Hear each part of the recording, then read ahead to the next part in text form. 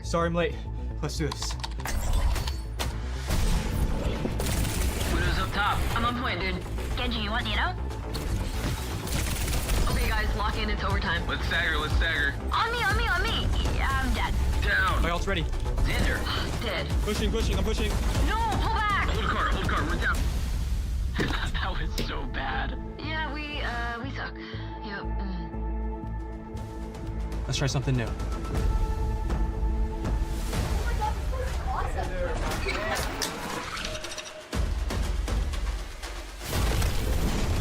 Diving backline. Nah, I'm dead. Widow's down. Matrix, battle. Oh, no.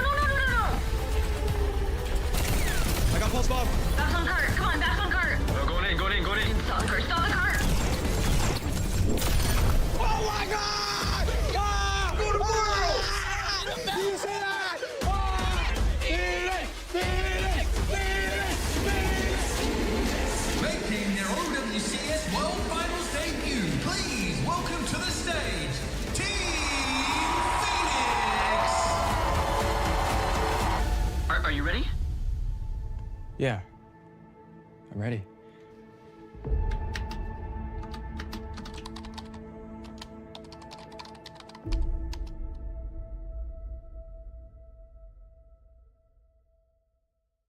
Climb to OWCS by joining Faceit League.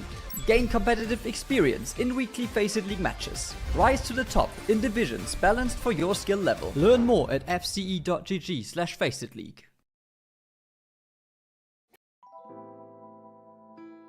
And so begins the final chapter of our story. Months of hard work and dedication have led to this day. 16 teams enter the arena. 3 remain standing. Only 1 will have the joy and the privilege to call themselves champions.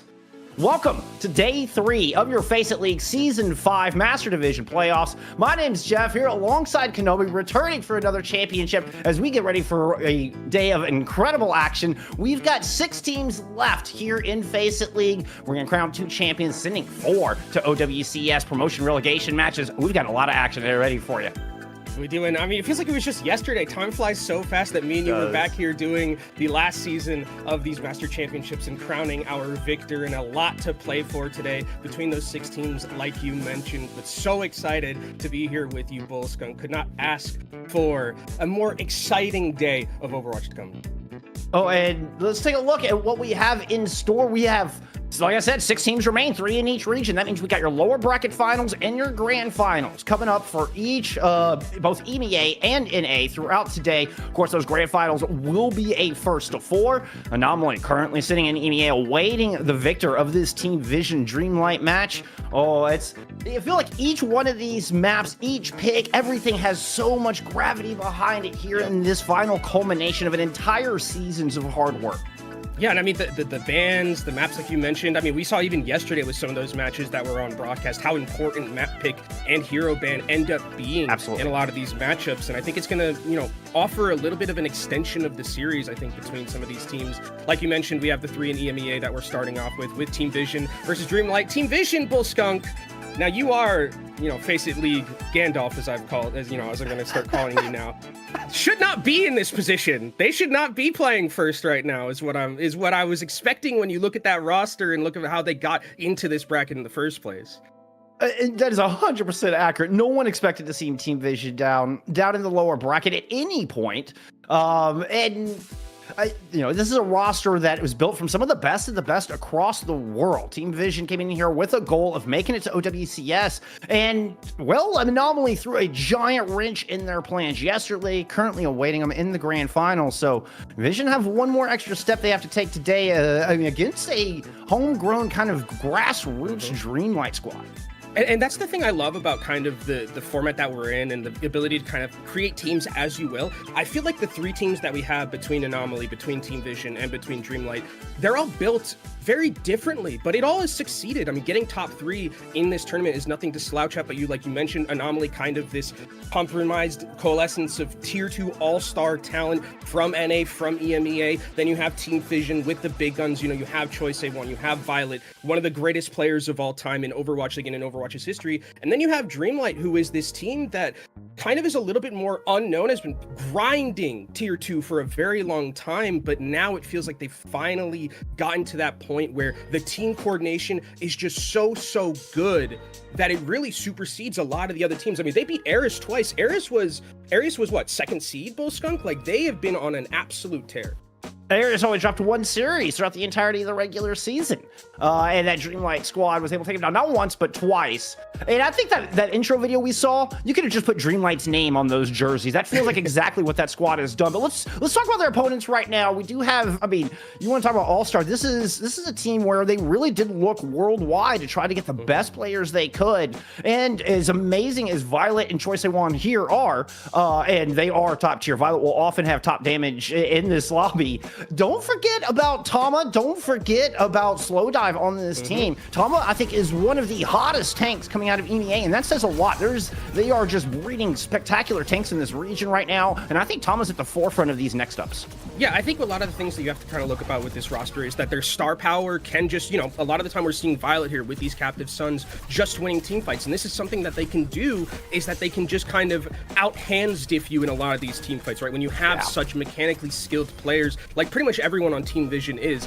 The biggest weakness I see for this Team Vision, and kind of why I think Bull Skunk they're in this lower bracket, is their aversion, I'll say, to playing any of that Lucio style. They want to play this very slow, very pokey style with the double flex support, and that's sometimes, if they're not getting that space and not having that potential to create time, wait for those frags from a lot of these very key mechanical players, other teams can just use that aggressiveness with Lucio, start their own tempo, and play very effectively against what Team Vision wants to do. And with the team that we have with Dreamlight, I think they're a team that also kind of has that ability to play a lot more of that brawly style that could potentially hinder Team Vision going.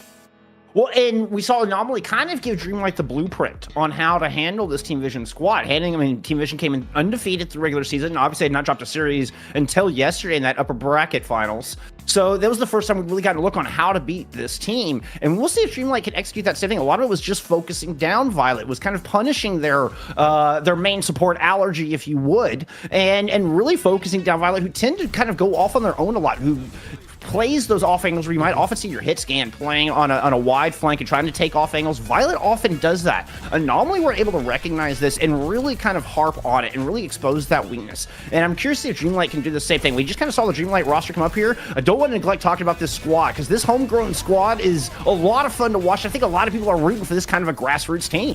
Yeah, and I think the other thing about, we would be remiss if we didn't mention Dreamlight and mention Symmetra at the same time, I think, because a lot of these highlights, you see that the Symmetra, and the way that they're able, I love it when teams kind of have a very good understanding of how to play around the kit of a certain hero, and they do that with Symmetra perfectly. The way that they're able to rotate, the way that they're able to catch people off guard and go first, set their own tempo, I think is one of the biggest boons for this team, and it's really a team that wins by committee, right? There's not like that one player who you could really say, you know, has that like super 1v1 fragging potential. While we've seen D-Cruz do some good things on the Cassidy, again, this is a team that very much loves to play, loves to win by committee. They remind me of like that Detroit 2004 Pistons team that beat the Lakers, that was full of like 5 Hall of Famers, and then it's like, you know, Ben Wallace is there, and I think that like this is. I would hark back to the 2011 Dallas Mavericks personally. That you too, know, when they won the championship. But yes, yeah, yes. you gotta get your Dallas in there. Okay, I got you, Bull Skunk. I didn't mention the Celtics, and I'm from New England, so I'm just fair enough. All right. But I think I really do love teams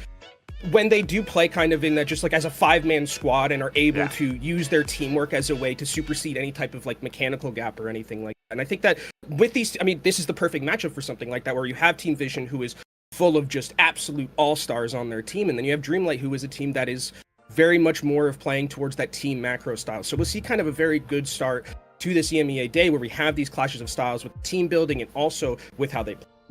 I mean, we saw in the highlight reel that we were just looking at from that intro for Dreamlight, and it seems like every clip is somebody different on the team popping off. Everybody kind of stepping up when they need to and filling the gap at the right times. And then everybody has the potential to hit it, but it is absolutely a collective effort, which I think is the best of Overwatch. I think it's one of the things that really appeals to players and us who love this game, is the fact that the teamwork can really take that forefront, and you know, smart gameplay and good committee play, I love that word, can outdo mechanics. And this is definitely going to be what Dreamlight is hoping to have happen here today, hoping they can execute here in this match against Team Vision.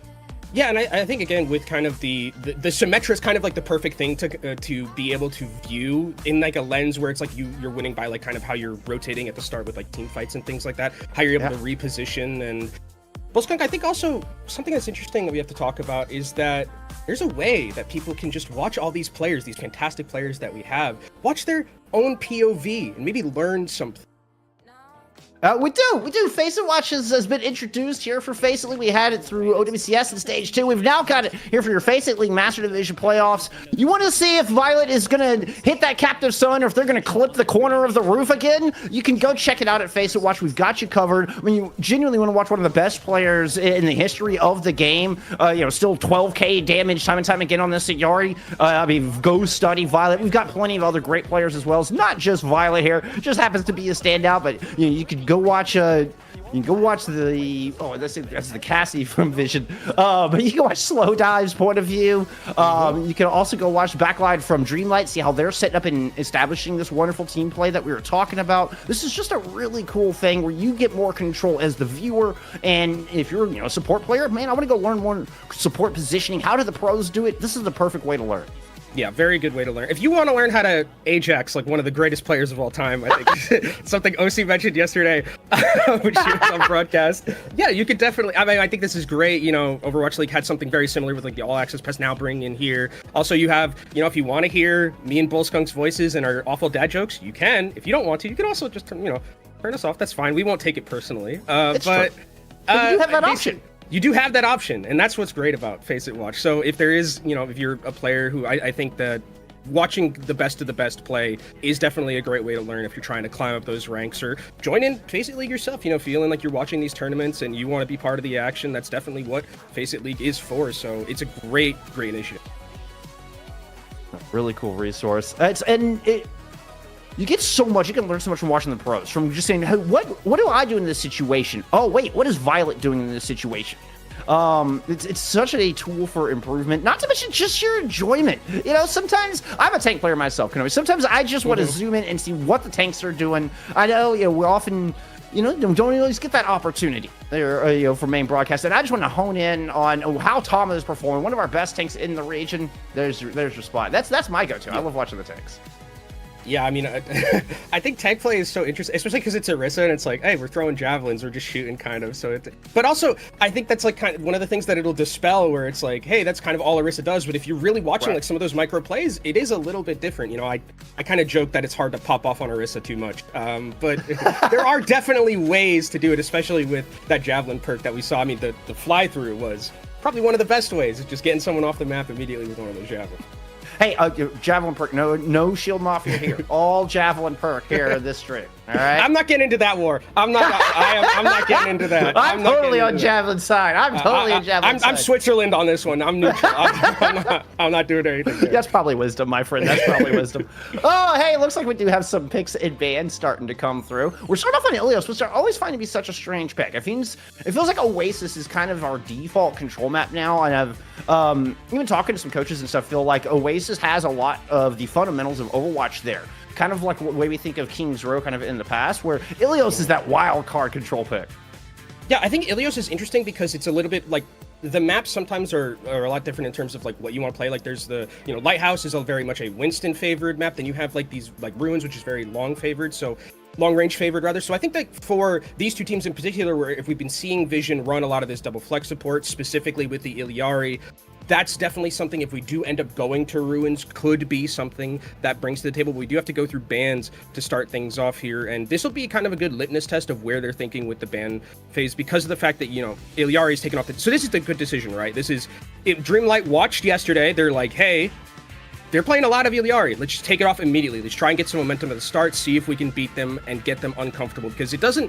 When Team Vision was struggling yesterday, Bullskunk, Iliari was having not really the best time, and now you can just get rid of it altogether and force probably Violet to play Kiriko most likely, unless they've unless they've moved over to believing that Lucio is playable now. I seriously doubt it. And it's so far, without an exception, it's been a Yari from Violet, unless it's banned, and then it's Kiriko, and that has been it. But Also, without exception, until yesterday, they hadn't lost playing that comp. So, you know what? Maybe they are more motivated towards the Lucio. We'll see what happens here. This is the exact same ban we saw from Anomaly in that upper bracket final yesterday as well. So, Dreamlight kind of taking on note, from Anomaly and their victory over the squad and see if they can emulate that.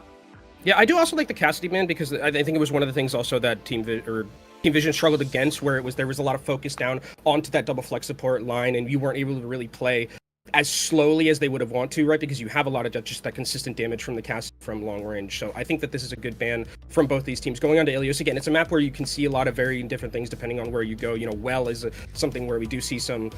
I'm not going to say Pharah. With Cassidy not here, actually, though, it kind of, to me, feels like there is some little bit of an opening there if you wanted to play Pharah, but I think that this is going to be more of the standard, like, double flex support stuff coming in from Team Vision, and then if it's Dreamlight, I would expect the fact that there is going to be Symmetra on the table still that they will play.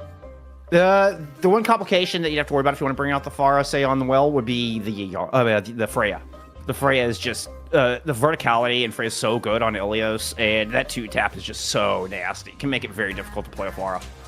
I think it's definitely something where you have to, if you're going to play Freya, you have to pilot it very carefully. Very carefully so. And I think Freya is something that we see a lot on maps like this, where you have that infinite skybox to play with, which really values Freya, especially when it's like in mid to long range fight.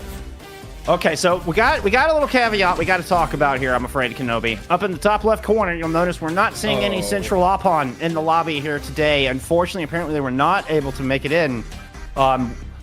So we're going to have Lilin playing in the DPS role, who's traditionally the Tracer player for this squad. And Pomatimo is coming in to play what is looking like an Orisa. Yeah, that's unfortunate, really, because Pomatimo was the one who was playing the Symmetra and who was moving the Symmetra very effectively. So we'll see if Lilin is going to be keeping onto that. It looks like he's going to be the Tracer. So this is going to be a completely different Dreamlight team that we're going to be watching with Pomatimo on this tank. It is the Orisa that is going to be played here, but we also see the Hammond coming out on the other side, and this kind of makes sense as to why they banned that Cassidy. Without that Cassidy, the Hinder's not going to be there. That means the Hammond gets to play much more freely than if there was a Cassidy on the other side.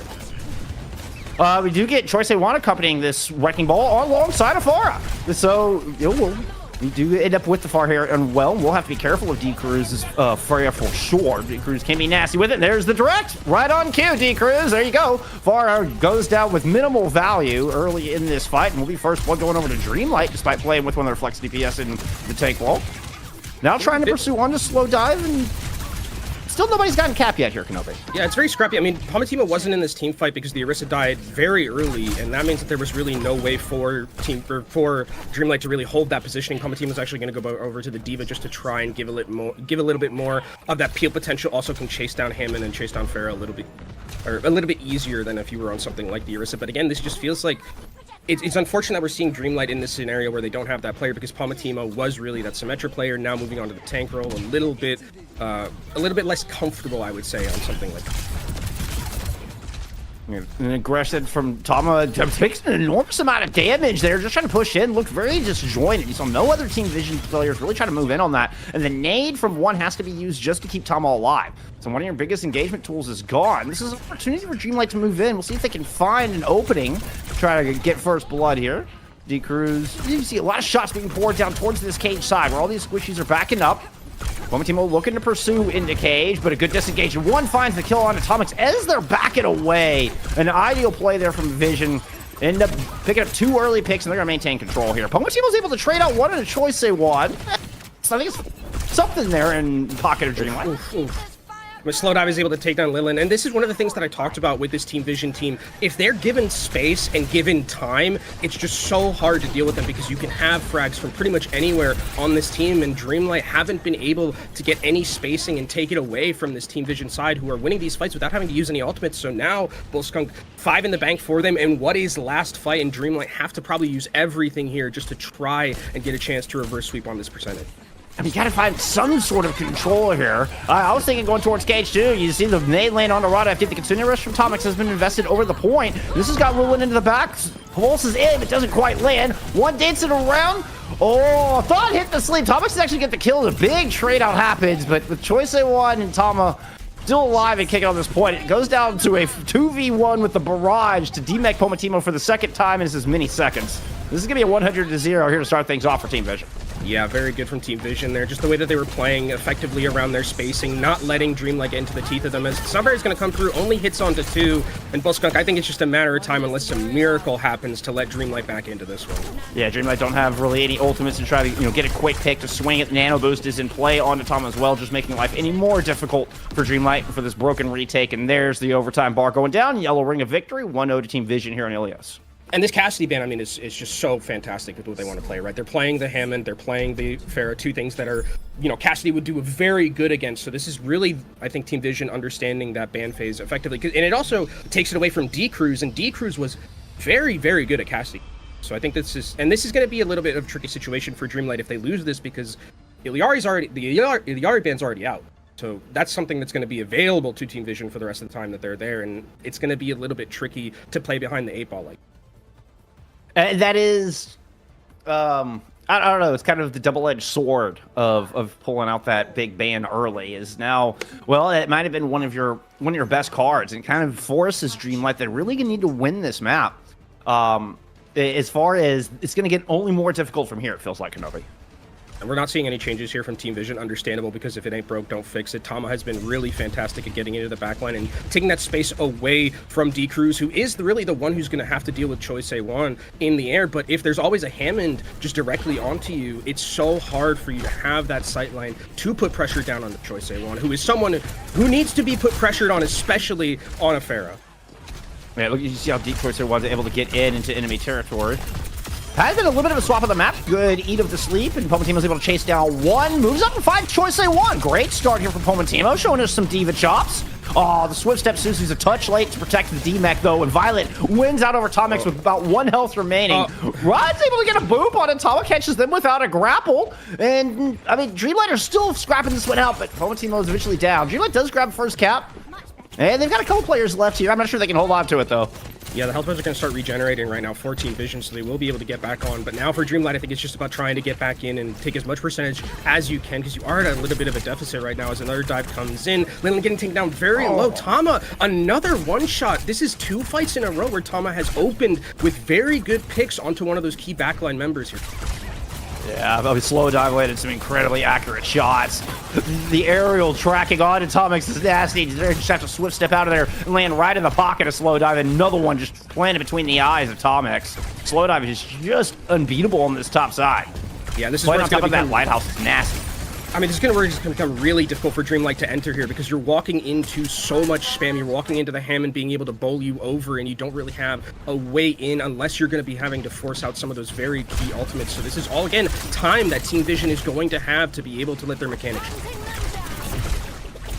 Playing it very slow. Good backup there, able to avoid the bolo shot from slow dive. Dreamlight do have a couple of ultimates to come back into this with. Most notably, both support ults at the ready. Pulse bomb at the feet of 1 will catch them. Good play from Lilith, and once again, they find 1 early. Now Dreamlight need to stack more on top of it. Job's not done. Incendiary Rush has been tossed there for Team Vision. Right after will then respond with their sound barrier. D-Cruz dueling it out on the point at the moment. Try to utilize that extra attack speed, but gets pushed into the mines. Pomatimo and Lillian have been able to strike back. I believe Dreamlight do still have the player advantage in this fight. Choice A1's able to blink back to the Mega. Violet escapes narrowly with the swift step, but Team Vision have been forced all the way back to the shuttle. Yeah, Choice A1 will be able to stay alive, so that means they are going to be able to re-engage here relatively soon. Nano coming through right now onto that Hammond. Can they find the secure onto that Lucio? Great swift step, gets back into Kiriko and keeps the Lucio alive. The 2 supports should definitely try to just keep themselves standing right now.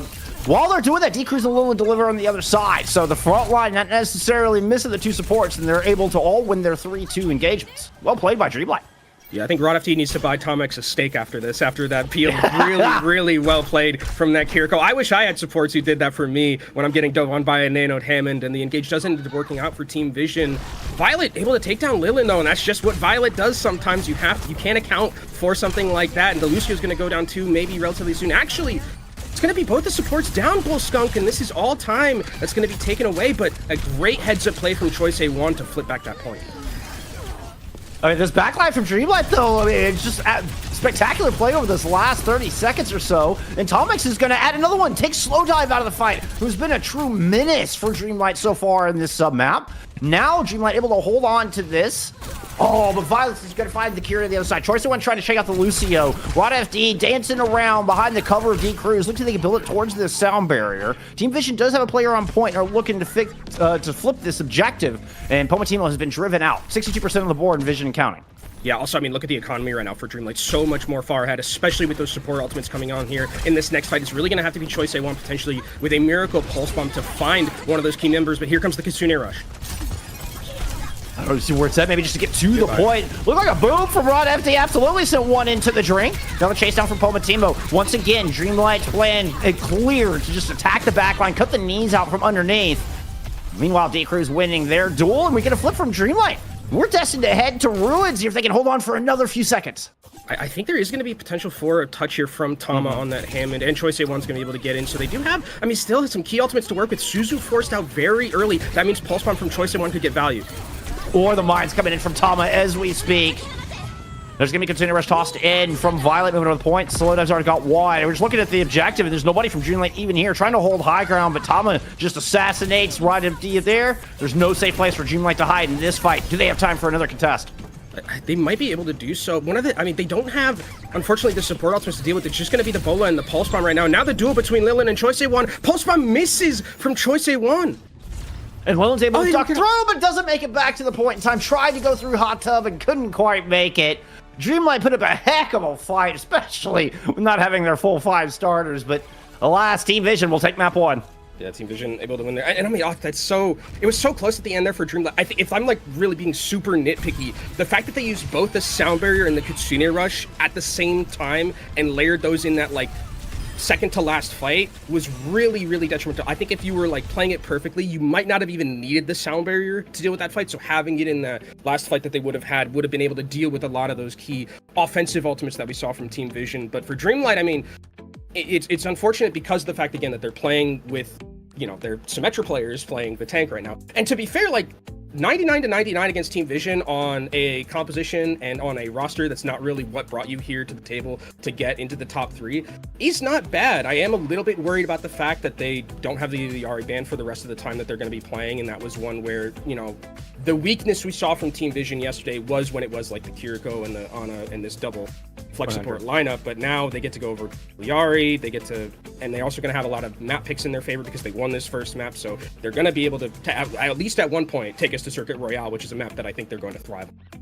I mean, yeah, that's kind of their go-to pick is absolutely Circuit for Team Vision. I will say, though, I mean, I was very impressed with Dreamlight, and I didn't feel like there was much of a deficit as far as mechanics go. It just felt like, hey, they might have been, might have liked having the Symmetra in for that map. Yeah. Might have been the thing. But I mean, Lilin, played well against Choice A1 in especially at least when we got into the Tracer duel.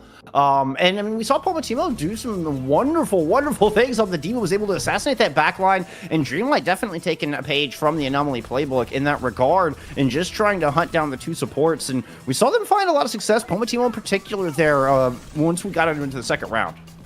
Yeah, I think the D.Va definitely felt a little bit more favorable for Dreamlight in terms of what they wanted to do. The Orisa wasn't necessarily the same. It just feels like it was kind of a little bit of difference of like just grease on the wheels, where it's like if this was a composition that they were playing a lot of the time beforehand, I think they would have looked a little bit more comfortable on it. There does seem that hint of like where it's like, what brought them here was that Orisa composition with the Symmetra. Now that they're not on it, it does seem like there's a little bit of a gap between what they were playing last time. But still, I mean, there's still those times where they look very good. Like, there's some good peel from Tomix and Rod FD. I really like what I was seeing from there. Lilin was playing pretty good. D-Cruz looked great. I think that it's just a little bit unfortunate that they are in this position, but still making the most of it. And that was a relatively close lighthouse that we saw. And if they can continue to play like that, I think that, they should be in a good position to take a couple of.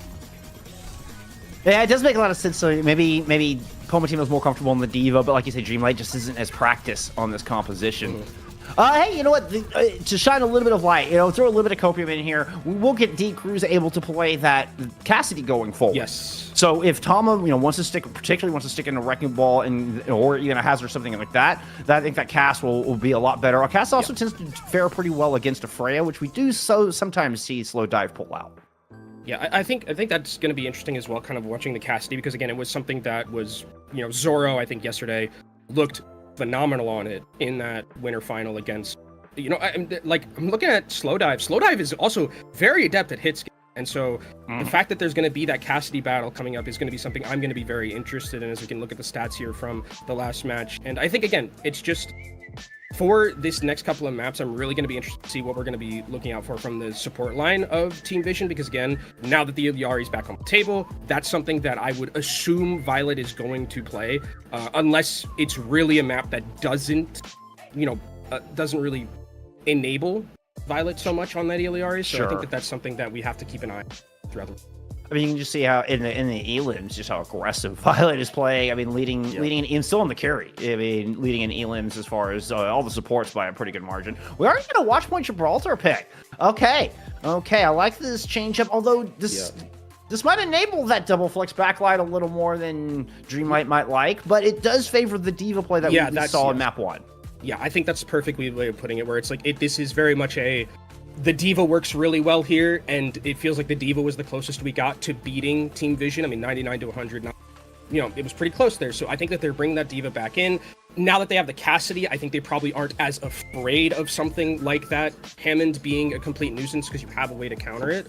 I think this would also be a good time for Tama potentially to just bring out I know this is a map where it's like high ground is still valuable, but Orisa just seems incredibly strong right now, no matter where you are. So I think that's definitely a possibility. Winston's going to be taken out of the table. Obviously, if you're going to be playing, the diva and want to be playing a lot more of that high ground, just taking Winston totally limits the amount of vertical mobility that is going to be available to you. Try to tilt this balance into their favor. I mean, Winston also has a very different pacing than playing what the diva does. So maybe just an effort just to try to wrestle control in that regard. Curious what Vision goes. Okay, they are going to ban the Brig out. Interesting. So they're banning out the Brigana, is what that tells me. I think another good, if they are, because Tama's playing the Hammond, and I think if Tama is going to continue to play the Hammond, I think Brig is, pretty adept at dealing with Hammond. You can have a whip shot, makes Hammond very difficult to play. And then if you're like, whip shot, shield bash, cast grenade, it's hard. It's really hard to pivot if you're a Hammond in a scenario like that. So I think that this is, again, Team Vision trying to eliminate, like you mentioned, the Ana Brig, but I think if they are going to continue to play this Hammond, I think getting rid of the Brigitte is a good ban. Makes sense. And I don't feel like we saw a lot of Wrecking Ball yesterday, actually. So no. I mean, we did see, what was the team that played it? Well, I mean, we saw Quick play it. Yeah, Quick play it. But that's because they have gold. They have a one Wrecking Ball trick. Like that's literally that's the thing with Hammond. It's one of those heroes where it's like, I always say, if you're gonna play Hammond, you got to be a ball player, right? You need. It is not something you can just like randomly pick up. Like, I'm gonna upset some people. Orisa, right? Orisa or like Ramatra. Ramatra's hated enough in the community where I can do that, and people are gonna be like Ramatra. You can just kind of like pick up, cross your arms, and be too angry to die, and you're gonna be fine playing tank. Hammond, you like need to very much understand the ins and outs of that hero for it to work. And Tama, to be fair, I mean, a lot of those dives were working, and if it's something that they kind of have been waiting to be an ace up their sleeve, that'll be interesting, going through this series, but if they make it to the next series as well. But just to kind of reiterate that point, the player for Quick Golden Pants is very much a Hammond specialist, known as being one of the best Hammonds in the world. Genuinely, I think it's underrated just on how skillful they are in that hero. But it takes that level of understanding. You called him Junbin Jr., I think? Junbin Jr., you damn right. I love that. I love that. I love this map. This map's so I do too. Do you know I casted Almeng's first Wrecking Ball game? Wait, no way! The first one he ever did. It was way back in the day when he was on Moss 7 Club, I think. That's amazing. I didn't know that. I never thought he would end up what he was. But again, with Hammond, it feels like you very much have to be a super specialist. And Tama, what I'm very impressed with so far is Tama's shown a lot of hero versatility, which I think is incredibly important with how prevalent the bans are. And like how important map pick is and how important hero bans are. If you can show this amount of versatility and play a lot of these tank heroes very well, it just makes your life so much easier during pick ban. And it's one of the things that's kind of been the new era, kind of Overwatch over the past few years, where tank players have really adjusted from being a specialist player to really needing to be a lot more versatile, in all kinds of compositions, and even in hybrid comps, and really understand it. So it's cool to see kind of the next era of tank players coming up and have truly embraced that and are exceptional at that. And could be one of the things actually that Dreamlight is missing. Is that versatility. But hey, Pomatimo is coming out on the hazard. We're looking to match. D Cruz taking the skies, looking to go up against Slow Dive's Ash here at the moment. Yeah, and I mean, it is going to be a little bit difficult for D-Crews to kind of pilot. You have to play a little bit more safely because of the threat of Slowdive. Slowdive very adept on this hero, but you also not only have Slowdive, but you also have Violet. You have one who's going to be able to put some pressure down on you. As Pomatino's going to get antied and get taken down very early. Suzu just a little bit too late, and that's going to be time taken away from this attack of Dreamlight. And that's a pretty good example of exactly what Dreamlight needs to be aware of what they're trying to do. You've got to be able to play around that anti and get those Suzus in. I mean, the Suzu's got to be spot on there from Tomix. Definitely. Choice-A-Wan should be able to survive here. Just gonna say hello to the team. And it's gonna be where it's a little bit difficult because now you're gonna have to try and get onto this Ashe. I like the Diva pick, which is gonna be great at trying to deal with some of those dynamites that are being coming through with that defense matrix. And it's gonna make it a little bit harder for Slowdive when, you know, when it was Hazard, it was kind of just like, oh, I can just shoot whenever and I have no real threat of anyone dodging my dynamites. But now you kind of have to be worried. I mean, and the one anti-nades. You got great defense for both that giving problems. Oh, and still they will sneak one in, but Tomix gets that Suzu's Johnny on the spot. Perfect. An early Suzu onto Tama as well. And they're going to leap over with find the D-Mech, Pomatimo, Dreamlight without their tank once again, trying to go back to spawn. Tama had a fantastic jagged wall there with the Hazard. I mean, just throwing it directly into that tiny room. Pomatimo went through and just was instantly annihilated because the supports weren't able to get to them. This wasn't a Suzu, there wasn't a Swift Step. So that Diva ended up getting blown up, and the time is still dwindling. I mean, it's only 2 minutes left for Dreamlight. They haven't really farmed up towards too many key ultimates. I mean, they're going to have their support ultimates, which is going to be the big thing, but it's going to take them a while to kind of like rotate up to this high ground and try and use those because they have to be worried about this Ashe spam that's going to be coming through. But I like what they're doing, trying to take it down through Carl. It's a little bit of a 2-3 split. Tomix alongside Pomatino to the high ground. Looking to force Tama off. It's the nano boost going on, and Tama to try to hold that space, and they just assassinate Tomix. Considerers did make it out. Oh, Rod FT's just running for their life, though. And, I mean, it's just the Tama show here at the moment. Yeah, Tama just sliced that Kiriko right in half, it looked like. I mean, that was great. It was great from the supports in particular because if there wasn't that Suzu and wasn't that Nano that came onto Tama's probably instantly dead from the Kitsune Rush damage, and D-Crew's going to end up going down. And it feels like Dreamlight haven't really gotten a grasp on this map yet. It's all controlled right now by Team Vision. They have 4 ultimates in their back pocket. Dreamlight are going to have a lot of their own ultimates to work with here, but we're getting to the point where it's going to get last fight territory. I mean, there's a minute left. It's been taking them so long to kind of get up onto these high grounds because the way that Team Vision are positioning and using their cooldowns to be so effective. It's going to be an aggressive sound barrier out first, just try to take the high ground. We're looking for a disengage. I don't know. Team Vision did not disengage. They just dropped their considerers. We get a kill for the self-destruct. No shot. Slowdive dies to that. Did not see how that happened. Looks like it was a boot from Rod FD that actually got that kill. They're going to start these dominoes to fall, and Dreamlight are able to break this up. They end up disengaging from the high ground. Kitsune Rush and flipping this fight. Yeah, I mean, I really like the aggression they're coming in from Team Dreamlight, where they use that sound barrier as a way to kind of just like break that defensive hold. Even though there was a Kitsune Rush on the other side, it wasn't enough, and there's going to be some staggers here at the very end. Is actually we're committing some. Okay, well, you know, Vaughn's not that far away, I guess. I mean, there's still a fight going on like at the top of point A. Wait, what is that? You still have Slowdive entrenched up top alongside Choice-A-Wan. They still have Blue Box. What an odd position to defend point B. This is so goofy. This is so goofy. This is a very goofy fight. I mean, okay, Tomix is going to take it on Violet at the very end there. As well they should. Now the goofiness is starting to dissipate a little bit, where Dreamlight are going to start to get a hold back on this point. A lot of commitments from Team Vision to try and kind of hold there, which I don't mind if it's coordinated, kind of just like, oh, we're trying to really hold here and get as much time out as possible. But now you've given a lot of momentum and space over to Dreamlight, and this is one of those parts of the map where you can just very easily win one team fight and then win that second point. Give me a nano on the Haz, trying to come back. Thomas able to find a D-Mech on a Pomatimo. Tomix drops the Kitsune Rush in. Hoping they can swing this back, and they do. What FD just fins off Tama's attack. Oh, doling that blade. And this is what you're talking about here, Kenobi. Now they're pressing to the back of the point. They look like all they can do is hold this door. This has to be Choi getting a really big pulse bomb here, and then that's going to give time for Violet to potentially get that Kitsune Rush. High Noon used to zone off. Manages to find one. Violet's going to throw a Kitsune Rush in lieu of that. Rod FD put another one into the fades. 5v3 for Dreamlight on the back of this point. Tama taking Rod FD is not ideal as the Kitsune Rush is in play. The pulse does get eaten. Great heads up from Pomatimo. And they turn around and kill Tama as well. Pomatimo might have just saved this point here for Dreamlight with 75 seconds to go.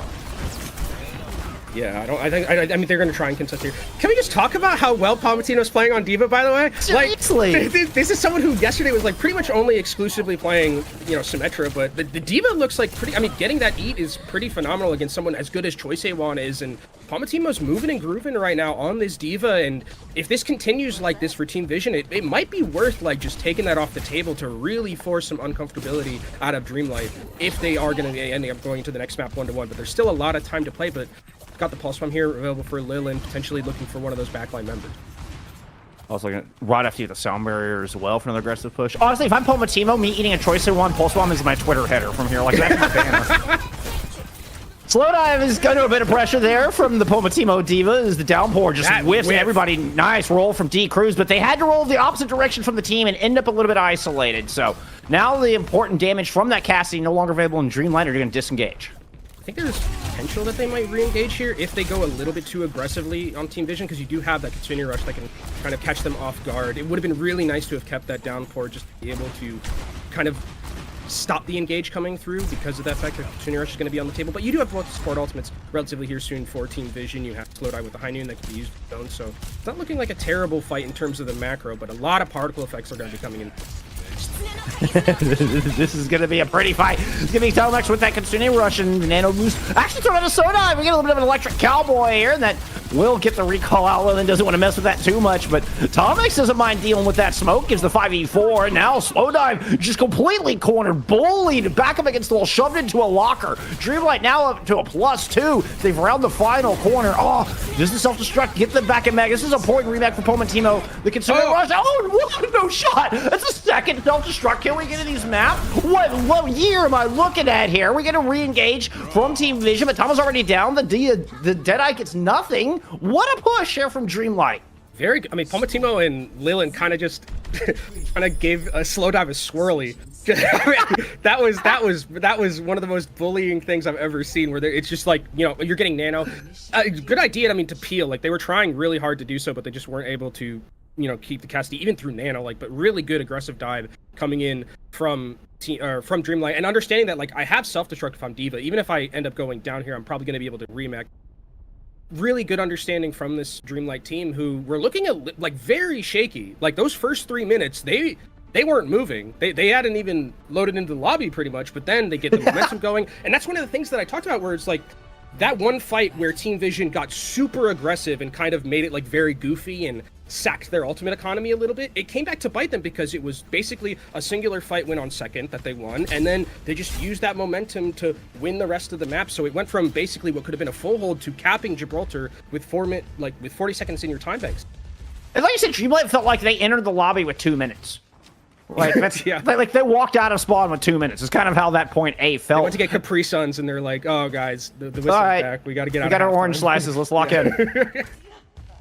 I mean, I wouldn't have minded the aggressive hold on blue box from Team Vision if you had a plan to come back and hold shuttle. That you gave up shuttle. Like, that's the most powerful defensive position in the entire map, and they never once stepped foot up there. Yeah, I mean, it was just it was literally like a one fight win, and then they just were able to kind of take their momentum through second. And we'll see, actually, Toma's going to be going on to the D.Va right now, so kind of they want to match a little bit with the D.Va, have that ability to peel with that, you know, defense matrix and with the rocket boosters. I think it's a good decision. Slowdive is going to be on the Freya, so has a little bit more of that long range potential, but you still have D-Cruise on the patented Cassidy, which does put some pressure down, so Slowdive is going to have to be a little bit worried about. Well, and by the way, deathless so far on this map. Currently in a 2v1 just to stop some cart presence. Tom would be kind of trying to pull him off. Lilin being stubborn here about the recall. We get the full drop down from Dreamlight. They look to try to engage down in the car wash. Nice move from Palmatino. Matches the move from Tama to go back up to the high ground. So far, tit for tat from this defense, but they've been able to get one, and the rest kind of positioned here on this top high ground. So access is starting to become available for Team Vision. That nade only lands onto their own players, though. No purples on the other side. Dreamlight able to rotate into server room, kind of start trying to stabilize this defense for the second half. But Lilin dying on cart, not good. That means there's no cart presence. Palmatino might have to sacrifice some of that big health bar to try to move on to this point. Yeah, fantastic coordination and target selection, and there's a great anti-decrease ends up going down. The Suzu is not going to be able to get there in time, and this was a really, really good rotational play coming in from Team Vision, using effectively that D.Va to kind of jump around on the cart, taking down that Tracer, the dive there, absolutely perfect, because then the Tracer's not going to be able to juggle cart anymore, and it's just a complete wipe, and that's just really Team Vision kind of out-rotating the entirety of Dreamlight and winning basically one fight, not even, I would say half of a fight to get first, and now they have the momentum in their back pocket with 5 minutes going through seconds. And a Nano Tama up into the shuttle, chasing down 3 squishies. Suzu already use a low D-Cruise, will get finished off. Tama does get booped back down to the bottom, preventing any further casualties, but is immediately back up to continue putting pressure in and just smokes Rod FD with the micro missiles. Yeah, the D.Va's working really well for Tama, and this is the 3rd hero that we're seeing Tama play with really good proficiency. So then, in again, 2 maps. In 2 maps. So talking about kind of the ability to be versatile as a tank is really benefiting, and I think this is going to be a cap. I don't know if there's a way back in with Palmatimo not here. I think Lilin could potentially touch and see if you can find something with the pulse bomb, but they might just have to give this. If Lilin can touch, you can see they're stacking up in that room. Lilin is coming out. We got the Kitsune Rush thrown in as well. Team Vision has one to answer, but a huge pull out of one will get the sound barrier out of Rod FD. Dreamlight fortunate to have that answer. Now they need to stop this cart with some DPS ults. You still have choice of one, lurking with a pulse bomb of their own, playing down off that small hill. Tama heads up to the high ground, running out of D-Cruise's sight lines. Here comes Pomatimo to the point to try to hold. Self-destruct out to try to get Tama back in mech. Pomatimo does the same and gets remeched on in pilot form. There's something you don't see really, but they get the D-mech onto Tama with their own self-destruct. What an Uno reverse card. I mean, that's the Iron Giant, you stay, I go type moment there, where, you know, you give your life as the D.Va, but the self-destruct remake kill is able to get a lot of value there, and this was a fantastic defense for Dreamlight being able to get on, because this is one of the worst places to be held. Like, you have to walk so far forward, you don't have control of shuttle. They are going to be able to actually get control of shuttle, luckily, because of the fact that there wasn't Palmatimo here, and D-Cruz ends up going down. The Suzu a little bit late here, Jeff. That was a swift response from Team Vision, though, in Tom X's defense. That was lightning fast ambush, and quickly the kills are starting to light up. Pomatino is not going to last long, and that will be the cap. About 4.5 minutes to work with as well. And that's so smart from Team Vision, because I was talking about how that, like, if you lose control of shuttle there, it's almost a nightmare. So Team Vision was like, we need to go now. We need to go as quickly as we can, try and get that positioning. And they caught basically Dreamlight with their pants down when they were trying to get onto the shuttle and completely turn that fight around. Really good heads-up play from Team Vision, who have, I mean, the Pulse Bomber Railroad, there's going to be the Bola shot here for the Freya, so they're looking pretty good. Kitsune Rushes are basically even right now and will be most likely available. I love the positioning, Kings. Tama was kind of waiting for Choice One to clear out that far side by the Mega, where we saw Pomatimo then move in. Such a powerful position here for the defense. So now Tama and Choice One move back over. They cannot allow this defense to set up over. We're going to get a little 2v2 melee between the Tracers and the Divas. Choice One trying to follow. Gets the recall forced out.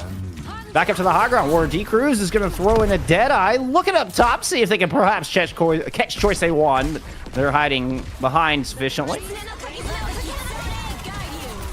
Kitsune Rushes now invested for both teams. Slowed up to the beautiful shot to pick up Rod FD. Now Team Vision with a +1 to try to round this corner. They're going to use a big nade to do it, but they have the Suzutomic staying purple to make sure they can cleanse Pomatimo and continue to hold this corner. Once again, Lulin is going to fend off Choice One from this left-hand side, but watch for this nano boost to come out directly. Yeah, this nano boost on the D is going to do so much, and Rod FD is 91% towards that sound barrier. Can they manage to find out? No, they can! Oh! Instantly taken down. That was exactly what Dreamlight needed. I mean, Lilin needs the hero play, not able to get their ultimate onto the battlefield either. Team Vision have this one completely unlocked. A surgical push there from the end of point B through. No heroic self-destruct out of Pomatimo this time. Solid and able to buy a little bit of time off the clock, but still, it's going to be a monstrous timing. Does that beat make it in? Oh, Rod FD's going to buy some more. Actually hit Lilin, giving an opportunity. There's a second chance for Lilin to get this pulse bomb in. Rod FD themselves not going to last long. Tama's going to move in, find D-Cruz, take a lot of the punching power out. And Lilin never gets a chance to invest the pulse. Yeah, I mean, the D.Va looks so good from Team Vision as well. I love the way they're moving around with it. And it's what I also like about the D.Va is that the D.Va's been giving a lot of space. The DPS in particular, specifically the Freya, I think has been like hounded. Like, I think Cassidy's a very good, like, very adept at dealing with Freya, but when there's a D.Va in your face, it's really hard. And it's giving the ability for Slowdive to get a lot of value with the Freya and just kind of not be, you know, a lot of the time it feels like Slowdive's playing Duck Hunt, like, for the most part.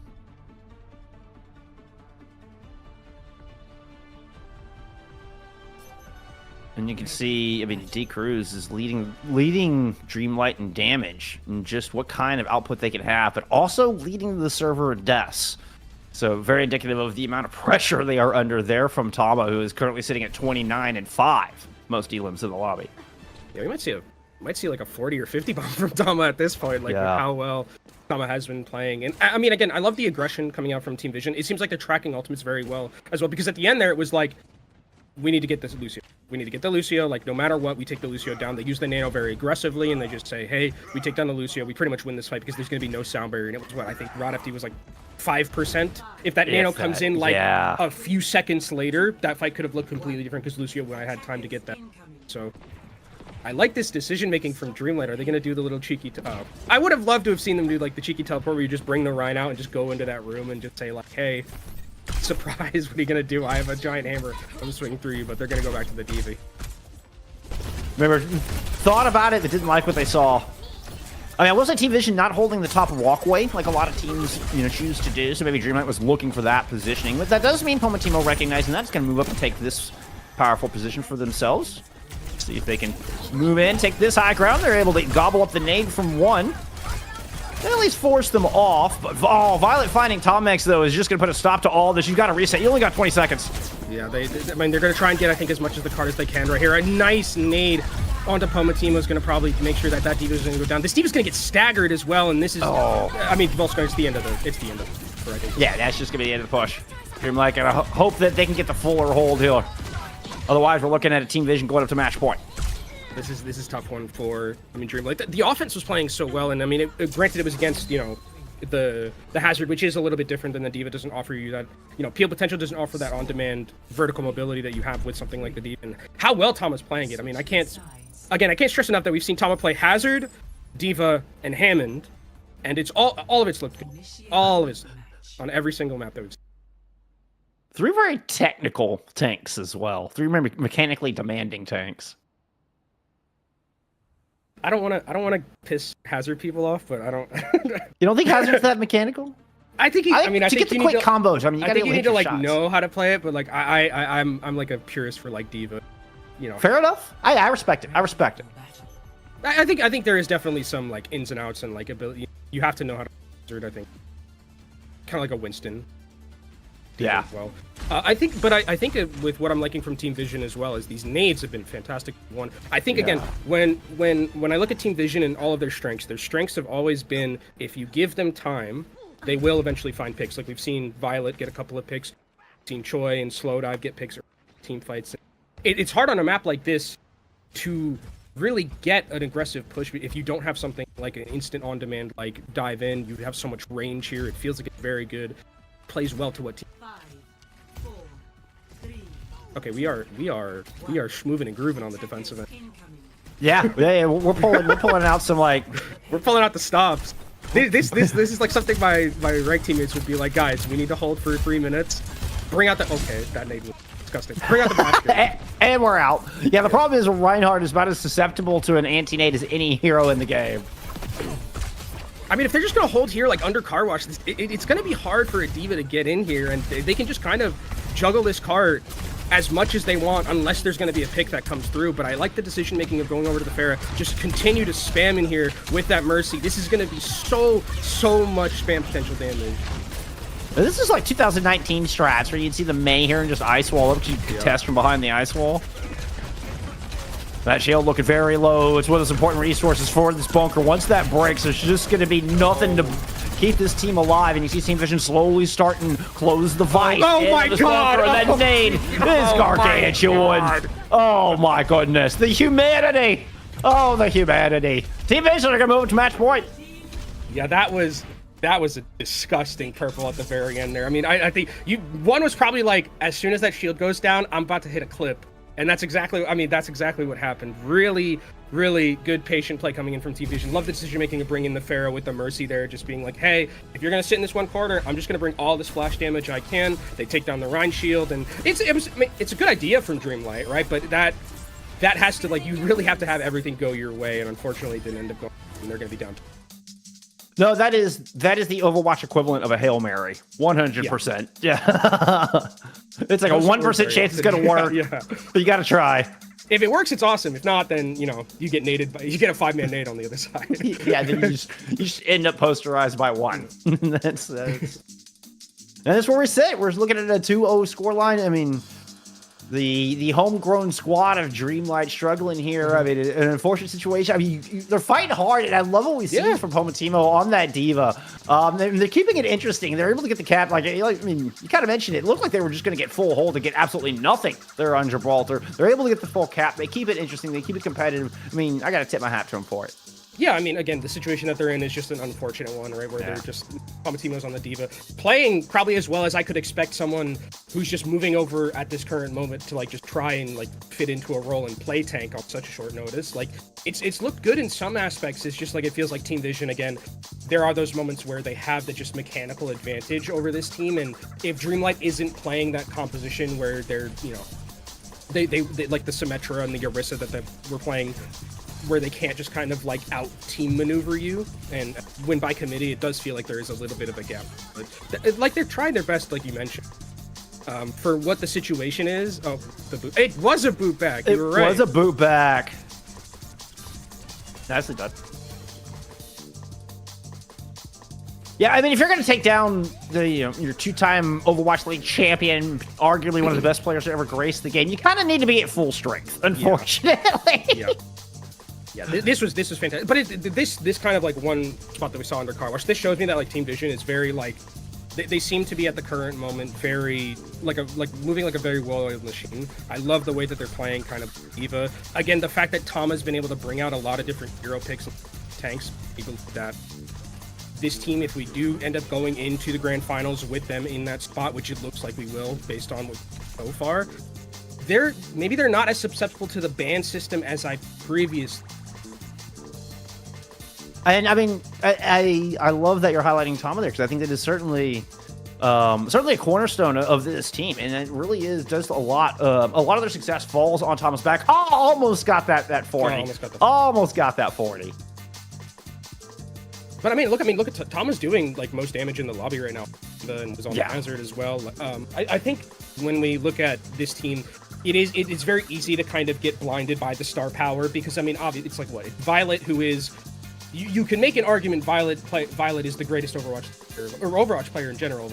There's an argument that can be made with the accolades and skill that the player has, but Chose won, but Slow Dive, Tama 1 have all been relatively successful as well and have been playing pretty good. I mean, playing up to the standards of someone who would need to be a teammate of players like that. I think that it's really cool to see that there are other people on this team that are being able to step up and be very.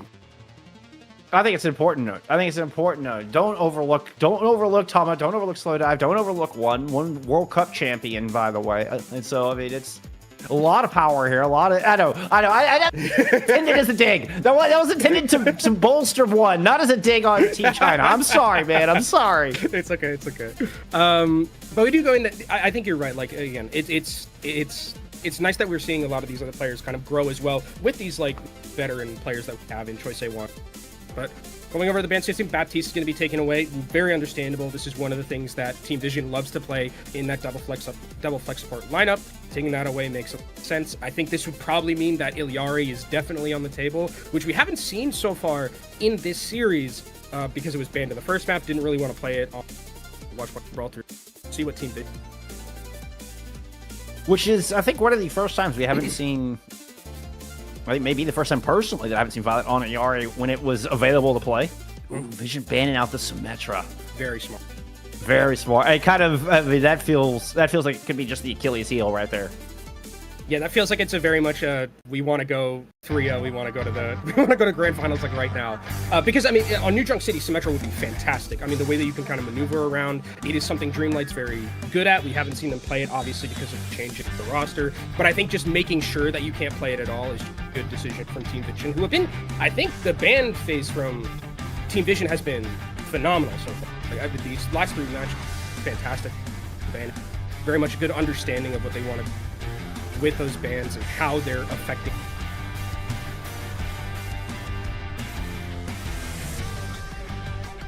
I feel like those spikes are a little bit too sharp to put in the path. Like, I was mentioning that thing looks scary. I was like, I don't know if I'd want that if I'm in a bathtub. I don't know if I'd want that anywhere near my person. Those spikes go like a little bit of a wrong way, and it's a trip to the hospital. Rubber ducky, you're the one.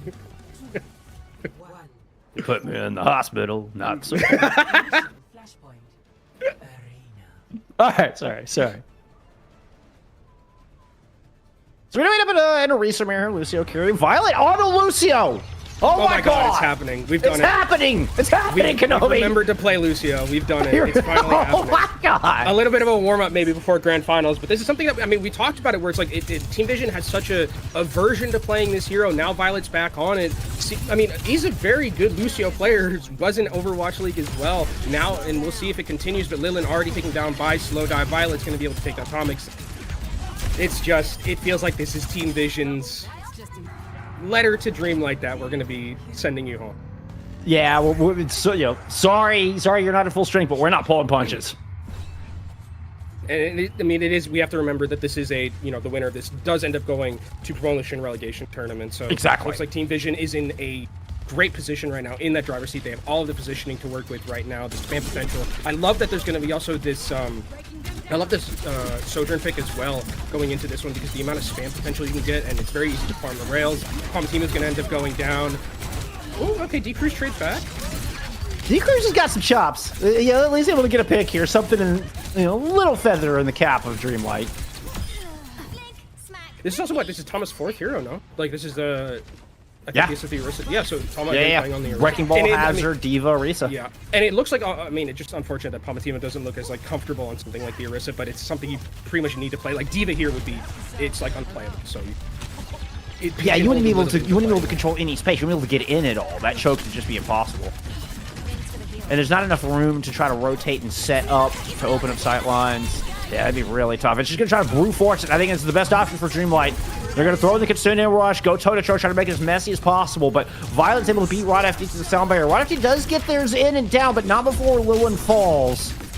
And that sound barrier is not going to last. Unfortunately, the songs were not enough. The music has been silenced.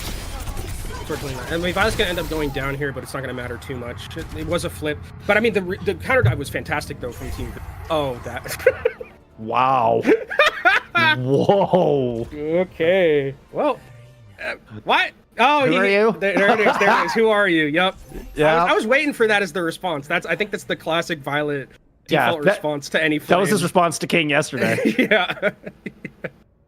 But I mean, again, I really like the counter dive there, or coming in from Team Vision when they were able to go forward and section off Palmatino completely from the rest of the team. Really good going into that back line and forcing up a lot of. There's going to be that overclock from Sojourn, but there are some DPS ultimates. Take this fight. It's a long silent kill, so hard to cover. Like, there's just no good way. Lilin's gonna have to go all the way around, I think, to try to put some kind of aggro. It's just gonna blink directly across the objective using D-Cruz's Deadeye as cover. Now we're gonna get the Terror Surge thrown in. Palmatino tried to just walk to the middle of point, but Slowdive rotates all the way around. Just this little do-si-do with the OC, shooting D-Cruz and Palmatino along the way. I mean, Tom is basically playing bouncer this entire time, where it's like Palmatino goes in, and then the rest of the members, it's like a nightclub where it's like, hey, you're wearing sneakers, you're not allowed in here, the rest of you. And they can't, they just can't. They're sitting in front of Orisa who's spear spinning them. Palmatino's going in by themselves, they're taking damage, and there's just not really a way for Dreamlight to gain a foothold. Slowdive going down, though, might be a start. This Team Vision, yeah, kind of got a little big for their britches, pushing out outside the refinery. Now we're going to Palmatino pushing back in, still plenty of time. No ults really for either team to work with, so he's going to done in the neutral. Tom has been forced all the way back and separated from the supports. Nicely done. D-Cruz is able to find Violet in that mismatch. This is going to limit a lot of options, but Choice A1 not feeling super limited. Choice A1 has the ability to just clutch up here and does manage to find Tomix as well. Still alive. D-Cruz looking to answer. Let's see which DPS can get more kills in the feed. It's a 2v2. Tom is going to throw in the Terror Surge and find the remaining two players from Dreamlight. Choi moved so good during that fight. I mean, one clipped one of the backline members as well. I just saw the health bar instantly evaporate from Tomix. They're still trying to take this fight. Sound barrier available. Oh, I'm always worried when I see Violet with the sound barrier. It only hits 2. Just try to counter Kitsune rush, but gets the stick as well. Looked like Palmatino able to hit a health bar or something. Maybe it was a Suzu. They get saved from the pulse, but Dreamlight lose control of the point. They do manage to get 60% here. Yeah. I mean, that's not bad. I mean, they force out the sound barrier. They also get the pulse bomb out. There is going to be the Kitsune Rush available here for 1, but you've got the sound barrier on the other side, which is going to do great at dealing with that. And D-Cruz can use this high noon here to try and potentially zone the members of Team Vision. It could be a great counter to the Kitsune Rush range, devalue it a little bit. So D-Cruz wants to do with it. Pomatimo just pushing right up the gut, comes up through Main Street, and he's going to join Lilin here up top. Meanwhile, D-Cruz throws yet another Deadeye out, and that sound barrier is going to be used aggressively. Trying to push up, see if they can find somebody. Slow dive, peeks it. Woo! Barely able to get back in the corner before the trigger is pulled, and then they respond with a kill onto D-Cruz. Terra Surge invested here from Pomatimo. Takes Violet out of this fight. Oh, big stick. Nice stick. Lilin's going to find one. Beautiful play. And Dreamlight are going to get control of this point, and this is above 70%. This actually might just be a point on the board for Dreamlight. Choi was able to get back into the health pack at 1 health, so should be able to contest here, I think, and potentially look. I mean, you can see Choi, the silhouette, trying to go and proc that overtime in time. Slowdive also got the overclock, so this is potentially winnable for Dreamlight, or for Team Vision. Yeah, they do in fact make it back. They're so fast to get back here in time.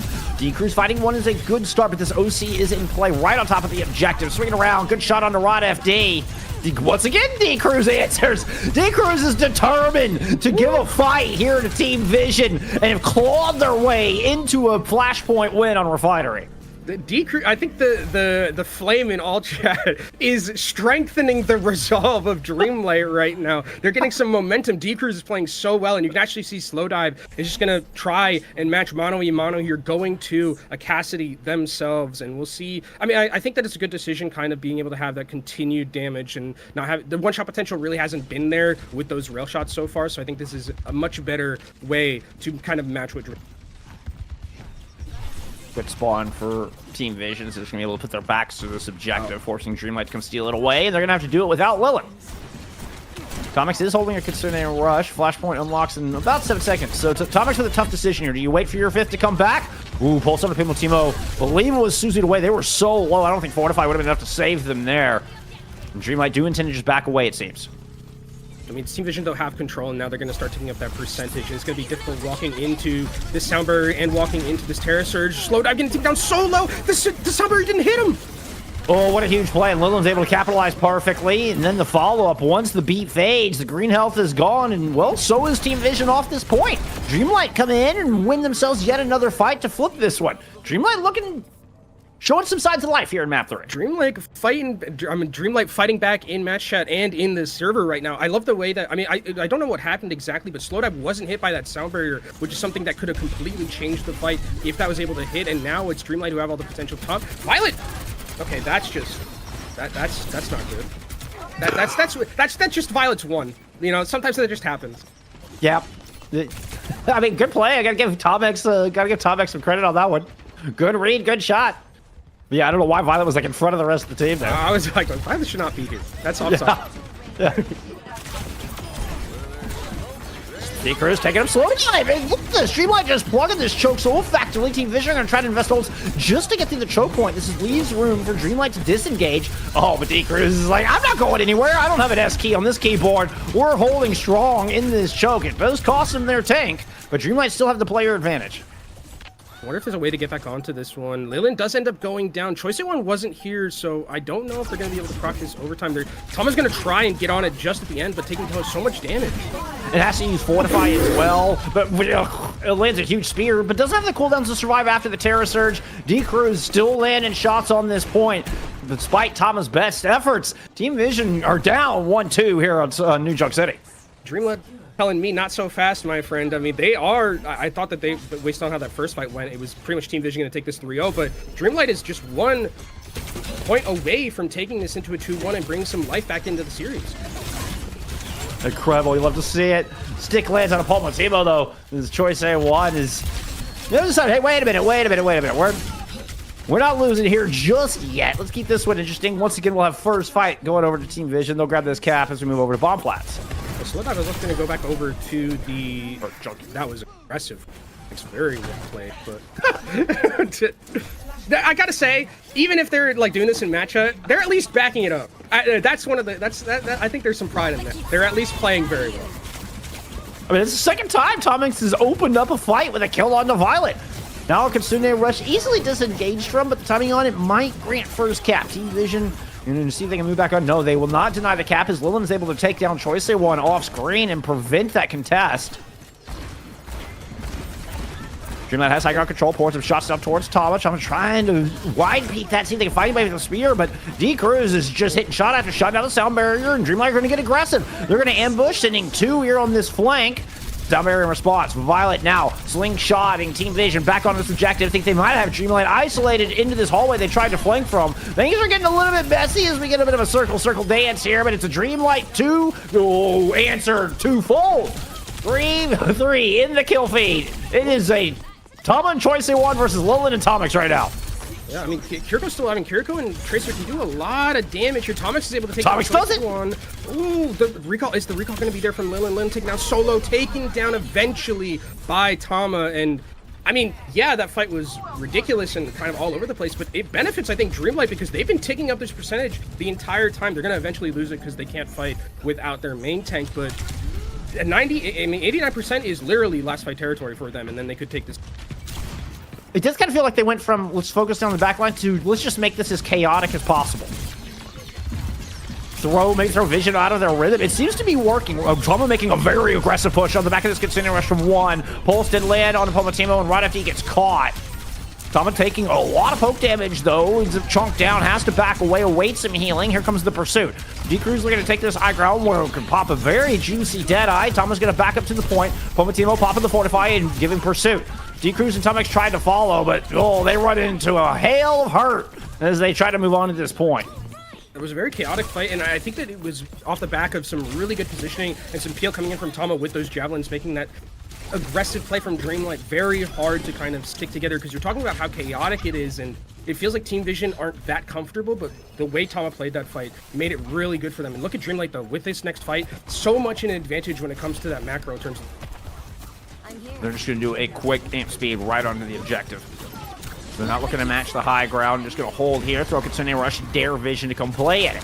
Vision are just going to back up, trying to play around this. Oh, no. D-Cruz, ego peeked onto Tama, and ends up just getting destroyed. Now Tama pops the 4 on a 5, holding the charge jab face to face with Pomatino. Does not want that fight. Would rather go kill a Squishy. Oh, it just gets yanked in. It was 3 pulled in. Enormous Terror Surge. Everybody's able to give out. Oh, Tama. I didn't even see Tama hiding behind. There was like 2 Orisas on top of each other. We're going to a 5th and final round here on New Junk City. Yeah, D-Cruz is going to be, I think, kicking himself that he just peaked that, unfortunately, because the high noon could have made a difference in terms of just turning that fight around either with some picks or just the zoning potential, but without that Cassidy in that fight, it was just so much damage that Team Vision had in their back pocket that Dreamlight wasn't able to kind of secure themselves any fight victories with a really good ultimate from Pomatimo. I mean, that Terror Surge is great. There was just no follow-up damage. Early sound barrier from Violet trying to just hold this position. Rod FD is not going to give it up easy. This is going to turn into some tiny Overwatch. Team Vision actually passed all the way through and out and pick up D-Cruz along the way. Dreamlight just muscled their way back inside, but Pomatimo doesn't make the rotation as both teams just clashed right on top of each other. Team Vision come out with a whole host of kills, one with a pair. And I'm really liking the aggressiveness that I'm seeing from Team Vision in terms of using these ultimates, specifically the support ones aggressively, like they're using sound barriers and engage tool. And Dreamlight, it feels like every time we have these fights, they're just on the back foot a lot of the time when they're losing. They're the ones who are moving second and playing much more reactively than Team Vision, who is playing a lot more proactively. I mean, it's indicative, indicated here by Choice One's positions, how far they're pushed out in this hold. This has allowed a little bit of access for Pomatimo as they move back up to the objective. D-Cruz with a Deadeye from the high ground. Oh, what an angle! Finds the perfect pixel to take down Tama on the point. This is an immediate flip and a beautiful shot. Finish off one. Yeah, if I'm Tama, I'm so annoyed there because there's no way Tama thought that was going to be in range and just gets taken down by a great high noon from D-Cruz, who finally lets it rip and gets a lot of zoning potential and also takes that pick. And now it's going to be great for Dreamlight to be able to hold this positioning, continue up that spam. The problem is that this is going to, I would assume Team Vision is going to be very aggressive here. +1 doesn't manage to hit from Lilin onto Violet. Oh, that would have been so Choice too. Now Tracer One comes back with both of their own, finds a very low Lilin with no recall. And is easily going to be able to win that with more resources. But meanwhile, D-Cruz is still here to try to keep Dreamlight's hopes alive. Very broken fight, 2v2 if I read the math correctly. Pomatimo backing away, rotating. I'm not sure what the gameplay is right now, Kenobi. Palmatino doesn't have supports, I don't think, with him right now. Yeah. So he has to get away from this, and this is going to be Team Vision probably taking back some positioning. Recall actually forced out great javelin from Palmatino to get some more time in their back pocket, because now it's at 89% taking forward. Can they win this fight? What needs to stay alive? Good Spirit at least interrupt the OC, but it persists. And a couple of shots land on Palmatino's head where they're going to pop a terror surge. Try to yank slow dive in. They're able to get away and put that final railgun shot to finish off Palmatino's Orisa. D Cruz falls to another one in slow dive with a couple of fantastic picks. I've got Team Vision back on top as we head to one final fight potentially for the series. And I'm a little bit worried here for Dreamlight, Jeff, because look at the support offense. You have the sound barrier. You're a little bit ahead of Rod FD. We've seen how aggressive Team Vision have been with these support ultimates and just making it a nightmare for Dreamlight to aggress. But with D Cruz potentially on this high noon flank, maybe there's a way to create some time for Rod FD to get that sound. Both DPS going in the left-hand side. This is a dangerous split for Dreamlight. And there's the sound barrier hitting the supports and the tank up top. The cover from D Cruz trying to pop this flank Deadeye, covering the rest of the team as Dreamlight drops to the low ground and Tomex swift steps over to try to take this angle. Now Team Vision have a decision to make. Do you risk the drop down, or do you try to push on this 3v2? It's a move to push onto D Cruz instead, but Violent gets popped. D Cruz will get cleans off the side, but nobody touches! Team Vision C9 the point! Oh, no. Oh. We're gifted a map 4. Dreamlight gifted another Lisa on live here, and Kenobi needs a tissue or I'm sorry. That's brutal. I mean, That's brutal. I'm trying to think of like what that fight would have looked like if it had kept going. Yeah, it's a certified C9. I mean, that is a certified grade A Charles IX that we saw right there from Dreamlight. Who, I mean, I thought they were done and dusted. Like, I thought this was real. I was like, okay, I'm ready to get to the grand finals. And Team Vision, I mean, again, just some strange decisions coming out from them, especially in that last fight where they see D Cruz who's on this flank and they put so many resources. Full credit to Tomex, actually, who keeps D Cruz alive for a very long time, probably much longer than would have been expected, because they sent the Orisa and the Tracer over there, and getting dove on by those two. I mean, I really think the Cassidy probably should have ended up dying there if it wasn't for Tomex. It's really good Suzu and really good peel. But Dreamlight still showing some fight, and again, it's incredible to see a team play like this when they're not playing like the composition that they were, brought here with, and they putting up a fight against some of the best players we've ever seen in Overwatch. Yeah, this is not how Dreamlight drew it up. This is not what they were scrimming. I mean, as far as, Palmatino 1 tank, and still, what an exceptional effort. I mean, big props to D Cruz. D Cruz. D Cruz, I gotta say, whatever happens the rest of this series, D Cruz spamming toilet in chat like that, and then being able to back it up by playing Cassidy as well as he did, you deserve some props. That's some respect, I think. We got a little heads up for probably 16. We had 16 toilets in chat for those keeping track at home.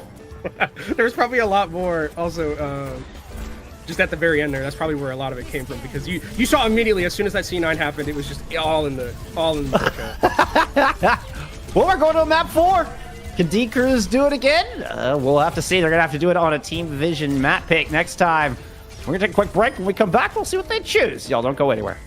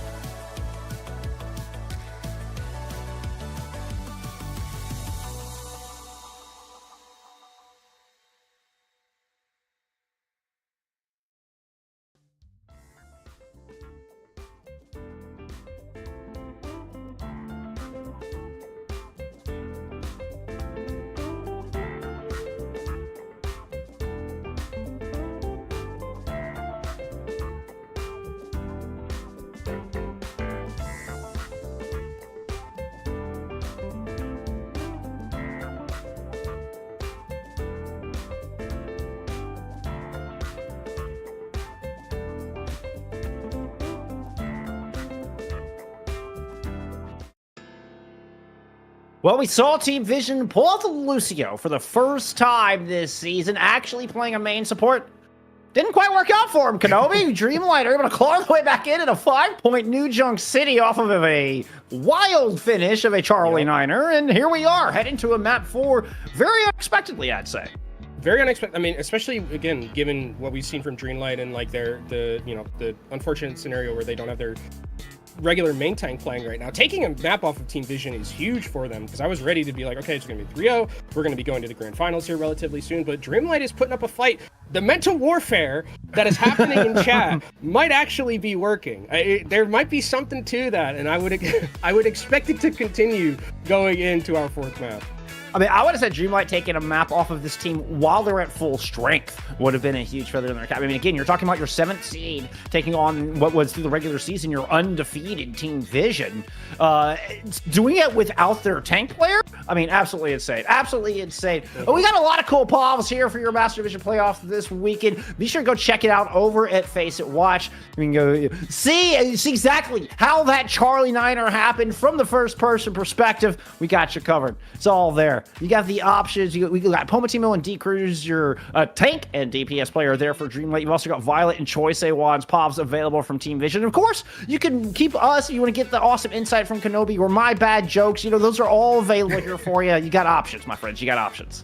Yeah, I mean, you can see exactly who to blame for that C9. So, exactly. You know, so the justice is done for the person who is at fault there. But yeah, I mean, I love being able to see all these POVs, study them a little bit between, how these players are playing. And I think it's fantastic to see kind of all these different POVs at the same time. And I mean, I think for this entirety of the series, so it's interesting that we're going to be we saw the Lucio for the first time, and it feels like it's like okay for Team Vision. It definitely felt like there's not like a lot of grease on the wheels in terms of like that composition, because they've been really, really playing mostly that double flex support. And not like it looked like bad or anything. There were some, there were some moments I would have preferred not to have happened from like the Lucio support angle that we saw. And I think that, definitely the strength of the team is when they are playing more towards that double flex support lineup.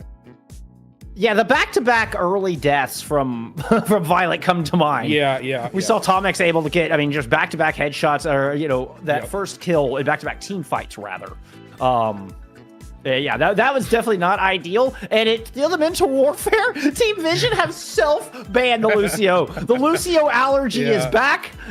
They don't want anybody to have it on the field. They don't need it anywhere near them. They don't want any cross-contamination of Lucio at all. They don't want to see it. They don't want to get no Lucio, no music. It's like no music. It's like footloose. No dancing. There's no dancing anymore. And it's gonna be the Sojourn ban from Dreamlight, which I like, actually. I think the Sojourn ban is good, because I think it was something Slowdive is very adept at playing. We did see like Slowdive kind of switch off between like Cassidy and Sojourn, but I think just getting rid of that is a good option, because it feels like this team on the other side doesn't really want to play most of these Sojourn. They want to play that Cassidy, want to take that 1v1. D-Cruz is obviously much more, I think, comfortable on something like that, so I think that this is a good chance for them to bring that up, as it is going to be the double flex support look coming in from Team Vision here. D-Cruz is actually... No way, we're locking the legs. Yeah. No way. Are we in the big 2025? I'm looking at legs being locked. I mean, in our day 3 Master Division playoffs, you're lower bracket finals. This is something. This is crazy. This is D-Cruz is slowly becoming one of my favorite players. Well, I mean, what's really odd about this is the Sojourn ban actually, you forced the cast mirror that I think you were looking for. And then you come out on legs. All right, cool. I mean, I do like the Soldier. You have that ability to rotate around with the sprint. You have a lot of just sustained damage that you can put down and control those angles. So it's not. I think it's like kind of an okay pick right here. Okay. I can see some of that. I'll buy some of that logic. I mean, making use of the legs is doing a lot of repositioning. He's all kind of getting some early flank, early pressure in onto some of Team Vision's back line. Nobody able to get first kill here yet. As I say that, Tama is just going to surge forward and picks up Tomx. And that was a big aggressive push. Team Vision decided to just vest all cooldowns, find an opening to run down the back line and grab 2 kills. Yeah, the thing about the soldier is that if you are going to make it work, you have to capitalize on the amount of sustained damage that you're doing and on those rotations, and because it's not going to offer the same like kind of burst potential that you're seeing right now from Slow Dive, who can just hit headshots and really just burst down members. It's a lot more of that sustained play. And again, if you are going to be against Team Vision, those picks need to come through, or else the mechanics are eventually going to just swing in the favor of Team Vision. Captain Sun available for Violet and Slow Dive's popping an early Deadeye. This is a lot of ultimates available under the 2-minute mark. A great spear there from Pomatimo, all right. But now you have an Ant Matrix to contend with. Pomatimo pops the jab spin and tries to run past it. His textbook what you should do is the Erase. You buy a little time, and Lillin's managed to find a pair, making a 3-piece there for Lillin. Beautiful kill on a choice, say one. Okay, Lillin, not playing. I mean, our new member of this Dreamlight team looking nice on that Tracer right now. Has the Pulse Bomb available doing this next fight as well.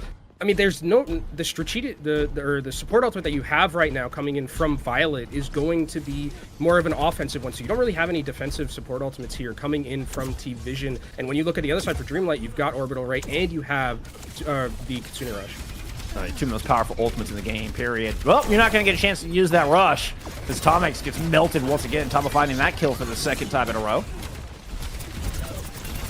Dreamlight? Yeah, it took a bit to disengage. It felt like they took a moment to decide if they were going to stick around in that fight or not, and Team Vision just made the decision for them. Yeah, I mean, it's unfortunate for Dreamlight because now the ultimate economy advantage that they have is just going to go to the wayside for the most part. I mean, because of the fact that they're going to be on the other side pushing this cart, they're going to get the bus scratch eventually, and it's just giving time again for Team Vision to get rotations, get space, and make it difficult for Dreamlight to get back into this fight without committing a large amount of resources. I'd like to see Dreamlight maybe just use 1 support ult to see if they can take this back. And Orbital on this corner feels like it should be extraordinary. You're going to have to avoid the Violet Captive Sun first. That's going to hit Rod FD exactly. That Orbital does go out over the objective exactly as I asked, but Dreamlight are not able to get their team huddled up in to get max value out of that ultimate. Neither the sustain nor the damage, and Dreamlight have lost 2 players. Spider did a little kidnap on the bot, tried to buy a little time, but it doesn't feel like it's much more than that. Yeah, I was a fan of the Soldier 76 at the start of this, but I think now it's just like it should be Cassidy at this point. Like the amount of sustained damage that is just not really getting a ton of value. Yes, one is going to end up going down at the very end of that, but I think you need more of that just like burst potential that the Cassidy does bring instead of something that's just like kind of constantly tickling you like the Soldier 76. Well, and I think that was the first final blow we had seen come through from D-Cruz. So, I mean, yeah, that one's effective here, and you're going to have to wait for one to come out. I say that Team Vision theoretically should be waiting for their Baptiste. Not that they are. They're just going to keep pushing 4 strong, which Pomatimo's trying to capitalize on that, and one gets killed on the way back. Lewin is able to camp somewhere and intercept the Baptiste to keep them out of this fight. Now, this advantage is going to be exacerbated with a kill on Slow Dive and Violet, and it's going to be just Tama left here on the point. Lilin stepping a bit big away here on Coliseo. Lilin has been playing very well, especially against someone like Choi Se-won, who is a very adept tracer. Lilin has been showing a lot of their stuff, and it's going to be Dreamlight taking back this bot, and they will eventually start to get more into equilibrium.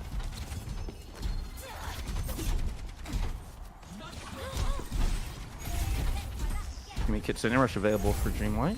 We have had we're on Sigma Pomatimo swap over to a Sigma. Yeah, no, the problem with this is the Sigma can just get run over, so Dreamlight are going to have to play from some distance and get picks from some distance. Violet is not going to let that happen. Lilin continues to be a shining light here for Dreamlight, though, and is able to equalize in this fight. One's going to have to use that Immortality Field early, and I love this positioning. D-Cruz is able to get on the high ground. Violet invests the ultimate specifically to run off and chase him down. Oh, I think your keyboard broke, Violet. You might want to check that. That one felt personal. That one definitely felt personal. That one definitely felt personal. That was Violet. A frick you in particular. Yeah, that is that Violet's got probably a grin from ear to ear right now. Doing that to D-Cruz. Now, Team Vision are not going to get overly aggressive. We saw this against Anomaly. If they actually start playing this like their real way, they're not going to push this high ground. They're not going to overstep the issue here unless they just really film themselves. But Team Vision have the option to just sit back and force Dreamlight to come to them. Now they pop an Amplification Matrix as Dreamlight tries to approach. Dreamlight does have a Kitsune Rush in play here. Good accretion rock lands, but no follow-up, and Team Vision are still looking full and healthy. Attack Visor out of D Crows, but it looks like Team Vision are starting to close the gap against Pomatimo. This Attack Visor does actually buy a little space, but a good spear. Oh, and D Cruz is just spinning in all circles, trying to figure out where that came from. Orbital Ray now tossed in. D Cruz never saw the pulse bomb coming. Good disengage here from Team Vision. Slow dive, really devaluing the orbital with a Deadeye while that was happening. Two beautiful shots fired on FD. And Team Vision have this in control. You know, I mean, that's one of the other things the Cassidy brings to the table more so than the Soldier 76. Oh, I mean, nice from Comics is going to get one back one. But, like, I mean, you saw that the Tactical Visor gave a little bit of space over, but, like, High Noon is just, like, you literally can't move. So that Orbital Ray that we saw from Rod FT got no value whatsoever, like you mentioned, because of the High Noon. And I think it's just the value of the Cassidy is so much more right now than what you're seeing from Dreamlight with this Soldier 76. I like the idea. It just hasn't been executed, I think, the best it could have. I'm surprised we hadn't seen this. Tikers is so good on the cast too. Yeah. All right, we have a good flock share to work with. Dreamlight are way down in this map with less than 3 minutes to go. We're kind of starting to get in the nitty gritty. Good eat. All right. Violet yeeted that one right into a kinetic grasp. So gifted one. Pomatimo will have an opportunity to maybe get this ultimate out. You got to avoid the Terror Surge first. The Immortality Field comes out to keep the Sigma alive. It looks like the rest of Team Vision kind of playing from the low ground. Violet's able to get a kill, stick on Pomatimo from Choi Se-won, and even though losing slow dive halfway through this fight, Team Vision are going to start marching forward. Yeah, with 2.5 minutes, I mean, they have such a big lead right now. Coliseum is one of the, I mean, it's one of those maps where it's kind of hard to get, hit him with the GG easy. We still got 2 minutes left to play. And they have, obviously, they're a long way from cap. Not a long way, but, you know, as far as Overwatch is concerned. Flux thrown in. You know what? Dreamlight looking to defy the psychic warfare. See if they can at least pull this one into the overtime. Sorry, one is going to end up going down here eventually to the Sigma. And I mean, I like what I'm seeing from, like, Dreamlight with kind of these, like, changes that we're seeing with the composition. You know, bringing the Sigma to the table, bringing in the Soldier 76. I just think it's once it's not gotten a lot of value, I think then it's like kind of just the time to like let it go. I think it's like important for people to kind of know like when that. Okay, I think it's a good idea of when to know when to let go on console. I would agree with that 100%. I mean, it's so hard in Overwatch to know is like, is our composition the problem? Is it just, if I just execute it a little bit better, I can make the soldier work. You know, that kind of thing. Attack Visor, you're like, oh wait, we've got amplification in Attack Visor. That can be very powerful. Yeah, no, Immortality Field gets in the way. Not able to find any kills with that big ult combo. Now Considering Rush is available from Tomex. They are going to go ahead and throw that in immediately. See what they can get on the back of it. Team Vision are like 5v1ing Pomatimo, and Pomatimo gets the kill. All right, props to you on the sig. I mean, there's a way back. I think they're going to be able to get a couple of... Oh, here it comes. Okay. Oh, good shield. Really good shield. I mean, the Gravitic Flux was there too, so nicely played. Violet not going to find anything with that Captive Sun. 40 seconds remain. The Psychic Warfare continues. I have a feeling production's going to give us a count on this one too. I'm hoping so, Prod. Dreamlight? Might be less than the last map, I think.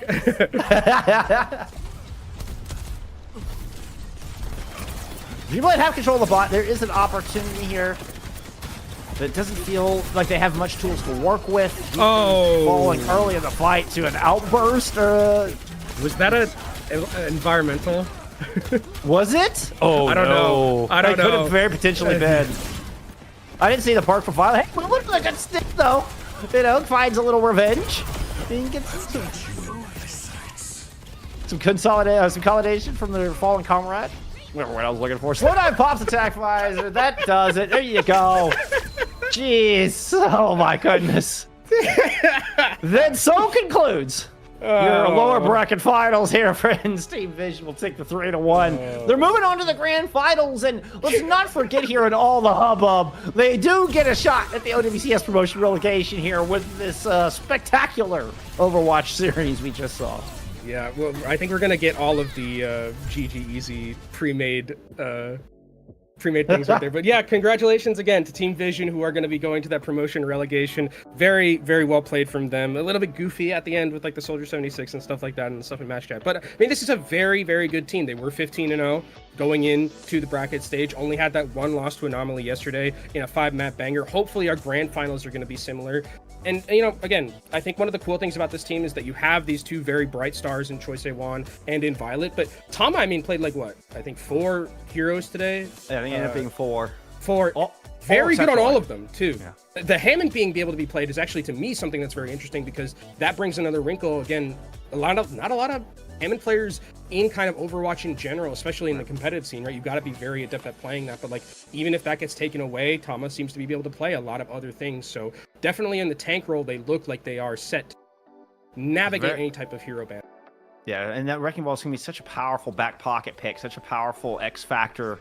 If they want to try to bring that out. I mean, we also saw Team Vision did show one map of the Lucio. It is the one map they dropped, coincidentally enough. But I think across bigger picture of this weekend, and where we saw them being very stubborn with the double flex support and it not working against Anomaly yesterday in that upper bracket final, I think the fact that they were even willing to pull it out, even if it did feel a little goofy in the moment as far as just the series, but I think there is a bigger picture implication that they're like, hey, we can still do this.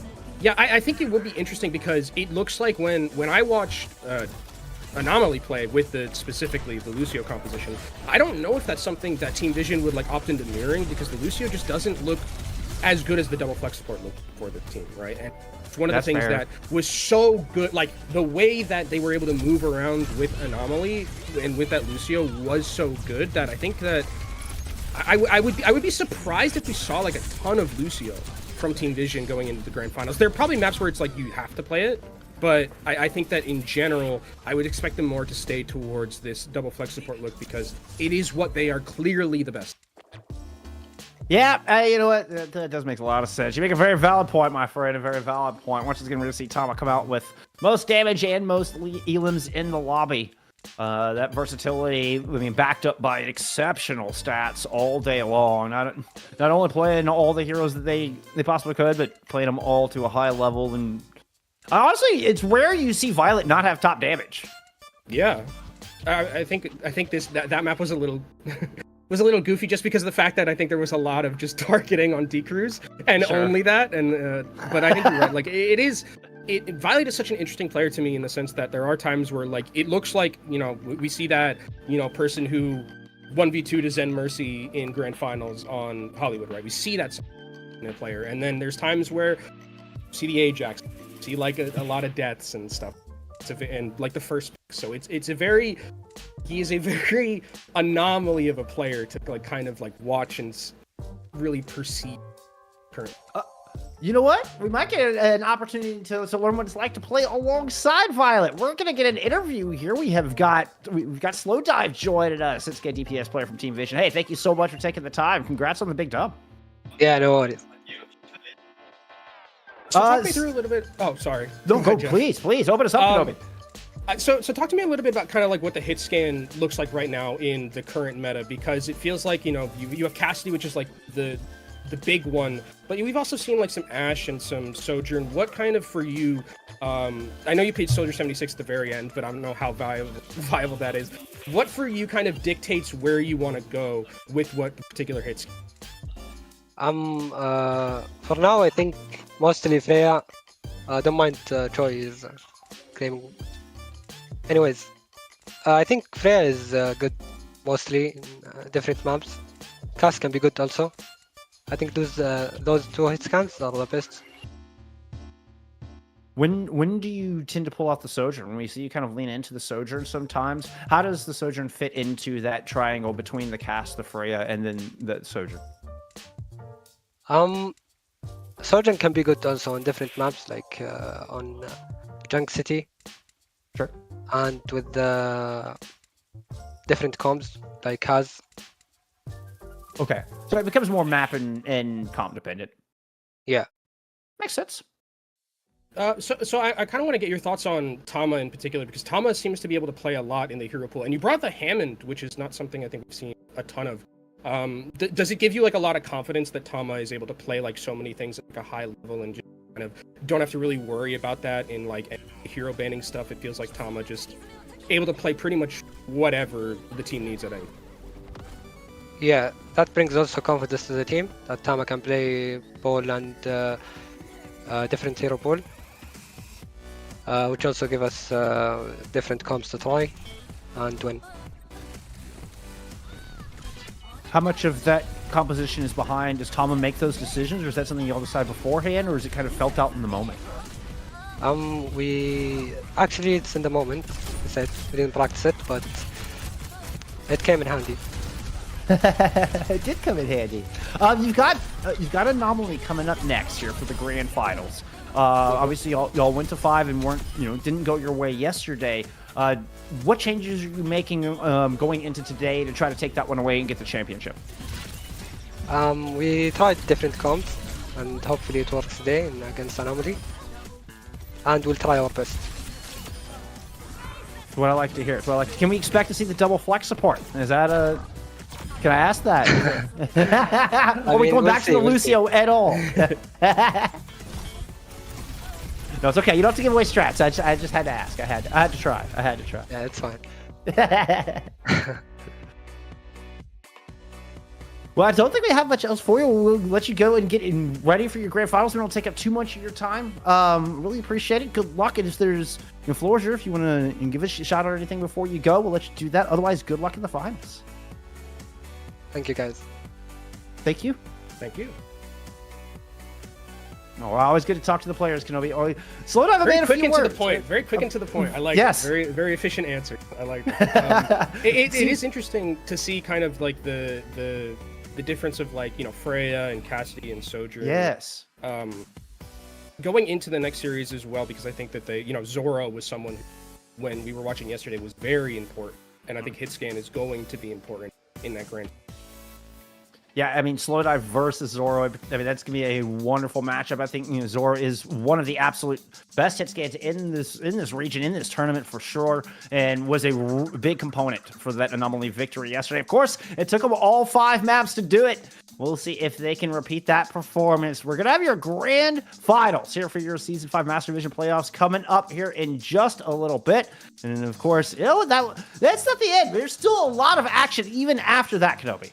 Yep, there's still NA, Dreamland, Emo down mid, and Young and Beautiful, a team that I'm very familiar with in the Tier 2 scene, having, it's nice to see them kind of back and kicking a little bit with my history in Contenders. So I'm glad that they're going to be back here seeing what they can do in NA. But we still have that grand final, the salty run back from Team Vision. I know Slowdive didn't really leak any strats, but I would not be surprised if we saw more double flex. I think that is probably the ticket for that. Oh, I'm looking forward to it. I would expect nothing less. That's coming up right after the break. Don't go away. Stay where you are. Grand finals are coming up next. The match is about to start. Sorry I'm late. Let's do this. Widow's up top. I'm on point, dude. Genji, you want Nino? Okay, guys, lock in. It's overtime. Let's stagger. On me. Yeah, I'm dead. Down. My ult's ready. Xander. Dead. Pushing, I'm pushing. No, pull back. Hold car, we're down. That was so bad. Yeah, we suck. Yep. Let's try something new.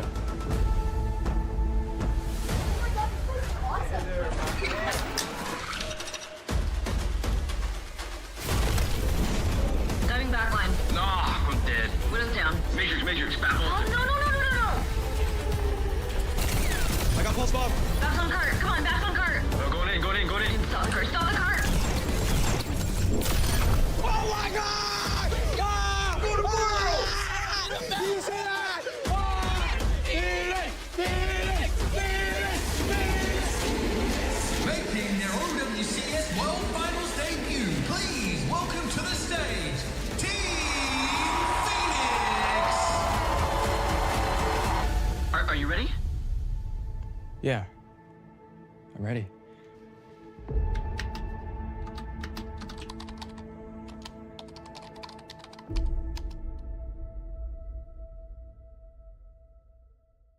Climb to OWCS by joining Faceit League. Gain competitive experience in weekly Faceit League matches. Rise to the top in divisions balanced for your skill level. Learn more at fce.gg/Faceit League.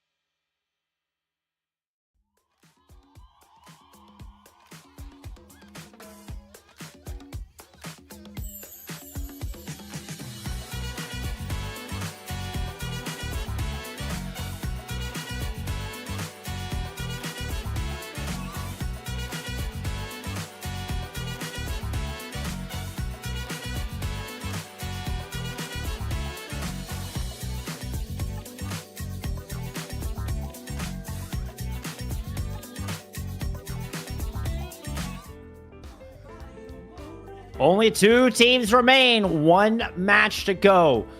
We have a first to 4 to determine your grand champion here for your Season 5 EMEA Master Division. It's going to be a really good time. I'm chuckling at myself. Trying to do the series intro. We have just these 2 Arises face to face on my screen right now. It is going to be an absolute better. It's hard. It was hard to keep a straight face with that, y'all. I'm so sorry. I am so sorry. It's also funny because it's like the Orisa skin where it's just like a duck face and it's just like spinning up. It's like, you know what? But these 2 teams, I mean, they are qualified for promotion relegation, so that's like the biggest thing, right? They get into that tournament to try and get into OWCS. So the stakes are, I mean, still pretty high because it is that grand finals. You want to go in with some momentum. If you're Anomaly, you're thinking like, okay, if we beat this team twice, we've beaten a team with like Choice A1 and Violet. We have the chance. We have the momentum going forward. And if you're Team Vision, you definitely want that salty run back, man. They definitely want that salty run back against this Anomaly team who took them to 5 and were able to win. And I think, again, this is an interesting kind of team that we see in Anomaly where it's a lot of these tier 2 players that we've seen that have, you know, been around for a long time at kind of like towards the top, I'd say. 100%.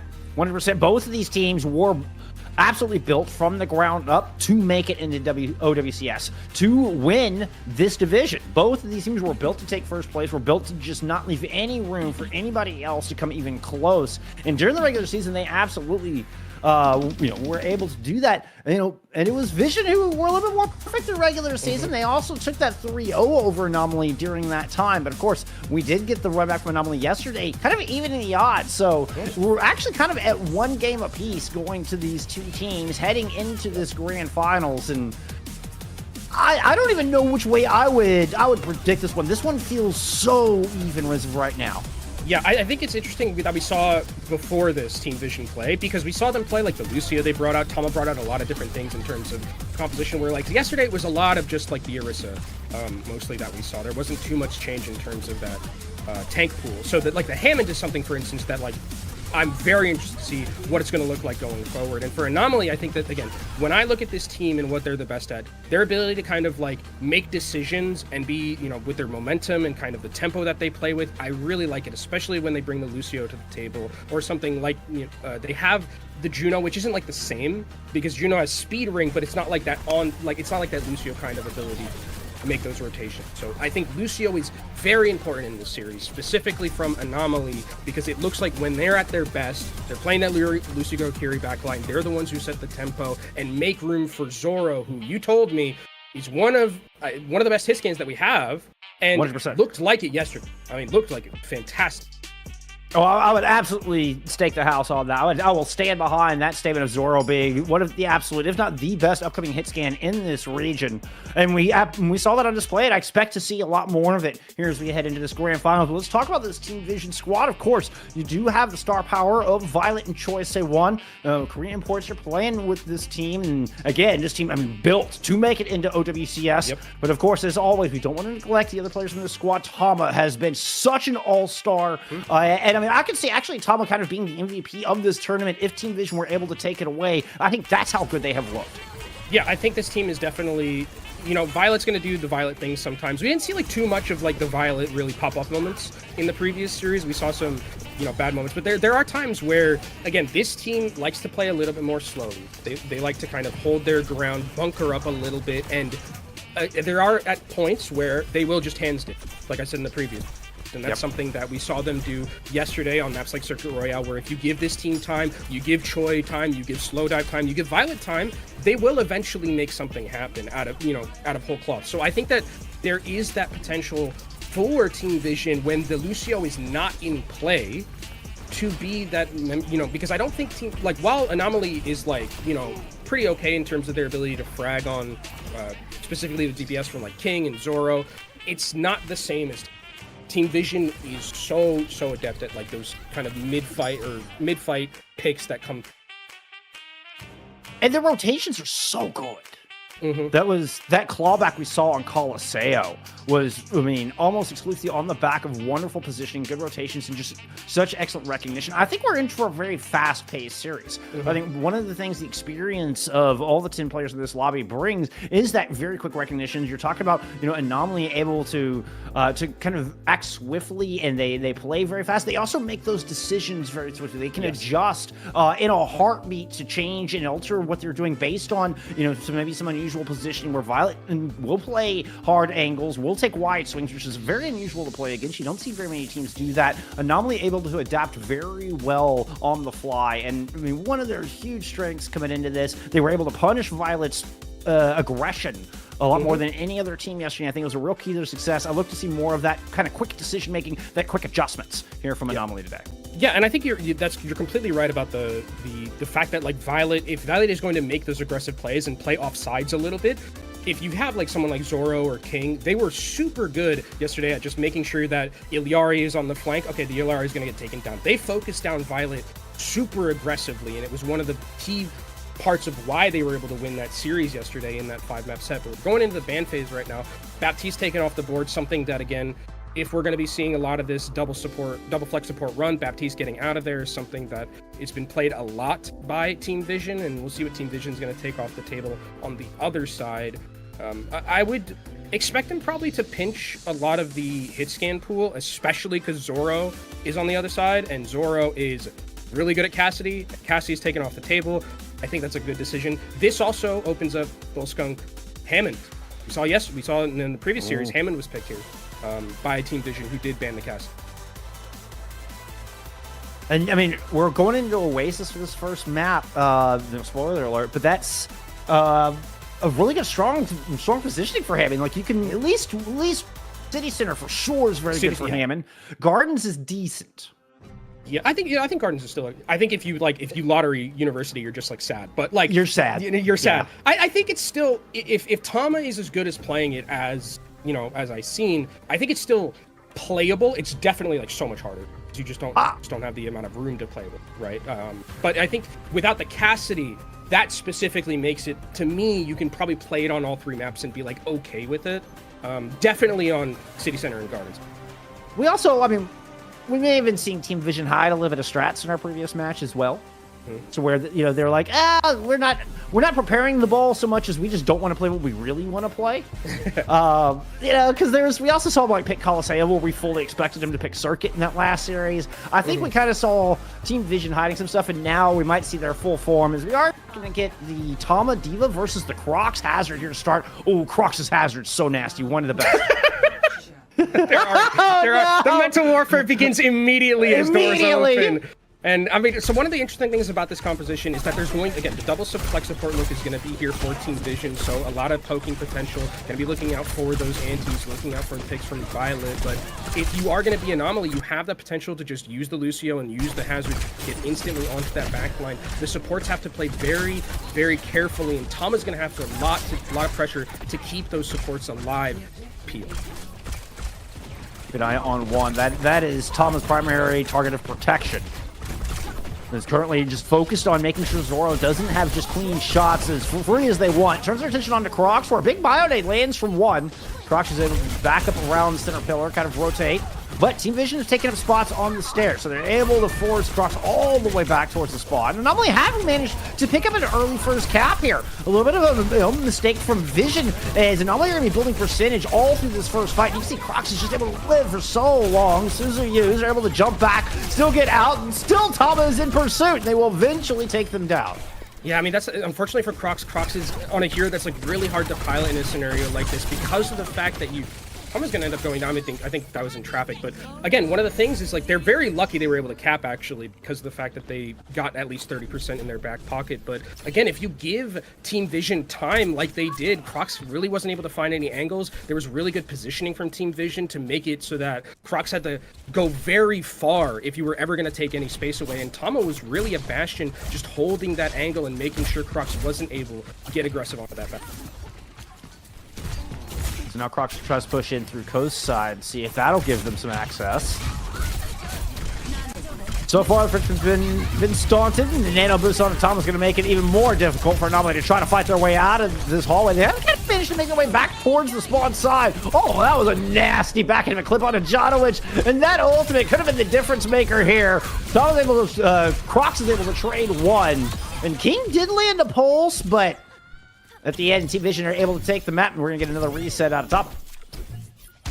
Take the fight, rather. I think Team Vision, again, the way that they're playing, especially around just rotating their members, is really good right now. You saw it was a very aggressive dive from Crocs on the Violet, and Violet just swift steps up to one who is on high ground, and then there's no way once that dive comes. That's fortunate for Eggs, but there's no way to get to those backline members with this hazard. I mean, you get one dive, and that's pretty much it. Then you have to wait, and again, that time that you're waiting is going to always benefit Team Vision with their poke potential that they have. These setups are so important. You get one shot, and you gotta be just in the right spot. Oh, Crocs did not see choice of one hiding behind the corner, did not check it. Violet gets another great opener. Crocs just feels like they are completely stuck. They're locked in this hallway for a moment and just had to wait out for that cooldown to come back. They're able to violently link out of harm's way. We did get a Consumer Rush invested here from EGS, but Zoro ends up in a very large mismatch up on the high ground, and Crocs and company don't seem to be getting much value here. Janowicz does get the beat down after the big purple lands from one. Crocs is trying to push out. See if they can find anything with it. Looking to chase down slow dive, but good heals come through. Still Crocs stays the course and lands the downpour to secure the kill.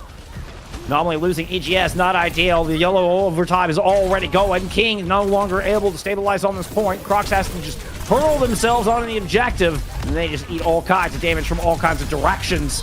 Zoro will trade out one, but I think it's just going to be a little bit of a consolation prize here as Team Vision have City Center locked up. But I mean, they played it so well, Bull Skunk. I mean, the way that they were able to just...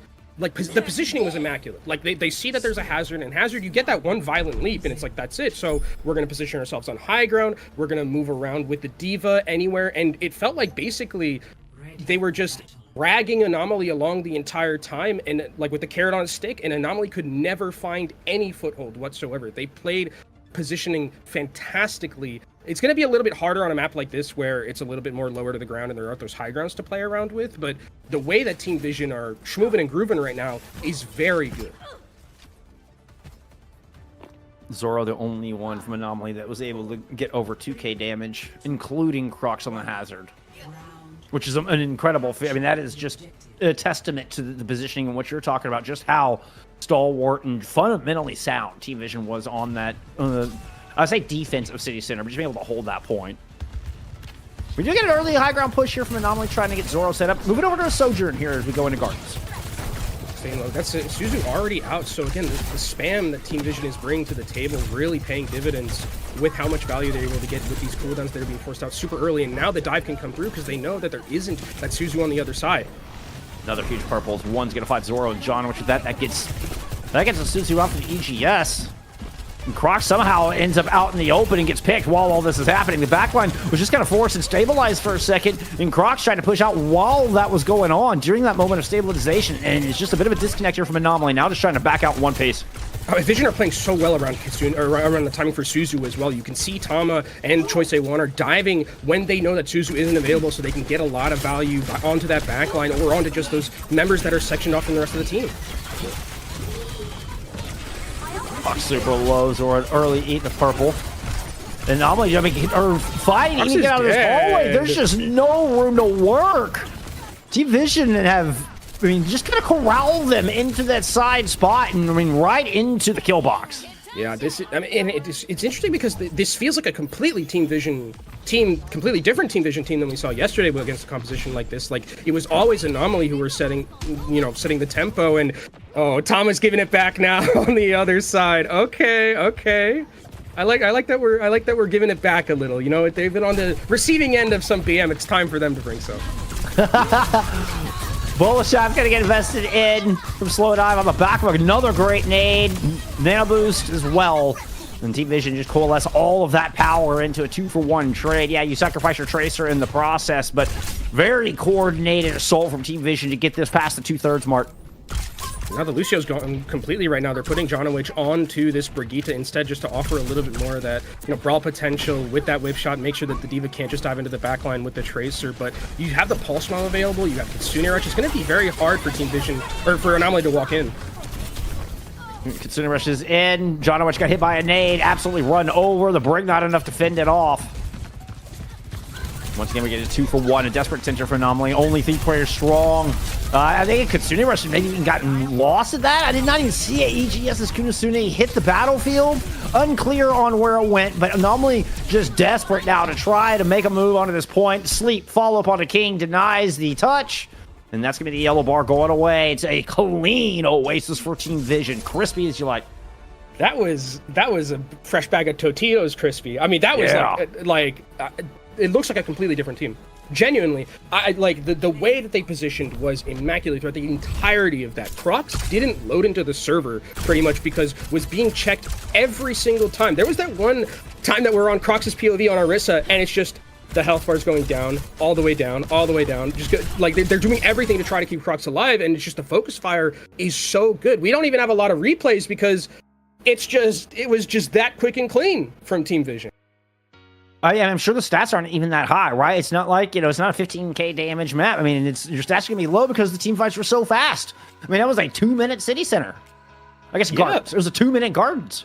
I mean, I just, again, it's so weird to see that they, had this aversion yesterday to like playing Lucio that much, and like they didn't want to, and they brought out a lot of this double flex support look. But here, I mean, it looked really good. I was surprised to not see a lot of changes from Anomaly, right? Where they kept it pretty much the same comp the entire time Crocs was on the hazard, and it felt like Team Vision really just had that downloaded completely. Anomaly try to switch up the bans a little bit. We saw them ban the Yara yesterday, and this time going with the BAP still. I mean, Violet looked, we get the double flex, and the Ana carry ends up working like a charm here, particularly on this map. One just hitting ante after ante, and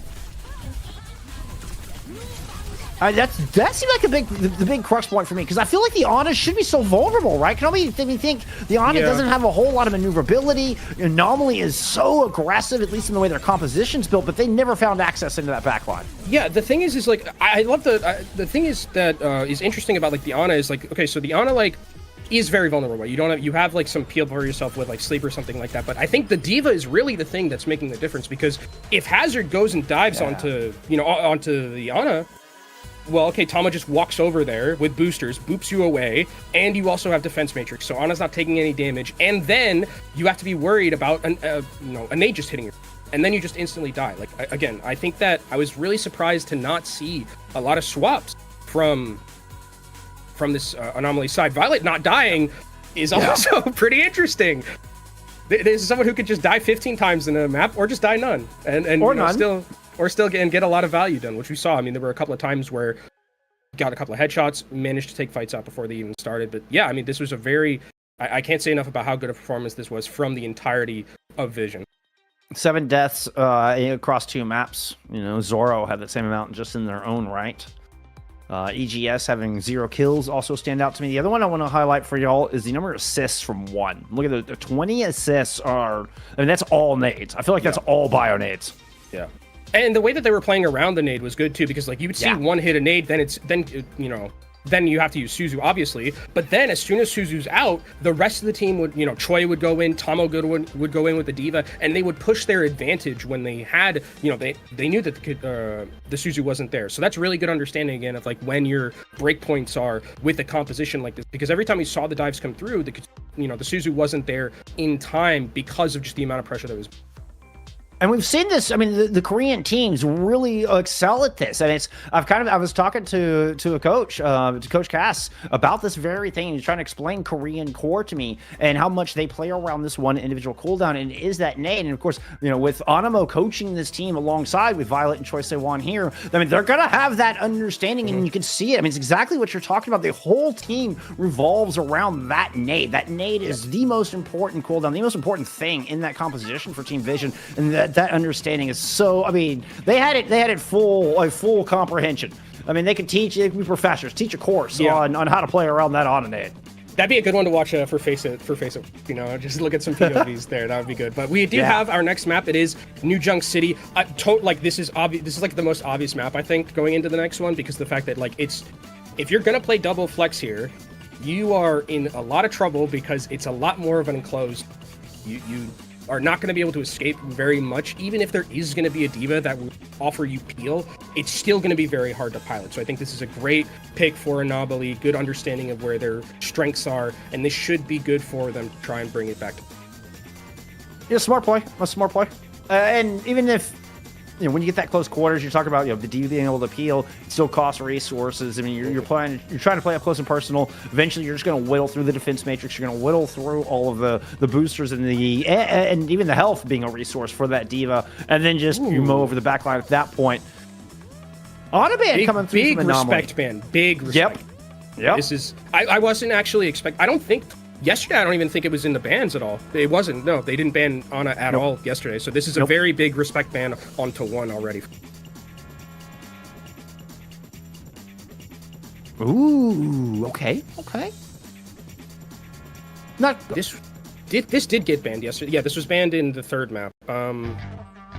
That's so interesting because like this is one of those maps where like so now it's like when Tracer's out of the pool, I always feel like, okay, it's Genji, right? Like Genji, like controlling side angles and stuff like that is going to be important. But I'm very interested to see what the other DPS is going to be now that we don't have Tracer, and it looks like Genji will be that.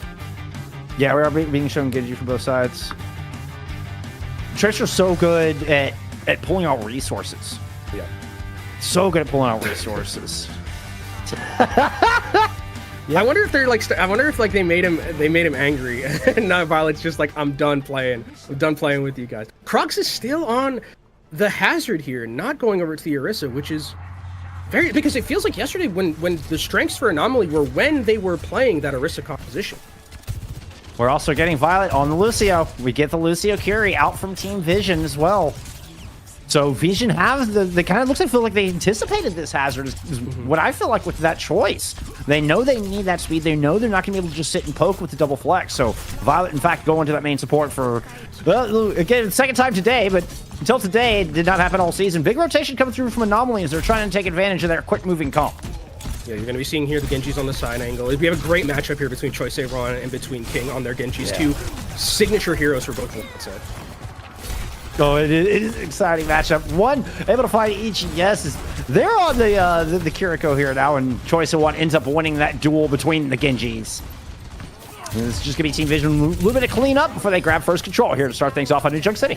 I'd really love to see I'd really love to know what they think the Hazard is going to do here, because I feel like the Hazard is just like it's so hard to make work when you just have all this spam going towards you and trying to hold space, right? Because it feels like Crocs hasn't really been able to enter into a lot of these fights because of the way that Team Vision are checking it so effectively. Because if you walk in, you get speared, get spear spin, then you get taken out, and then that's just all space that Team Vision can take away from you. It's so important to find that space to even get Crocs or Zoro King. Beautiful deflect kill on a Choice Se-ron. Oh, how did that even happen? Choice was mad at somebody. There we go. We get the Consider Rush investment, able to take down Tama and Violet. Good clapback from Anomaly, winning one of the few engagements we've seen from him so far in this series. Yeah, I really like that from King. I mean, 1-1 now in the Genji duel. That was really, really well played. Again, signature hero for King. I mean, it's kind of where he made his name, was on this hero and how good he is at it. So get back into this next fight. A lot of particle effects available to both of these teams. Sound barrier going to be the big one. When Violet's in play, sound barrier is even more important, it feels like, than in any other time. King still rocking the Vancouver Titan skin on that Genji, by the way. Zoro keeping an eye out. There's the LCA from across the way. It's going to be a Terra Surf thrown in from Tama, trying to yank into that sight lines, but it's going to be the blade from King to the counter. Then we got Sound Barrier from Violet, and well, it's not enough to fend off the blade, but it does lend itself to a 2-1 advantage here for Team Vision. So 4 strong, they move on to the point and try to wrestle this back. King dashing through, but does not get the reset. All of Vision's focus went right onto that tank. So King's Genji, one of the last on the chopping block here, and we'll get the flip out of Team Vision. Yeah, King unfortunately was only able to find one with that Dragon Blade, and on the other end, EGS went down very early, which means that it was one and Violet still alive. So much healing is lost. If Kiriko dies early in these fights, you just basically lose all your healing. Lucio is not enough to keep the ground steady for you, as we're going to see Anomaly come back into this one and try. They do have a High Noon, they do have a Downpour being able to create some zoning potential, and Team Vision don't really have anything to deal with it. Croc's really got the ambush Downpour. It's going to kind of catch people sleeping a little bit. Watch for it to be used right after the violent leap. Ooh, there's a little speed onto this Deadeye. You can see a pincer maneuver trying to get set up here from Anomaly as Crocs run around one way, the Deadeye around the other. But Crocs takes a lot of damage, has to use the Jagged Wall just for a bit of safety as some healing comes through. Team Vision do have control at this point in a 99 situation. The downpour is able to catch the Lucio. Violet goes down. Nice play. Good opener here for Anomaly, but job's not done. They are able to flip the point. Another good Jagged Wall. Isolates Tama and will give Anomaly not just this fight win. They're going to take this opening flashpoint. Really, really love that Deadeye positioning from Zoro. Even though it doesn't find any kills, you saw just being able to maneuver the rest of Team Vision into that corridor where finally Crocs gets a downpour that gets a lot of good value. That's kind of what I've been waiting to see from Crocs. And now, I think with all this positioning that you're going to be having for Anomaly, this is where the hazard can start to get a little bit more value. It's a race for high ground control here in Refinery. See if Croc can get set up. Does! That opener is enormous. Oh, but it's traded right back for an equally, if not more important kill. Tama doubles down after that opener onto Zoro to find Crocs, and that is just going to be for his cap. Tama with a beautiful three-piece here in this fight. Tama looking good on this. Orisa also has another Terror Surge in this next fight. Both Sound Barriers going to be available here when these teams get back into this one. It's going to take a little bit longer for Anomaly just because they have the hazard and, you know, the poke is going to be pretty prevalent right now as they try to enter and they don't have really any shielding to deal with that. So we'll see. If you're Anomaly, you're really trying to just make this rotation without losing members in this neutral from like one of the picks from either this Sojourn or from Kiriko. So as such, they're going to take that side hallway with more cover. Ooh! Crocs tried to drop out the window. It looks a little greedy, and they took an enormous amount of damage. This is just going to slow Anomaly down for a moment. Now we get topped up. Now what's the plan? How do you cover this gap? I mean, Slow Dive is so close to an OC. Could just win the fight with that one ultimate. And then going to go ahead and pop it now. The overclock has already found chunky damage onto one. There's the aggressive push. The Team Vision are going to move into the hallway. Force Anomaly all the way back. Slingshot as Anomaly move back onto the point. Counter-punching with their own Sound Barrier. Violet has one of their own. King's going to double up, try to combo with the Blade. Suzu out to protect, and one with a beautiful shot. Shuts down the Blade. Suzu has been used to protect Crocs through the Terror Surge. Zoro's Deadeye has come and gone through this point, finding no value. Looks like Team Vision have got this one on lock once again. On track to tie us up 1-1 here in New Junk City. That was some super sick kill from Violet and from One, making sure that Slow Dive was able to survive through that Dragon Blade that was right in his face. The Boop and the Suzu perfectly placed. And now it's going to be 1-1 with Team Vision as soon as they clean up these last couple of picks, and they're going to start moving over. They do have the Kitsune Rush available to them. The downpour from Crocs, it'll be interesting to see which flashpoint we get, because that will kind of dictate how good this downpour can be. Ooh, lock read really good for an Yeah, I was saying Anomaly are hoping for the junkyard spawn. They got it. They hit Snake Eyes on this one. Wait, Snake Eyes a good one? I don't remember. It depends on what game you're playing. I don't gamble. They hit Jackpot. Jackpot's universal. Yeah. They hit I know that's the good one. Ooh, King with what is an interesting swap to the Venture. We kind of heard yesterday talking about how it can be good against the Symmetra. We'll see how it does against this Sojourn. Trying to dive in and close the gap. That works like a charm. Now Troy say one, though. The X Factor of the squad tries to bring it back. Crocs will shut it down, but not before they're able to find a pair of kills, including, I mean, that's both your DPS gone from Anomaly's roster here. Jonowich able to land some Cheerios in lieu of that and put one final blow on the table in their own right. Now just kind of chasing down this final kill.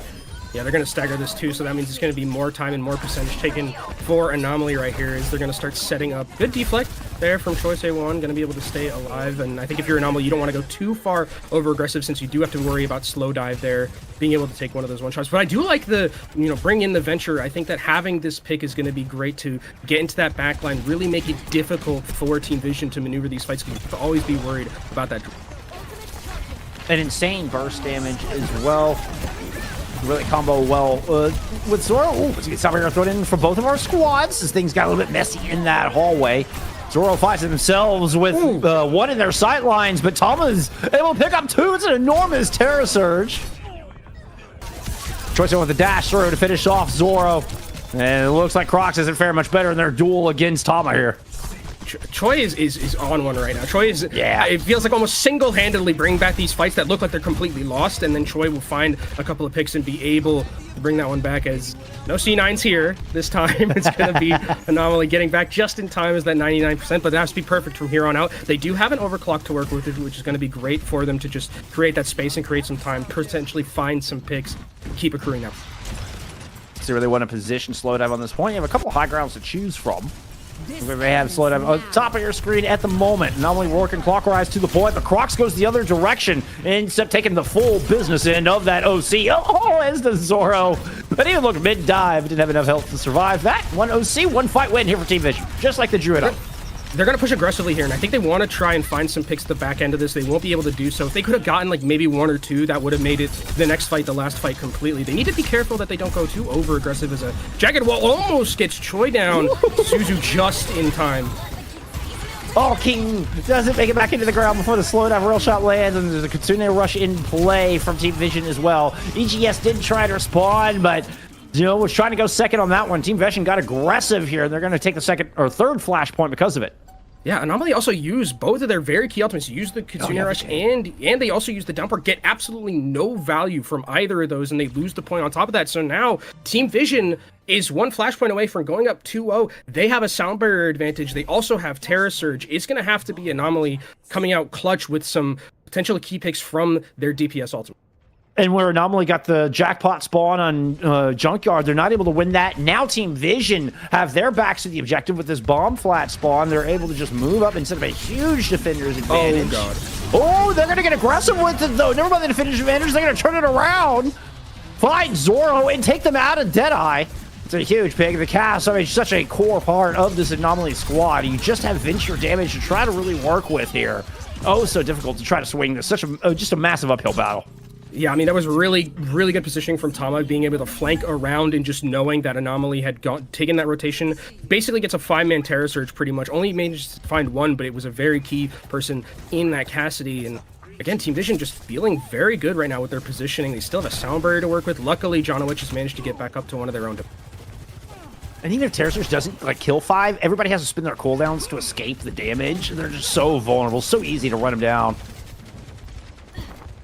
All right, so let's look somewhere from both sides of your mission. It's gonna be a tectonic shock from a wide flank angle. Kind of force one back, but not able to catch them off guard. Somewhere used to rotate Team Vision into a safer spot. They're actually going to follow this rotation all the way and try to pursue Anomaly here on the outside of the point, where one is able to find a pick on the EGS.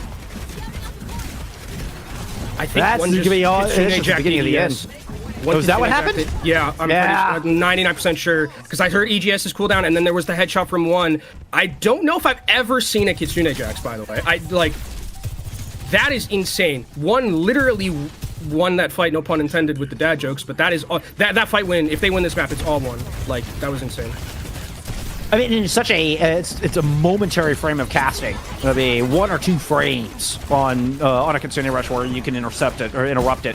One does not get interrupted. Makes it out to the battlefield. Hey, Zoro wins the fight against Choice at 1, keeping Anomaly in this map just barely. They're able to grab control, but Tama is still alive and well. Everybody's getting forced off the side. That will do it. Despair puts the Deadeye off into the gap. King has been able to find 2.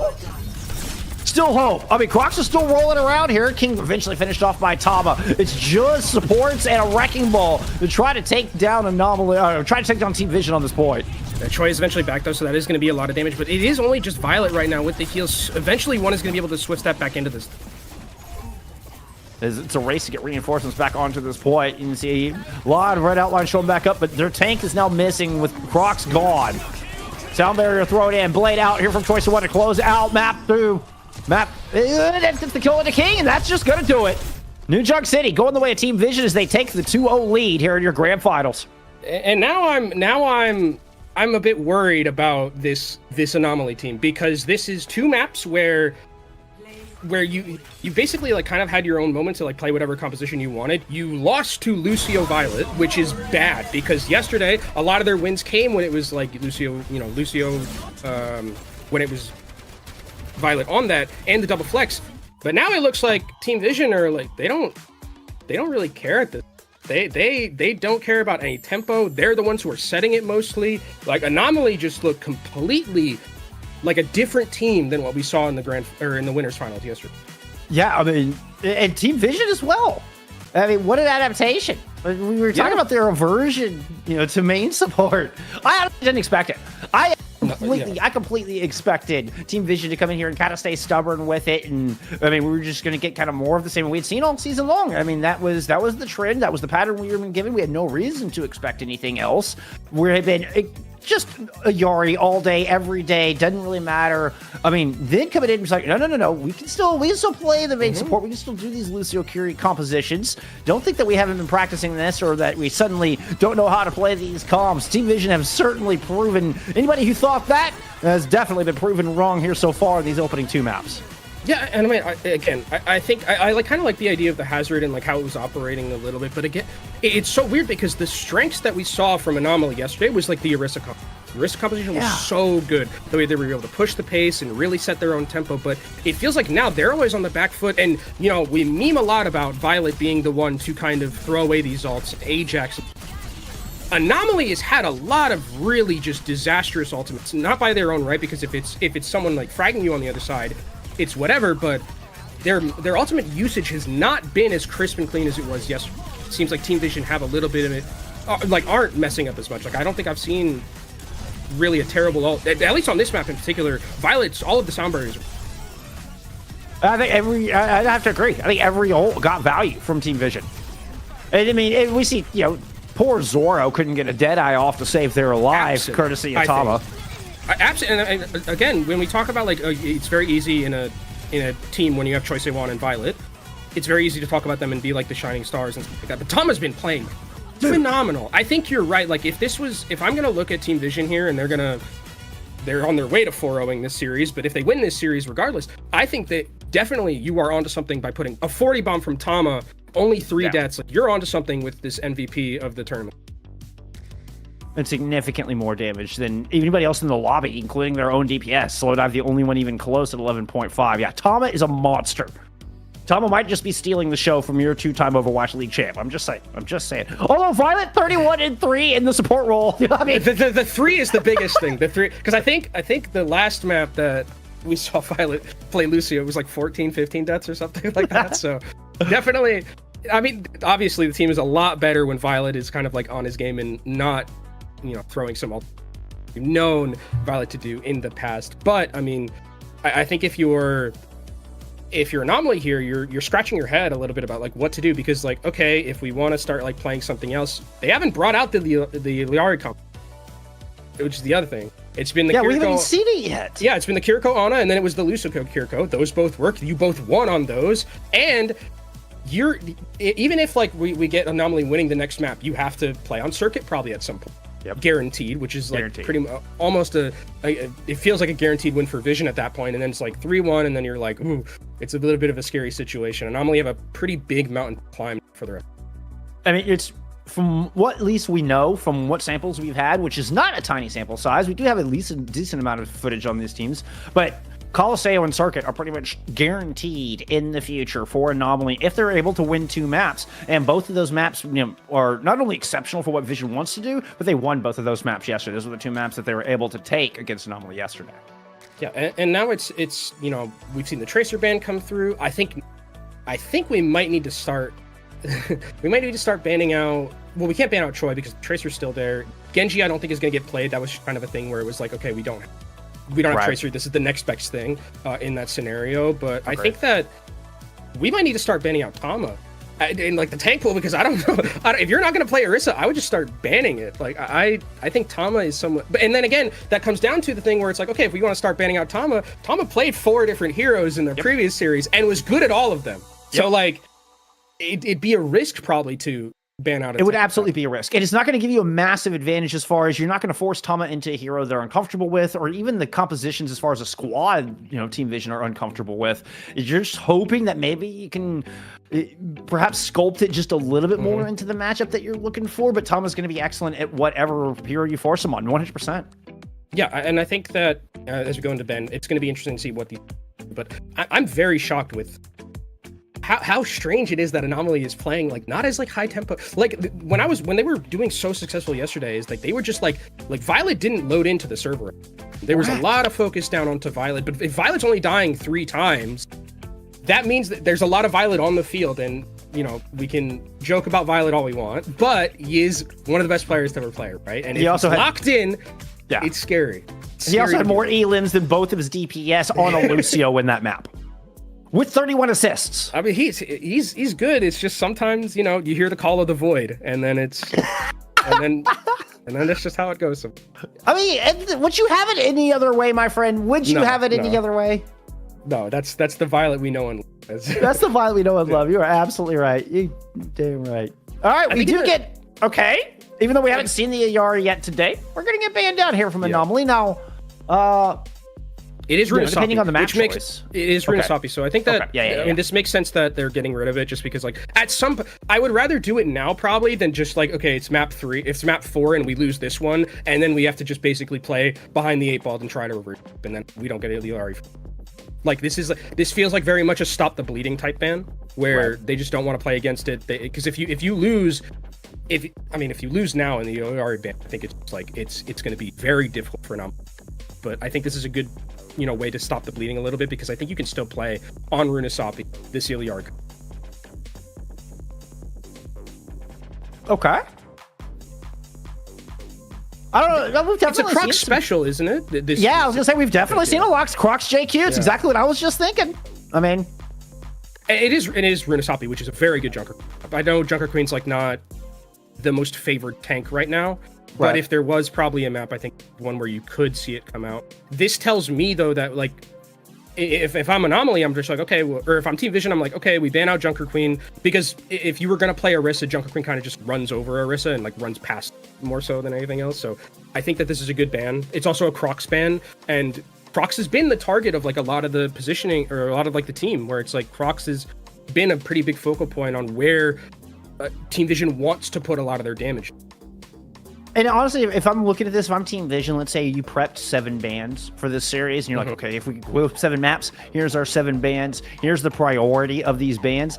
I'd say that Junker Queen's probably pretty low in that priority, right? So it's like, okay, we still have 4 more maps. Let's not spend any like really strong bans right now. We'll just kind of throw out this JQ ban right now.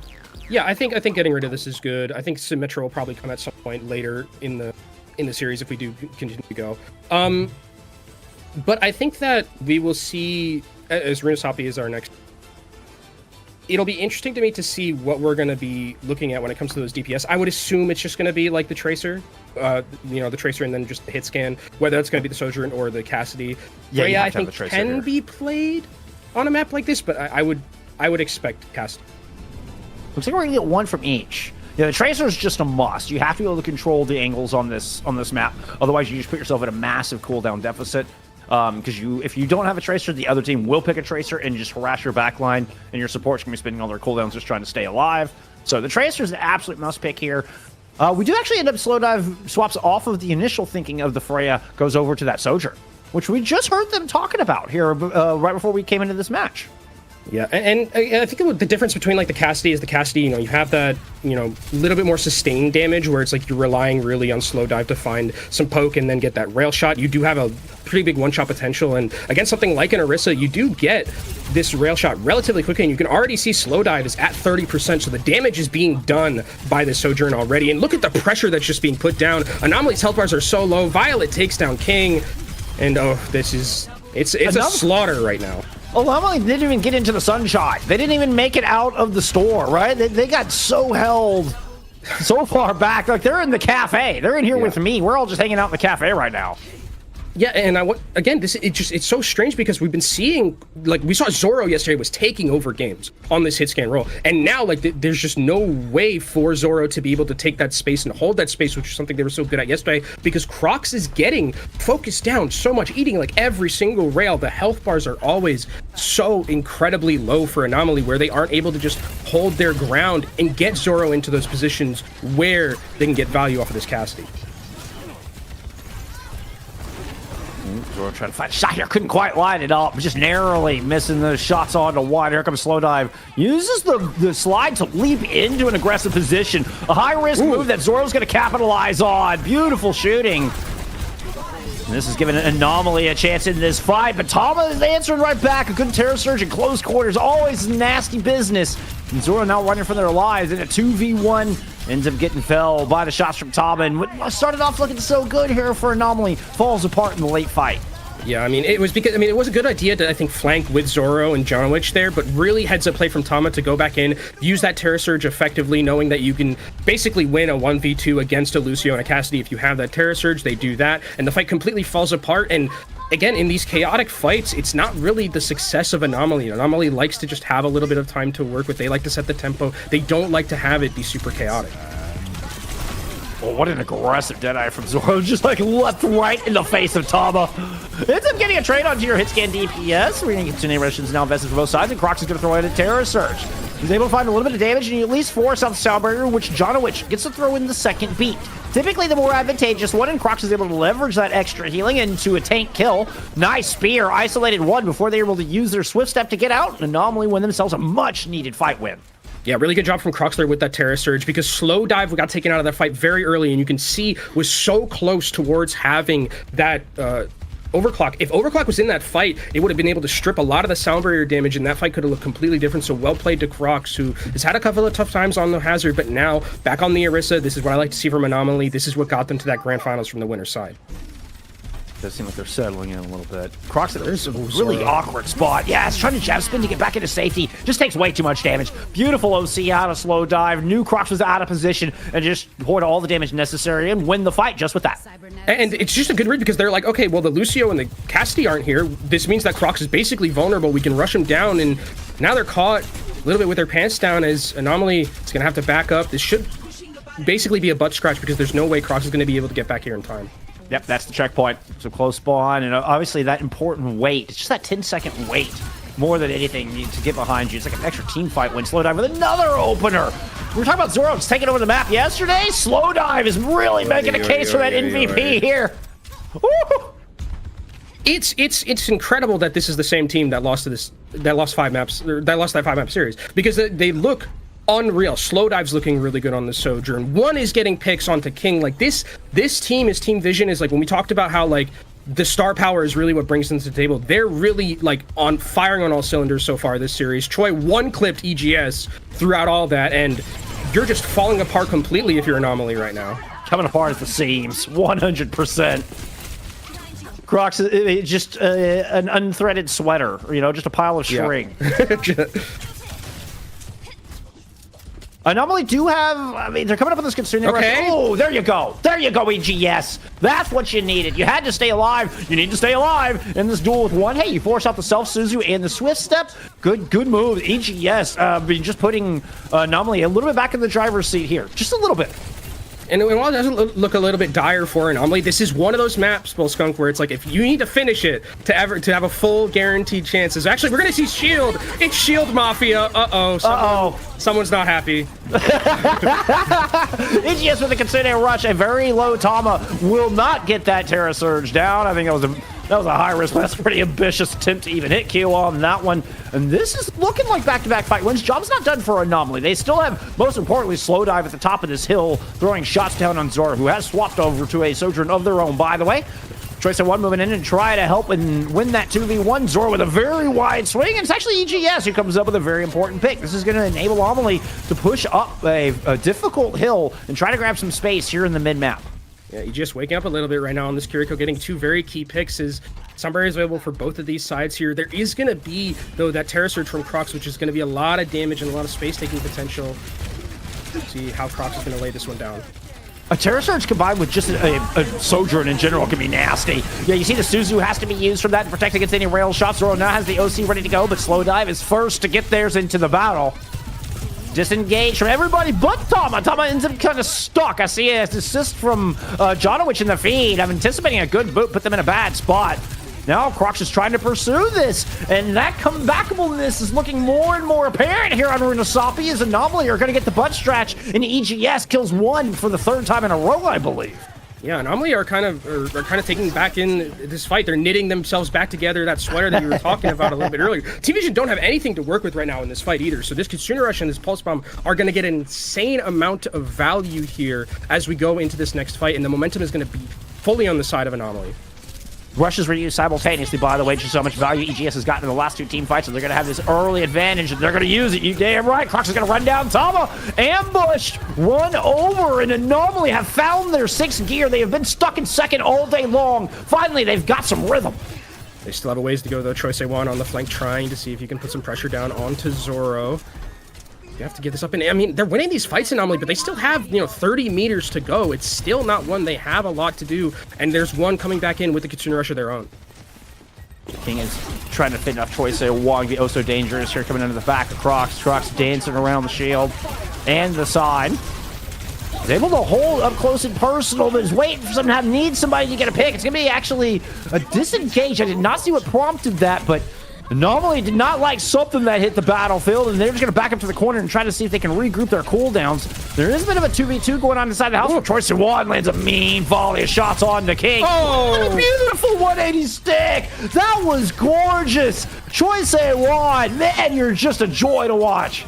Choi is so good. I mean, this is what you have when you have this kind of star power, just the ability to win fights like that. And it was a valiant effort for Anomaly to get all the way, but now it just becomes even harder because this bot's going to go all the way back to the other side. They only have 2 minutes left, and I mean, they're going to have to use probably a lot of their ultimates just to get back out of this corner, and they have to be perfect from here on out, Jim.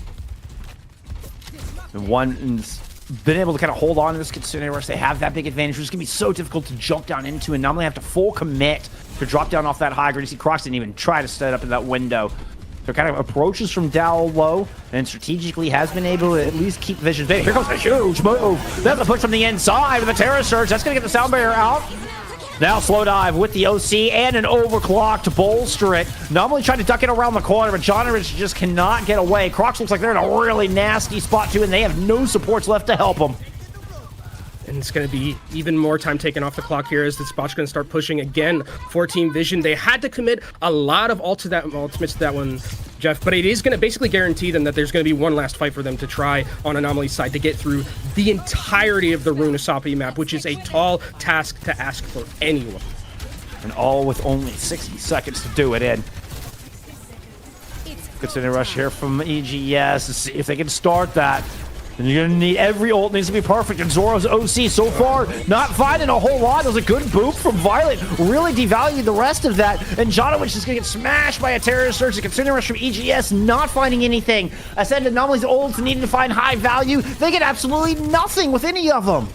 It's just a complete disaster. Now they have no resources whatsoever. Even if they were to win this fight and hold at the very end there, which they could, because they have the respawn advantage, it's almost impossible for them to make their way all the way to the other side of the map without Team Vision getting some ultimates and making it just a macro win. Yeah, really look at the support ults in particular. This is our last opportunity. Anomaly have to be perfect from here on out. There's just no more choices. Back up against the wall. Against the time clock, if you would. That's going to be a very aggressive push from Tama. High-risk play, but it gives Slow Dive the room to move up to that top of that hill. Pick up an over. Crocs is able to answer with a kill onto Violet. 92% to sound barrier. Actually a good pick. If Janowicz can stay alive to get their own beat into this fight, Anomaly may have a chance to win this engagement. Zoro with a kill onto Choice, who wants a good start, but losing Crocs is a disaster. Anomaly now just hanging on by an absolute thread of that sweater, but they are hanging on here, Kenobi. Man, it's so close. If Violet doesn't end up dying there, that sound barrier was like right at gonna be there at the very last moment. Crocs, fantastic presence of mind to take down that Lucio. Was getting a little bit too over aggressive, and Anomaly get a chance to take another fight here with this bot, but is it going to be enough? I mean, look at this ultimate difference right now. Team Vision have so much to work with. It's gonna have to be an absolute collapse from Team Vision to lose a fight from this point. I mean, Anomaly need to like get an AJ or something really spectacular here, I think, to swing this macro. It's gonna be a Kitsune Rush. Excuse me, there's an overclock I heard, and there's the sound barrier hitting the battlefield for all 5 players of both teams. Crocs tried to get something with the Terror Surge, is just not gonna find it, and Zoro's no longer in this fight. The X Factor you need is gone. It's Choice A1's the only X Factor remaining on this battlefield. Taking over, lands yet another pulse in this exchange. Team Vision move up to championship point. Team Vision 3-0 already. Shield Mafia coming through right now. And I mean, I don't have big opinions on the Shield thing, so, but I mean, it won a map, so there's that at least for the people who have big opinions on it. Again, this looks like if you had taken the name bars off both these teams, I would, if you had told me yesterday, I would have guessed that the team that was running this, that won this map, I would have thought that was Anomaly. Yep. Because the way that they are moving around right now on Team Vision, the way that they're rotating, creating space for Slow Dive, like it's incredible. Like it looks exactly like what Anomaly was doing to them yesterday, and it feels like they might have just downloaded that and are now playing at an unbelievable level. Violet is not making any of those silly mistakes anymore. There's been no Ajaxes. Every beat's hitting 5 people. They just look like they've just turned it on somehow, somewhere. And even, you know, maybe into those early deaths that we kind of got a little glimpse of the reckless Violet in New Junk City. You saw none of that on Runasapi. I mean, that looked tight as a drum. Yeah, I think as well, like, now I'm, like, looking... Okay, so, like, now it's also Anomaly. You banned Iliari. You lost. So now it's like you have to play the most perfect Overwatch for the rest of the series. And you are trying to reverse sweep a team that has Violet on it, Choice A1, Slow Dive Tama, one... Like, I mean, it's just... It is an Everest that they're going to have to be going up against. Against 3 of their map picks and 3 of their first bans to boot. Yeah, well, it's going to be so hard, Jeff. It's a tall ask, but if anybody can do it, this Anomaly squad, they've got the all-star squad to make it happen. Now let's see if they can get their momentum into a titanium state. We are going to take a little bit of an intermission here before we head into our next map. It's going to be Anomaly with one final pick to see if they can start to turn this around. Don't go anywhere. We'll see you on map 4 here in just a little bit.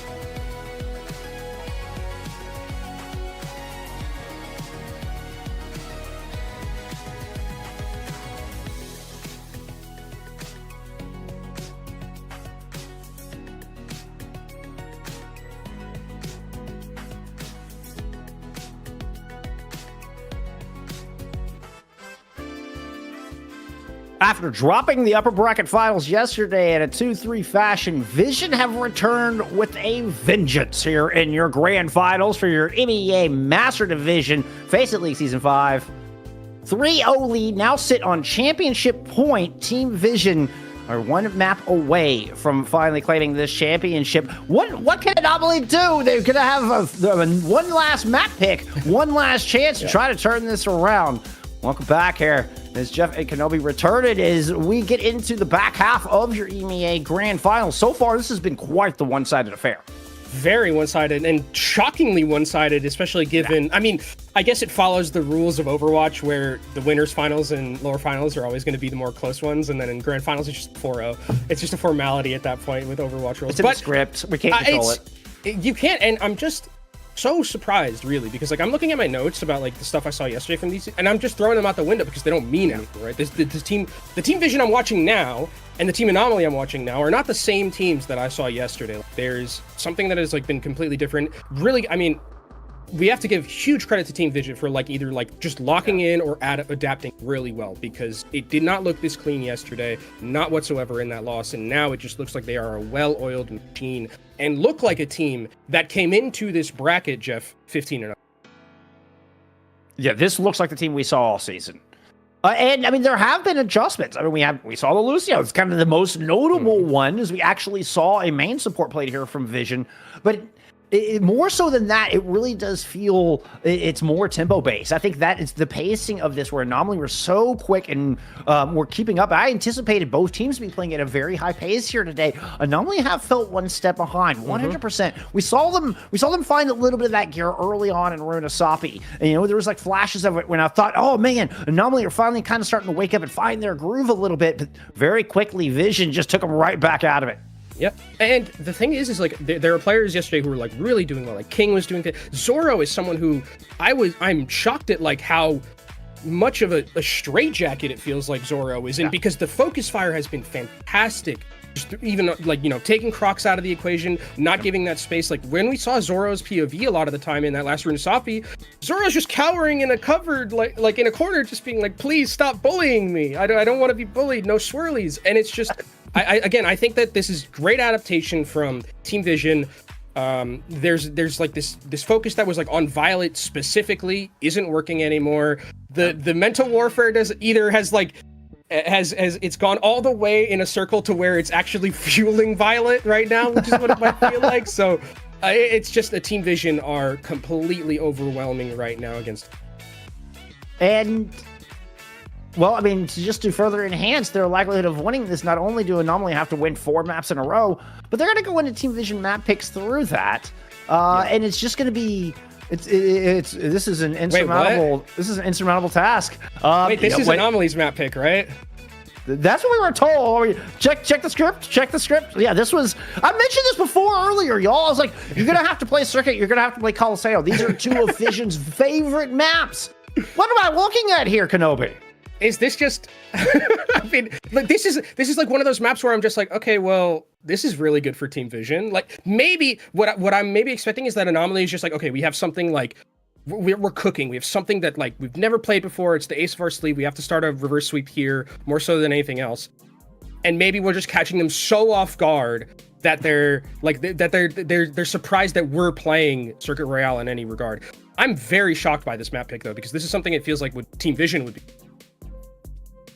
I've got a wild theory for it. Maybe this is a hot take, but Anomaly says, wait a minute, we were able to beat them when they're playing double flex support poke, what they've been playing all year. Can't we force them back? We all please just go play the Ayari again now. We actually knew what to do against that. All right, I know it's a little bit of a hot take, y'all, but that's what I mean. I'm grasping at straws on this decision. I'm not gonna lie. Reverse it back to what it was yesterday, where it's like maybe we can lull them into a false sense of security in some way. Because I mean, I think they did play this map yesterday in Circuit Royale, and I think it was Team Vision did win. So I am, again, this feels to me like there's got to be like something that Team Anomaly has cooked up for a map 4 like this, is that's going to be the D.Va and the Kiriko taken off the table for both teams, which is interesting because I think that yesterday Kiriko was banned by Team Vision and it was Symmetra banned by it. Yes. The D.Va's taken off. It was a 2-1 yesterday on this circuit as well. Like Anomaly, it's not like it went into extras and Anomaly had a really good showing on it, had a really good strategy plan that worked well, and they just kind of lost in extras, and they got stopped on second. Like they didn't get very far. They got absolutely shut down trying to push up the hill. They couldn't push up the hill on point B. Yeah.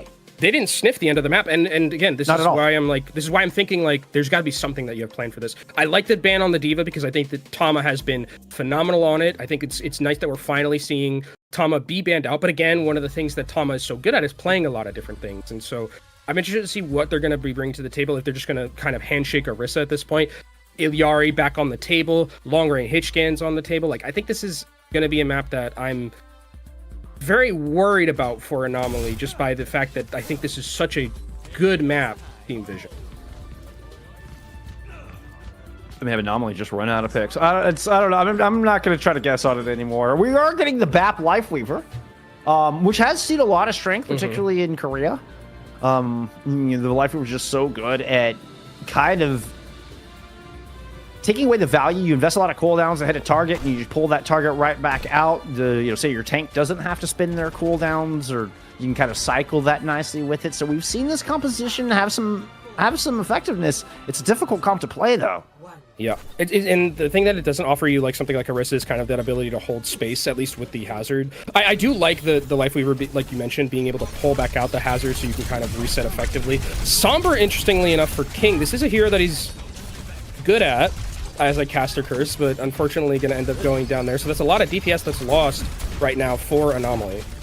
Traditionally very good at the Sombra, but no one's going to live against that 1v3 down in that room. I don't care how good a Sombra you are. King get absolutely caught and is just immediately going to give up on that. Goes over into the Genji. As their signature hero. Croc's trying to make this long rotation back to the good corner with EGS in a terrible spot. No way EGS gets out of that alive. And Crocs doesn't make the rotation either. This is a disastrous start here for Anomaly's defense. Yeah, the Orisa right now from Tama is just... Oh. Okay, well... That's what the Orisa from Tama is doing. I mean, just right there. That was a Roman Reigns spear. That was a Roman Reigns level spear right there. Good jump from Tama. I mean, Tama already at 90% towards a Terra Surge, probably has the most damage done in the lobby right now, is just on an absolute rampage. I mean, even Choice One sitting at 30%. And Tama's beat all the supports up by 25% at least to this Terra Surge. This is the Tama show. Crocs is cornered. I mean, I'm surprised the Terra Surge just didn't come out just to kill Crocs right there. Never mind. Gonna yank 3 in with that. You can only pull 1 back with the Lifeweaver. That means you've left Zoro, your all-star hit scan up front. EGS isolated, destroyed by a Captive Sun. Violet goes in for a nice little 2-piece. Yeah, King is going to trade 1 back onto Slow Dive, but I don't think it's going to matter too much. As finally, Crocs is going to go over to the Orisa, match up a little bit, give help to the rest of the team, because I think that now Zoro is going to be able to have a little bit of a better time holding ground with Crocs here, but you are still a little bit behind the 8 ball. Luckily, you have 2 very key port ultimates. You also have a High Noon to be able to kind of move yourself and position the rest of the team, so you can stop the bleeding a little bit here on the second. Zoro's Deadeye is going to come out immediately. This is just going to escort Crocs and King into a position where they can perhaps strike and find some kills. Buys a little space. Crocs is going to continue to push forward up to Pillar. This is a dangerous spot. You see just the enormous amount of damage coming in. The tree has been used at the top of the hill. Crocs is still down at the bottom. Never mind. Crocs is back in spawn as Violet comes up with yet another multi-kill team fight. It's already got 2.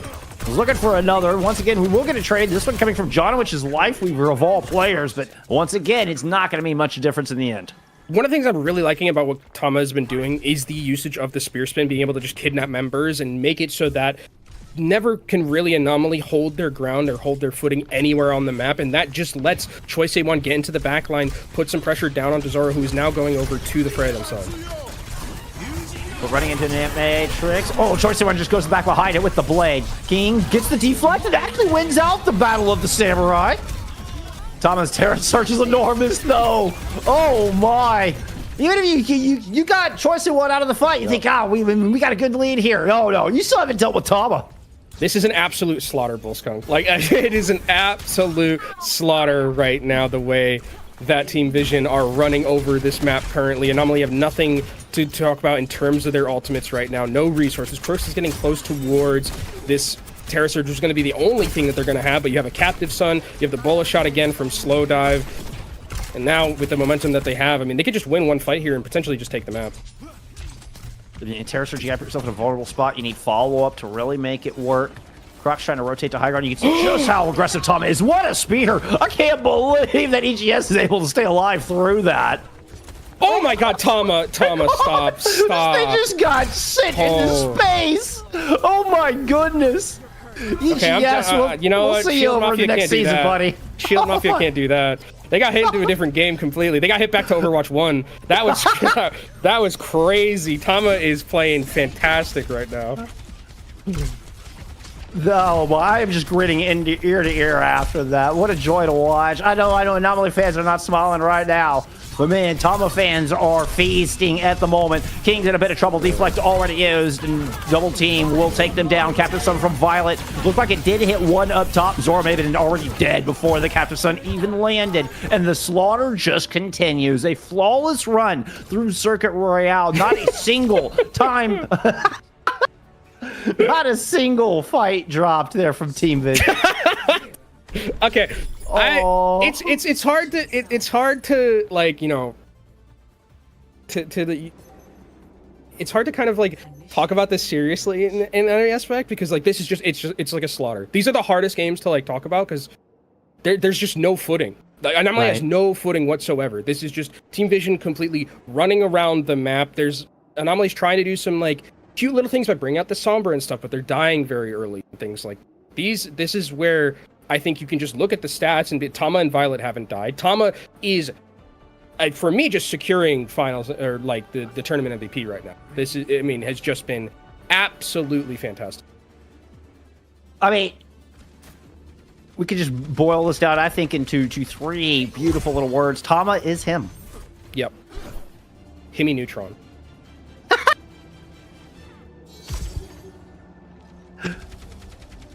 Also, when was the last time you saw a Circuit Royale capped with 3.5 minutes? Because I feel like I'm lucky if I see a competitive Overwatch game cap Circuit Royale at all. Yeah, you don't go through Circuit without losing a single team fight. Like this is one of the most defensively favored map. Point B in particular, very known for being extraordinarily difficult. And even in this match yesterday, where Team Vision won, they didn't get the full cap yesterday. It was a 2-1 scoreline at the end of the day. Hold on, they're cooking. Let them cook. Let Anomaly cook. I like this composition. The Bastion. This is one of those like classic, London Spitfire compositions right here. They actually pulled this out yesterday as well. This is the London Spitfire comp. I think it's good. It's really good. I mean, Orisa does get to kind of like move away a little bit. Slow Dive is also already about to have bullet shot. And a smart pick from Choice one. They anticipated this. The main wall is, this is the worst nightmare for Reinhardt. You can see there, denied the healing, denied the retreat. Beautiful bullet shot over the top, into the corner, nowhere to go. Perfect. Yeah, and I wonder how long this experiment's going to last for Anomaly right now. We're in a car. That was a really cool shot. Actually. Yeah, I didn't know there was actually like texting. Wait, this is so sick. I didn't know that. Wait, shout out. That's really sick. This is a great angle. This is such a cool. I have never seen this. I've never seen this original. either. This is so. I love. It's like we're there, Jeff. We're the ones in the car watching. You gotta stay hidden. You don't want to take too much damage. You gotta stay in the safety of that car. Oh my goodness. Okay. Crocs managed to play around the main wall. That's step one for the Reinhardt. Now you've got an Orisa in your face, putting pressure down. It looks, King had a good turret placement that was able to deny Tama from being able to pursue up the stairs. Anomaly have been able to protect this little corner of the map that they own at the moment. They do have an Ant Matrix, so buy him some space here. Wheels down for Zoro. Looking for targets, but a good disengage from Team Vision. They're going to be coming up on a bunch of ultimates of their own. No kills on the back of that push, but Anomaly you're able to push into this final corner. Look for the clap back as the counter punch is about to hit the battlefield. There's the Ant Matrix double damage, and Tama immediately picks up King. That attack, it was looking so good until it wasn't. Croc's going to end up going down too, and now Team Vision only using that singular ultimate to win that fight. So now they have that ability to just continue to cycle their ultimates here with the 2 minutes that are left. Take a look at the the 007 call in chat. Look at Slow Dive's damage. And Tama. Like they're both just on another level right now. Yeah, I think the Psychic Warfare ended up working against Anomaly here. Yeah, I think they angered Violet. Yeah. Yeah, a beast has been unleashed. Yeah, they angered the demon. That's the bolo shot right on top of the wheels down, Zoro. It actually ends up claiming EGS. Blizzard on the point as well. That's going to catch Zonowich. Zonowich did miraculously get a sound barrier down amidst all of that. But Tama follows up. No cooldowns left. Nothing to block the Terra Surge. And Tama once again taking over. Crocs is going to end up going down here. And now we are with 1 minute left into that last fight territory like that we were talking about. Shatter is available. I mean, I think Shatter could get a lot of value. The problem is that you have like things like Fortify, and I don't know if we're on Shield Mafia. I don't think we are because we have the Javelins, but I think this is going to be a fight that's going to rely on some very clutch performances coming out from these two ultimates that we have left. But now Violet's also got the Captive Sun, so whenever this engage comes through, there's really going to have to be an Immortality field that's placed well to deal with it. The Captive Sun up in the air. Zoro's trying to take it down. Using that extra bastion damage. Can't quite get it. Hits with the Sunstruck. Goes into the ultimate to avoid the explosion from the Sunstruck. That was brilliant. But still, King is hit by that Sunspot and it ends up facing explosion damage. With a kill on Atama, there's a bit of room for Anomaly to work. They've actually got the lead in this fight. You get the cooldown on Choisei Wan, so Cryo Free's gone. Here comes everybody from Team Vision Pilot up into the room. Croxton's taken down in this tiny Overwatch. Amplification Matrix from 1, though, and that just holds the line. Anomaly are stuck. 10 seconds to go. EGS is down. This is it. That's the championship. It's done. Anomaly get nothing. Team Vision will 4-0. They are your Season 5 champions. Ooh, touch. Okay. We get a little bit of stall coming through, but it's just a wrecking ball. I think your call is still accurate. Yeah, I'm afraid so. Yeah, I think it's still accurate. It's going to be just a lonely Hammond trying. The Blizzard's going to secure everything here, Jeff. And what an absolute slaughter by Team Vision. I mean, this looks like the team that was 15-0, that 3-0'd this team. They play incredibly well at the back end here today, at the very end of the tournament, only dropping that singular map. And then the rest of it, 7 map wins to get themselves to that. Gotta give them a lot of confidence moving into those promotion relegation matches, which are next weekend, I do believe. And Vision going in with a lot of wind in their sails. This, I mean, an incredibly important 4-0. Just to bolster into those important matches, Team Vision definitely look destined to land an OWCS for Stage 3 if they can keep up this level of play we saw here today.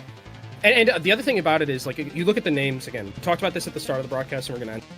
Choisei Wan, like you see like Choisei Wan, Violet, have all these accolades. Tama played. Tama. Fantastic. Phenomenal. I am so impressed. And it's awesome because it feels like, we're seeing these, I think last tournament we had Willis as like kind of that like tank that was like coming and it was being 100%. Like, yeah. And now it feels like it's Tama who's doing like something similar. So I think that, obviously getting Choisei Wan and Violet back into OWCS is going to be nice to see. But also this Tama person, don't sleep on them either, because this team just all around seems like they are very well oiled, and really I think that they are going to be a problem to deal with in the road. And we're actually going to get that matchup. We will see. I believe we will see. If it's a 4-team bracket, I don't know exactly how it's going to be laid out, but the potential for Tama versus Willis in those promotion relegation matches is very, very real. One Dip and Frosttails are the two teams awaiting Team Vision and Anomaly in those PNR matches to decide who gets a spot in OWCS Stage 3. And so, I mean, Tama versus Willis? Oh, count me in. I'm so ready for that. And I mean, I can kind of see here, I think that one of the things that was really good about Team Vision, at least in this map in particular, is that, we saw the Lucio come out, but the double flex support still worked. And, we were talking about how we really want Anomaly's biggest strength was them setting the tempo. They never had a foot. Never, ever was the tempo on their side. It felt like it was always on the side of Team Vision. They were the ones who were being aggressive. They were the ones who were making those first moves. And they showed that maybe yesterday was a fluke, and maybe that the BM against Violet was not a good idea. Insane performance. That's $7,500, by the way, going to Team Vision for that first place prize. Not too shabby. I mean, on top of, obviously the big prize is hoping to make it to OWCS. That's what everybody in this division is after. I mean, that is the carrot that dangles the stick for, I think all of Faceit League for that matter. That's what the expert players, the advanced players, all sites are on. You can make it to OWCS. But on top of that, you got a good chunk of prize money, and also the only team with the privilege to call yourselves champions here in Season 5. So yes. Claps all around. Big claps all around. Congrats to Team Vision. I mean, Tama's got to be your player of the match, right? Like, Tama's got to be your MVP here. Yeah, I mean, it'd be very easy to kind of give it to, like, Choi or Violet. Violet, in the sense that Violet didn't do the Violet things that we critique Violet for, in some instances. But it's Tama. I think Tama, the ability to play a lot of different things and play them so well. That one, javelin thing at the side where, spears the Baptiste off almost and then just does it again right after. Like, I think that Tama, to me, was definitely the player throughout not only this series, but the series before this that really, really is. That long-range spear on a Jonowich's Lifeweaver, like, that was insane. That was insane. Insane. I wonder what the tank pool is going to end up looking like, as we can take a look at the bracket. But I wonder what the tank pool is going to end up looking like for OWCS promotion relegation, because it feels like Tama does have a lot in their back pocket in terms of what they can play, but this is how we got here, and it feels like the ending was how it was expected, but we didn't get there the way that we thought we did. Well, every good story, you got to have a little twist somewhere in the middle. Yeah. And that's exactly what we got in that upper bracket finals. I really want to highlight Dreamlight's run through this as well. This was your 7th seed that came through and made it all the way into your lower bracket finals, made it all the way. Took a map off of Vision, missing their tank today. Yep. They beat your 2nd seed Arius, not once, but twice. They had to face the 2nd seed. Twice Dreamlight were able to beat them. I mean, I really, really got to give a lot of props, a lot of accolades to Dreamlight's performance here in this playoffs. Absolutely outstanding. Really, really eye-catching.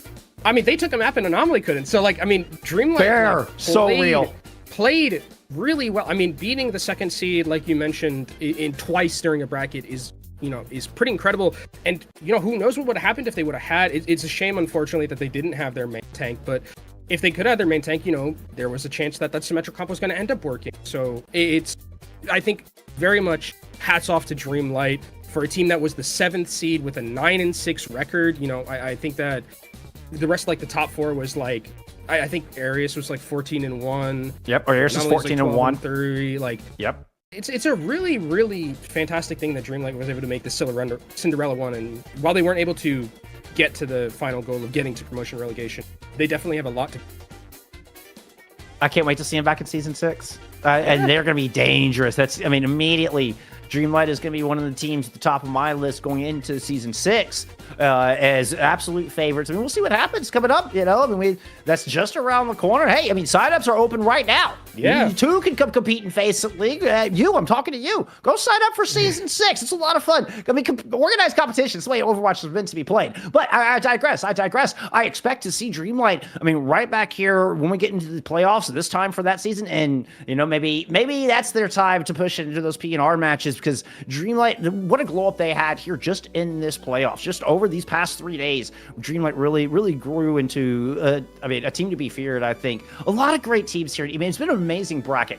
I know it kind of feels weird talking about a team that we didn't even see on stream here for this final match, but there's just been so much amazing action here and so many amazing players. Obviously, we're going to see Anomaly and Team Vision. Anomaly will get another shot at Team Vision in those P&R matches. This isn't their last chance.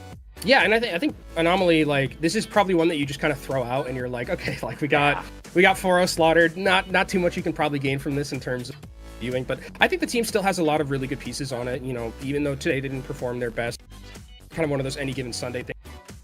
And with the talent that they have, they definitely should be looking good for that P&R tournament we're talking about. I think that I'm going to be very interested to see how Season 6 ends up going, because there were a lot of players, I think, throughout me watching bracket so far that I think could build some teams around. I think there are players, and that's one of the cool things about like the system, where it's like you have teams that be picked apart is not really the best word, but like you can like mix and match, and team building is important, because you had that, like we talked about at the very start of the broadcast, where it's like there were 3 different ways that teams were built, all made it to the top, every single team. So there is like no right way to build a team. It feels like there are a lot of open, whatever style you try to get your. I think it's so important. And Dreamlight was the one that was the grassroots squad that just kind of. It happens to all of us. It happens to all of us. But they really did build it from the ground up. They fought from the ground up. They were just friends that, come in and play together, compete together, and then fought hard. This isn't the first org they've been on. And a lot of these players stuck together I mean, it was kind of a combination of two different teams that formed into Dreamlight, but there was a lot of synergy and history between those players, and I love that. That's one of my favorite things is in this new ecosystem with having promotion relegation matches is rewarding that we can just build our synergy and build immense teamwork, and we can go up against the likes of two-time Overwatch League champion Violet. Yeah, and you can just, and you know, the bracket can just somehow work out for you. You know, like that's what's so great about like March Madness and stuff like that. You know, where it's like, okay, well, you have that moment where if you are really just on a complete heater, you can do it. But let's take a look at the schedule of what we have next here. I think that it's going to be interesting to see what NA comes up, because I hope that they don't follow the same script as us, because we did the classic Overwatch thing where we had a great grand final or great winners finals and then lower finals, and then grand finals was a 4-out. I'm expecting maybe a little bit. I will say NA has been a lot more up in the air all season long. There was never a clear favorite in NA like we had here in EMEA. Team Vision went undefeated through regular season. They were very clearly the team to beat all season long. We didn't really get that one clear favorite across NA. And in fact, one of the teams that I thought would be here in these top three got knocked out yesterday. So we've had some upsets. We've had some surprises. EDM, definitely one of those surprises, as they will take on Dreamland in the lower bracket finals there for NA here coming up in a little bit. And you can see how the NA bracket shook up. It's the Uni Academy. Uni Academy, I mean, getting beat by Shikigami. And what a run Shikigami. Shikigami played 4 map 5s in a row. Yeah. They also that's played crazy. That was their 10th map 5 this season. 10th. That's a lot of map 5s. That's literally half their matches. It was 10 of 20. Half of every match Shikigami Midori played went all 5 maps. I'm really looking forward to seeing potentially a if Dreamland doesn't end up making it back to that grand final. I hope that grand final is sick, because that winners final very, very close. I'm very excited to see who's gonna end. I'm really, you know, my old contender's heart is beating a little bit more for Young and Beautiful just because of the history that they have, but I think NA is also in a very interesting, a lot of close matchups. Yeah, back a lot of 3-2s. Like these games were played on a knife's edge. All the way up to you don't see that in round 1, right? Where it's like round 1, there is only 2 3-0s, and it ends up with we have 3 3-0s total throughout this entire bracket. There's only been 3 matches that were 3 Overwatch. Yeah, I mean, like there's 1 3-2, another 3-2 in the lower bracket, like. Yeah, 4 3-2s in the lower bracket. 4 map 5s in the lower bracket. And all of the and also most of them were just Shikigami Midori's. All 3 of the 4. Yeah. So unfortunately they weren't able to get over that last hump against Emo down mid. But again, NA is looking like it's going to be very, very. Yeah, it's a lot of fun, and it really is up in the air.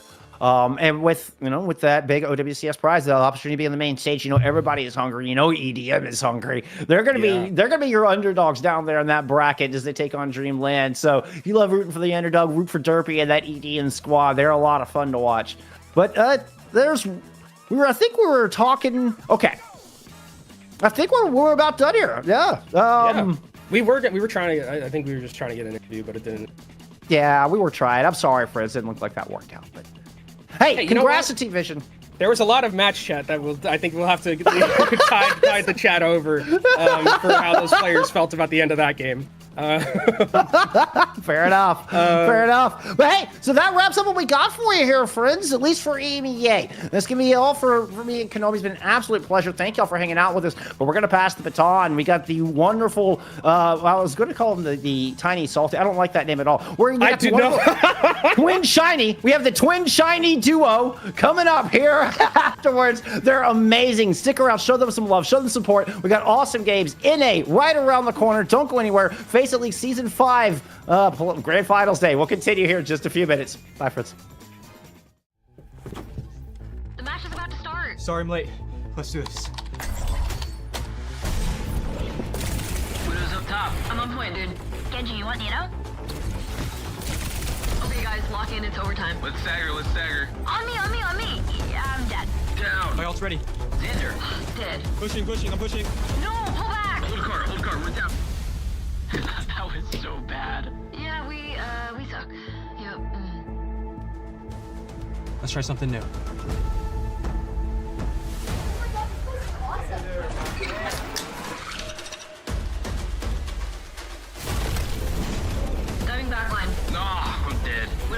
Matrix, baffle. Oh, no, no, no, no, no, no! I got pulse bomb. Back on cart. Come on, back on cart. Oh, going in. Stop the cart. Stop the cart. Oh my god! Ah! Go to Did you see that? Ah! Making their OWCS World Finals debut, please welcome to the stage, Team Phoenix! Are you ready? Yeah. I'm ready.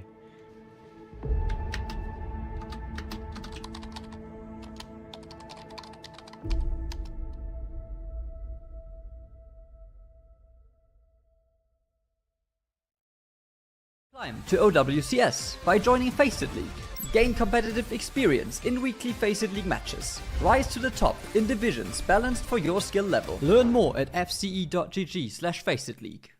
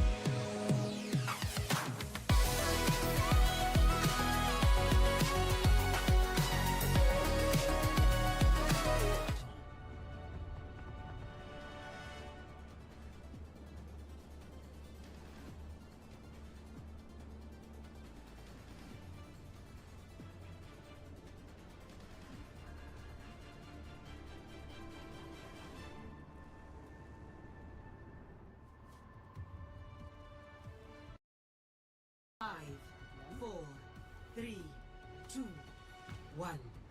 Round 1. Capture the objective.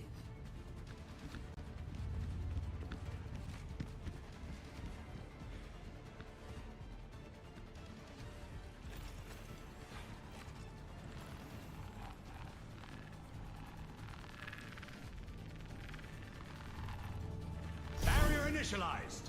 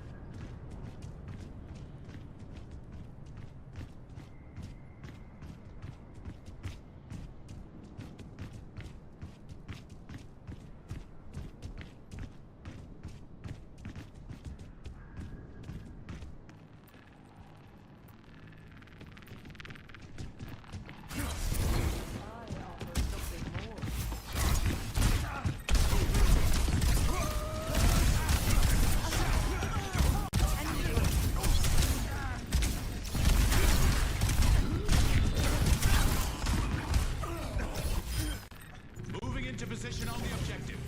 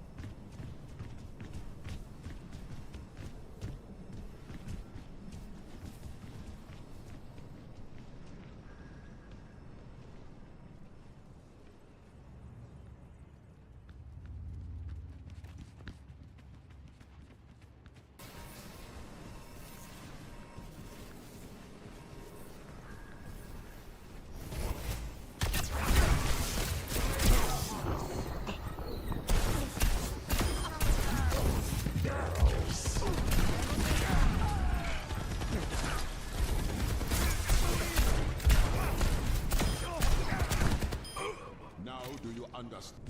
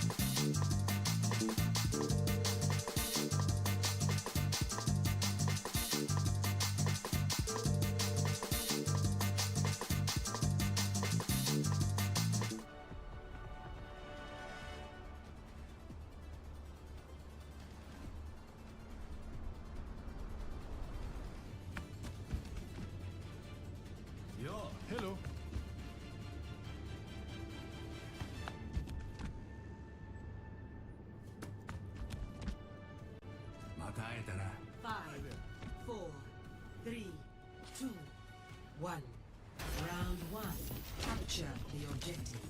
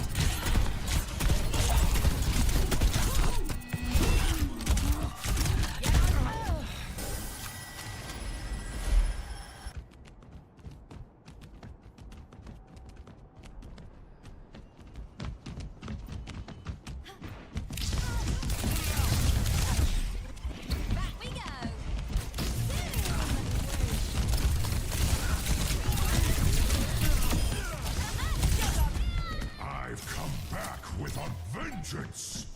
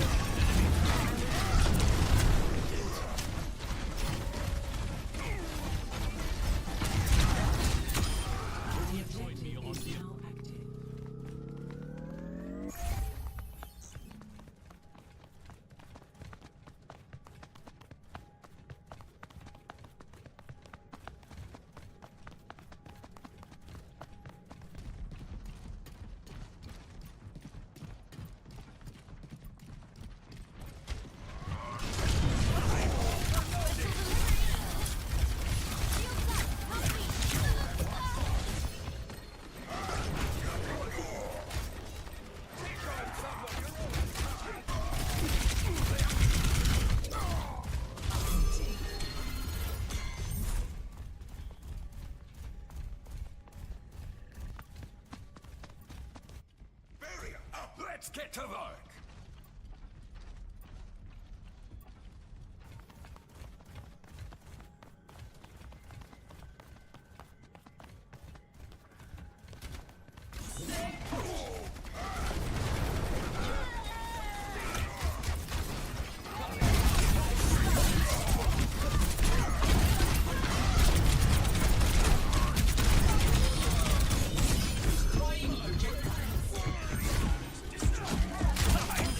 Is ready.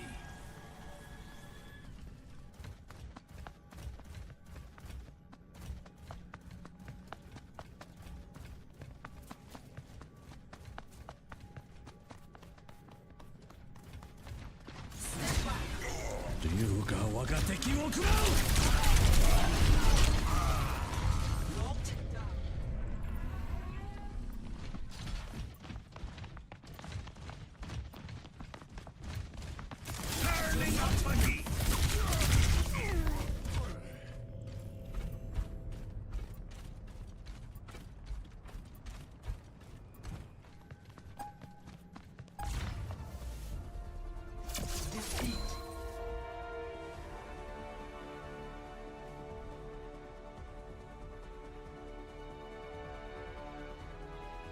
Play of the game.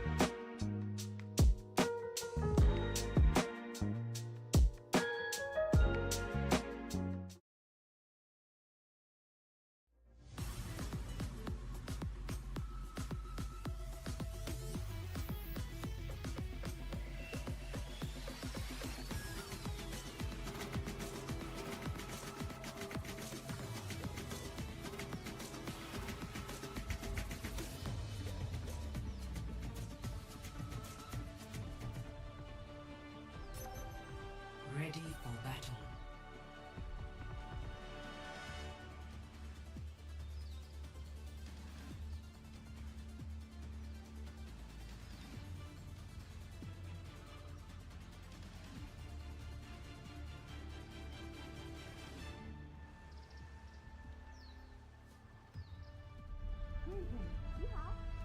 Five, four, three, two, one. Round one. Capture the objective.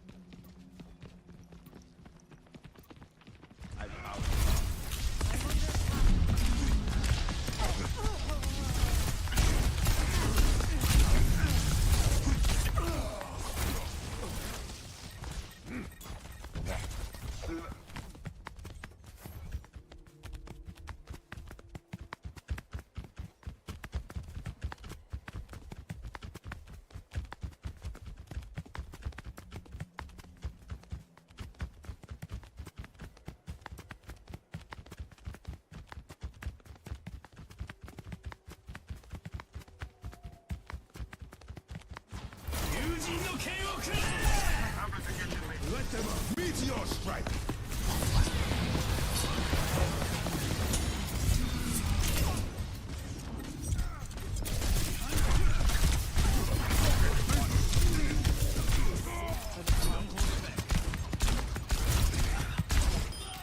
In possession of.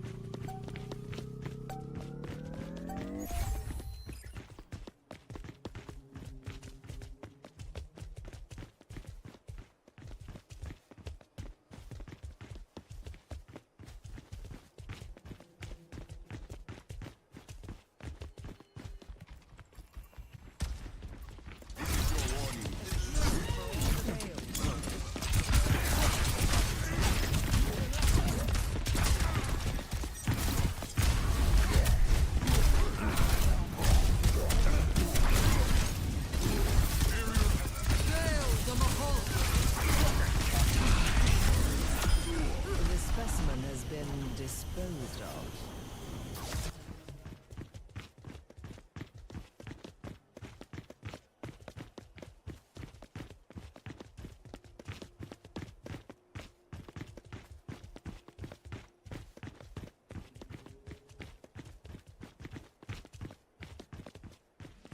A sip for the parched.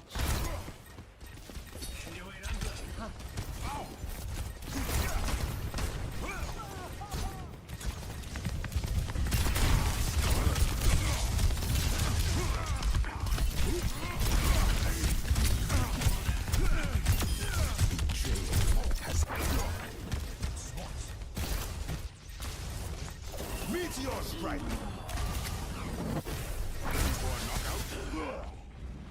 Receive my aid.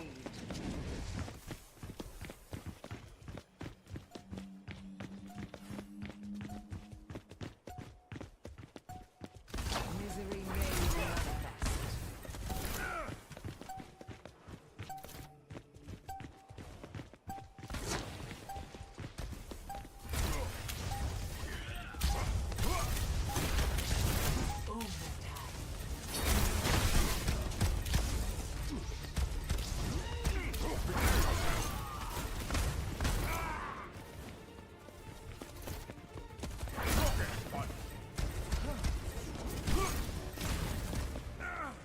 I offer something more.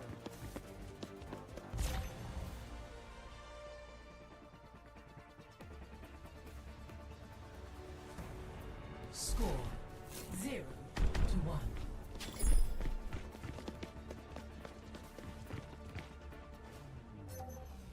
Ready for battle.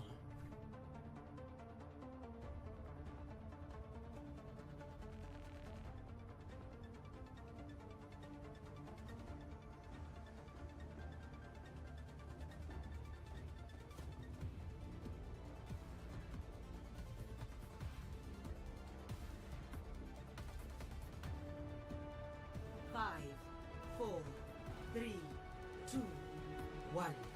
Round 2. Capture the objective.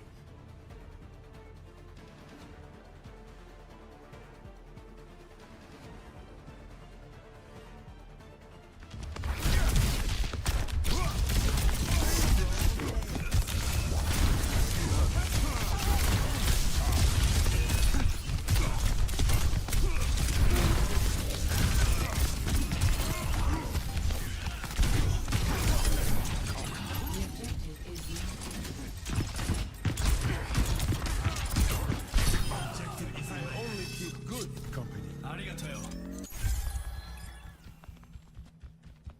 Lamb roast. It's simply delicious. Our olive brine is a secret recipe passed down for generations.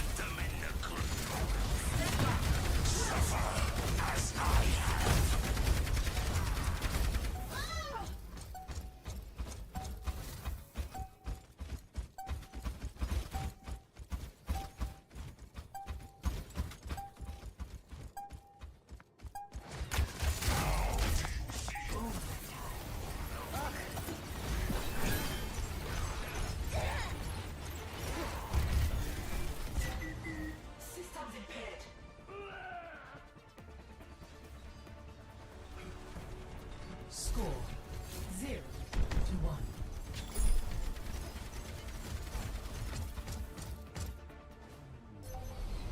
Ready for battle.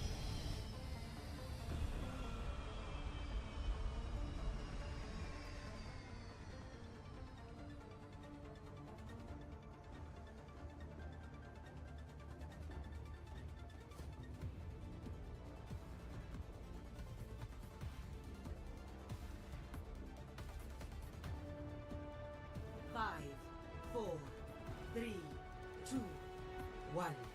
Round 2. Capture the objective.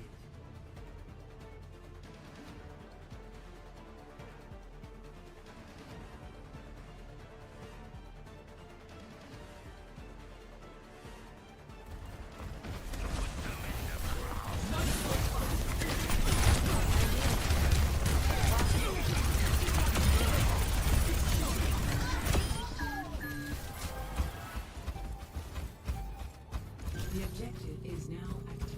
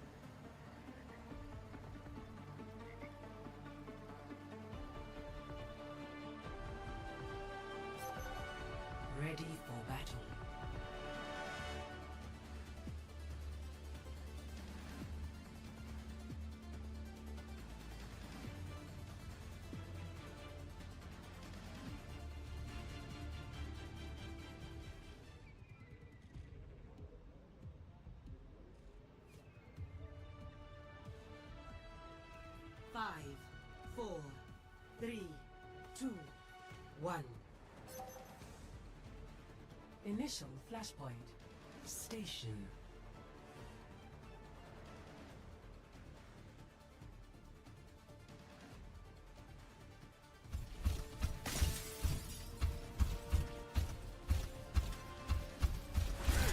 Flashpoint unlocks in 10 seconds.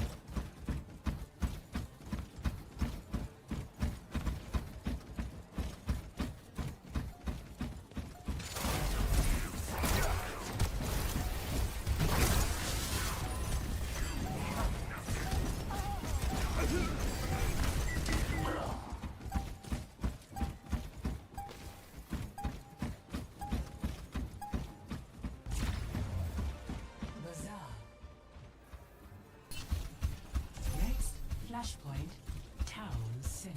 To the next point we go.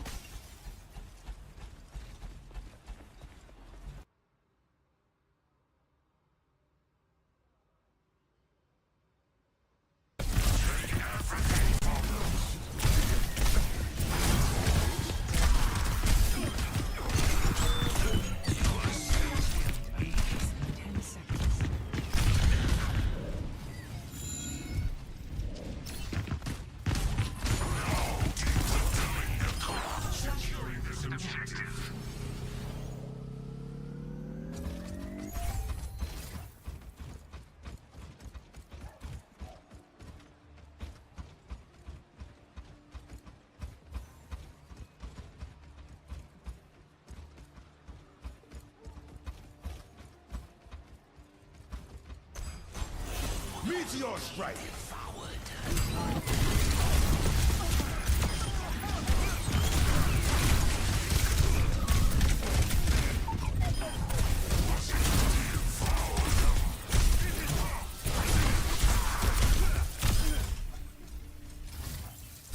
I will give you shelter.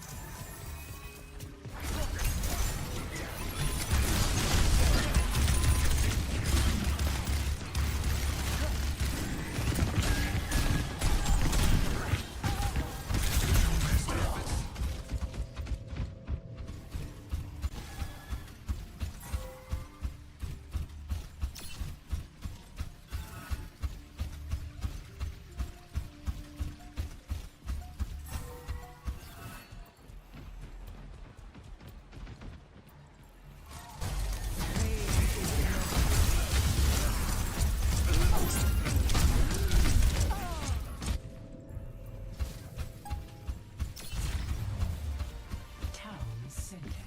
Secure. Flashpoint. Garden. Receive.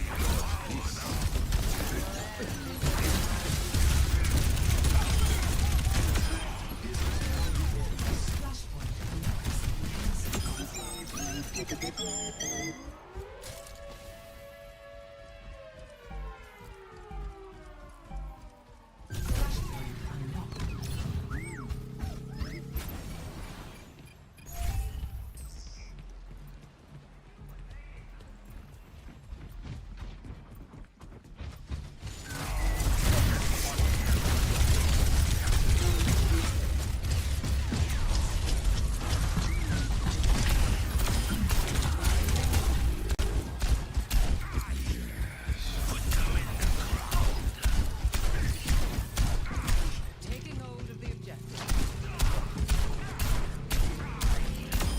Enjoy your afterlife.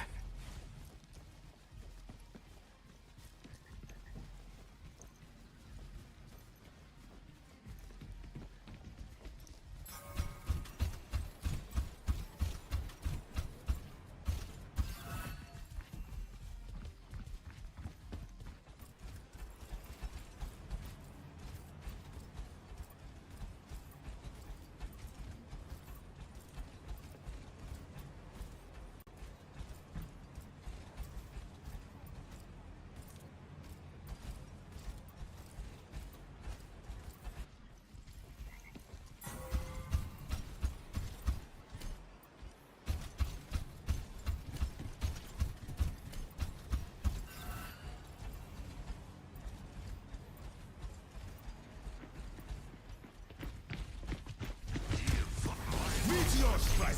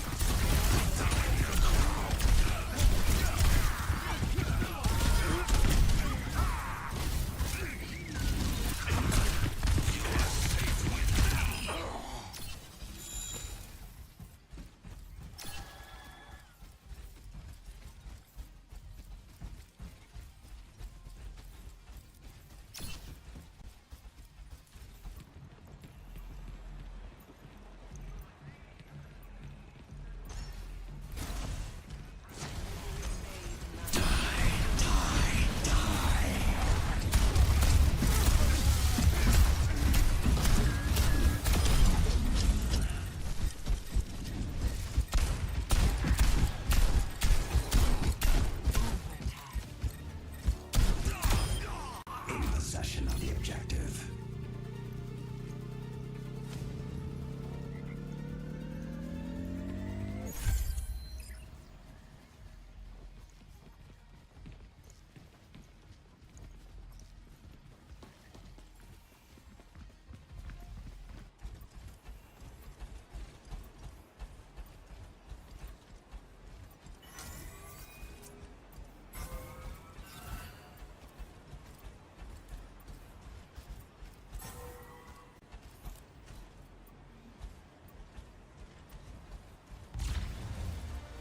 Garden lost. Next flashpoint resort. Move to the next point.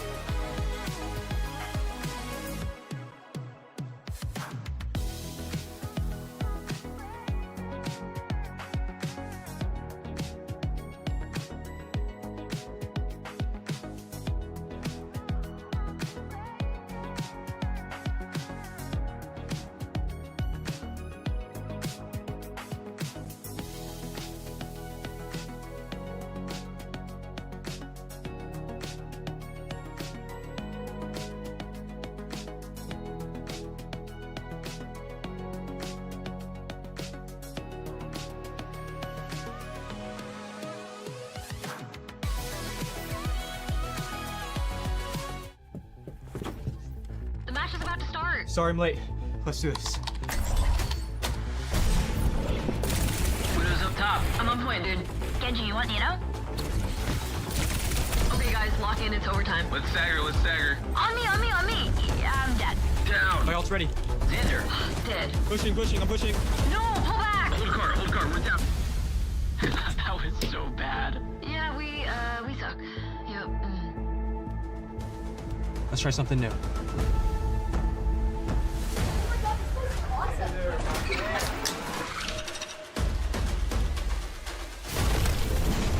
Diving back line. No, I'm dead. Widow's down. Matrix, battle. Oh, no.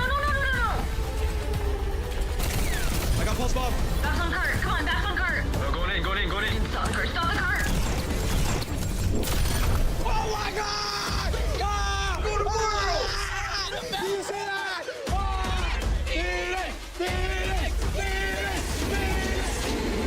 Making their OWCS World Finals debut, please welcome to the stage, Team Phoenix! Are you ready?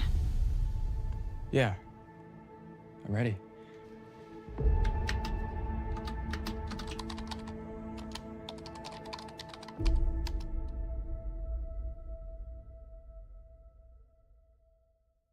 Climb to OWCS by joining Faceit League.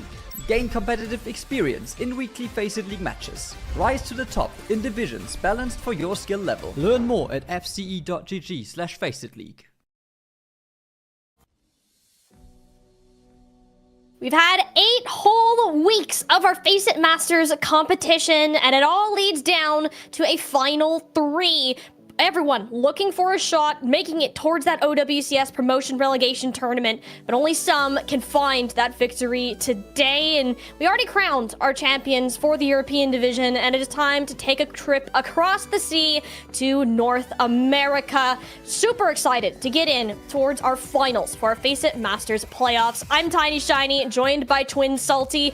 We've been watching NA all weekend, right, Jesse? And, you know, after yesterday, I think that this day of our finals match, it has to have some insane expectations considering how long these games have gone on. Yeah, yesterday was incredibly long, over 6 hours across 3 games, and just map 5 galores. We'll see if we get a map 5, maybe even a map 7 here today on Championship Sunday. But yeah, these playoffs have surely been something in North America with so much content and storylines galore. You know, Uni Academy not even making it to Championship Sunday. That was a giant bombshell in this tournament. As we look at the schedule for today, only 3 teams left, Molly. I know. That's crazy, right? It's actually insane to think how far that this tournament has come across. These seasons are long, and these teams, and when we got through our top 8, we kind of weeded them out. And even then, our 1, 3, and 5 seeds are the ones that remain in the current bracket. Dreamland being the first, Emote down mid being the 5th, and that will actually end up being our lower finals matchup that we're going to get ready for us shortly. Yeah, there's a lower final. Dreamland, you said the number 1 seed, maybe not expecting to be here, but they lose in a nail biter to Young and Beautiful in that upper final 3-2. YAB, you know, locking in their spot for the NA promotion relegation games coming up here soon. And Dreamland, they'll need 1 more. As you can see, 3-2s galore. Almost every single lower bracket game except Alt over Shiki went 5. I don't know. I got a pretty good feeling Dreamland versus Emote down mid could have had another one to that list. I mean, just do it for the content at this point, right? Why not? Like, we've already made it this far with our 5 mappers. It'd be like, I'd almost be disappointed if we didn't get a really close game today. But I mean, the previous results between these teams kind of speak for themselves. EDM and Dreamland, this is the 2nd time they're meeting in this bracket. You'll see in the upper semis, that was a 3-1, favoring Dreamland in the last matchup. And EDM actually beat Dreamland 3-0 back in the regular season. So we're at a even 1-1. And the tiebreaker, Jesse, like, it couldn't have higher stakes. This match determines which team will make it and have an opportunity at this promotion relegation tournament to OWCS. And it seems like, especially for North America, it's wide open. Like, I really think it's wide open in that promotion relegation, depending on who it is. Obviously, Supernova ended at least a little bit stronger in OWCS, but still gets knocked down to relegation. Ducks had their issues and a little bit of a rough stage, but you can never count out the Ducks. You can never count them out. So regardless of who the final and 4th team is, promotion relegation is going to be fantastic, but both of these teams are dying for a spot like that. Dreamland have been an unreal run this season. They really have. They have beat every single team in Faceit Masters at some point this year, but now they got to make sure they win their potentially final game of the season. As we look at this roster, this talent across the board, obviously you have names that have been around for so long time, you know, Hanbei, Narwhal, even Noxus, who will be starting on the bench tonight, even manually. These are teams that you gotta make sure you watch out for, Molly. Absolutely. I mean, Dreamline heading into the season, I think we're the team that is expected to make it to the top. And the fact that they lost in those upper finals, it's certainly not a feel good. But at the same time, Dreamline is also a team that has a significant amount of experience at their backs and are willing to push the limits when it is needed. I'm particularly keeping an eye on kind of this tank matchup too, because we've seen a lot of swapping between Pela and Dion. Playing the same heroes, kind of going back and forth, whether it's kind of the Winston, the Ball, more dive favored, even the Romatra, the Orisa. I mean, we get everyone full use out of this roster, which isn't a super common thing since Overwatch 2 has been released. Yeah, it's been really uncommon, especially, you know, like sometimes you'll have your off-tank, main tank specialist, but it almost feels like for Dreamline, they have their map type specialist, right? Like you'll have Dion a lot of the times during these escorts, these hybrid maps, and then once you get over to Control and Flashpoint, that's more of where we've seen Pela. So I'm really curious to see, especially after how map 1 goes, does Pela stay in if he does start, or do we see a little bit more of Dion later on? But I do think, you know, there were some rough spots yesterday against Young and Beautiful. They did not play a lot of the Lucio, especially early, and I wonder if that's something they'll try and go back to tonight. Yeah, speed has been the name of the game for a lot of teams, and you can't say speed without mentioning EDM here. It's a squad of all time, you gotta say. But, you know, you kind of look at this roster offhand, like you see Cardifan, you see Derpy, I'm like, is this a serious team? It really is, Jesse. I mean, this is a squad of players that, you know, for the most part, they've been around. Like Julia, aka Senna, has been one of the top hit scan players for quite a long time. Danny really was showing up on Shikigami in the previous OWCS stage, and with this tank line of Cardifan and Derpy being specialized in their own heroes, it throws a wrench into a lot of teams' preparation for those matches, and EDM have taken advantage of that fully heading into this lower finals. You really just can't tell with this team, like, what is going to happen until you actually start the map. Like, it is so random, and that is their bread and butter. This is not a team that, oh, we can scrim against this, the little contingencies with this team. No. Like, this is a team, you almost have to scrim against them consistently to know what to do against EDM, because it is such a unique play style. We're seeing Julia pop-ups right here. She's just been out of this world ever since she really popped onto the scene a couple of years ago. And Cardifan, this is truly like their first massive tournament, right? Their first big championship Sunday. And they were unbelievable yesterday against Sifu, who has been around for a long time, especially on these dive heroes, and Cardifan just blew them out of the water. It was shocking to see, because, you know, for most of us coming into this, you kind of just recognize Cardifan as that streamer Doom one trick, right? But they proved to be so much more in that throughout this entire tournament bracket. The Wrecking Ball, the Diva, any kind of fast-paced dive, and in the moments that he does get to play that Doom Fist, oh, it's terrifying. Like, you don't want to mess with it. And I mean, Shikigami and Midori, I think they kind of fell victim to that cheese. They wanted to play the same game of emote down mid, and I don't think that Dreamland are going to fall victim towards that same strategy. As we look forward to today, and, you know, once we start to get into our map choices here, we talked about kind of the two different clashing play styles, you know? Like, where we have often seen more of the brawl side that Dreamland have preferred, at least as of yesterday, where emote down mid, the dive has been the thing. You do have somebody like Pela, you know, on Dreamland that could actually give Cardifan a run for the money on their typical hero pool. Yeah, especially the Wrecking Ball. Like, Pela is no slouch on the Wrecking Ball. I wouldn't be surprised, depending on where we go throughout the series, to maybe see a ball mirror at some point, because it's not like Dreamland are afraid of it. But you'd also, on the other side of the coin, like, hey, Midori weren't afraid. They tried it yesterday. It did not work. They were not able to win the mirror, whether it be the Doomfist or the Wrecking Ball. So that's something you really have to worry about if you're Dreamland. Do we just stick to what we're doing? Or do we get a little creative? Do we get a little ballsy? Try and match this Wrecking Ball Doom comp that has really been, you know, pushing emote down mid to a top 3 finish so far. Yeah, I mean, if anybody's gonna manage to do that, I think it would be Dreamland to try to take it. Yeah. And you were kind of talking about it earlier that you were able to connect with the manager for Dreamland. They were kind of happy about going against Emote down mid. They feel confident into this matchup despite their losses to them earlier. I was talking with their manager a bit, and she was like, "Hey, Midori was scary. The kind of form that they were on, I don't know if any team really wanted to play Shikigami Midori, but you at least." Depending on who is on tank, whether it be Cardi Fan, who I think we'll see more of tonight, or Derpy, you know at least at a baseline of what you are going against. Midori, I feel like there's a lot more variables, even if the two known variables for Emote down mid are so hard to prep against. Like, it is just very difficult, and it's not even like, hey, we can just go Sombra and hack the ball. It doesn't even work like that anymore. It feels like, you know, a Cassidy Tracer or DPS line is almost better against the ball, because the ball only gets hacked for what, a second, then can just roll away regardless. I'm really curious to see how Dreamland want to tackle that, because they did beat Emote down mid in upper semis 3-1, so they have shown they can do it, but earlier this season it was not close, and it was an Emote down mid sweep. So it's gone both ways before. Best out of 3 here and a best of 5. We'll see which way it lands. Yeah, and when we get to talk about that, we talked about how cool it is that we get some unique heroes in this matchup. The joys of all of our things that we have here with Faceit is that you have the opportunity to go to faceit.com/watch and see these player POVs completely unfiltered, and you can get to watch and learn from what the best of the best do. I believe for today we have Hanbei, Pela, Cardi Fan, and Gorilla. So all those tanks that we were highlighting, as well as some of that support action if you're getting in there. We got some battle supports on the field, and certainly things you're gonna want to check out. Yeah, maybe not like Violet level. Like Violet was kind of going nuts earlier today at EMEA. If you missed that, some of the weirdest series I think I've ever seen, go watch the VOD later. But our starting map is Ilios. This Screams dive. Cardi Fan, I believe, is in.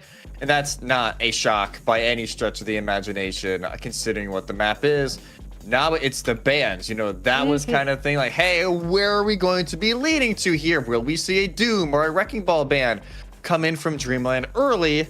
And we'll see here in a moment which way they decided to go. But it's actually a Protect ban coming in from Emote down mid. Dreamland won't even get that opportunity. Nope, they're just taking away the hazard, which I'm assuming Pela is in. With this being Ilios, Pela still loves to play this Wrecking Ball. Still loves to play the Winston. I don't think there's too much of a concern, but it's more so, in the case you wanted to ban one of those, it's gone, right? So you have to look at another area of this. If you're Dreamland, a lot of the places that we've seen Emote down mid get success has been from Julia. On whatever hit scan hero / tracer she decides to pick up, we're not going to do that. We're going to go ban a support. We don't like Kiriko in this household, apparently, and I'm sure Hanbei is very sad right about now. Yeah, Hanbei, even though it was their team that banned, it's like, hey, guys, come on. Like, what are we doing here? But I think it is a way to kind of shut down at least some of the aggression. Pauline, she is notoriously aggressive on flex support. So I don't think it's Pauline. It depends on who it is. Pauline or Gorilla, both of them, you know, have had their pop-off moments.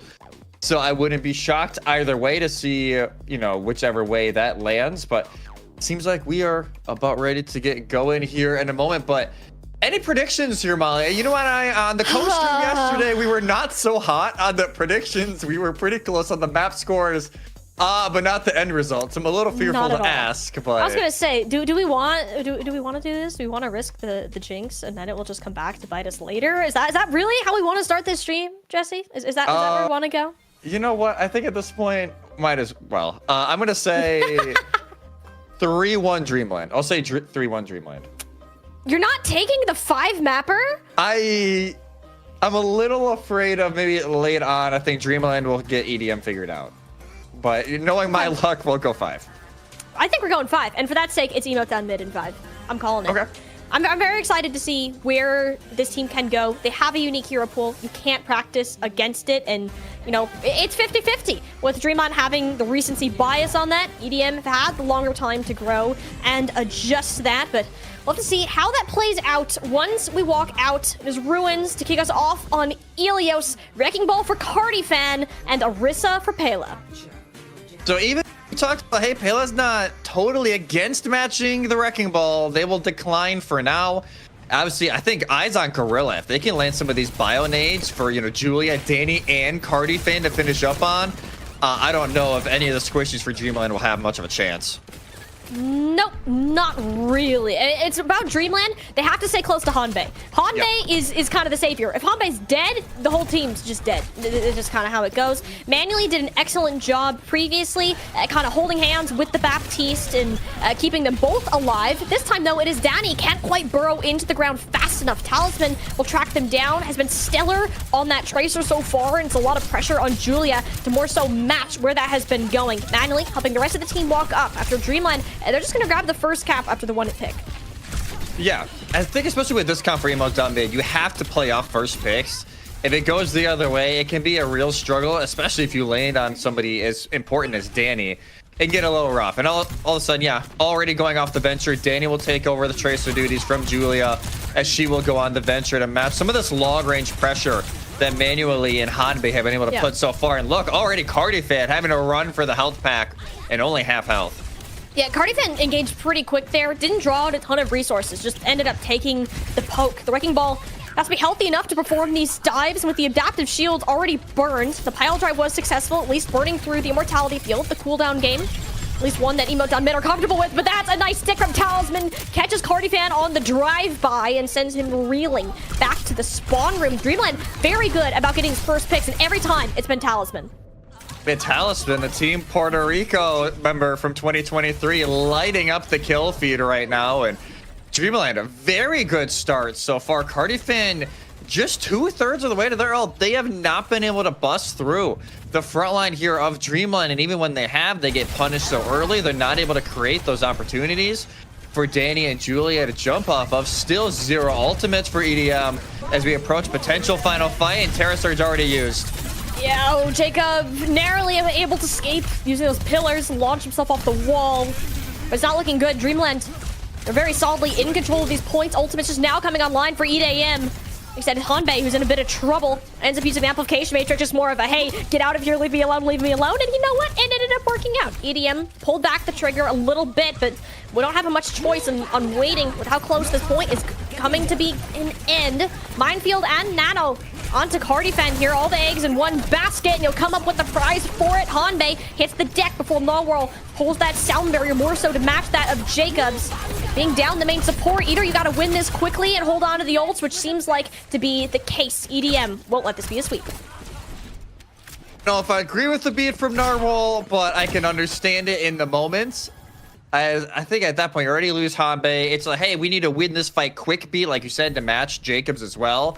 They're not able to get anything off that beat, though. It can't find a pick. Emo Dunman are able to finish it up from there, and it's just the Pulse Bomb available for Dreamland, but it's also the same here for Emo Dunman. So now you take that even 50-50 split, but nice engage on high ground forces Lamp, and there goes Hanbei. And the Pulse. Yeah, this is just, Hanbei is not allowed to live comp. There was like basically 3 hitmen just sent after him. It was a long range shots from Julia, the Pulse Bomb, and the Pile Drive. Like, this Baptiste is going to have a hard time if you are not protecting him.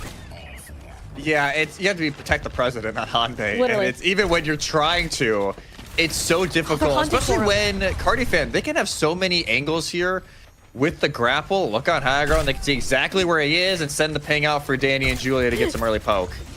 It's the constant pings onto the Baptiste. The constant. EDM, like, you can seriously tell, like, Cardi-Fan was considering spawn camping the Baptiste for a second. Like, that's the win con. That's what EDM need to do. Yeah, seems we may have had a pause requested, but I don't know if it actually went through. We'll find out here in a second. Both teams still fighting it out for the moment, but it's almost like everyone's kind of just trying to chill out for a second. Nobody wanted to make that first mistake, and there goes Bella. And here's the thing. The point got flipped, and we haven't seen a whole fight since EDM got control of this point, Jesse. Like, that is how good Cardi-Fan is doing, disrupting these attempted pushes. Danny, bit of a sign of life there, too. Takes down Talisman, and is this just going to be a reverse sweep of the round 1? Potentially, as there is the pause. Okay, I wonder if he was just missed the first time. But yeah, the potentially final fight already Minefield near Mega. It makes the run over to point even harder than it already was.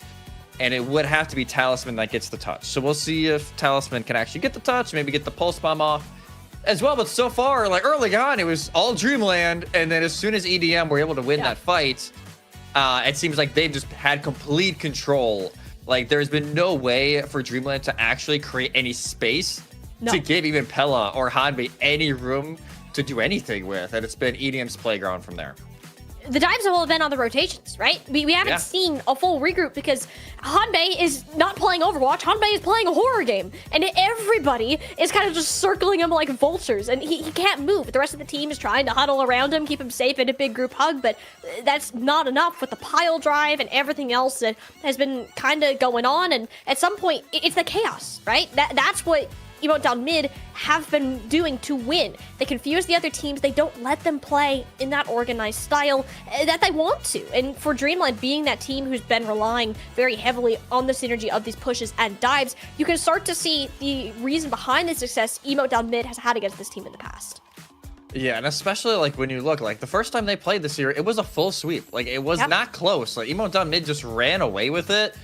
And I wonder if Dreamland are getting a little bit of deja vu right now. It's like, hey, like, well, like, what's the plan here? Because right now, Cardiofan is kind of running us over. As we can have a look quick at the ults here. Julius does have the Pola. I think if she can land that on a Narwhal, so Narwhal does not get the beat off. And this is even saying if Dreamland get a touch. I was going to say, let's that is going to be rough. I definitely in favor Emo down mid, but there is an opening here for Dreamlight. If Pella can maybe even get to point, find somebody with a Terra Surge early. Did Pella like just die though? Pella did just die, so it's going to have to be a little bit longer into the fight. Yeah. But if you're Dreamlight, it's also like, hey, this is the best round for ball. Like, even though, granted, the entire map is great for ball, but this is the best because there's so many long angles for those run-throughs.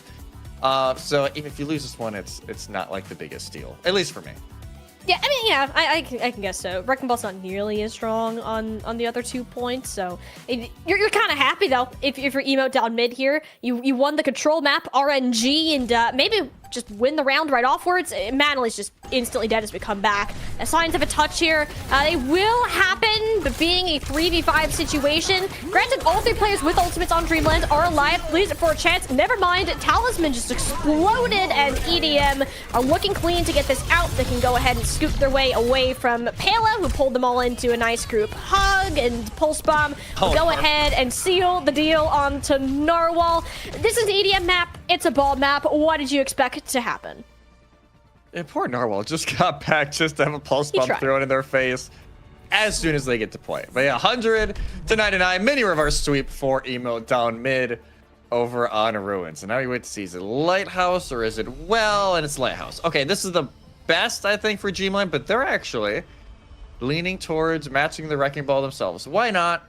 It is one of Pella's better heroes on tank, so it does make sense. At this point, they might as well consider trying to match it if the Orisa is not going to work. Yeah, I think you have to at this point. And we also saw there, too, that manually was really struggling to get things done on that Freya, which is really uncharacteristic for him. So it just shows the amount of work that Cardiofan was able to put in on that last point in tandem with the Tracer. So it's all the more important that we can see these Freyas start to get working. It's all right. Full mirror, except for the support line. The Brig Bap, which normally you think Narwhal is a Lucio player, but they have been pulling in the Brig here and there. It's not like it's a total out of the blue play, and Hanbei's still dead. Doesn't care about the Brig whatsoever. And that was a Bionade too from Gorilla. So that only makes the, hey, protect the president even harder here. Just because you have to worry about this nade that there is no cleanse to, because guess what? Kiriko's banned. And I mean, you put Narwhal on the Brig flat out to protect the Baptiste, which you just haven't been able to do yet. You're relying more on these scrappy engages, but I mean, Cardiofan almost ends up taking out Narwhal there. Hanbei is attempting to come back to the fight, already burned Immortality Field. Oh, while this is happening though, Manly has managed to get a couple of nice shots in and started to get the team on the roll, and there you go. This is what happens when Manly is left unchecked. See when a Freya gets unchecked, you can just pump out so much damage, and it's going to be another first cap 2 for 2 for Dreamlight. Narwhal wasn't, they weren't even playing so much around Hanbei, but Hanbei just kind of got booped off, and Narwhal was sitting on top of Lighthouse like, where'd you go? Like, there's only so much Narwhal can do in this situation. But that's the right thing. They continue to hold on to high ground. It forces Cardiofan in some awkward spots. And now already The bullet shot forcing some pressure. No, manually. Nope. That's... He Whoops. definitely thought he had updraft. He definitely thought he had updraft. That is a major whoopsies from the Freya. Oh boy. Well, Dreamland, you're a 4v5 whether you like it or not, and let's see what they can make of it. Mines layered exactly on top of each other, and somehow Hanbei ends up in the middle of the entire explosive field and ends up going down. Dreamland, though, still firmly in control of this point. Emo down mid don't really have a great way to contest that point, and only now are starting to move over in that direction. And by this time, Manually is almost back into the fight. The pulse bomb ends up going wide, and Gorilla doesn't check. There's 6. Manually returns in the nick of time, and Dreamland are going to be able to stabilize. Yeah, now they're going to stagger out. The Brig and Freya are both stuck. Jacob will eventually just jump off. And at this point, Juliet maybe trying to get an exit. Frank, they almost do. Manually stuck at 3 HP.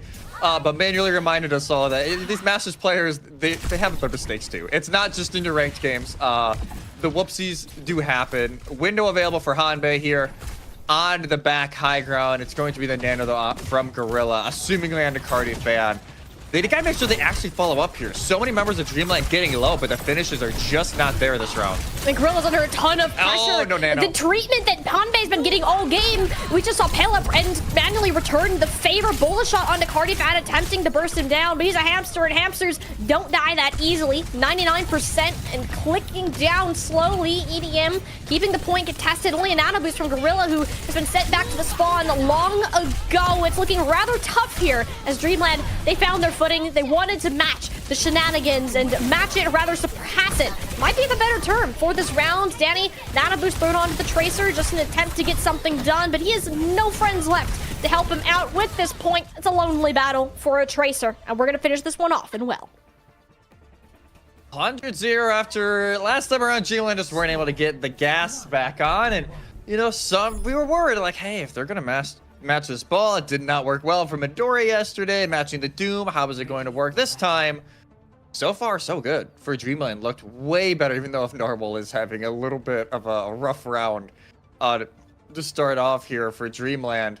Overall, manually really starting to pop. Almost 9,000 damage, but Julia leads lobby, 14 kills, almost 10,500 damage already from the Calling Out Heroes standout. And as we go over it, so well, why change anything? But Julia will actually change something, trying to give their backline a little bit more relief from Pela and Talisman as they will go the Cassidy.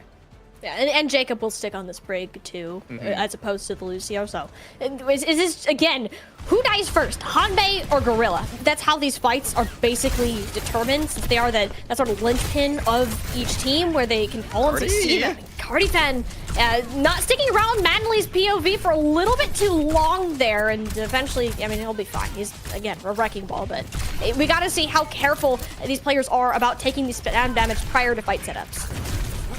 Yeah, you gotta be careful. Like, Cardi fan again gets stuck, and this time I don't know if they're gonna be so lucky. They barely will, as Hacks Galore gets sent in, but at this point, they have to back up, leaves their team wide open on point.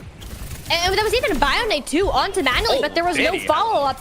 Danny, though, just finds Hanbei on an island, which you take that if you're EDM, considering how hard Cardi fan was getting shut out of this initial push segment. But yeah, EDM, they're gonna get this for free. Dreamland want no fight without their Baptiste. No, especially without the BAP.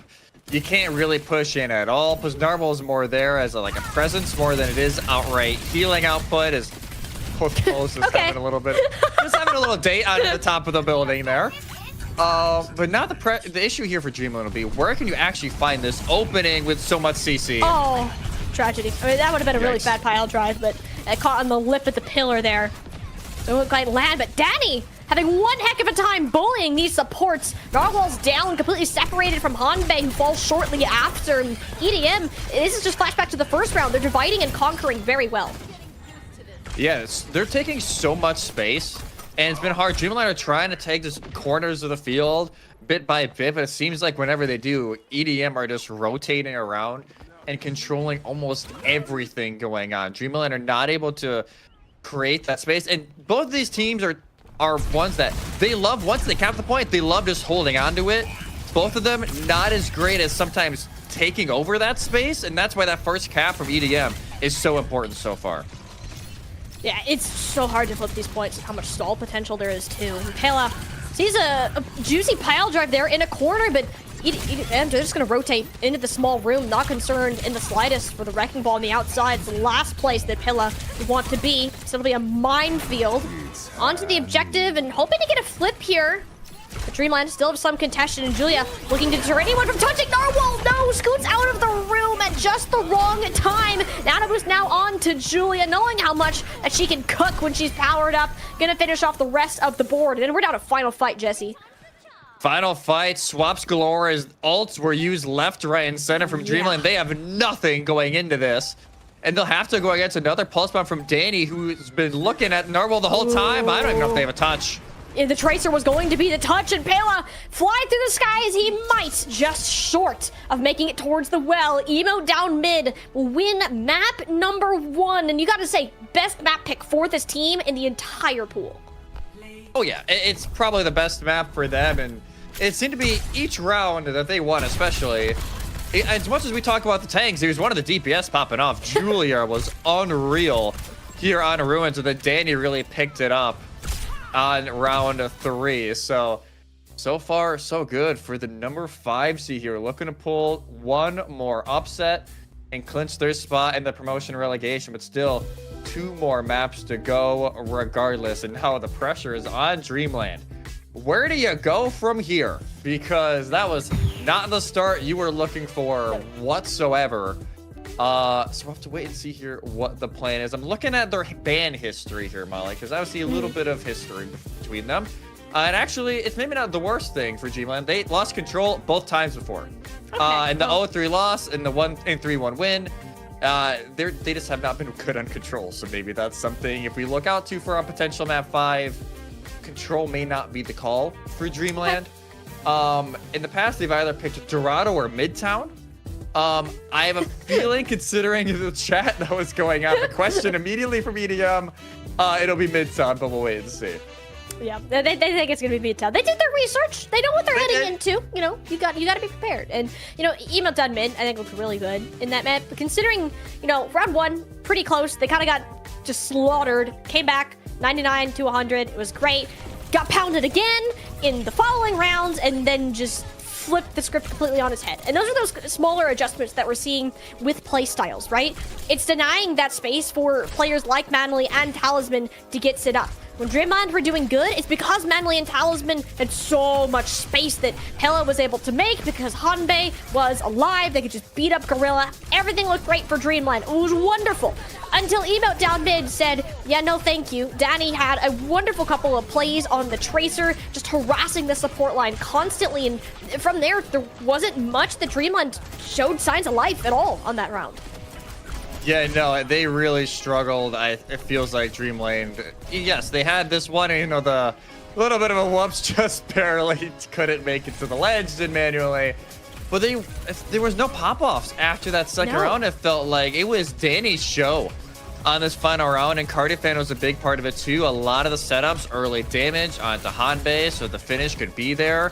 As a lot of the time, instead of using Lamp on themselves, they had to use it on Narwhal, because Narwhal was getting targeted so often. So a little bit of a rough spot here for Dreamland, especially. But considering what we have seen this weekend, especially from NA, I'm not writing off anybody until the final score is read, because we've seen back and forths, including from both of these teams before.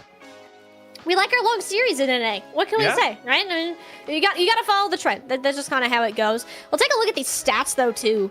Like if this kind of tells the story, I think the DPS again, outside of that one map where Talisman and manually started to come up, they really didn't get any elims in round 3 at all. Like it was all Senna and Danny kind of making that happen on the other side, and it was rather unfortunate considering like you're like, oh, they found their rhythm, we're rolling through now, this is gonna be an even round, and that just wasn't the case. It's the nature of the chaos and this pre-fight setting that Cardiffan really helped facilitate.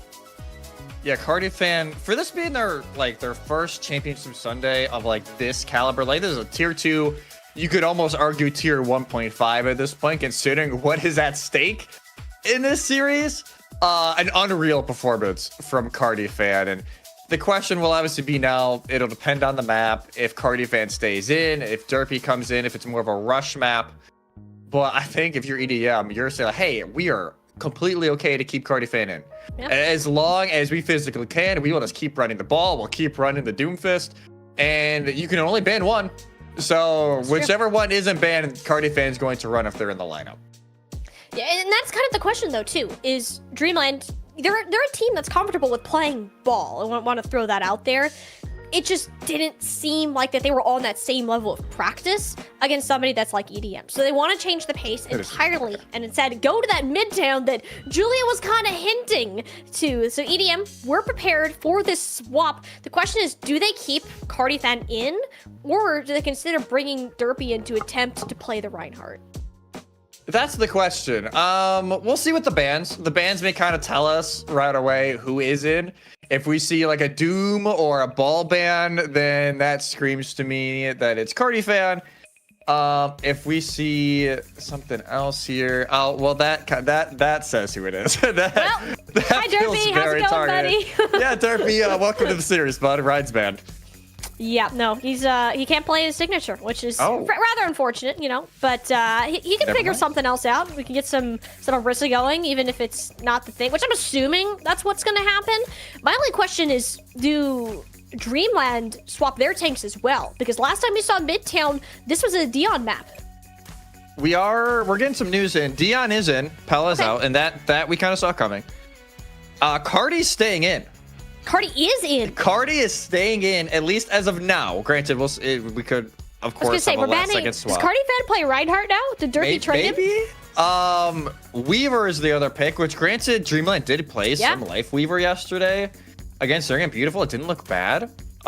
It's a little niche. Not everybody can be Admiral and GK, but it can work, especially on defense. So we'll see if it works maybe a little bit better here for Dreamland. I mean, actually, we won't be able to see it because it's banned, but yeah, I don't mind the bans, honestly, from either side. You take away Derpy entirely.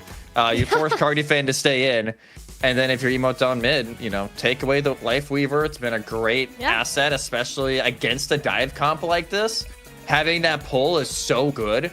So not having that, even though you will have Suzu now, which is a big help. It's definitely a little bit easier for emote down mid to play around.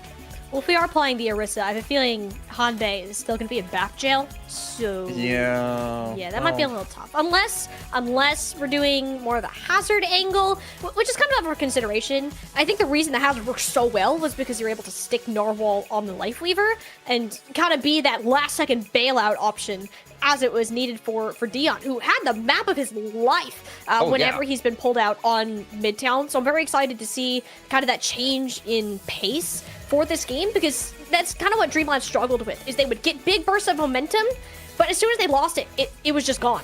You couldn't get it back. So perhaps having Dion in fresh mind can help change some of that rhythm that we saw previously. Yeah, see, we talked about earlier, it's like, hey, it's up to Dreamland here to really like play their style, force EDM to change. That has not happened. It's been the vice versa. EDM are continuing just to do their thing, and it's been working. Dreamland has to find an answer. It is so hard to reverse sweep a team like emote down mid, because for each map type, they have their signature map. They will play whatever works best for the Rhine comp or the Ball/Doom comps. It is so hard to reverse sweep, even though, yes, Dreamland did it against Midori. So it's not like it's impossible here for Dreamland, but in that kind of position, in this type of match, which is so important, spot and promotion relegation on the line, you cannot go down 0-2 and still be super confident. It feels like a must-win here for Dreamland. It is. I think this is one of the few maps in our very dive-centric map pool that you can kind of force EDM away from both of their comfort zones right now. Yeah. And this also kind of points the spotlight at Manuelite. We know that what Manuelite's capable of is not that he's a slouch in any regard, but if you're picking a very poke-centric map, you're going to need your hit scan player to show up. We didn't see any bans on a DPS at all this series so far. And I think that really shows that the confidence in Danny's flexibility, as well as Julia matching manually when it comes to this Freya. Yeah, Julia's not afraid to match anybody. I think that's been something we've learned over the last few years. Like, Julia's ain't afraid to match anybody, and especially manually. He's been great so far this season. He's been one of the standouts the entirety of Season 5.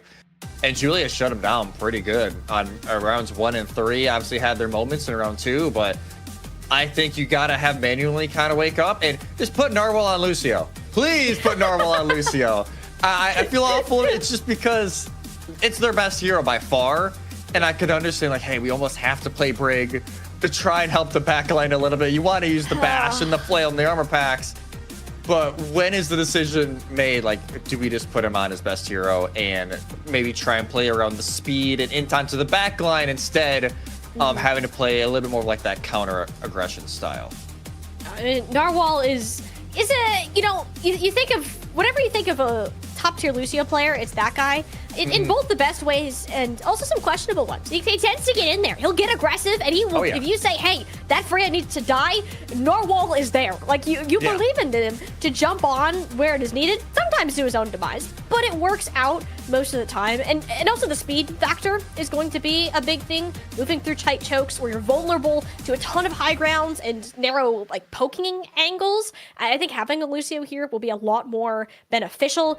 Same thing goes for Jacob, if that's kind of what they want to happen. I also do wonder, do we get word if there was a support sub at all? Because if they play Pauline is typically the person that has been put in if a Baptiste is in play. I don't believe there was a support sub. We'll wait and see here in a moment if she's came in, but yeah, I believe as of right now it is still Gorilla in for Dreamland. So we'll see here in a few moments, but I'm curious to see here what the result, will be, as it will be Dreamland on defense first. It's a Cardi fan.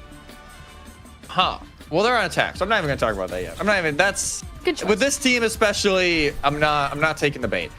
The Juno Kiri. Okay, here's the thing. Well, it's not Lucio. It's not. I don't like these comps a ton just because it feels like there's such a low utility other than like the Juno ult, but I mean, it can work. It's speedy, it's divey, it'll get Dion where he wants to go. But like even Dreamlight here, they're shocked that Derpy isn't in. They fully banned Reinhardt expecting Derpy to be playing. Yeah, I would chat like, hey, where's he at? Like, I want to play versus Derpy. Nice. Yeah, like they know exactly what they're doing. They know it's not gonna happen. This Cardi fan is now on the Doomfist. So this is full-on aggression. Tracer, even Venture, even though already that plan is going to change. And it's back to the Wrecking Ball. So same style, just a little bit more of an escapability here from Cardi fan. Yeah, we like our we go Zoom compositions, and that's what this one is. This time, though, Hanbei on a much more survivable support character compared to a Baptiste. Suzo already had to be burned, though. Talisman ended up clipping the wall, and the blinks didn't work out the way that he wanted. Party fan, though, I mean, this is a massive amount of space gain from Emote down mid. They spread out. Dion, though, ends up sniffing out Julia over in the fire stations and down a major part of this collapsing comp, and Danny, the second DPS, is gonna find the same results. Cardifan ended up waiting to wall, and Dreamland didn't let Emote down mid get a setup. Yeah, that's the thing. If Dreamland can hold off the setup from Emote down mid, they should be in a really good spot, because especially this choke point is so difficult to go through, and Emote down mid, they don't have a shield or a barrier or even like a Jasmine to get through. Like, Cardifan almost has to go in, create a distraction for the rest of the team to make it through choke, and it's easier said than done. We're back on this Venture comp, too, which is kind of interesting. You want to lean into the heavy dive, but you can see how much Danny is struggling to get past this choke with how long Venture's cooldowns can seem at times, especially compared to that of, like, a Tracer. Emote's on mid. They can't get all of their components in, and Jacob found his back to a cactus, but squeaked out of the room just narrowly before Dion got there. The health bar's not looking too hot on the side of Emote down mid right now, and the ultimates from Dreamland starting to come online. They haven't even needed to use them because they keep denying the space, finding these pickoffs, and of course it's manually to make its name in the kill feed final. Range advantage to full effect, even though Julia is able to find one onto Narwhal, and now the pulse on manually. All right. Okay, Julia, we see you. Confident in any hero that she has to pick up, and that might just do it. That was fully Julia stuffing Emote down mid in her backpack and saying, all right, team, enough sitting around. I'm taking care of this. Be another touch from Dreamland. Talisman is able to, oh, well, that will make it a little more difficult, but they'll be able to get in. Nope, yeah, never mind. They decided it ain't worth it. They will just play for high ground. So 4 minutes for Emote down mid as we get into Streets phase, which, God, it's this high ground city. it's Manuel's playground if they can keep the Tracer and Wrecking Ball off them. I mean, Hanbei's really struggling. Hanbei's had to use so many Hanbei's Suzus on Talisman, which is crazy. He couldn't use it for himself there. Has been chased down, and Spinfully has not been able to play in this series at all. Jesse, Dreamland have had 5 ults and have used none of them. They get the Ray out just barely. I thought we were going to have a Rage Axe on our hands, but it might as well be, because you're not getting really any value out of that ultimate. No, it was almost like an impulse ult, and Narwhal will swap and just give it up. On the Juno, we'll go over to the Lucio that we were kind of expecting for a little bit, but yeah, that's an ult that Dreamland would want back. With Talisman able to win the duel and manually just all in. All right. All right. Well, you need to patch a band-aid somewhere. Take some initiation. That would definitely do it. Maybe a little bit of overkill, but the DPS, again, they have to be cooking. So far, it was just Dion. Manually and Talisman should be much better with their defensive positioning on this whole little bridge. And you only use one ult, too. Like, it's not even like it's the worst. Like, you just use the Bola shot, which, well, Julia's dead, so you get more time anyways. Just to kind of hang out. And with how fast you charge Bola shot, we all thought Coalescence and Pulse Bomb were fast. This is that on steroids. So they're in a good spot. As long as Dion already in a little bit of a tricky spot, half health, and we'll have to give up some of this early space. There's a sound barrier, though, for Jacob. And that's kind of Evo down mid's ticket to we full on in this team and they can't do anything about it unless Dion makes an impact with his downpour, which is already hard to do, let alone against Evo down mid's comp. So they're starting a bit of an assault towards the high ground. Cardifan, no! Oh! Runs into the cactus. Dion catching him on the last frame there. The Kitsune Rush from Gorilla limited players to be inside and actually find value from it. And yeah, this was a really nice counterplay from Dreamland, especially catching Cardifan out early. The fact that the cactus catches Cardifan is nuts. Yeah, the rush is using high ground from Gorilla, which honestly, it's a really good play. You try and take full high ground control, but Hanbei already used theirs on low ground, so they can just play from cart. Can't really move anything regardless. And now you're back to square one, and you still have beats, and you already got Bola shot out, but now you have to play quick. You do not want to use a beat on a Bola shot, so you have to make the most of this opportunity, and Julia has done just that. Manually booped out of position. Julia, just hides behind the pillar. Will manage to stay alive, but this is a scrappy fight. It's been Talisman and Julia who can do more, and right now that's 3 final blows in the fight for Dreamland's Tracer player, and Cardifan doesn't want anything to do with him.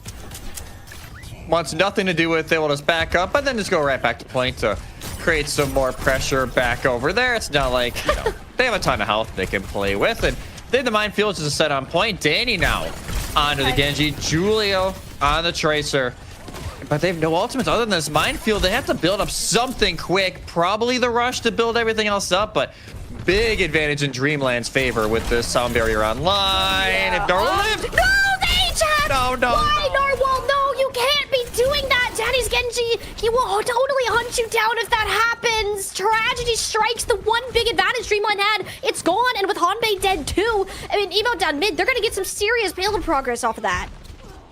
Chad, I'm sorry. That's on me. Why did you say something? It's your fault, Jesse. That's on me. Is they're trying to look here from some stairs. Narwhal is just going in with Dion and gets absolutely punished.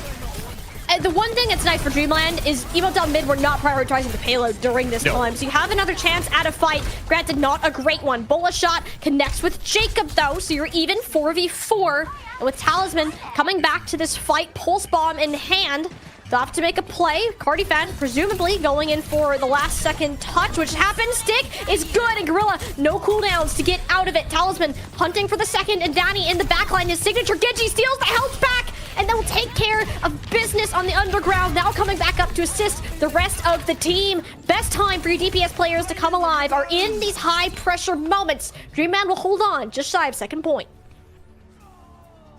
Definitely scrappy, and I think that's kind of what we expected going into this, especially with it being EDM and Dreamland. But yeah, all over the place. I really thought EDM were going to get it, especially after the Ajax from Narwhal. What a heads-up play from Danny, realizing that, hey, Narwhal's in a not great spot, shut it down, and just not able to capitalize on it later on. Gorilla 1-7-5, not great, even though you're not expecting a ton from your flex support in this kind of position.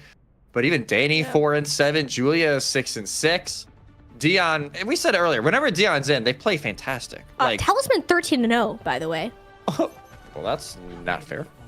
We needed. Well, that's what Dreamlight needed. They were really lacking that in the first map. Was that DPS superpower? Manly and Talisman stepped it up here on this attack. I mean, Julia had her one moment, kind of on that first point getting capped, but after that, it was just the Talisman show.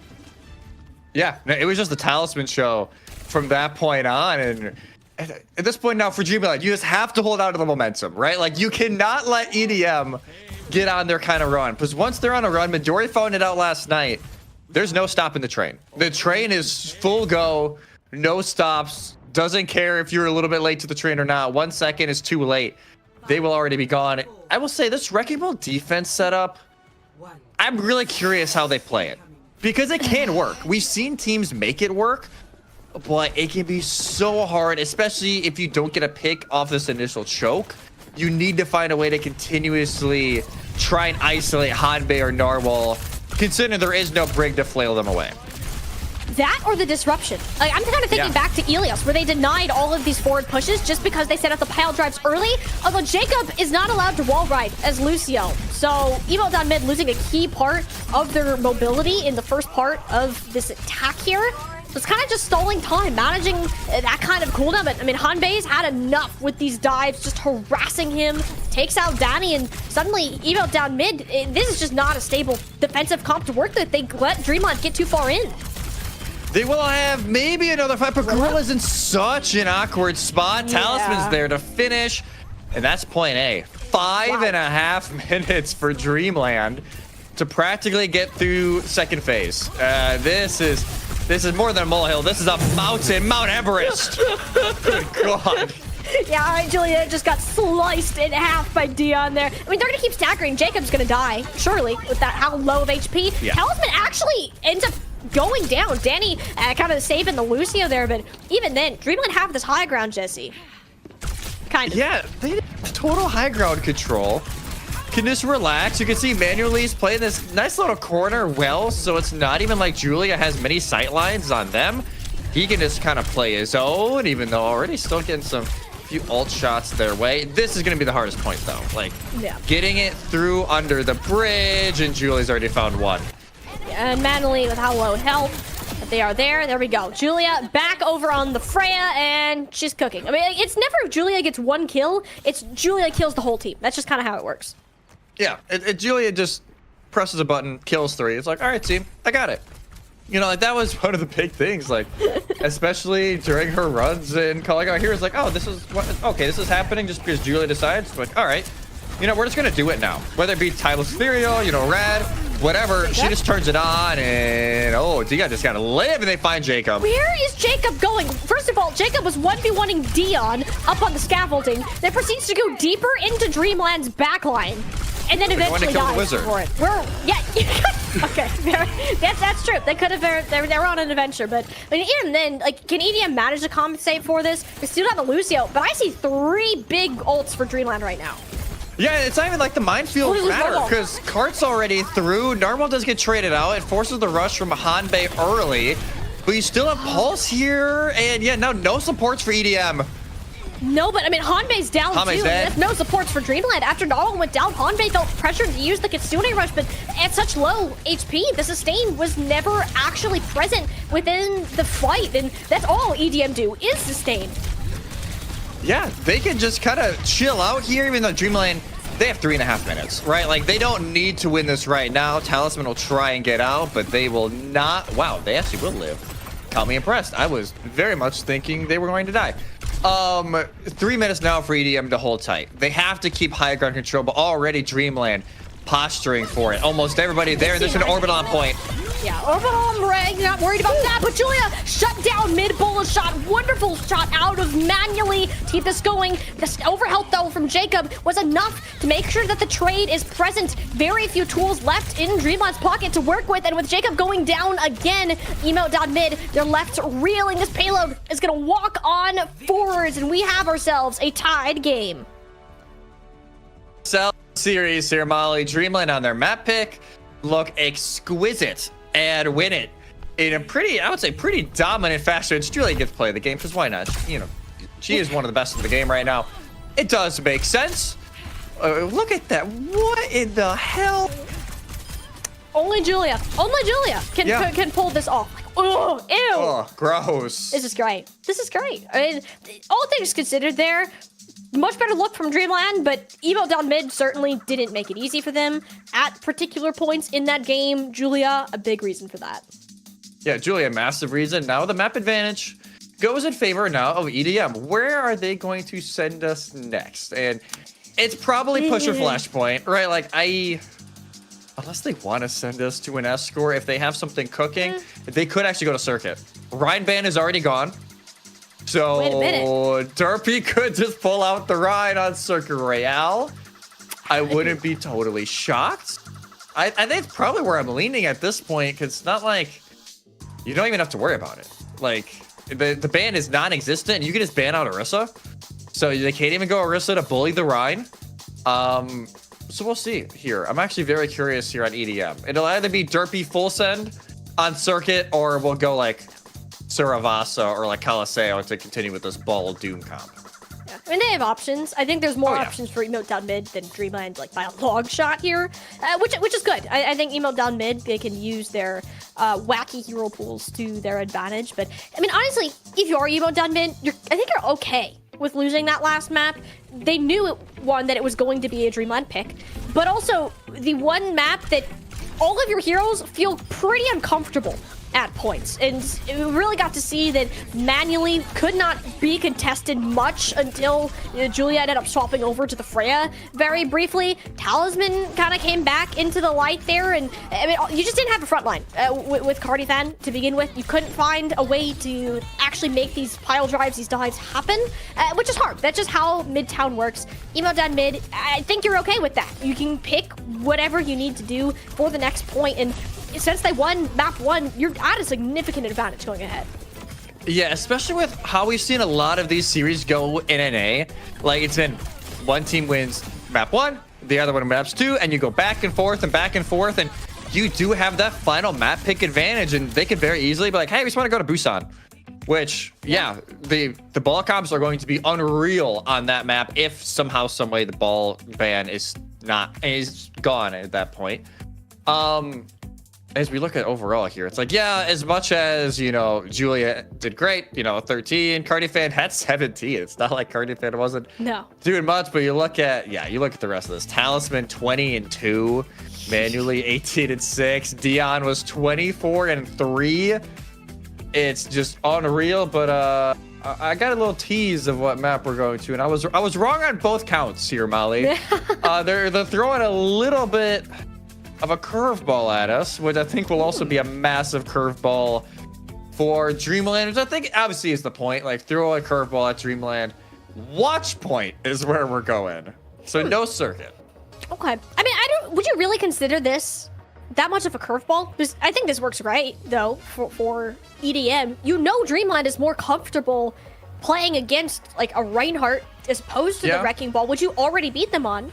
So if you're forcing a Wrecking Ball, dive, whatever it might be, sort of mirror, I think that's where Emote down mid feel more confident against a Dreamland, and Dreamland aren't nearly as well practiced just because of the prevalence of heroes like Orisa and Ramatra as of late, kind of forcing these more close-quartered type battles.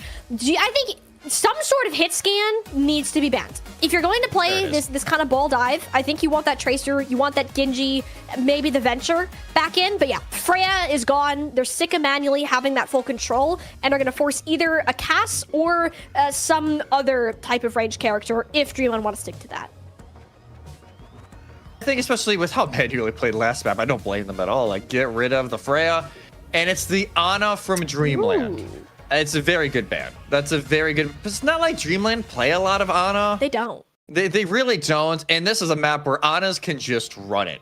Like, Anas can run the lobby, especially on first and third phase. I should say just all three. All three phases of the map, Ana can just dominate. So that's a very good ban as well from Dreamland. And we do have a sub, and it is for Dreamland once again. Dion is out. Pella is back in to play more of those dive heroes. Not a complete shock considering where we are at. And they will actually be going the ball on defense here. Okay. Dreamland will be with the Cassidy Tracer. You were talking about it. Maybe we see a Genji later on, but the Tracer, once we went back from 5.5 to 6 damage per pellet, it seems like it's a little too hard to not go the Tracer. Yeah, the Trace is kind of a must here. I mean, Talisman has had significantly more success on that hero than any other one that he has touched so far this tournament. Also, the Lifeweaver making an appearance from Narwhal. That can't be banned anymore, and this will be quite interesting. Again, it's not a super solid defense. It's going to rely on this Chaos comp that Cardifan so far has done an excellent job at causing.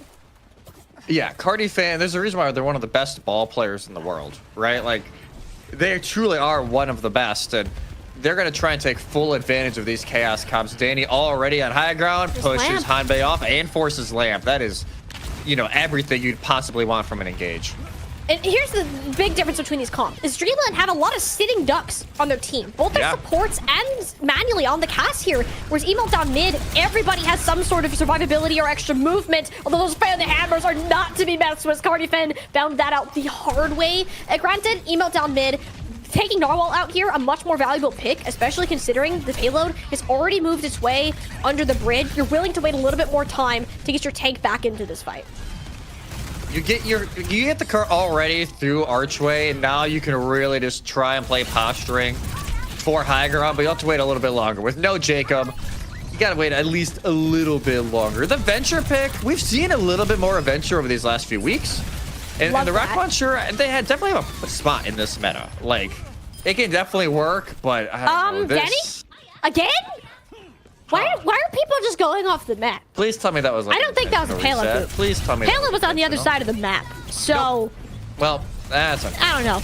That's, let's not do that. The Rock Muncher likes Earth. Earth is safe. Ground is safe. Let's stay there next time. Let's stay there. Yeah. Good idea. And we already are almost through half of this time bank, right? And we're starting to get these ults underway. Like, Gorilla probably initiating with this Kitsune Rush, if you had to guess. Going with the Kitsune Rush, try and get minefields up. Cardifan will just do that instead. All right. That was a choice. Perhaps waiting for a life grip to come through, as it seems like that's the relative position they were in. It is a pulse from the Talisman where Jacob hops a little bit too close to. It's like, ooh, shiny. Really not that shiny, I promise. Minefield on the high ground, great way to buy space here, and sets up Danny to take out both of these supports in tandem with the DPS. So with all of that key high ground cleared out, Dreamland realistically don't get a great touch back should they want to try. But they're in the area. Like, Manly could touch, but it doesn't seem like he wants to. No, I think they were wondering, like, hey, can we get a quality touch with Talisman and maybe Pella? But I think they maybe need another second or two to work with if they were actually going to. And now already, you can see Emo mid, they are not going to let Dreamlight have any of this space for free, but not necessarily working out early. Yeah, I'm kind of noticing with Emo down mid, though, is they're getting a little antsy. Like, a lot of key cooldowns, you had both the teleport and the Suzu, the recall, the burrow, everything from the DPS was already burned out before Cardifan could get in position, and at that point, all the focus was on to him. So I want to be a little bit more careful of that moving forwards. Yeah, even though, yes, they want to, you know, they love the chaos, but you also can't create too much chaos for yourselves, and kind of wasted utility is already Gorilla. They want to take advantage of this, but they're too low to push. How do you take advantage of that? Like, it's really just for Gorilla, although Danny did just vault on top of the spaceship and broke the earth under Manueli's feet, which probably not expecting to see Adventure up there. Surprise, surprise. Emo down mid, though, are going to get a lot of payload progress off of this. Basically, one fight territory. When Dreamlight end up getting back, we haven't really seen much success off of Pella's disruption, or really that synergy between the Tracer and the Wrecking Ball that we're used to seeing. Yeah, we haven't seen a ton of it. Tree is used, but you still got to have somebody to touch, and that will be Pella. Actually gets rid of a lot of the mines as you don't have Vito for Dreamland. No, not quite. They're trying to get this pedal platform, but it's back down. Natalie, get the play, Julia! Just no, the Cowboys not supposed to be in the sky. Oh, that was a great 1-2 team play from Dreamland, and that actually is going to end up saving that point right there. Oh, that's gotta be one of my favorite plays. Fantastic. That's gotta be one of my favorite plays. Just to make sure the control, like, hey, like, just wait, hold it. Even after they got killed while holding it just a few minutes ago, great discipline there from Manueli. Now Pella has the minefields to kind of just shoo off the cart pressure here a little bit from EDM, they put a lot of eggs in these last two fights and they weren't able to cap off of it. No, and that's just kind of how Watchpoint Gibraltar is, especially in the back. Interesting minefield. No one's really up there at that point, and I guess Dreamlight will make sure emote down mid aren't up there at all. Bit of ring around Rosie on the payload, making all of us dizzy. I am certain, but Danny more so than not, as both his supports have been peeled off of the wall. Gorilla, an escape artist, but eventually Talisman will manage to sniff him and take him out. Emote down mid. It's really struggling to get these elims down cleanly enough, because Dreamland, they regroup so fast with how close that these spawns are, and the longer that these fights go on, the more favored it is for the defense. Yes, but that's why this phase of Watchpoint is so difficult, because the spawns are literally right there, and it feels like you're running a marathon from the attacker spawn, even after the reworks, to get to the end of the phases. Danny already in a little bit of trouble, but so is the Dreamland backline. There's a minefield back there, but it wasn't like on top of the spaceship where most of the team was. Post bomb, though, much more concerning. A little bit of a parting gift for Cardi fan. And I mean, Dreamland, you kind of have to reset now because you can get at least one more fight out at this point, because they'll have a couple more ults up after this. Yeah, just take your time if you're emote down mid. You don't have to rush anything. You still got Pulse. You'll have Rush to go into this, and even your Venture is soon. So, no, you're not in that bad of a spot, even though beautiful play there from Pella. A tree is very early. Pella's doing a great job at getting these early cooldowns out. And like the Kitsune rush, it was, well, rushed for lack of a better term. You can't get the value out of it. Manually is still alive, still cooking. Triple kill for him. And this is just, the hit scan is uncontested yet again. And if Julia has to play this Tracer, then there's no one to deal with it. There's nobody at all. As much pressure as you want to send over there, whether it be Julia, Danny, or Cardi fan, you got to actually finish it off. And because of, hey, can this be a pull, a lamp to save manually? It's been so hard for EDM to take them down, but Julia has the pulse, now trying to look for one here, and a beat coming soon here from Jacob. I mean, this pulse has to land. Like, has to land. Realistically no other win condition for this team. Soundbarrier has to go out because Cardi fan is already low. Pale in a minefield. There it is. The stick is good, but a lamp. Hanmei whipped around 180, keeps the life weaver alive. Julia attempting to finish off these kills, but she's under so much pressure. She has to return, and the rest of the team was on the payload, has fallen 6 feet under. Emote down mid. Couldn't quite make it through that second point. We'll have to be happy with where they stopped. Yeah, at that point, like, oh my god, we gotta push backline, backline, backline. It's like, oh, two people on card died. Oh, okay. It's just, yeah, but it's not, for this map especially, like, it's so often where you can get held here. It's not the worst for EDM, right? Like, but it's not the greatest because Dreamlight, it seems like they've kind of figured it out, right? They've figured out as long as we can keep manually at a certain range, even whether it be on the Cassidy or on the Freya when she's not banned, we can just win the game because it keeps everyone away enough. They're doing a great job putting a lot of pump damage into Jacob and Gorilla. Even if it isn't manually always finishing off those kills, you can tell as soon as manually hits maybe 2 shots on a squishy, Pella and Talisman are just sending it, right? They're trying to take advantage, forcing a Suzu, forcing a flash, something to come out from EDM, and they've just been rinsing and repeating that formula. And it is forcing adaptations out of EDM. No ball, no Doomfist for Cardi fans. They will go over to the Hazard. They've given up on the ball for now, which I will say on the defense, the Hazard is just better. So it does make sense. And Julia being on the cast. I think that's an absolute must to contest this range, and also have some of that finishing power that Manually did after Pella and Talisman kind of performed the setup. And it will be Narwhal over to the Brig, staying away from the Life Weaver this time, which, while we won't get to see Manually take another elevator for a high noon, it's a much better pick and kind of keeping Hanmei safe, especially when these dives from Cardi fan start to work out. You can tell Dreamland's like, oh, they're not on ball. So it's like, how do we want to go at this? Because all of a sudden the Brig can be a little bit more difficult now to play, especially as well with Julia on the Cassidy. But they've already got this cart almost through the archway, and that's when, you know, Pella and Talisman will dip out. Beautiful cactus to force an awkward rotation out of Pella, but how does Pella get out? Physics, I guess. Okay, you know what? I didn't take a physics class in high school. Maybe I should. I'll learn from Pella and completely understand that another time. Dreamland, though, and they're going to hit a bit of a wall just because of this point.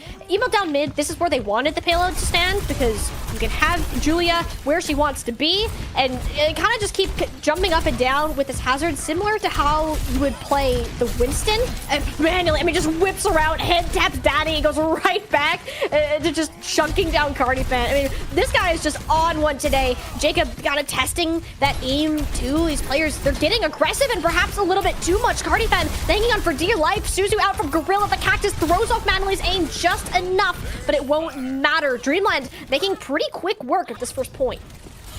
There will be in from Danny, but it will be pretty short-lived as there we go, guys. Don't forget that is just under 5 minutes for Dreamland and EDM now. A very familiar spot. End of the second phase is the goal here for Dreamland. This time, though, to get to match point and OWCS promotion or relegation point. Both DPS ults, they're going to have just a full deck of ultimates, but so will EDM. Expect a whole lot of Qs and check marks to be used here. And Narwhal to just get bowled over. Granted, Emote on mid needed that. We tend to see either these really long holds or absolute snowballs through this point. So preventing a snowball here is priority number one. Emote on mid taking out Hanbei have effectively done that. So Dreamland will have to reset just a little bit. And that does allow everybody from EDM to set up in ship on high ground. You're not rushing it in any way. And this will allow Julia especially to get in a spot very similar to what Manuelu is in, to really just take a whole lot of pop shots as Pella is trying to scout on, maybe see if they can knock somebody off that high ground, but not successful so far. Not quite. And Hanbei will make sure nobody from Emote down mid peeks down that point. And it's more of a space buy than anything. You get this payload past this first little overpass here and see what you can make do with that. Pella did stick the minefield behind EDM, so their only option of retreat is going forwards into Manuela's Deadeye. Not where you want to be. If your name's Cardi Fan, this payload is just 3 meters away from a full cap. Emote down mid. Somebody's got to get in touch, but they booped them into the minefield. Danny couldn't stay, and Dreamland are going to end it right there, getting up to the match point. A chance at getting to these grand finals. Spinning and winning was Pella on that payload, and it worked out as, yeah, Dreamland, after a rough map one, it just seems like they just can't win control, which, you know, sometimes there are teams like that, right? We have teams that are really good at control, like EDM, like, you know, Shikigami Midori, and we have teams that they'd kind of just prefer the rest of the series to kind of flex their muscles a little bit, and that just seems to be the pattern so far for Dreamland, as they are now up 2-1. And in a perfect spot, now forces EDM. They got to win 2 maps in a row if they want to make it out, make it into that grand final. And a little bit of a tricky spot now, because you have either push or flashpoint to go, but either one can, yes, be a Doom or a Wrecking Ball map, but a lot of those can be pretty rush heavy as well. So Dreamland should be feeling really comfortable. I think they are. Dreamland, you beat Emote down mid on the Wrecking Ball and force them to swap off the Wrecking Ball. Like, that on itself is something that very few teams have managed to do so far. And it shows how lost this team is starting to feel. I mean, Pela there, I think, was the unsung hero for a lot of that map. We didn't get to see him in the kill feed a ton, but his impact in forcing out these cooldowns before fights even started basically won Dreamland the fight by the time Manly was at a point where he could actually click heads. Yeah, just setting up so many of these plays, and I love the whole time. He says, "Hey, shield up, please, please." But yeah, Dreamland, they've hit the flow state now. They've hit the flow state. They're feeling good. You look at the standing. Talisman didn't die? Here. Talisman did not die. 19-0 for Talisman. Just under 8,000 damage, and the Tracer God himself is rained upon EDM. Yikes! I mean, this is we kind of worried, right? For EDM, that if this manually Talisman DPS line can start to cook, like, how can you stop that? I mean, they're warm and past that at this point. Like, what do? You need something to change this momentum. We saw Senna and Danny really have the upper hand in their respective matchups earlier on in the series, but after this match of Watchpoint Gibraltar on the Mac pick of EDM, you lose that. You lost on your signature comp, and you got 1 life left before your tournament run is over. Yeah, it's just, you gotta win 2 in a row for EDM, but Dreamland 1 map away from an OWCS promotion relegation spot and a time for a rematch in that grand final against Young and Beautiful. But we'll just wait and see. We got a quick break here to let teams set up. We'll have map 4 right after this.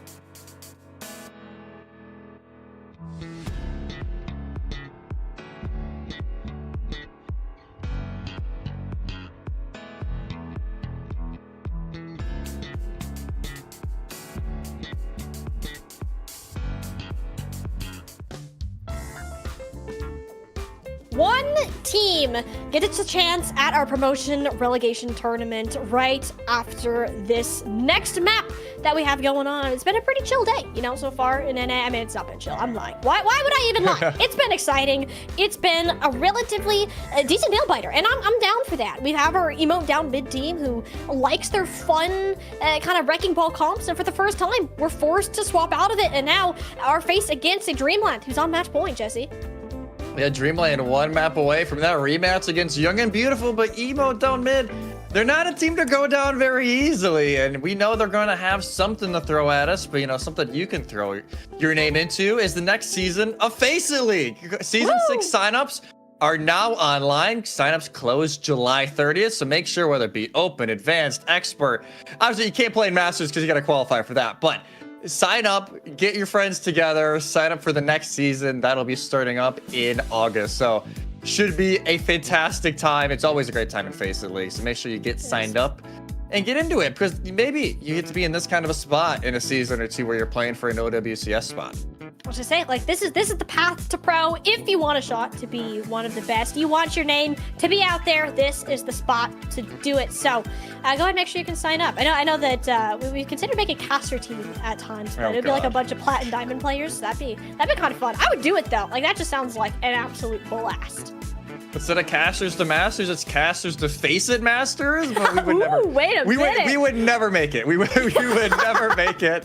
We'd be stuck in probably open or advanced. But hey, maybe advanced is a little generous, I think. I think advanced is very generous. One day though, one day. But I mean, hey, for now we can marvel at the glory that is these Masters teams and where the series currently stands. I mean, Dreamlight, I think it's the best you could possibly feel it. Heading into a map 4, especially coming out of a watch point Gibraltar. That was the first time Emote.mid lost their own map pick and had to swap off of the one thing that has kind of been their main team identity. You got a couple of those though. Doomfist is another one of those, and Doomfist is what is played on Runasapi, at least if you are Cardi fan, and it's the must win. If you need a must win map, this map of Runasapi absolutely makes the most sense. And they immediately send the protect ban, which, yeah, I don't blame them whatsoever, because like you said, they want to play the Doomfist here. Maybe they play the Wrecking Ball instead, but yeah, more than likely the Doomfist. So Orisa is out, you can't counter with it, and you also just can't ban out the Doomfist yourself if you are Dreamland. So we'll see what Dreamland are thinking of here. Maybe they go support, but no, they go DPS, the Venture, which granted, EDM has been playing a lot of the Venture. It didn't work out necessarily over on Watch Point, but on a map like Runasapi, there's a lot of cheeky little routes that Venture can go in, so I can see the reasoning here from both. Yeah, I was like, we haven't really seen the Venture do much this series, but yeah, Runasapi. There's like all these little rooms you can just kind of camp out and be like, you shall not pass. Like that's just how Venture works in small points. So good choice. Likely though, Danny hasn't played a ton of the Tracer, and I feel like you absolutely need to have a Tracer against Talisman. Julia is mainly that person, but Julia is also the hit scan on this team, which will inevitably be seeing some sort of ranged character from the likes of manually. So Tracer Genji, do we stick Danny on the Tracer so we can have Julia pull back out this range? Either way, these DPS are cooking. Talisman and Manly need to be shut down on this map, or you just need to have Cardifan kill the whole team before they start to do something. Yeah, no, especially Talisman this series has been going nuclear. Like, it's been unreal, the form that they are in right now, and it will be Pella staying in. No subs across the board, so even though, yeah, Dion, they're one great map, for the most part, I have a feeling it'll be Pella staying in the rest of the way. EDM for now are actually sticking with the Wrecking Ball, maybe not feeling the Doomfist as much today, fearing it's going to get punished a little too easily, but the Ana is back open, which does open out a lot of potential here for EDM. It's something they play around a lot, especially when they're running these ball comps, send in a Bionade so that Cardifan and Danny can finish it up. For Dreamland, it's old style Rush with the Ramacho, so they at least have the Vortex to, you know, bring down Danny or Cardifan, but maybe not the look that EDM are quite expecting. Not quite. I can't imagine they were expecting this to come out. But, I mean, the win con for Dreamland, it's walk on to Gorilla and Jacob and turn them into Pilla's personal punching bag. That's basically what you're trying to do. So the positioning of the supports is going to be key, while simultaneously making sure Hanmei doesn't get just beat up and shoved into a locker like he has been. The majority of the time, the Wrecking Ball has been at play. Cardifan, though, just doing a bit of kind of scouting out, waiting for Danny to get into position to follow up, who his health bar hasn't been in the best of states. Actually forces Cardifan to use the adaptive shield, attempting to keep him up, and Narwhal having absolutely none of that. Dreamland happy to fight in any of these small rooms with the Ramatra, with the Cassidy. So far, Emo down mid, they just can't make any space whatsoever. No, can't make any space, and they can't find any of those opening picks that you're relying on in this kind of composition. And that just opens up so much for Dreamland. And there it is. Cardifan goes over to the Doomfish. Jake will also go over to the Lucio, Julia onto the Soj. So, and Danny as well, now onto the Tracer. Giving up the Genji ain't gonna do a whole lot against Ramatra. So they will try and bring this now with a pretty much a completely new composition. But the downside of that is you got no ults. Nope, and Manually has one. Never mind, Manually's dead. Don't have to worry about that anymore. Ebelt down mid. I mean, Cardifan just had to go in and out. It's like, oh, I want to touch the point. Oh, I can't. There's an eye. Oh, I have to go back in. Oh, wait, where's my health bar? Bit of a problem there for Ebelt down mid. It wasn't a great contest just because of the Deadeye existing, and with how early these forward spawns are capped, you're not too concerned as of now, but the bleeding has to stop with these daggers. Yeah, wait, actually, with the pick of a Talisman, yeah, that's it. For that, yeah, Narwhal gets picked off early. EDM are able to dissect it from there, but still advanced spawns capped, and you get a little bit after the butt scratch. So a very good opening push here for Dreamlight, who now have to figure out how they want to play against the Doomfist instead of the Wrecking Ball. But everybody does get forward spawn. Bionade misses that time around from Gorilla. But the pulse run from Talisman, we'll see if that misses as well. With the Natabus, though, immediately onto Cardifan, full sending it out to Hanmei, has the ability to jump over the wall. Like, look at this, just breaking Cardifan's ankles while the cavalry of Narwhal and Talisman comes in to support them. Danny already down, though, and I mean, Talisman can kind of run around uncontested. I mean, unless he gets just flattened against a wall, so yeah, you got a recall just for that exact reason there. Cardifan really struggling to find a player who's been left on an island. They're careful for it, yes, but oh, Narwhal somehow didn't take any damage from that ult. Not entirely sure how that happened, but she'll go ahead and take that. Pela, though, starting to move forwards. Annihilation in play, and it's these less mobile characters in the supports who are struggling to get out of the crosshairs manually. No! Oh, no, Danny just scoots out alive, but the rest of the team is down. Dreamland have forced so many stackers for Emo down mid.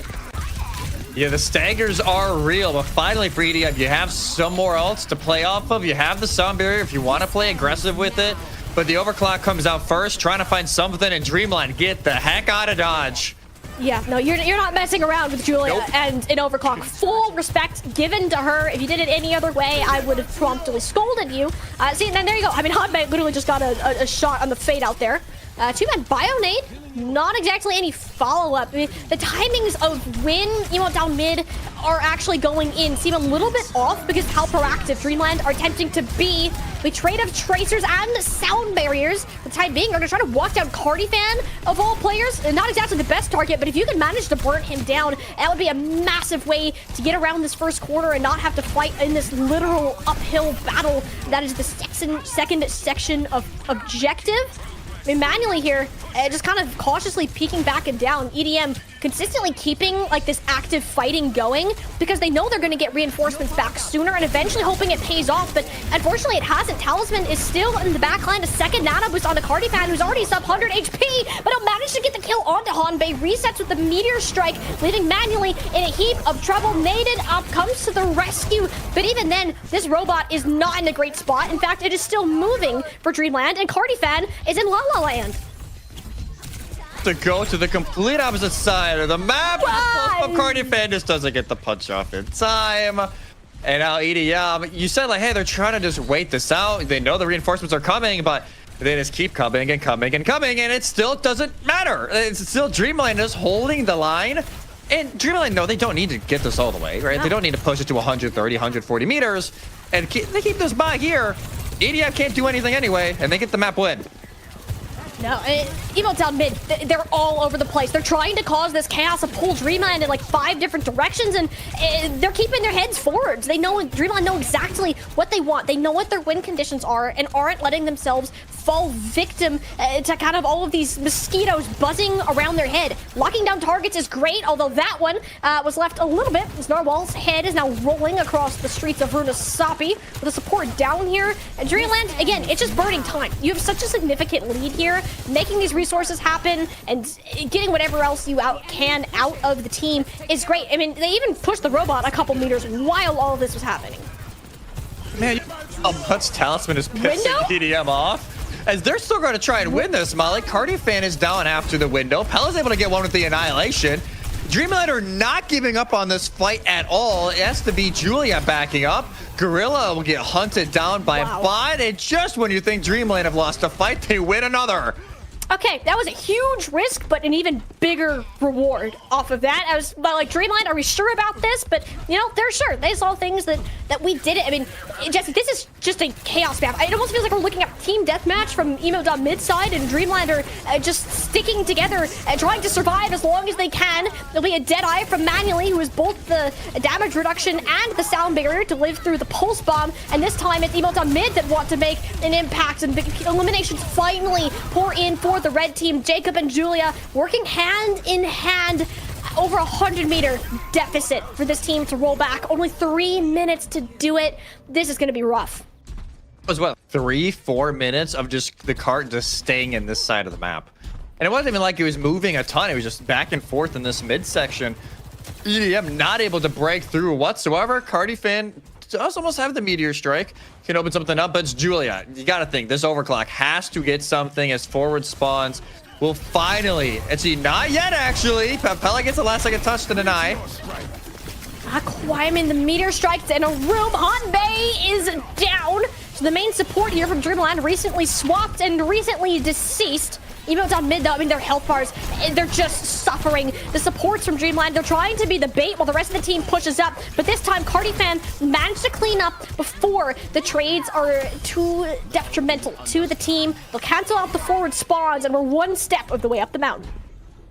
Hey, one fight at a time. That's how you have to look at it here for EDM. As they do have the overclock, Nano coming up here from Gorilla. Dreamland will have nothing at least to start. For EDM, you try maybe use 1 ultimate, 2 at a max. Try and get the tick here, because then you can at least, you're thinking, hey, maybe we're only 1 or 2 fights away from tying this up. Julia, it's good off angle to work with, but his Talisman behind him. And the Vortex, too, was thrown down. Julia got absolutely ambushed. She thought that she was safe. She was being sneaky, but instead it was her that needed the ambulance, not Dreamland. A wonderful way to shut down the soldier. It has been such a pain in the side for Dreamland in the fights that they've lost. The robot turned around. 90 seconds left to go. I mean, Emo down mid. The alarm bells are ringing. Disaster. That was an absolute disaster for EDM. Like I said, Julia thinking, hey, take a nice little off angle. But Talisman is behind her. You have 2, I think it was Narwhal and Manuel, who just walk. And the pinch is so good. There's nothing Julia can do unless she hits some unreal shots. And now, once again, a very tough position here for EDM. If they cannot find an opener, they have to win this quick. They have Nano to try and do it, but the time is ticking. Quick is impossible here. I mean, you have Annihilation, you have Deadeye. That is the opposite of what's going to happen, unless you just execute Pela with the Nano Doomfist there, flattened against the wall. Manually, just buying a couple more seconds, and hopefully we'll try to regroup, but it doesn't even seem to be the case. This flank from Hanbei is working out a lot better than it should. That's 2 that have fallen. All of this is happening. Emo down mid, they can't track any of Dreamland's players down. It's chaos fight, one that they should absolutely be winning. It's crumbling at their feet. It's only Cardian fan that remains standing, and if he gets staggered out here, that might just be it. Yeah, I think this is done, Molly. I won't lie. That is a fight they needed to win, especially after the opener. You get Pella.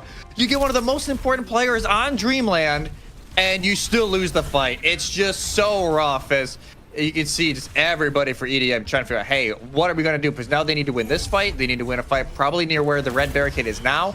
And then probably another 2 after that. 4 fights in a row needed for EDM to stay away from elimination, with Dreamland 1 away from OWCS promotion relegation. Perfection is needed with these sound barriers. Both have already been popped. Dreamland have all the sustain that they could ask for with Emo down mid. Have a very small window to work with. Manually sniped and down, but it's evenly traded out. Pilla yet to use the Annihilation. Opts to now use the trigger as an attempt to force anybody away from this robot. Cardifan's health bar drawing low, stuck with yet another pulse bomb from Talisman. Dreamland walking the payload away from the team. Emo down mid. They made such a good run. They made it so far. They're fighting tooth and nail to keep their hopes, to keep their run alive, but it ends in a nightmare for them. Dreamland will move on to the grand finals for our Faceit Masters playoffs. Dreamland booked themselves a spot in that grand final, a rematch against Young and Beautiful, who sent them here in the upper finals. EDM just one game short. But I will say an unreal run from Emo down mid. The 5 seed bows out third. Not too shabby whatsoever, but they'll be one game away from that promotion relegation. They will have 2 grand for them, but for Dreamland, a grand finals appearance, but more importantly for these teams, they make the OWCS relegation game for NA. They absolutely needed this to happen. I mean, this is arguably the match with the bigger stakes here. A chance to qualify for OWCS, fight it out in that promotion relegation tournament. And Dreamland have earned that privilege and have done it in such a way that every team that they've lost to, like either whether it was in the regular season or in this playoff bracket, they've managed to beat at a later point. They've ended that matchup on a win. And the only team that hasn't happened to yet is Young and Beautiful, who sits waiting for them in these grand finals. I mean, that grand final is going to be so good. And we're right, it's a best of 7 grand finals. I have a feeling, folks, we'll be here a while tonight. But Dreamland, they reverse sweep Midori, take down EDM at 3-1 twice now. But now it's the revenge against Young and Beautiful that they will be eyeing. But we know our 2 teams from Masters that will have a chance at OWCS next stage. And sadly for EDM, will not be them. But it just felt like, with how the beginning of this map went, it was just counting down the inevitable, Molly. I think after Watch Point Gibraltar, it was counting down the inevitable. It kind of felt like Emo down mid. It wasn't even that they were fully off their game. It was just that Dreamland figured them out. They just decided that we're going to have nothing to do with this Doomfist, this Tracer. Emo down mid, they win by playing as a set of 5 excellent individuals who can sometimes pull together and make these team plays happen. And usually that's enough to confuse their opponents because of how strong their individual skills are and just kind of the niche that a lot of their hero pool is. But Dreamland aren't a team who can fall for that. You can catch a lot by surprise, but if we're talking the #1 seed from this entire Masters season, they're having absolutely none of it. Yeah, at this point, like, you can prep all you want for a team like EDM, but the fact that they're able to do it and play and beat them this, religiously, it's like, it's kind of crazy for Dreamland. But now we'll wait and see how they do against Young and Beautiful, which the #1 versus the #2 seeds in this tournament. It feels like it should not have ended any other ways. It will be Pella for the interview. The tank extraordinaire themselves from Dreamland will be talking with us here in just a few moments. And yes, they only got to play a few of the maps today, and man, they were just lighting it up these last 2. Yeah, and Pella really showed the experience that he has within just the competitive Overwatch scene. And we've seen a lot of him more recently, just kind of on the Mizzou roster, and how much he was able to kind of elevate that team in collegiate to like a kind of top 10 ranking at certain points. And we get to see things like that, and him being on additional rosters known mostly for the wrecking ball, but also showing that prowess on things like that, Ramatra and the Orisa, when it has been needed previously. So it's very exciting to see what this tank player continues to do for Dreamland, and only fitting that they can continue to move on to this finals. Yeah, it seems only fitting. Like, Dreamland, there's such a good roster. Here he is, Pella, joining us now after 3-1. Pella, how are you feeling after that, booking a spot into relegation? I'm feeling pretty good. The energy was high. It was everything I could have asked for. Oh, we could kind of tell too. I mean, you came in here, you're just instantly, we could see the massive grin on your face. And like, for Dreamland too, because you guys went pretty well through the season. You're the #1 seed in this bracket. Not the best result you wanted from the Young and Beautiful matchup today, but when you're coming in towards these lower finals, like, was that kind of the thought? You're going against Emote down mid, you beat them recently. Was there, like, too much concern about them kind of adjusting their play style, especially after them making it this far where many teams didn't quite expect it? You know, they have, like, a lot of cards at their disposal, so I think we're, like, kind of just, like, covering all our bases so we're prepared for it today. And then we always knew we could, like, take them to more, like, ground tank maps, so I don't think we were too worried, but there's a team with, like, a lot of good quality players, so you always have to, like, care that. Like, this is a team that, you know, they can throw almost everything at you, and it's not like you can really skirm against many teams who are running these types of ball and doom comps consistently. So what was the prep like for you guys? You said you kind of prepped for a lot of these situations. Were you kind of surprised to see Cardi in the whole time, or was it you were more expecting to see Derpy kind of thrown in here and there? We were pretty much expecting Cardi, and then we weren't really scared about, like, ball mirrors or anything really. We just figured we'll just, like, take them. Like, we're perfectly fine with that. And then yeah, it was kind of just like the in the air maps, seeing what they would pull out. All right, and now a rematch against Young and Beautiful in that grand final. And what are you guys trying to improve on? Because obviously you beat them early in the season, and then you lose to them in that upper final yesterday. What are you guys hoping to maybe change? Obviously, you don't want to give too much away, but is there something that you guys are hoping to change here tonight for a different result? I think there's, like, a lot less pressure on us, because I think we kind of, like, had them that whole map, but we, like, threw at, like, a bunch of, like, crucial points. Like, that was, like, ours to win. So I don't think we're changing, like, too much up other than cleaning up our game. That's pretty simple answer then, because especially that was a very close match. It was a long series. It was a 5-mapper, as were all of our NA games yesterday. So I kind of want to get your thoughts on this. How many maps are we going? What do you think the scoreline is going to be for our grand finals? How many maps gonna go? Yeah. I think it goes 4. No. Now you're just gonna sweep? I think so. That's a 7 sweep? I'm feeling pretty confident. Confident. Okay. Is a lot of that confidence kind of coming from this last match, or is that just before the start of the day, like, we're winning this flat out? I mean, that's kind of like the Ram gene. When I'm playing Ram, I feel like Mike Tyson. So it kind of just like flows through my veins. I can see it. I mean, you literally turned their supports into your own personal punching bag at several points during that It was pretty last fun. map there. It looked like you were having fun. It really did. So I'm excited to see what the rest of the team, you and Dreamland, will accomplish for your grand finals. You have a little bit more time before you head into that. So we're going to go ahead, let you go, finish talking to your team, and get set for the final match of the Faceit League Season 5. Bye. Bye. Oh, that was fun. The confidence, too, from this team. I don't know if that's necessarily shocking. I feel like at this level of play, you have to feel very good about your own performance. But a 4-0 sweeping this finals after this game, is that something that, you know, they can make happen? If they can win control, yes. I do think so. And I will say, you know, we talked about the Preds earlier. Perfect Pred. Reverse of yesterday. I'm not, but I do think Dreamland, this could go either way. If Dreamland can clean it up, because there was a few things yesterday, like Pella said, that, you know, maybe wasn't the cleanest, maybe not the best ults, or maybe not the best fight timings that they had, but it was also, you know, Young and Beautiful. Juice especially. Juice was unreal yesterday on Soj and Freya. I think it really is going to depend on who can start hot. Whoever starts hot, I think, can run with this thing. I mean, Dreamland, they got a 4-map warm-up in. Warm-up scrim, I guess. Granted, not against the things you're going to be playing against, but I think key points here, especially for these DPS, is to be good and ready.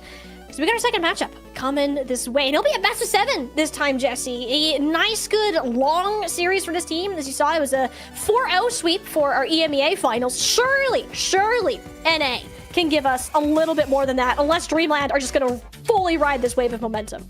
I think it's hard to not have a more competitive game than that final. Even though that was probably one of the funniest finals I have ever seen. And Violet just decided this is his game.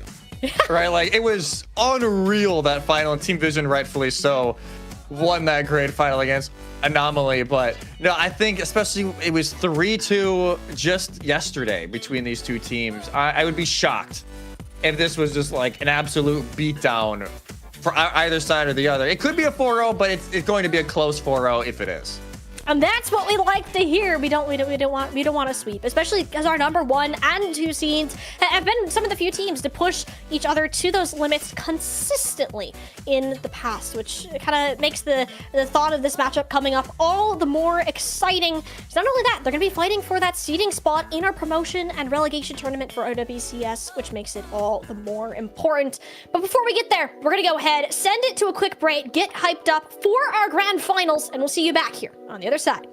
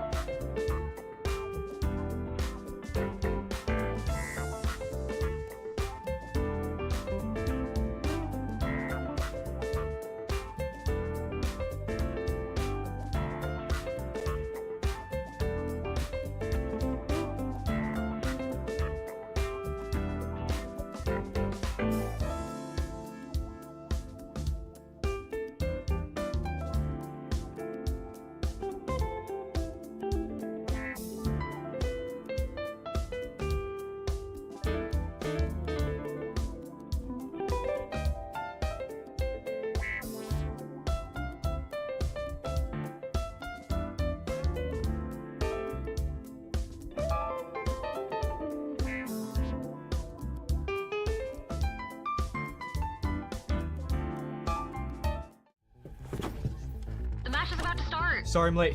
Let's do this. Widow's up top. I'm on point, dude. Genji, you want Nino? Okay, guys, lock in. It's overtime. Let's stagger, let's stagger. On me, on me, on me. Yeah, I'm dead. Down. My ult's ready. Xander. Dead. Pushing, I'm pushing. No, pull back. Hold card, we're down. That was so bad. Yeah, we suck. Yep. Let's try something new.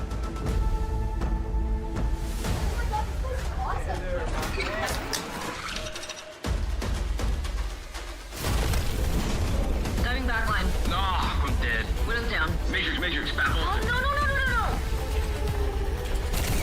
I got pulse bomb. Back on cart. Come on, back on cart. Oh, going in. Stop the cart. Stop the cart. Oh my god! Ah! Go to world! Do you see that?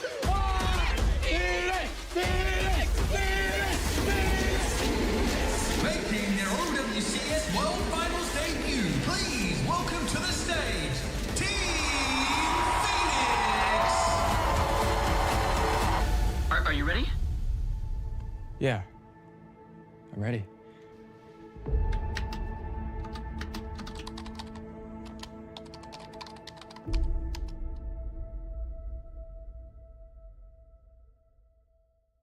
Climb to OWCS by joining Faceit League. Gain competitive experience in weekly Faceit League matches. Rise to the top in divisions balanced for your skill level. Learn more at fce.gg/faceitleague. One more match left to go for our Faceit Masters playoffs here in the North American region, and it's been a party so far, you got to say. But at the end of it, the road might not have been straight. We went on all of these diversions, these adventures. It's our number 1 and number 2 seeds who end up meeting for our best of 7 grand finals match. Dreamland and Young and Beautiful heading it off, both already guaranteed spots in, of course, the relegation and promotion tournament. But you have to get the glory of all the season first, not only for seeding, but just to say you did it too.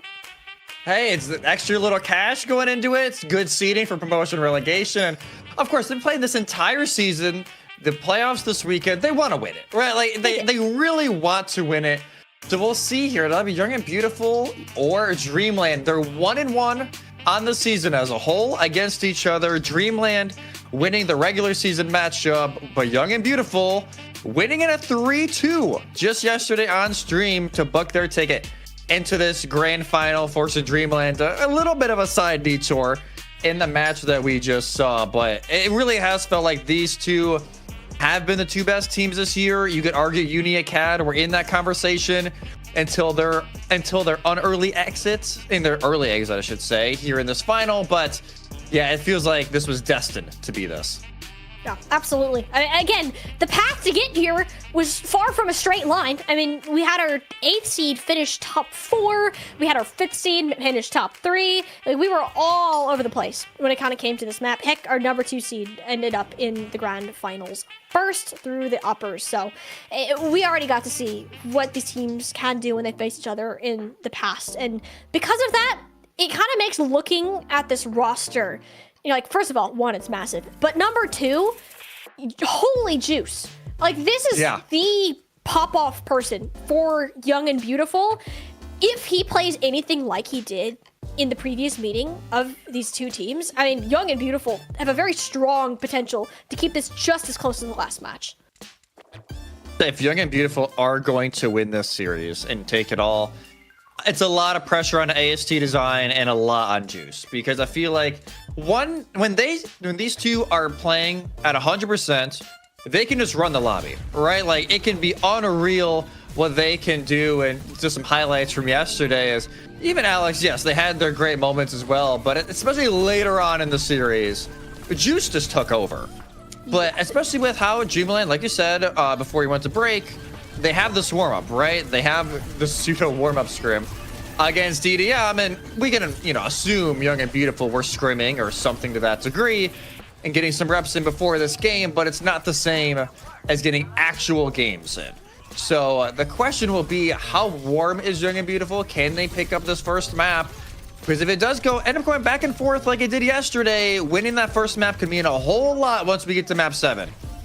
It actually does. I mean, for a young and beautiful team who, and you have endurance on your side potentially, just because of you haven't played a series before this already happened. But at the same time, you have to be able to match this very hot team that Dreamland has proved to be. We heard from Pella in that interview; he's incredibly confident with what Dreamland are able to accomplish, and they showed us in the last match by shutting down Emote down mid, forcing them to swap off comps. No one else has been able to do, but holy DPS. I mean, Talisman in particular had the game of his life. Like, it is going to be so difficult for Alex to try to match what Talisman was putting down.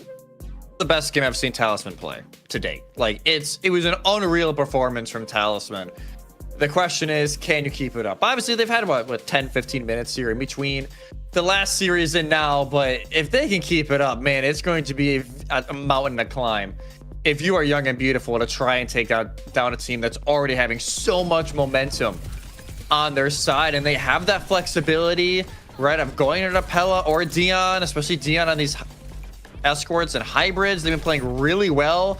But it's also hard to say, like, man, Pella played phenomenal in that last series. Do you really want to take him out? Having that flexibility is a massive advantage going into a series, especially that's going to be this long, right? We could go a minimum 4, a max of 7, dare I say 8 if we have a tie in there somewhere. So this is going to be a marathon, not a sprint, and having those subs could be a massive bonus. Yeah. It seems that Midtown is just the Dion map, and we haven't seen him in... I don't think any other maps, actually, now that I'm thinking about it. So, I mean, maybe just put him in for Midtown for the option of that hazard and kind of have Pella run it down the way that he has been. Again, he said he enjoyed beating people up with the Ramatra and felt like Mike Tyson. I mean, understandably, he kind of looks like Mike Tyson in that last map. And for a young and beautiful team that isn't going to be playing like a Wrecking Ball or Doomfist unless you're putting, pulling that really out of design zero pool that we haven't seen before. I mean, the Diva in particular, I think Young and Beautiful have looked the best when they play with that Diva composition. So depending on what this first map is, it's going to be Ilios. Like, I'm calling it now. I don't know what it is, but it's going to be Ilios.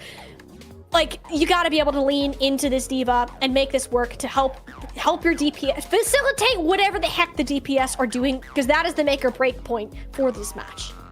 So say, hey, Li Zhang in the map pool, so it's like you got to get a little more creative. And usually when we say creative, you just go to Greece instead. Like that seems to Greece be. Is chill though. I mean, Greece is pretty good. But it's probably Ilios. We actually don't know yet, so we'll find out here in a moment. If it's not Ilios, I'm gonna be sad. I like dive control maps. I like that this is kind of the thing. Like, if you really like playing dive, you pick Ilios. And both these teams like playing dive. They make sense.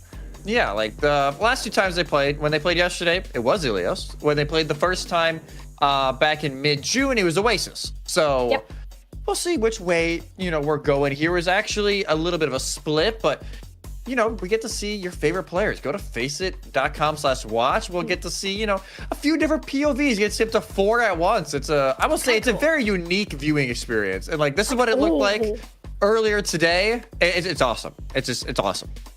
Yeah, especially as you can get like the main POVs for like the broadcasting, see what like everybody else is seeing, but also a lot of these micro plays that you just can't fully catch. And that's not only a good chance for you to like look at this like, hey, I want to try to play Tracer like Talisman, but also to kind of explore what really goes into these layers of professional play, like all the smaller things that are happening to make the big picture come to life. And it's super cool. So you can mess with the sounds, you can like vote for different things, you can see all of this information up on your screen at the same time.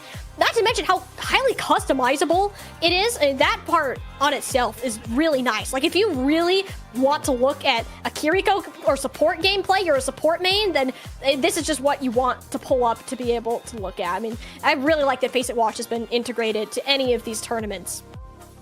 Fantastic. The fact that you can just, hey, if you want to learn tank more, you can just load up the tanks. If you want to learn support more, you just load up the supports. It's so nice to learn what the top pros are playing. And I would say even for the teams, you can look back, hey, this is like next level VOD review. Like, you can look at each POV at once and see what everyone is doing. It's a fantastic tool, so go check it out. Faceit.com/watch, and you'll be able to do it for this match as well. We want to find out here in just a tiny bit who you will actually be able to see. It'll be changing up maybe a little bit throughout the series, as it is not Ilios. What? It is Busan as our first map, which I believe was Young and Beautiful's pick. And the last time these two went against each other, I believe actually they did not play this one. So they're getting the trifecta of control maps out of the way. It's currently 1-1. We'll see who wins the final one here for control. Hey, I'm so confident that was going to be Ilios. I mean, Busan has a lot of dive elements to it too. Like, I mean, particularly downtown, you can kind of play it on. Why am I blanking on the name? It's not Sanctuary. Is it Sanctuary? You know what I mean. Maybe. Yes, probably is what you're Sanctuary. thinking of. Yeah. Yes. You think at this point we know the control map names. I know it if the second it comes up on my screen. I'm going to give myself a facepalm. But in terms of bans, Wrecking Ball, I think is an absolute must. This is a strong Wrecking Ball map, particularly on the Sanctuary sub point. So just because the amount of open area you do there. And it also protects the diva, assuming that's what you want to do on the other parts of the maps. Question is, where does Dreamland kind of want to pull this? We saw some Symmetra from Young and Beautiful in previous matchups, which I'm assuming you're going to want to save that ban, but it's also something on control you want to be careful of. But no, this is just the Hanbei is not allowed to have fun train. You are in Baptiste jail, which I think Hanbei likes Baptiste, just not as much as Kiriko. And I would say with a series this long, right, with the potential of going 7, you have to be really smart with your bans, right? You can't just throw out all of your target bans in the first 2-3 maps, because then second half of the series you're screwed, right? So you have to play this really methodically. Ball here, it's one of the best places for ball. It's one of the best map types for ball.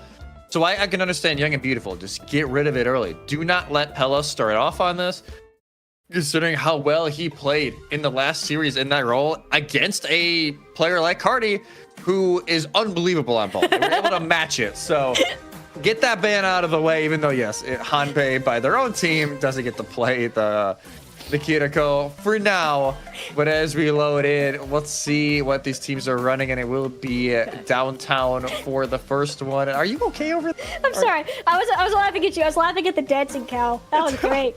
Like, what is happening? That was great. And now that cow. Oh, we don't get to see it anymore. I enjoyed the dancing cow POV. And shout out observers. They get the best shots, especially at the start of these games. So it's been really fun to see where that goes. And it does mean we are on downtown by the looks of it. The map we kind of teased to be the more hit scan heavy, kind of dive sort of situation. We're looking at Juice, we're looking at design, rolling out on that diva. What will Dreamland do to match it? It seems Pella is still on his Romantra arc after the conclusion of last series. We're gonna go ahead, fight it out for our grand finals downtown to kick us off.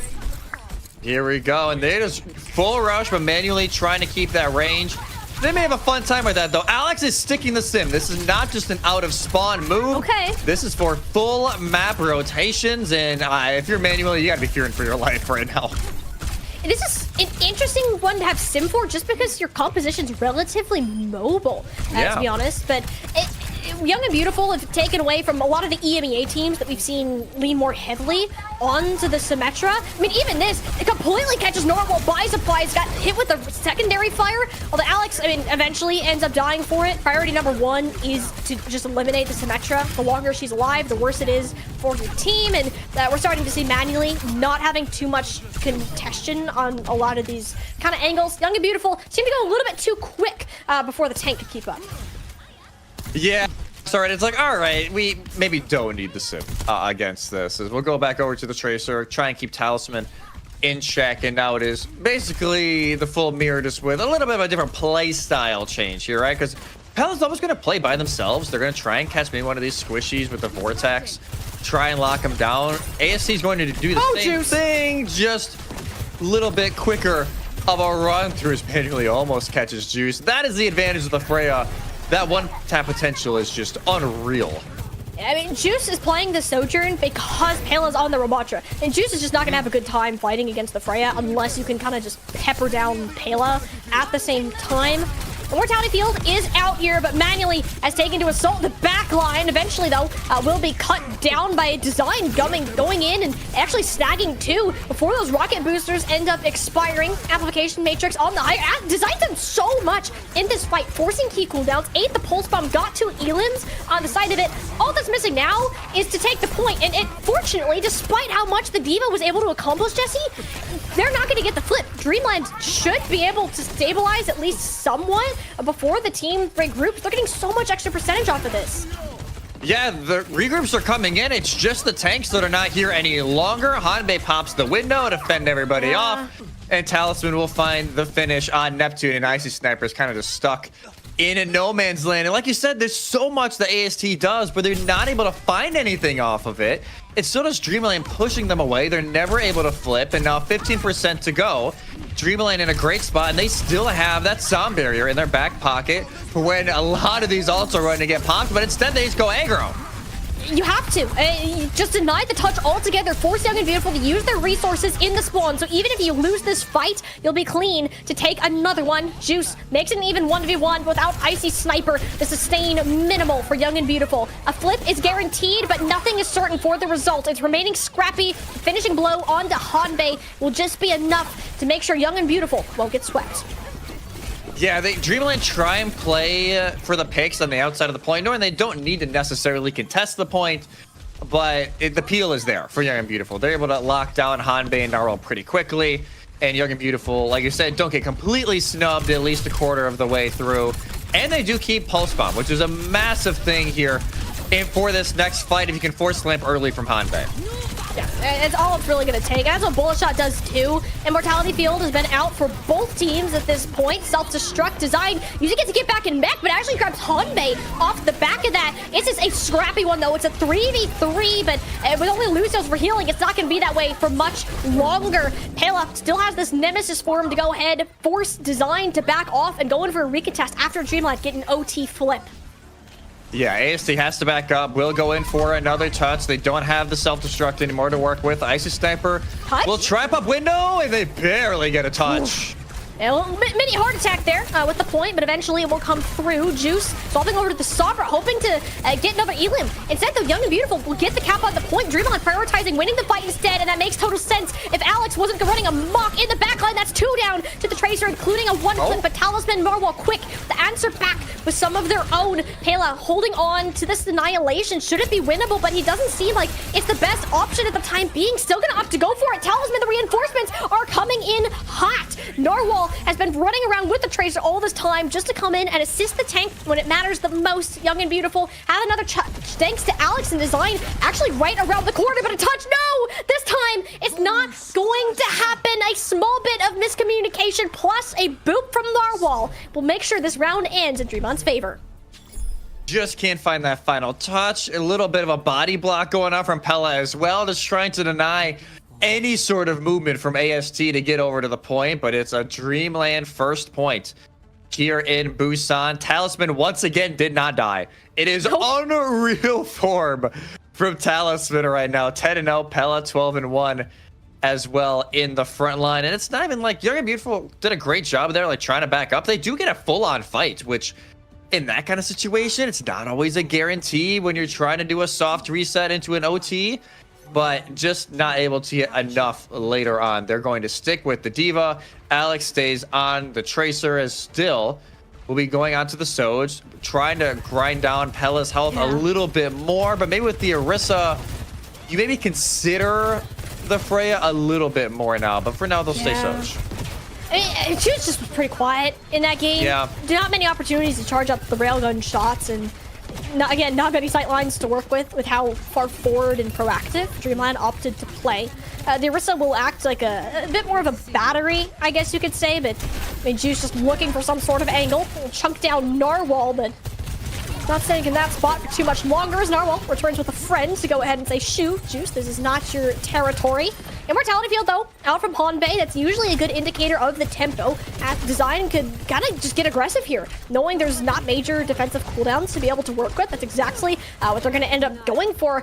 And everybody on Dreamland, the health bars have stayed pretty even as Juice rotates to the other side of the map, hoping to find a way in. But I mean, Talisman and Manually have done such a great job at keeping the Sojourn in check and even forcing out kind of these key areas. Design, not a ton of health, opts to back off, and Pela might be able to get a full capture off of this. Design, though, wants to go back in quick. That Matrix built up much faster for Icy Sniper with the amount of damage the tank was taking, and they're going to keep this at a 0-0 sort of game. The sustain from these teams, Jesse, is insane. It's keeping everybody away. Dreamland, for the most part, has played around point, but have just been not able to find the cabin. It's a trade now from the hit scans.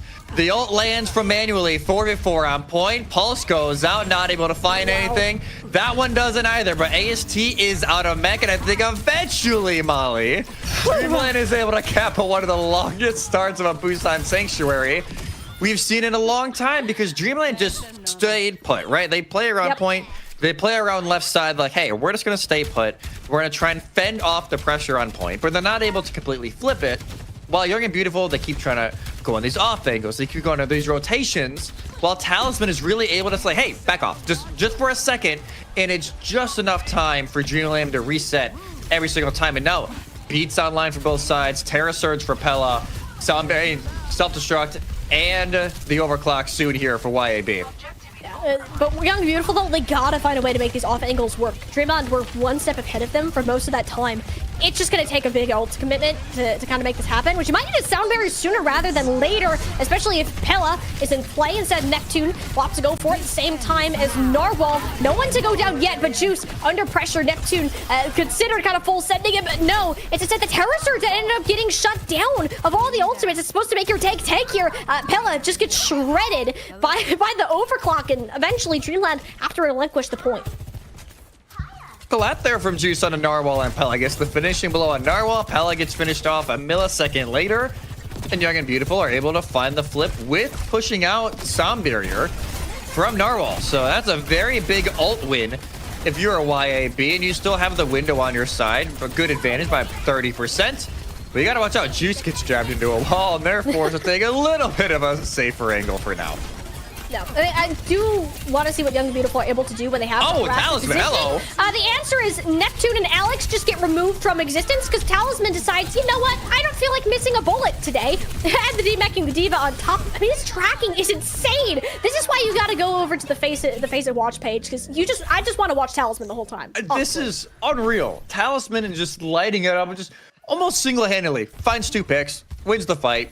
Young and Beautiful don't even get to use anything really substantial. They use the window, goes for nah. They still have Pulse and Self-Destruct, but obviously wanting a little bit longer of a hold there, but it just completely shut down from Dreamland. And now they have ults to work with. Halfway to 3, they have the other 2 available. It's a very tough hole Young and Beautiful find themselves in with 20% to go. Not a great spot. And the one thing you do get manually off of this little angle he was kind of holding, and that's what Young and Beautiful are trying to do, just clear one angle at a time. Losing Neptune along the way, certainly not part of the plan. Granted, both teams slightly hindered at this point. Young and Beautiful have to get a foot on this objective, which as designed is no problem doing. But Talisman, I mean, still in the backline, gets 2 with the help of the Terra Surge on a Pella. The Dreamland they don't care about who's on the point. They care about winning this fight. And this time, they might end up regretting it. Alex able to come in and help clean up the rest of the stragglers, and Young and Beautiful hang on. Young and take advantage of Dreamland being a little bit split, trying to take advantage of that Terra Surge, and they do. They're able to find 2 out of it, but just not enough. The back line is taken out. Pella and Talisman can only do so much. Pulse goes out on the Juice, but they live, and Talisman cannot say the same. Maybe a little bit of an ego play in the moment there from Talisman, but the way they're playing, I don't even blame him. I won't lie. I can't. If anything, Talisman kind of needed to be put in his place at some point. Like, Juice is still a very good hit scan player. You just don't disrespect him. I'm sure Talisman won't do that again, right? No. Right? No. As Self-Destruct online, this nice little off angle here from Icy Sniper and Juice, and they're starting the full rotation. They're going to try and find Hanbane back. Amplification Matrix here. It actually forces the Sound Barrier out of Narwhal much earlier, but it's at Neptune. It's not quick enough for the sake of Juice. This will be final fight territory here. And Icy Sniper stapled to the wall. Immortality Field came out a frame on time there. The Baptiste will stay alive for how much longer with the harassment? It's enough to prevent Design from getting healed whatsoever. So the majority of Dreamland, knowing that there's just no stall potential, Young and Beautiful are down on numbers, down on players. And it'll be a Dreamland Busan win to kick off our grand finals. Dreamland lock it down, and Young and Beautiful, not the start they're looking for, especially when they are on the high ground. Dreamland wins the control. Yeah, I was about to say that. It's not been a great weekend for Dreamland on this map type. But it's not even a 2-1. It's a clean 2-0, and that's that momentum. We were talking about sometimes you can see the team coming from lower bracket. They can bring that momentum from that lower bracket final into the grands. We saw it from Team Vision earlier today in Dreamland, replicating that so far with a nice map 1 win. And also, if anybody was doubting, it was a 15-minute break, long enough to get up and stretch. Like, did the DPS still? Yeah, they're there. They're very much there. It was Talisman kind of just running around with not much to be said about it. Alex was playing a different game, to be fair, where Alex wasn't playing to counter the Tracer. Alex was playing to trade eliminations, and unfortunately, that didn't happen a ton because of how Pella just stood there, like looking intimidating. It's like, come at me, bro, and just. You can't do anything about the Orisa. You don't really have that kind of damage output unless you can consistently keep a Sojourn fight, because the Sojourn's kind of dealing with Talisman, so little tricky on that regard. I mean, Dreamlight had a very good read, though, on Young and Beautiful's playstyle, so the preparation's clearly paying off for this game. Yeah, no, the prep work, especially probably some late night VOD reviews last night after the loss, like, hey, like, what are we doing? Like, what is the change needing to be here? Because obviously it's worked, right? Like, they take down Emo down mid earlier, and this map 1, this did not look like the team that lost yesterday. This looks like the team that 3-0'd Young and Beautiful earlier this season. And a lot of it, man, Talisman, the Puerto Rican, is just unreal, right? Like, just unreal form from them right now. And, AST, yeah, they have their moments. Nice little self-destruct on the Hanbei, but it just never felt like, you said it a few times during the cast, Young and Beautiful could never really find the space, right? No. They were never in control. It was always Talisman kind of marking the flanks. It was Pella really holding down the front line. There was nothing Young and Beautiful could do, and now it really opens up the question of what is the next map? Because the opposite of what just happened. Maybe try and force full dive. Don't allow the Orisa to be playable, but you don't have a Wrecking Ball ban anymore. So in those type of maps, you have to find an answer for the Pella ball as well. I think the Tracer needs to be #1 priority, though. Alex either needs. I think Alex needs to change a playstyle more often than not. We didn't get to see a ton of Talisman on Alex kind of gameplay because again, they're playing 2 different games right there. But because Talisman basically went unchecked, you didn't have a way to burn down the team. You didn't have a way to match the range. So because it's kind of pick and choosing your battles and what is most important towards the team composition. And it could stay the same kind of going ahead if we do end up in more of a dive map. And it might be a little easier if Pela isn't there as like this brick wall of like a Robatra or an Orisa kind of thing. So that's what we need to see Young and Beautiful take into consideration. If they want to run dive, the map pool is very friendly to it. And if we just wanted to prove our point even further, peep the stats, people. 21-2 for Talisman, 21-3 on Pela.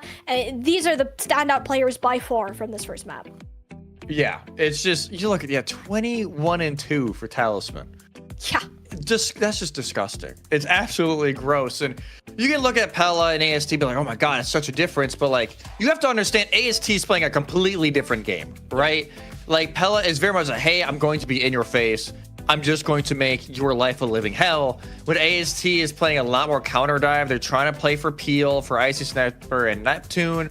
They're not really playing as aggressive. So seeing the damage mitigate, almost 15,000 for AST in 2 rounds. Yeah. That's still a pretty good number to be at. It's just, like you said, they're looking to trade picks and punish the aggression, especially from, Pella and Talisman. And that punish was just never there. No, we've rarely got to see it. The couple times that we did, it was because they kind of just punched Hanbei into tomorrow. And Hanbei played a lot safer, I think, as we saw that map go on, playing a lot further back. Kind of let Nardwall going in and playing with either manually or Talisman, depending on what required it. I think most importantly, though, we mentioned at the start of the series that a major win con for Young and Beautiful has been Juice on this hit scan, kind of popping off. He just couldn't do anything.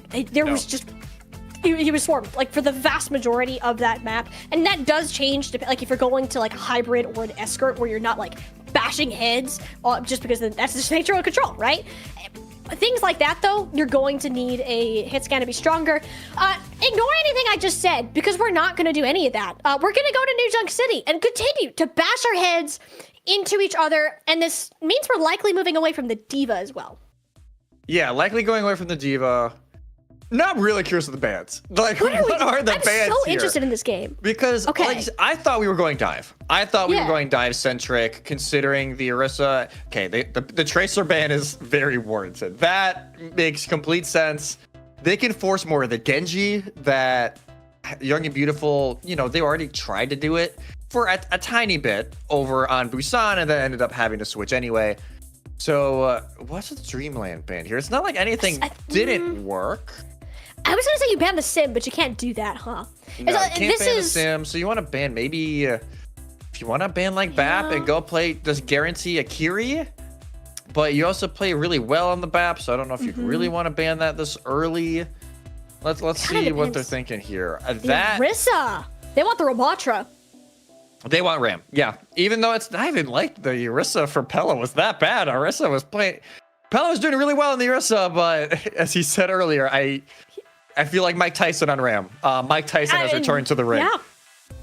Live up to Mike Tyson, honestly. Like, to do it. It's working out. And we have seen ASC Design play Ramatra to limited success, at least compared to their other tanks. Still in the hero pool, so I'm not all that concerned. It's more so, anytime we've seen Talisman not play the Tracer, it hasn't looked great comparatively, but that's also because the Tracer's clear up here. It's very hard to get something else to manage it. But also, we've only seen Alex play Tracer and Symmetra. So that leads me to believe, especially on a map like New Junk City, do you lean more into that Symmetra with kind of those teleporter plays, since it's very centric to this map type? We've seen it a lot, especially in EMEA. Like, EMEA have just been playing Sim. And it's like we're back in like London Spitfire times. It's so weird right now what's going on the other side of the pond, but New Junk City, it will be. And yeah, I wouldn't be surprised. Like you said, that Sim is a very good call. It's going to be, can Pella deal with it? And I think more for Talisman, as much as they want to play super aggressive, it may have to be, hey, break turrets, break TP, help Pella out in front line, because their life could be a little bit more difficult, and the Mei is a great way to help out with that. Yeah, I like the Mei. With Talisman, has a lot of potential to kind of shut this down, especially since we know we're not going to see Alex or probably Juice play that hero either. So Dreamlight are going to be pretty set heading into this matchup, just because they're on, like, literally all of them are on their most comfortable heroes right now, except Talisman. So you're pretty happy with how this goes. I want to see how Young and Beautiful can make this Sim kind of TP brawl work, because like, it's all on to Alex to get these positionings past the Mei wall. Yeah, it's a lot onto them. Like, hey, we need to make sure we get past the Mei wall, actually get some damage in onto manually Narwhal and Hanbei, and already some turrets on a main choke forces a quick little rotate there from Dreamland. As it'll be ring around the rosy for a little bit here, chat. And then we just gotta wait for a random TV from Alex, and then it'll pop. I was gonna say, it's a game of cat and mouse until Alex decides it's not, or even Talisman for that regard. A little gap, though, in that Mei wall for Designed to go ahead and slip through. It's it'll be Manually, though, kind of collapses on Juice. Manually's been kind of flanking with Neptune, or Narwhal, excuse me, this entire time. That's how you play to enable the hits get even further. A triple kill, just right off the bat. That's kind of a flank pinch you're gonna need to have an eye on. Yeah, basically, just Narwhal taxiing manually around. It's just so Young and Beautiful, especially if it's Juice or Icy Sniper, they can't catch up unless they have the Neptune speed boost as well. They can't really chase after it, but it's so easy for Dreamland to try and find the pinch. And even though you had the Mei wall earlier from Talisman, it had the hole in it, still proved enough of a distraction, but that time stuck around just a little bit too long. Yeah, Talisman's head just casually exploded there. Great shot for Juice. Needs the redemption too after Manually just kind of cleaned up the lobby there and much closer to ultimate. Speaking of ultimates, Hanbei has one and decided to lay out the blue carpet for Dreamland to get in. Quickly responded for Icy Sniper, so each team has the same value. Again, I mean, no one's going after Juice. Instead, it's Narwhal, which you tell him to do something, he'll absolutely do it and kind of move around, but will opt to go back and support Manually, who popped over clock of their own, then grabs Juice on the fadeaway, attempting to slip out unnoticed. Young and Beautiful do have control of this point and are hoping to keep it that way. The Blizzard, though, lands onto the team, but just before Icy Sniper gets back, sacrifices their own life to keep Design on their feet and hopefully use the remainder of the Photon Barrier to keep the health bar running and even sustain this further. Annihilation in play for Design much sooner, and you're going to need it if you want to sustain, but it appears Young and Beautiful are okay with losing this fight, knowing they have another one. Yeah, as soon as they lose Neptune, it's like, all right, no heals. If you pop the Annihilation, you live for maybe a few more seconds, but it's not going to win you the fight. You don't have the sustain for it. Is Dreamland able to cap once again? But the fact that they have the sim, they'll have plenty of time to go in here with another touch. You know. Or not. Yes? Wow, yes, this is a full rotation from Dreamland. They're going to try and catch him in the back. Okay, they brained too hard, I think. Yeah, the 5-head outbrained the 5-head. You know, you just gave up all of that high ground positioning, and I'm sure Dreamland are not super thrilled about that. And now you just have Pale kind of on an island down towards the point. But again, Juice falls first. That was shots from manually before Pelot came in to take all the glory on it. It's been the trade out of kind of Talisman and Juice so far, and not having Juice has been much more detrimental. Young and Beautiful still want to commit to this. Neptune popped the sound barrier a couple seconds ago, just in an attempt to sustain further, and it is enough to eventually chase down Narwhal and get Juice back into this fight. It's gonna cost more though. Either this overclock or this annihilation. Instead, it's just gonna be two Ramatra staring at each other, holding blocks to their faces, because that's how you play Ramatra in 2025. And Juice will be the one that has all the actual fun during the mid-off that was happening on the point. It's kind of staring at each other intensely, like, yo, you want to swing? I can't. So it seems like eventually, hey, I can punch away. Talisman getting ready for the touch. Oh no! No, don't shoot! Don't shoot! As they should be able to touch them, but I mean, it'll be more complicated than it needed to be. That could have worked, and it would have been hilarious, but it's not as funny now. Overclock's in play. Manually got the better last time, but this time Juice will go ahead and even up that scoreline at a 1-1 limit. Young and Beautiful looking to close out this objective. Only the couple stragglers remaining, and so far are making this point work. Symmetra incredibly difficult to recontest against, and Young and Beautiful are happy with how Arena turned out. Flashpoint. So far, that Symmetra working great. As soon as they can actually cap the point, pushing in, yeah, it can be a little difficult if you can't find the opener with one of those TP set plays, but this is where it really can work well. You just set up the turrets in some niche spots, you're able to get some nice little early intel on where a lot of these rotations are going, and Talisman trying to get the wall out early just to force out maybe a cooldown or two. And actually, there's the Blizzard here too. Last time we saw this, it was kind of traded with the Photon Barrier, an attempt from Alex to block a lot of that damage to the players who were locked up in a winter storm. The second wall goes up. Talisman almost ends up losing it. Will actually manage to grab nobody. Photon Barrier and the Suzu from Icy Sniper will make sure of it. And Dreamlight, they don't really have another way into this objective. Fighting against this Photon Barrier is a death sentence, as it is for both Manually and Narwhal. Resets coming in fast. Yeah, reset needed. Narwhal again caught early. It feels like the Lucio for Dreamland just getting caught a lot during the beginning of these fights from Neptune, of all people, and Juice. So now for Dreamland, again, what is the play? Do you even match the Symmetra potentially? To try and match some of these TP plays? Do you stick with the Mei? Even though, yeah, these Blizzards aren't doing extremely well, but these walls are at least dragging out some nice Suzus. It's just the follow-up has yet to be there.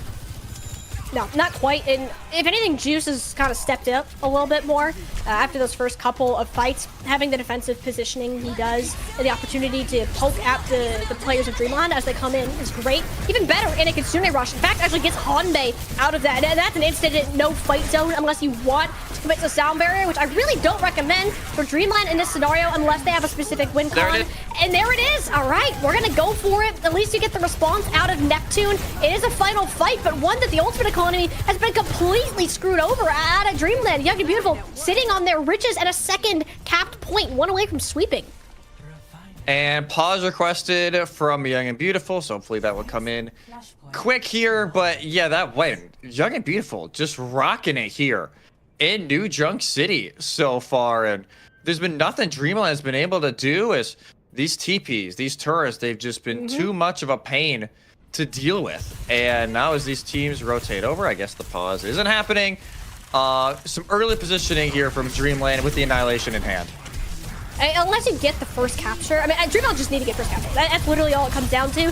Can't do that, though, against the Photon Barrier. It just shows how quickly these are building up. That Alex and the Symmetra is a real thorn in the side for this team to have to deal with. It will go down rather quickly. Design using that opportunity to kind of walk into the backline with an Annihilation. Pella can't trade it out. The teleporter's there. The rest of the team is isolated, and there's no support for him. Even with the Blizzard popped, there's no follow-up. There's nothing that Dreamland can say about it. there's nothing they can do. These TP plays are just so good. And you can see Pellet like tries to put something on the point and like, hey, trying to fight it out, but the TP just goes in the back line. AST is able to pop Annihilation. And from that point, don't matter. The entire back line is dead. Pellet's left on their lonesome. And the fight is over. And it just seems like Dreamlight, yes, they eventually came. They will go to the Symmetra themselves, but it can be difficult to go against a team that's been playing Symmetra the whole time and you're just going onto it. It's more likely they'll be able to read it. I was gonna say, unless you've really practiced this, it's a difficult style to have to work. Like, even there, Icy Sniper totally fine with regrouping, and Normal didn't make it through the TP at all. Like, it's just an experienced sim team. They read that so fast. There's not a chance for Dreamlight to get a touch, and Jesse, that might honestly just be the map with how late these Saggers are going to go. Pella's not going to live. He knows it, so he popped the Annihilation, hoping to get something done, but it's back against the wall, quite literally, and they are putting him in his spot. The question mark on top of all of it. Young and Beautiful, they showed that they are the sim team after all. Take away the Tracer. Young and Beautiful got it. Oh my god. That's a, hey, we're getting a little bit of the vibes. You talked about it from EMEA. That's the EMEA vibe from today. It's a little bit of like, hey, we know you had to pop it, but we're gonna have some fun with it. And Young and Beautiful, nice little answer back after a rough map 1 just completely dominates map 2. There was I felt like Dreamlight had no answers to this Symmetra. No. If we go back to a flashpoint later on with this being a best of 7, I foresee a sim ban in our future. Yeah, I'm kind of surprised we didn't get. Oh, we couldn't get a sim ban. We couldn't because of the Tracer. Yep. Yeah. Well, it's good to know, especially since like something like Circuit Royale, which is a Dreamland preferred map, is now in the future. Take away the sim on that, probably. You don't want to be dealing with it there. But regardless, that was a stomp, Jesse. There's just nothing they could do to figure it out. Young and Beautiful, except for the first point, captured it first every time, and Dreamon simply couldn't find a way back into it. They've been dominant because of their ability to control off angles. With this comp, you're not playing for off angles as much, or at least just one, because if you're Sojourn, I think the lack of the Tracer kind of affected this team quite a bit in both scouting and also ability to kind of collapse at this point. They got caught out a lot more than we expected, and not only because of the sim, but also because Juice came to life. Yeah, no, Juice just absolutely, like, this is the Juice we thought we were going to see in this series, right? Like, being able to light it up, and it, you know, what a shock. You don't have a Tracer on you 24/7, and the pop-off all of a sudden is just there. But there are so many of these rotations. So this is the one we were talking about. We didn't get to quite see it on cam, but look, the wall is there. You can tell Hanmi's like, yo, let me out, dude. And eventually is able to get out, but not before ASC gets a lot of damage in, and the kill comes in on the Talisman. And at this point, the ult advantage is too much in favor of Young and Beautiful, and they even us up. So guaranteed at least map 5. We'll see if we go maybe a little bit longer than that, but that's, yeah, a little bit of BM, but we can foresee that coming. At least, I mean, hey, we get at least more, so I'm not complaining about that. We get a 5-map series at least today. After all, it does in fact exist. But yeah, I mean, this is just a big step up from this team. Young and Beautiful, the only NA squad to really put effort into this Symmetra, and that shows. Because it's kind of the same mentality that we talked about with Emote down mid. If you don't practice against it, how do you attack it? You're completely adapting on the fly. You lost like the big portion of your comp. Like Talisman just wasn't able to do much on the Mei comparatively. And I think it's just a map that you're going to write off as being, you know, one of our most impactful characters got banned. We played against a sim competition we weren't quite ready for. There's very few maps that I think that this can work again, and Dreamlight are very aware of that. Very few. I'd say if we go back to Flashpoint at some point, obviously Saravase, it can work, but not as well as it does on New Junk City. There's a little bit more high ground involved with Saravase. It makes some of the TP spots tricky. You have to be really careful about it. Circuit is another one. We'll see. That is obviously in the map pool. That's really about it. You can make it kind of work maybe on Oasis at times, but you can get really tricky, and it will be one of those potential maps that I'm feeling. You're banning Sim though, sure. You gotta ban Sim, I think, here if you're Dreamland, because it is one of the only 2 maps remaining that it can really work. We'll find out the bans here in a moment, but if that is the ban, then you gotta wonder, hey, is Dreamland going to ban a tank or a support? It feels like the tank is kind of whatever. They can play Diva, they can play Ram, they can play kind of whatever their heart desires. So maybe, getting rid of like a Baptiste from a Dreamland is a good idea, considering how well it went over on Control. And yeah, there's the Simban. Yeah, we kind of saw that coming. We do. This is actually the map, though, that we will see Dreamland play the double ranged, right? You'll put the manually on the Freya and have Talisman take over the Sojourn role. It's just this is just not a Tracer map. And that's okay. You're able to flex around that. And the Baptiste will be taken away, which is a pretty integral part of a lot of these points. And also probably means you're not going to see the Life Weaver either that Narwhal likes to pull out on this map. No, we probably won't. It even puts like Illari at risk if we would see it, because a lot of times you want to play the Illari with Bap, just because not like you're pumping out a ton of heals with Illari. You're wanting to more have the damage output, let the pylon do the work. But it's still a potential. We've seen some teams run it, maybe even with like a Kiriko or a Life Weaver. So maybe the Illari is up for grabs. We obviously have some very aggressive flex supports in this lobby, so I wouldn't be shocked if they wanna feel it out maybe a little bit. But Sucuriel maybe going back to that long range game that had Dreamland so much success over on Busan, and they didn't really get to flex it with the sim on their face in map 2. No, not quite. So I think having this kind of change, which this is a map that the Dreamland won yesterday too, if I'm not mistaken. Yes. So, yeah, I'll double check. Well, I'll also triple check that, but I'm pretty confident they ended up winning that because it was that double ranged game. You're taking away kind of the main heroes that we did see. Yeah, Young and Beautiful won this yesterday. Oh, Young and Beautiful did win this yesterday. Young and Beautiful won yesterday. That's right. Oh, they played the May, right? Yes, they played the May, and it was a 3-2. And it was a sim ban last time as well, but it was a Ram ban last time. Yeah, so the which Ram. I have a feeling. And Dion's in. Whoa. Whoa. Okay. So Sig. So they're playing Sig. They can't be playing Ram. Are they? Because if they were playing. Dion plays a ton of Ram though. True, but like Pala's been playing great on Ram. Maybe it's like you're leaving the option open, right? Like Dion can play really good Ram, but Dion is also the one that would play Sig in this matchup. So maybe you're just leaving the potential open for both sides of the coin. But okay. Yeah, but like, do you want to play Sigma into Ramatra? Like, does that sound fun? I don't think that sounds fun. No, not really. Like, especially with the double. Unless you're on defense, you can maybe play around May defensively and like wall off Ram as he's trying to engage. But if your Sig gets walled off, it's GG. It's just done. So yeah. I'm very curious here what the call is here from Dreamland, but we'll find out here pretty soon. The reasoning behind it. Because they started on that double hit scan. Like, that's what they want to play. But then, I remember this now. This is coming back very clearly. But then they ended up swapping to the May after they got snowballed because Alex was on it. And they were just like, okay, this isn't fun. We need to find a way to match it. But at the point, they weren't really able to recover. And Talisman is not a favorite to play May. Just throwing it out there. Much prefers that Sojourn or the Tracer in this type of matchup. So this is a puzzling pick for me. Like, you have to be super confident in Manuel's ability to just own Juice. That's the only reason I can see that this map is one to come out. Or you're doing something with the Sigma just because of the Dion sub. Or if it's like, we just want to take this away. Like, we don't want this to be a thing.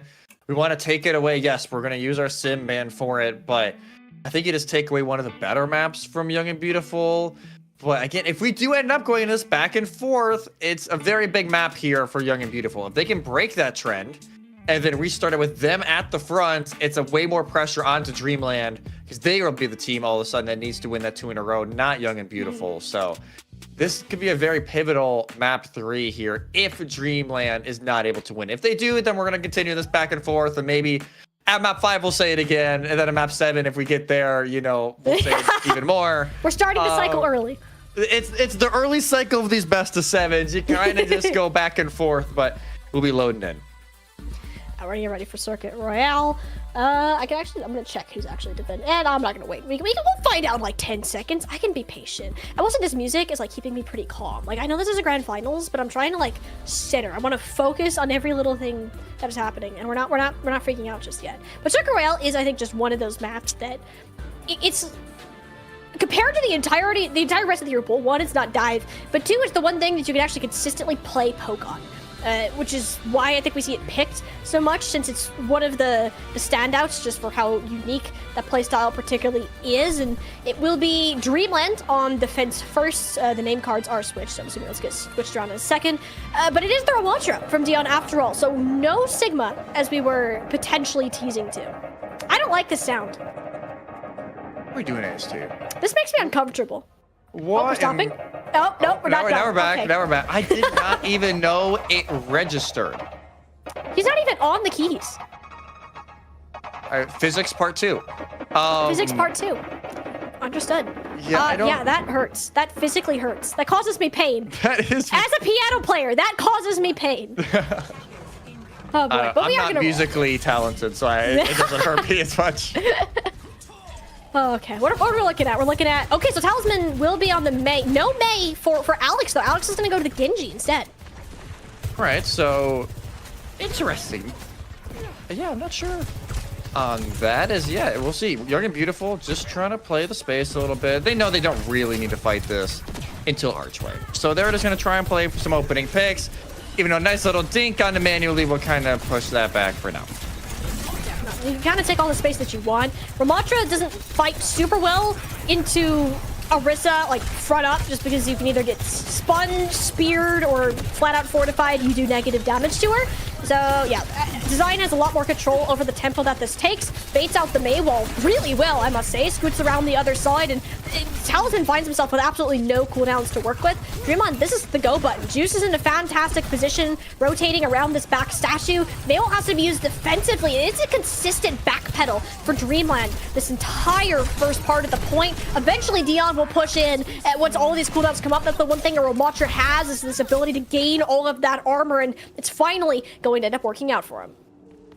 Yeah, it eventually works out, and yeah, Dreamland, yes, they get a good, and not Dreamland, sorry, you just gotta swap sides. Young and Beautiful able to do it.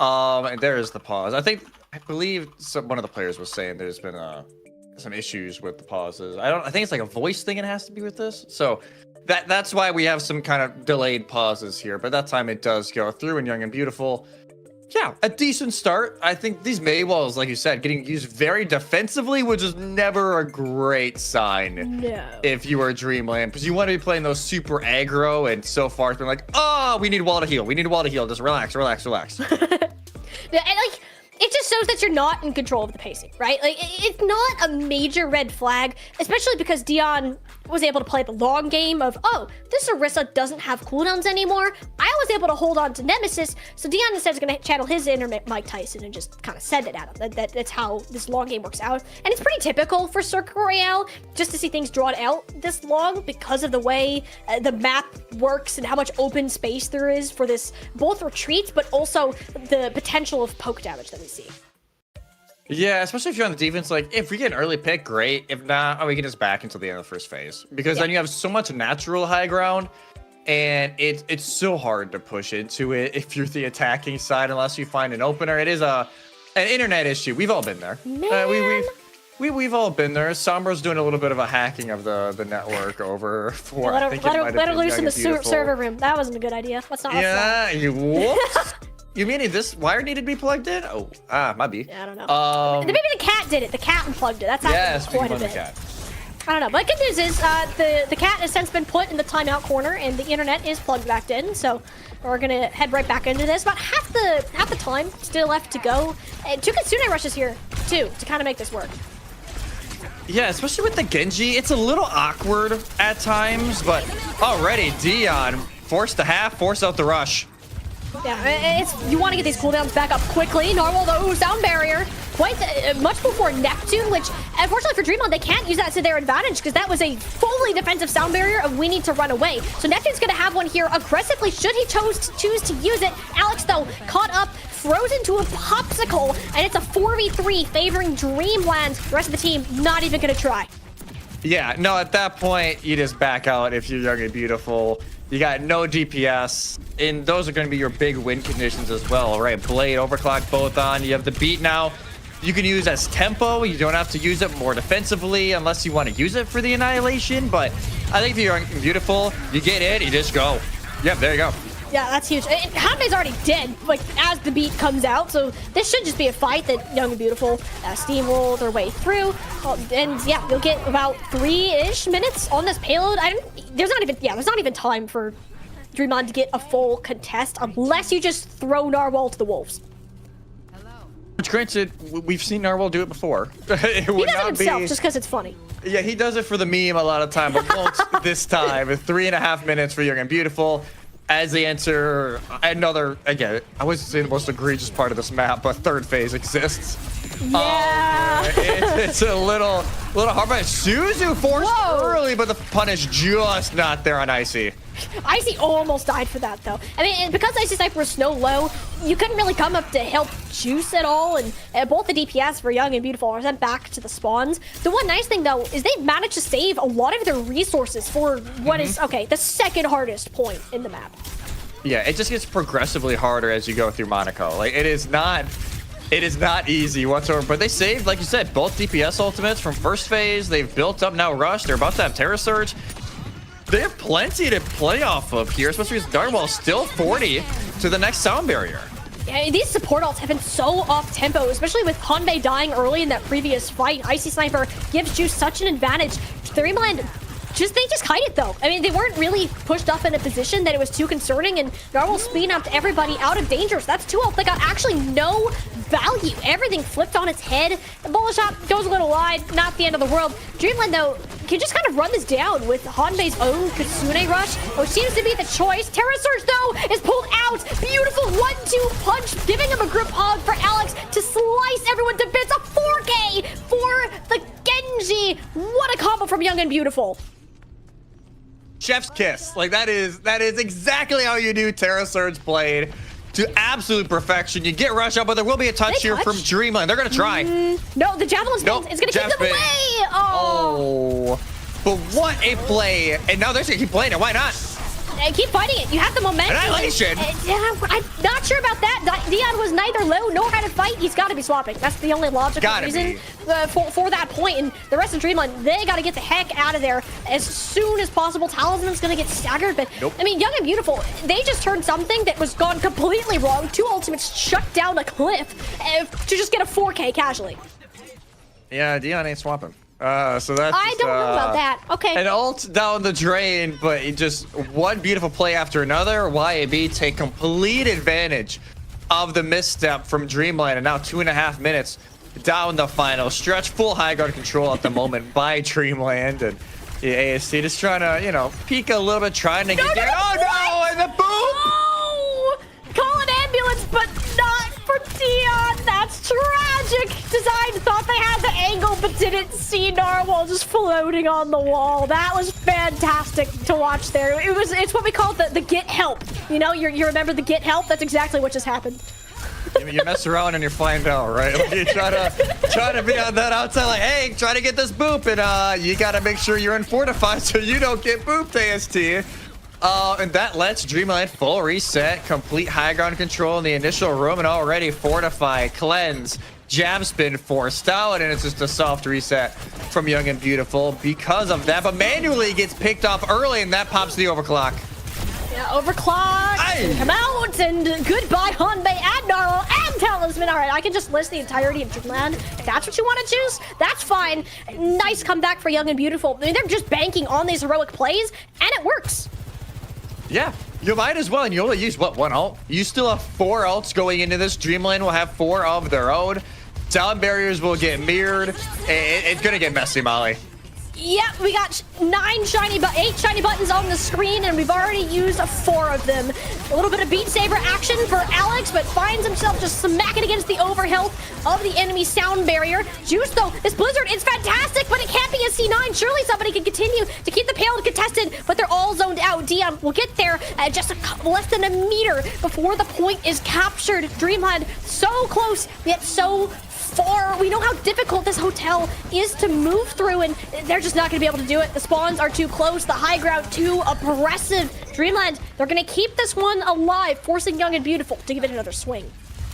Ultimates throwing in, and that was just enough that spawn 7? advantage. That was 8. I'm pretty sure that was a lot. Jeez. Yeah, both support ultimates from both sides, both DPS ultimates from both sides. Just check everything. And sorry, not both DPS ults. It was ASTs, not juices. But throwing everything at the wall. And no, the only one that remains with an ult is Dion, and it's maybe one of the hardest to deal with in an OT situation like this. Worst possible time to have to beat a Ramatra ult, and you're gonna have to do it 4v5 because Alex gets locked in the freezer with Talisman. Not where you want to meet a Mei. Young and Beautiful will get a touch onto the payload, but it's not gonna last long. Dion pops the Annihilation in purple. Certainly not Young and Beautiful's favorite color in this particular instance. It'll be a stop just shy of a full completion, and for Circuit Royale, sometimes that's the best you can get. Yeah. If there's any other map, it'd be like, you know, it kind of sucks they weren't able to cap, but it is what it is. For this, it's like, no, it's still fine. That's good. That's really good. Because Circuit Royale is just damn near impossible to cap, even though Vision did it earlier. But that was, you know, that series was its own demon. But yeah. I would say Young and Beautiful, great start. You're really allowing Juice to really pop off, even though AST's also got 13, almost 10k damage already on their mark manually as well. 16 and 5, almost 10k for them. It will really be how much time can Dreamland have left going into final phase. If they can have, I would say, at least 2 minutes, I think it's very doable. But if they have under that, or if they even don't make it to third phase, then it'll be Young and Beautiful stealing the map pick away from Dreamland to take a 2-1 advantage. But Dreamland, they obviously picked this for a reason. It's time to see what they got here on the attack.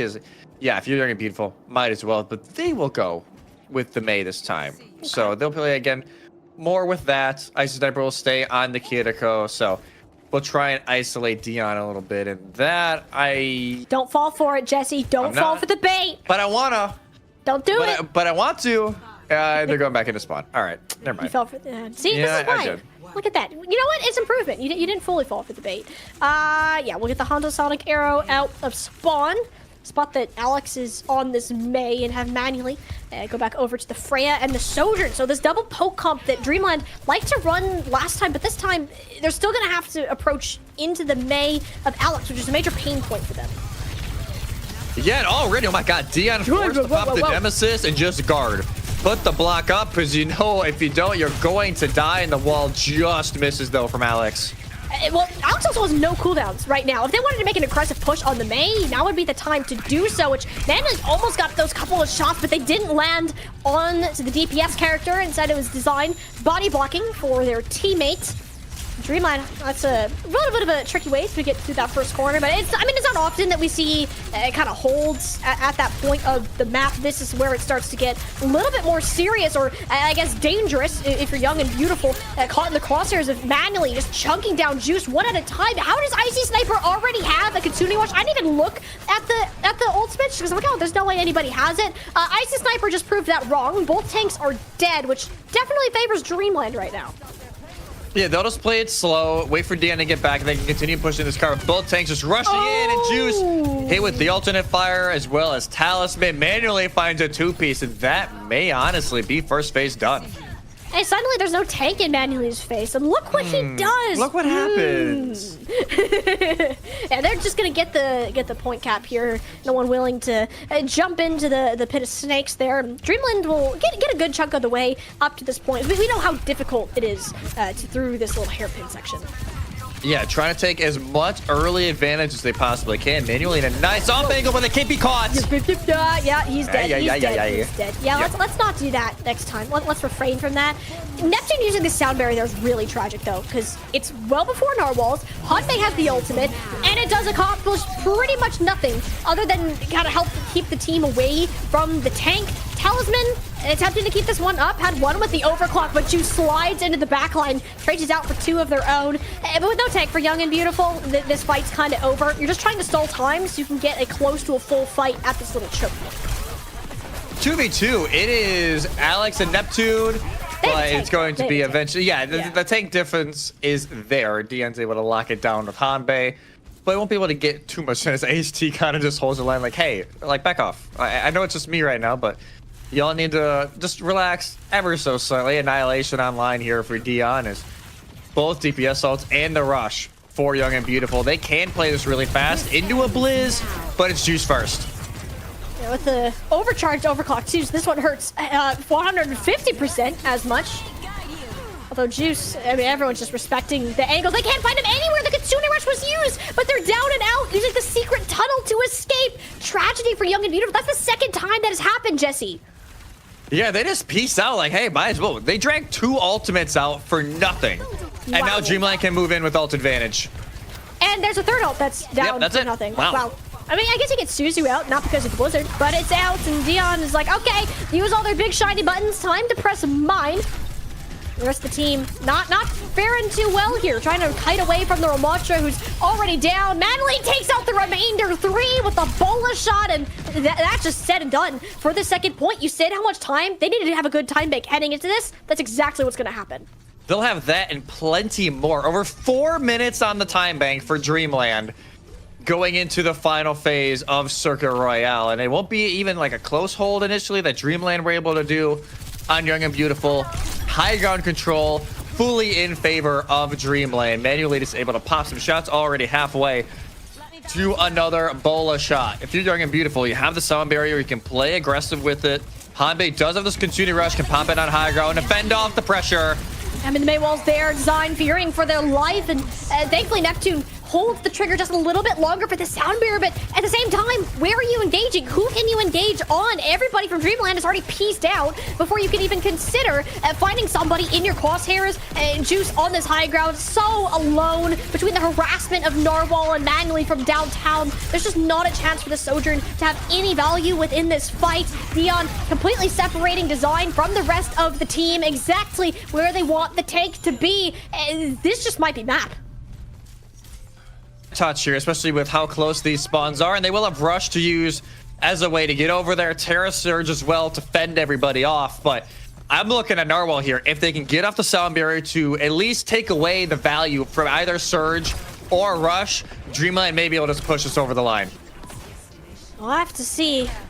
I mean, they're going to take their time and rotate towards the high ground. You have so much in the time bank to work with, yeah. So this is needed. You have the ability to, might as well. And worst case scenario, you sound barrier along the way. But ASC Design, they'll meet him up there. Icy Sniper, though, is already dead. The Kitsune Rush no longer available. Although Dion finally gets sent off the map. Design saw the opportunity, went for it, and perhaps a stabilization is possible. Manually still getting eliminations. I just think because how far the spawns are for the defense, Young and Beautiful will get another touch. Icy Sniper is alive at this point. Will pop the Kitsune Rush. High ground not fully cleared. Juice drops down an attempt. 0.9 meters. Someone has to keep a toe on the objective, but they're running out of players, running out of options, and it's a storm inside. No one can escape it unless you're Designed with the Fortify available. But even then, the health bars will eventually fall down. Dreamland will win Circuit. And the back and forth, the ping pong match continues here, Molly. Dreamland able to do it. And I will say, they really slowed it down. This is a team that loves to play fast, loves to get in their face, but hey, they really slow it down. They just rely on the pop-off plays, waiting for the other side to make a mistake. But Juice, I can't say they didn't try in this first half, man. Just absolutely lethal with the Soj later, but man, what a little turnaround there from Dreamland. You take away one of the better maps for Young and Beautiful. You take away, yes, the sim ban on your side, but overall, a total success for the Dreamland map pick. Absolutely. And Dreamland basically screwed the ult economy of Young and Beautiful. The kiting was impressive. Like, previously, we would have just seen Dreamland fight that. They would have been like, all right, we're all in, we're dumping, let's get it. Yeah, but no, they backed off. No. And I wonder if that's like part of the style change just between Dion and Pela that we kind of see is more that kiting. But even then, there were at least 6 ultimates within that game from Young and Beautiful that got no value just because Dreamland were in a position that they could kite away from it. And it's that decision making that inevitably won them the map. They just had the better resource usage and better control of where those resources were going overall. Especially like the middle phase of Circuit on their attack, the fact that they were able to realize right away, hey, they're using 2 ults, just get out. Like, just back out. There's this little tunnel here.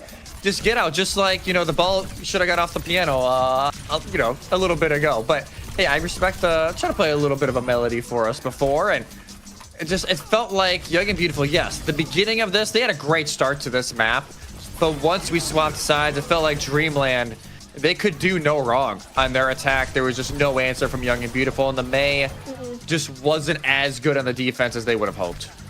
No, not really. I mean, he had that one combo play, which was really nice. Yeah. And, I mean, outside of that, I mean, this kind of get help thing, first of all, that's hilarious. I will be clipping that later. But for Young and Beautiful, though, you kind of just ran out of juice after this play.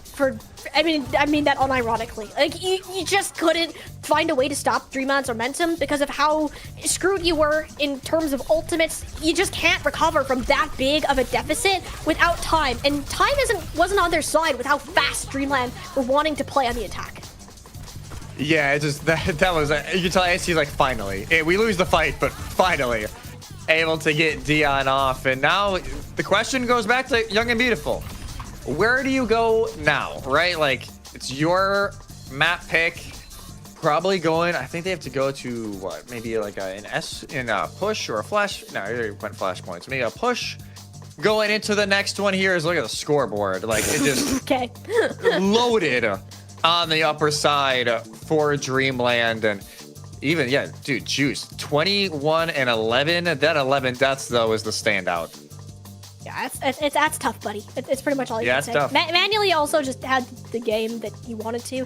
He picked Circuit because he wanted to lean into this long range kind of play with your Ramattra/Orisa, which they stuck true on the Ramattra for all of that. And it worked out. Manually did exactly what you expected him to, and that was dominate.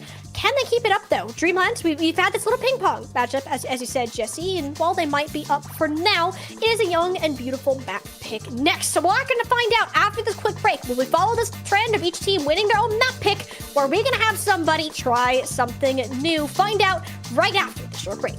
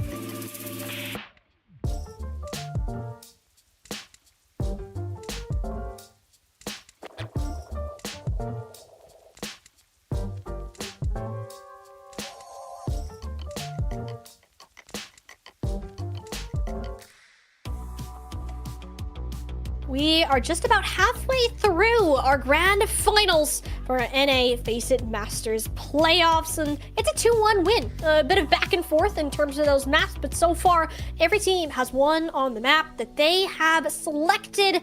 Is that trend going to continue? Knowing the map pick, Jesse, I'm not entirely sure. This is an interesting one, I gotta say. From Young and Beautiful, they wanted to switch it up, get creative, and take us to Coliseum. Immediate fear is you're playing the long range game against Manually and Talisman. Yep. Which that's a very scary situation. Especially now, hey, the Tracer is also I was gonna say, this is the game Tracer for map. Talisman. So you put Talisman on Tracer, you pop the Freya, and it's going to be a very long day at the office for Young and Beautiful. But they obviously have something cooking, right? Like something is going on for them to pick this map. We'll see what the bans are here in a minute, and it is Dion back out, Pella back in. So that tells me, hey, we could see anything from the Orisa to maybe a ball even, to the Overwatch. Anything is on the table once again here for Dreamland. Is Coliseum a Symmetra map? Okay, well, not everything is on the table. Their Matra's off.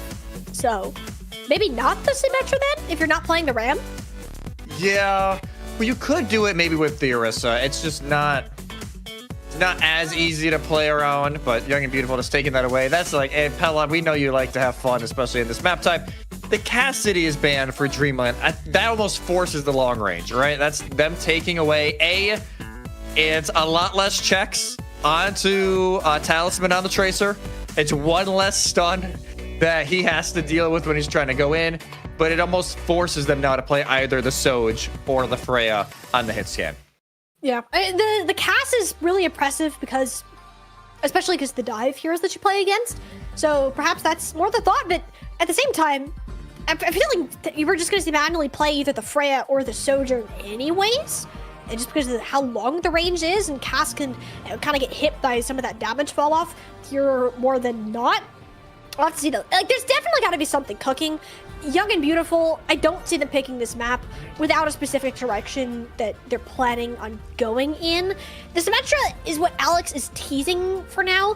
I don't think Alex necessarily feels comfortable matching Talisman in this Tracer kind of duel, and if they're able to play the Symmetra, which has kind of thrown Dreamland for a loop, absolutely give it a shot. Yeah, you might as well. Oh, Pella, are you sticking this? Are you sticking this? Yeah. I think they are. All right. Oh, the sim won't do much against that if Alex is sticking it. They are. Alex is in for a very rude awakening here in just a moment. Yes, they can TP onto the backline, but Narwhal can speed away, Hanbei can TP. So this could get a little tricky. Yeah, I liked the Symmetra when it was against a less mobile comp, but first of all, Young and Beautiful, still a very mobile. This is like what they did back on Busan, right? Yeah. When they opened it up, and Alex just couldn't make it work super well, or at least consistently, because how everyone on Dreamland could scoot away one way or another. Dreamland, I mean, they'll take their time playing off the pile drives that Pelican set up. Already halfway to a minefield, by the way. Oh, Juice got lapsed. That's what he's been doing, and Juice, got abandoned, thrown off the flank by Young and Beautiful, and that's a rough way to start this map. Ideally, you try to kite out and try to bait people into the room with the sim turrets on the Lucio. Doesn't seem anyone's going to fall for that, at least by themselves. It is a nice set of bullets, though, on the Icy Sniper. Immediately crumples under the pressure, and Dreamland looking to keep this payload going as long as they can, especially with Design now being out of the mech.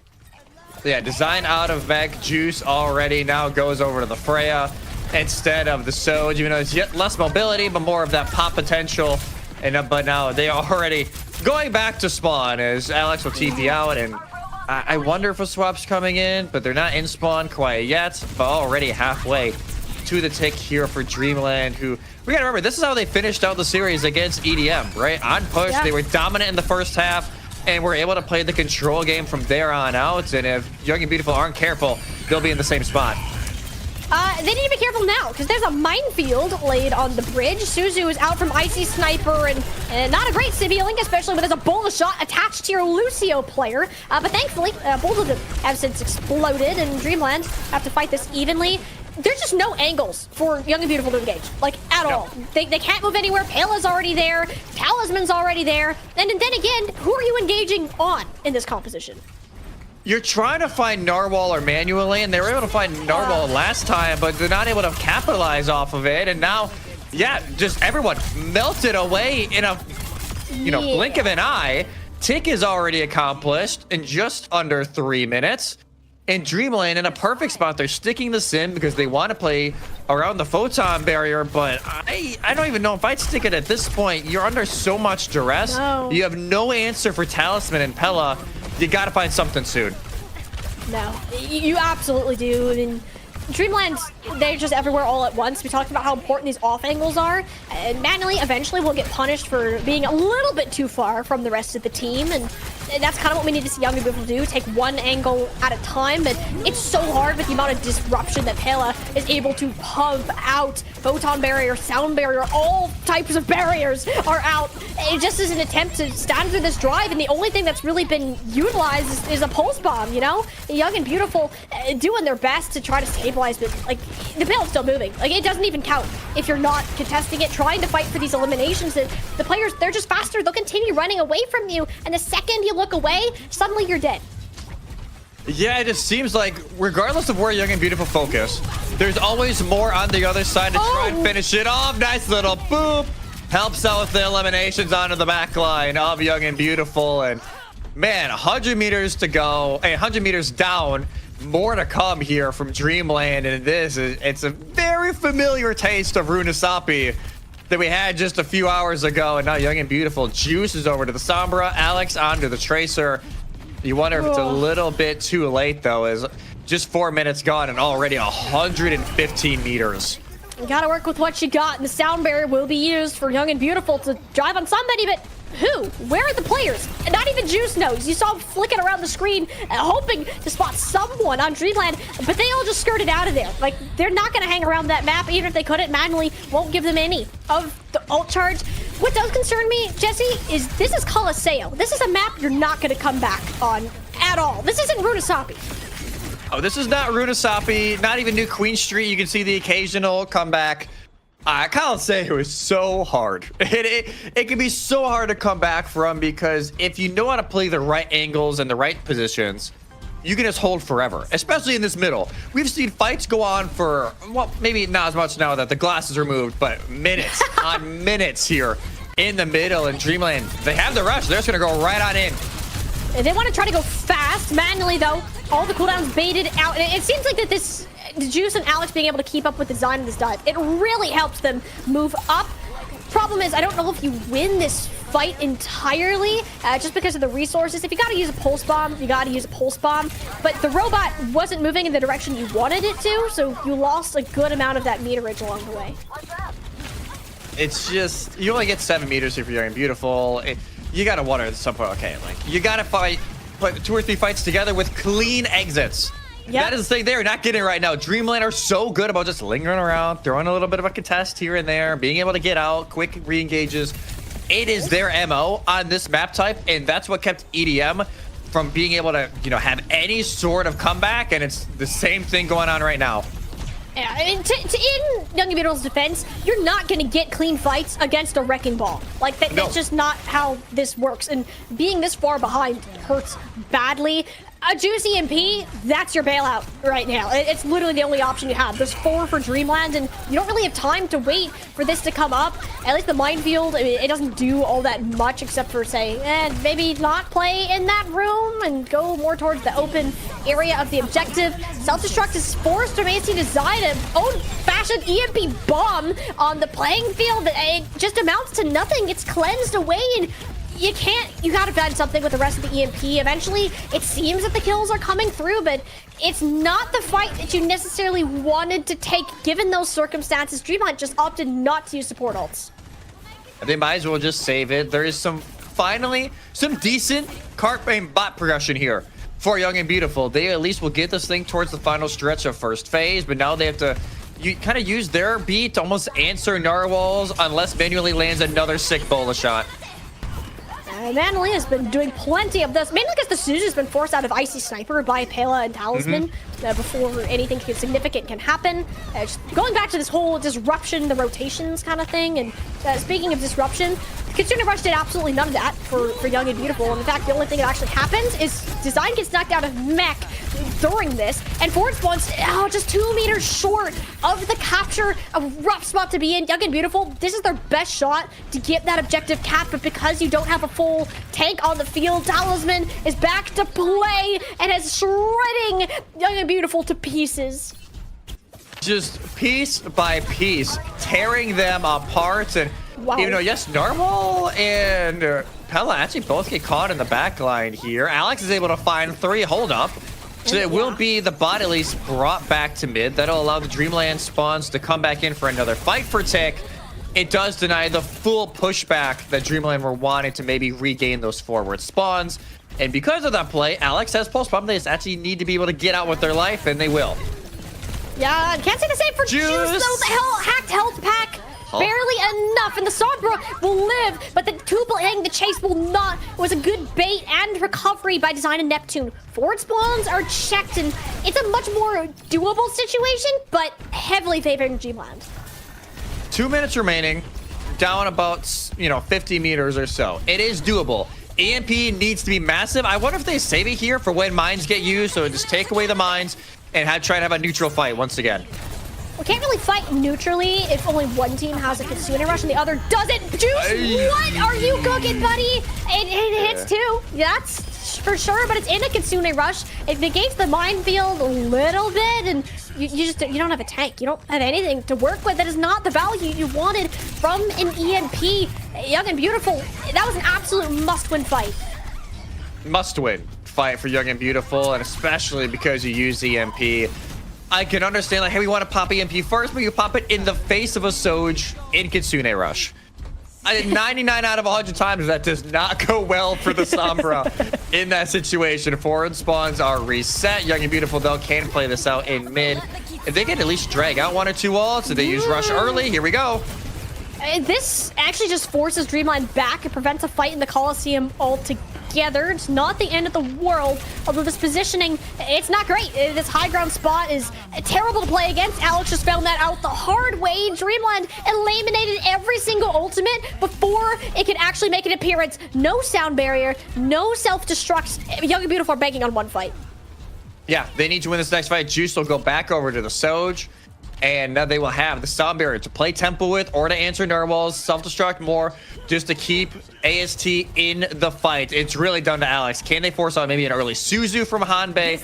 Something to that line, but they also got to deal with Talisman and manually. And the sound barrier again! Do I get to use it? No, Neptune is just erased from the map entirely, and Talisman, he's not done. That's a pulse bomb onto Juice just as the Sojourn switches over. AST Design flipped out mech just as soon as they got back in it. The sound barrier arrives, but it's way too late. We've already moved on. It's a new map. It's a new day. Dreamland might have lost to Young and Beautiful before, but this is a team who wants to make it. They're now up to match point. Faceit Masters NA point here for Dreamland after they take away Young and Beautiful's map pick, the first team to break the cycle. And again, this team on push, it's like the opposite they are in control, right? Typically this team not very good at control. They bring it back later in the series. It's push, it's just their playhouse. They absolutely adore playing on this map type, and it shows. They build an early lead and they're able to play the tempo, play the long game from there on out. In Dreamland now 3-1 up against Young and Beautiful, and now YAB need to win 3 maps in a row if they want to somehow steal away this title from Dreamland. But right now, that task is hella daunting. Yeah, that's a map pick and a half, too. Like, Young and Beautiful, I think they wanted to play the sim. I don't think they accounted for Pale and Wrecking Ball at all. No, they were probably anticipating an Orisa again, not realizing, hey, Pela can't play the ball. The Ram, I should say. Yeah. But yeah, Pela ball goes crazy. Wow. Okay. I mean, like, this is just, that's not the map Young and Beautiful wanted. That was the pattern breaker right there, and you couldn't find much life after that first push got so far. It was just kind of fighting, knowing that it was over. Pela did so much for this team, and it was mainly the disruptions and getting that Suzu out of Icy Sniper so Talisman and manually could swoop in and do whatever the heck that they wanted to do. Both players playing absolutely out of their minds and shutting Alex and Juice out of the conversation entirely. about this Dreamland team, right? Like, this is a team that from a week, they started the season 1-2. And then from round 4 onwards, did not lose a game. Did not lose a game until they lost to Young Beautiful in that upper final. You gotta think at this point, like, hey, we gotta finish it up, right? Like, during this playoff run, they beat the only 2 teams they lost to early in the season. And now they're in a perfect spot to avenge that latest loss and bring home the title and the $7.5 grand that comes with it. But it's obviously not a done deal yet. Young and Beautiful still have plenty of time to bring it back, but you gotta think this was a poll. Obviously not one you and I agreed with, and it ended up, you know, having good enough reason for it. I think you just gotta go a map here where AST can go the D.Va, but you run the risk of the ball being a very apparent factor in most of those maps. Yeah, hybrid's the only map type left for the team. It's a must pick for them. And like what, Midtown, Hollywood, and what's the other one? I'm blanking. Anyone's played Midtown, and we don't want to play Midtown. That's an absolute no-go. Kings Row is your best bet. Kings Row? Kings Row your best bet. That's just yeah, it has to be. There's no other good option at that point. Holy DPS is all that I can say from this point. I will let the numbers do the talking for themselves. We know Manually and Talisman played well. We've tooted their horns so many times. The stats just gonna do it once more. How do you find a way back into this series? Because it's really hard to lose on your map pick, especially in this fashion. It drains all of the energy from the call. Like, it just sucks if you are, if you're Young and Beautiful, right? Like, you're like, hey, we're going to pick this map. We're fine. We've scrimmed this how many times? We know what we're doing. And you get stomped the first half of this map, right? And you just can't find a way. They at least kind of bring it closer. They get, you know, especially considering it's Caliseo, them getting, what, 75 meters at that point. After that poor of a start is pretty decent. But it's just not enough at the end of it. And now you're in a spot like, man, we can't even go to that. Our map pick did not work. We have to win it out from here, 3 in a row. So it's a massive question. It's a massive question mark here for Young and Beautiful. But the potential is there. It is hybrid last. You would think Kings Row. Unless you really want to play the gamble with Do Dive. not pick Midtown. That's all you do. We saw how well Dreamland play Midtown. That is not a good idea if you're Young and Beautiful. You either go Watch Point or you go Kings Row, you flip a coin, but I would lean towards Kings Row if we are Young and Beautiful, but we'll kind of wait and see here what they would like to do. But there is no subs. No subs from either side, so Pella will stay in. Dion got their one, and now peace back out. Yep. And he did what he did, and that's kind of how Dion's been played. This whole tournament is, hey, Dion, this is your map. Do good things, and he's done it on both Circuit and Midtown. Those have been the Dion maps. It's worked out. So that tells me we're going to neither of those, at least so far. I think it's just a no-brainer Kings Row pick because of the sim. I don't think that any matching on the Tracer has worked out. And the one thing you did to throw this team off was the sim. If you're playing it in a brawl, I think it's much better. Playing it against a dive is an absolute no-no. So they learned that. They learned that from Caliseo. So I hope so. We've learned from our ways. We're just gonna assume they did. We're gonna assume that. This is a tense moment for this team. You're taking the extra time that you are given for all of these considerations. Because as you said at the start of this, Jesse, because it is a best of 7, hero bans and map picks are all the more important because it sets you up like 10 steps down the line, and suddenly you're like, oh, I wish I had this ban. Oh, I wish we had this map pick. It's just gone. At least the map pick part is kind of taken care of. You only have one map type, but in these hero bans too. What is the biggest problem? Because you can't take away any of the DPS hero pool at this point. No, it's like you almost have to focus somewhere else, right? Like, where do we pivot? Maybe do you take away the Lucios, Narwhal? I will say we've been Narwhal's critic a little bit here and there. He gets a little bit creative with some of these rollouts. He's been doing a great job. Like, he's been taxiing manually around, been putting them in great positions, been using the B well, has not Ajax this year. I'm gonna knock on my desk when I'm saying that. But they've been doing a great job so far in this series just to play a safe game, because that was one of the things that Narwhal kind of felt frustrated after last game. Like, man, not the best game from Narwhal. How can we improve from there on? They've really turned it around, other than map 2, but map 2 was kind of everybody getting ran over at New Junk City. Yeah. It's been a much better performance from Narwhal, and that's, I think, really helped settle down Dreamland a little bit because they have that consistency in the Lucio. Pella kind of touched on that too, is that he never thought it was like a big team compositional kind of issue. It's our micro plays. It's kind of these small things that we need to clean up. I think the narwhal thing was one of them, but also a lot of what we're seeing in just choosing not to fight has been very impactful for this game. Even a couple times in Colosseo, we kind of saw the same thing where there's an ultimate played down. You're like, you know what? We don't want anything to do with that. Why are we going to try to fight in a battle that's particularly hard? They got the ants out of the pants and can move on in a calm way. And Young and Beautiful, it just happens so many times to them that it causes them to get far behind. And in a map like Push, that's just game over. Yeah, you can't fall behind. And a little bit of a preview here, right? Winner of this plays Dildux, who finished bottom. They finished 8th in the last stage of OWCS. The winner plays them. The loser plays Supernova, which I will say, I know last time around in promotion relegation, both Masters teams won and made their way up. Amplify and Shikigami went down, and both of these teams went up.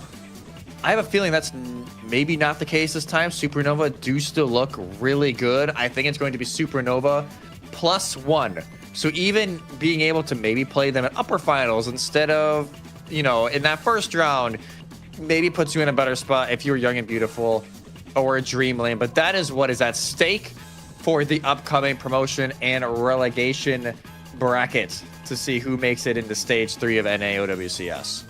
And $7,500. That's kind of nice. And $7,500. It's a $4,500 difference. Yeah, like this game in particular. I mean, a lot of what we see from this Faceit Masters division is this is the new path to pro. This is how people want to grind to be the best in OWCS to get that shot. And in all of the regions, I think NA has really stood out in that regard, is that there's a lot of talent like outside of just who we've been used to seeing at the top, and like in collegiate and calling all heroes, things like that have really amplified this experience. And then they all come to Faceit League with that extra practice behind them and can kind of keep pushing these levels up and have a chance to take down a lot more of the mainstays within these teams. And while both these teams already made it, of course, it depends on which order you're actually going to be for the promotion relegation tournament. And we did confirm the map pick is King's Row, if we missed that earlier. So King's Row will be the pick. Freya is gone. They're sick of manually. And it's actually Dreamland that is going to take away the Lucio from Neptune. Or from Narwhal. Too good. We're a little afraid that the match is going to run out almost. Takes away the Lucio. Interesting. I wonder if they're wanting to play more of that Bap Weaver then. Yes! Oh my gosh, I forgot about Either that, or maybe if they want to force more of the Ana. Ana can have some really good sight lines, especially in all 3 phases, but especially first phase. Chilling up on that high ground. The Ana can be really good if you want to pair that more with like a Brig as well. But here we go. Pressure is on Young and Beautiful. They either force us to a map 6, or we have our Season 5 Masters Division champion in Dreamlight, and that is going to be what it is. Narwhal back over to the Life Weaver, and it will be the Ramatra back out for Pella. No shocks here, and assuming manually will go Soj, I would guess. Manually's having an identity crisis because his Freya was taken away. Yeah, right? It's like, oh, what do I do? And we'll see. He'll hopefully pick something here momentarily. But I like this, the Life Weaver, especially from Narwhal, because 1, you're extremely safe from Young and Beautiful, and number 2, the rest of your team now is like essentially an extra life with the life grip that exists. The tree, not a great ultimate, but it can be used to save and sustain, which if we learned anything, kind of the theme of the day. Young and Beautiful, gonna stick with what originally works, the Diva Bap Brig, and we're going back to the Symmetra. Going back, not just an opening thing. The sim here can make sense. You just try and TP to high ground, right? Because obviously, yeah, AST can make it up there. Juice can make it up there. It's a little harder for Neptune. It's a little harder. It's a pretty long rotation. So there we go. Onto the back line. They will try and jump onto Narwhal, and they get out just in time. The fact that Narwhal took no damage from that's kind of ridiculous. I'm not gonna lie. The guy just pulled some serious escape artistry. But yeah, they're gonna lock down this kind of top staircase, preventing Dreamland from sneaking up on them. With that cleared, Dreamland they just pulled a ring around the Rosie. Look how they flipped the positioning almost entirely here. Unfortunately, Dreamland outbrained a little too much. Narwhal eventually found on his own little island, and Hanbei sorts to follow with no extra healing from the support. And that was just Dreamland not knowing where to look at all. Dreamland were trying to look in 5 different directions at once, and none of them were the correct. As it will be Young and Beautiful, very quick half, just over a minute to take point A, and now they can enter streets with over 5 minutes on the clock going into the next phase, and already Narwhal giving up on the Weaver. They will go back over to the Brig, and well, manually may have some more time to think. Yeah, I think he needs it after disrespecting Juice full charge real shot. Yeah, let's not do that again. Dreamland, V just got it back. Please don't stagger yourselves. I beg of thee. Young and Beautiful taking this forward positioning though is going to be really nice for them. Alex can set up these turrets much farther forwards, and it's kind of like Dreamland. It's playing against the Wrecking Ball or Doom comp in a way, just trying to not look everywhere at once. Yeah, and already Juice hit with an icicle in the head. That's quite a brain freeze for the Soj, but they're able just to back out for now. Is Pella? They're just getting burned down so quickly, and Juice has used that as a go button. Ooh, but I like this TP and the Love Matrix. Make this. sure Juice can get a couple shots. Oh, we're giving everything to Juice, and you put all your eggs in one basket, and eventually it'll work in your favor. On they popped immediately after. Yeah, Young and Beautiful, this is a steamroll of a point. I question whether their momentum, their mentality might be affected after losing their map pick that badly. The answer is absolutely not. This is the Juice game. Juice is unlocked. This is unreal, and the sim is working. They're using these TPs really creatively. Like that time, you bring Juice and Icy Sniper up on the high ground. Icy's able to pop the window. And what a great spot here for Young and Beautiful. Over 5 minutes in final phase. Dreamland just try to figure out where it all went wrong in these first 2 phases, but now they have some ults to fight back.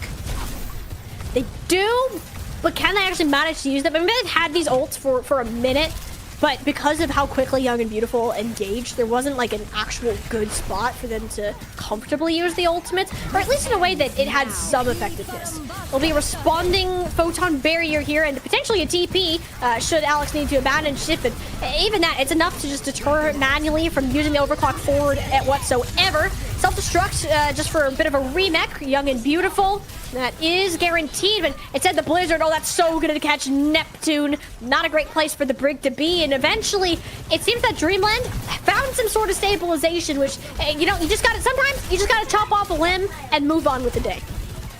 Puck of a Blizzard from Talisman. Just throws it across. You gotta just pray at that point it doesn't get eaten up by the defense matrix of AST. But it is not that time, and I can understand this swap. Way more rush heavy during the final phase of this map. So you just go with the Orisa, try to run in. Nice little cheeky TP. Forces away the position from the side room.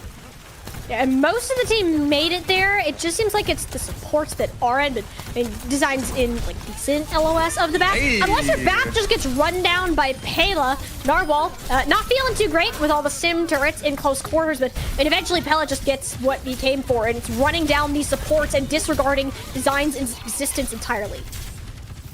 And now, this is a great spot here for Dreamlight. Even though, I don't mind that rotation from Young and Beautiful, but everybody got to make the rotation. You can't leave Icy Sniper behind in that kind of spot, as Pella will try and take that. And look at that, as the Vortex perk, try and get a little bit of extra damage and force just a little bit more hesitation there from YAB. You gotta take the time to think, you know, or unless you're Juice, you don't think, you shoot. And, you know, that works out if you're playing Sojourn in an overclock, forces Pella and Immortality Field out. And Dreamlight, that's not a great matrix position. You can just have the Orisa walk through it. That won't get any value. Before you wrap back around, Norval somehow managed to get into Young and Beautiful's backline, and yeah, no, that's not a very friendly place for Narwhals to exist. Dreamland, knowing that they're in trouble, have to pop all of their ultimates, but this Terra Surge is so good. No way to regain health, shuts down everything as soon as it started for Dreamland, and this is looking like it might just be a full capture. Pela and manually only now just respawning. Can somebody get the touch? No! They'll be denied by design along with the Blizzard. Young and Beautiful. This just might be the map to start their comeback. Hey, you got to have one map at a time here if you want the comeback to get it 4-3 in 7. But that was way better. Like, that's the Young and Beautiful we've been seeing all weekend, all season long. And just that sort of bonus play there for AST. Able to, A, eat the Blizzard, but force the Mei off. Doesn't allow them to just have that second of a touch for manually to get in, to continue to stall. not able to look at this. The KD is not even like there's a ton of deaths going wrong. It's been a lot of just playing positions, playing the normal ground. Like, hey, we can just force them away. We don't have to fight every single, 20 meters. We can just take the positioning. Dreamland have no way of answering. And a beautiful spot there for Young and Beautiful, who at this point you might as well stick the Orisa and the Sim because it worked so well late on. Especially on defense. Like, these choke points are brutal. And we know Dreamland, I mean, they have played it. I don't think they will take the Sim out again on this point. Like, the fact that you have to take Talisman off the Tracer, already not ideal, but then you add on the pieces of Design just isn't going to die because Sniper and Neptune are playing Bat Brig. And Juice is... I don't think Juice has even died yet. I thought it's 10-0 is what I saw that KD to be. I think so. Yeah, that's a problem. We didn't look at that if you're Dreamland. Yeah, they're having like the Talisman kind of performance right now. It's like, it's not supposed to be that way, Dreamland. At least for your sake, as it'll be continued. High ground hold here from AST. Juice will wrap around. Pella, let's put the shield up. Try and force somebody to drop, and that someone will be AST. Yeah, that's okay. You're kind of expect your tank to be in that position. As long as you're in the sightlines of Icy Sniper, it's not that big of a deal. It's more so, how can you make the Sim work now that Dreamland have moved through that choke? We see a lot of those traps set up by where the supports are usually standing. Instead, Young and Beautiful are attempting to wrap around the backside, teleport Neptune and Icy Sniper, and in fact, straight on top of Manually, and even gets the snipe there too. That should not have happened. Oh, poor Manually just didn't know what hit him. Turns around like, oh, hello. I know. It just gets taken out immediately.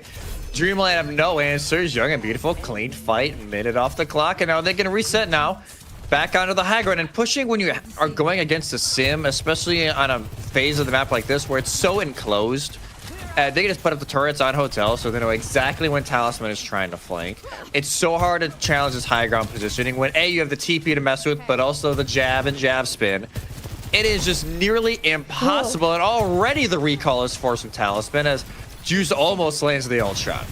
That was get a little sketchy there. Everything's fine. I mean, like, for Dreamland, this is basically a horror game at this point. You don't know where Alex is going to set up a teleporter, and suddenly there might be a Brig smacking you around. It's never a great situation. Pella, though, attempting to fight up the staircase, does have the support behind him. I didn't see anybody there for a second, but I just had to get out of that small room.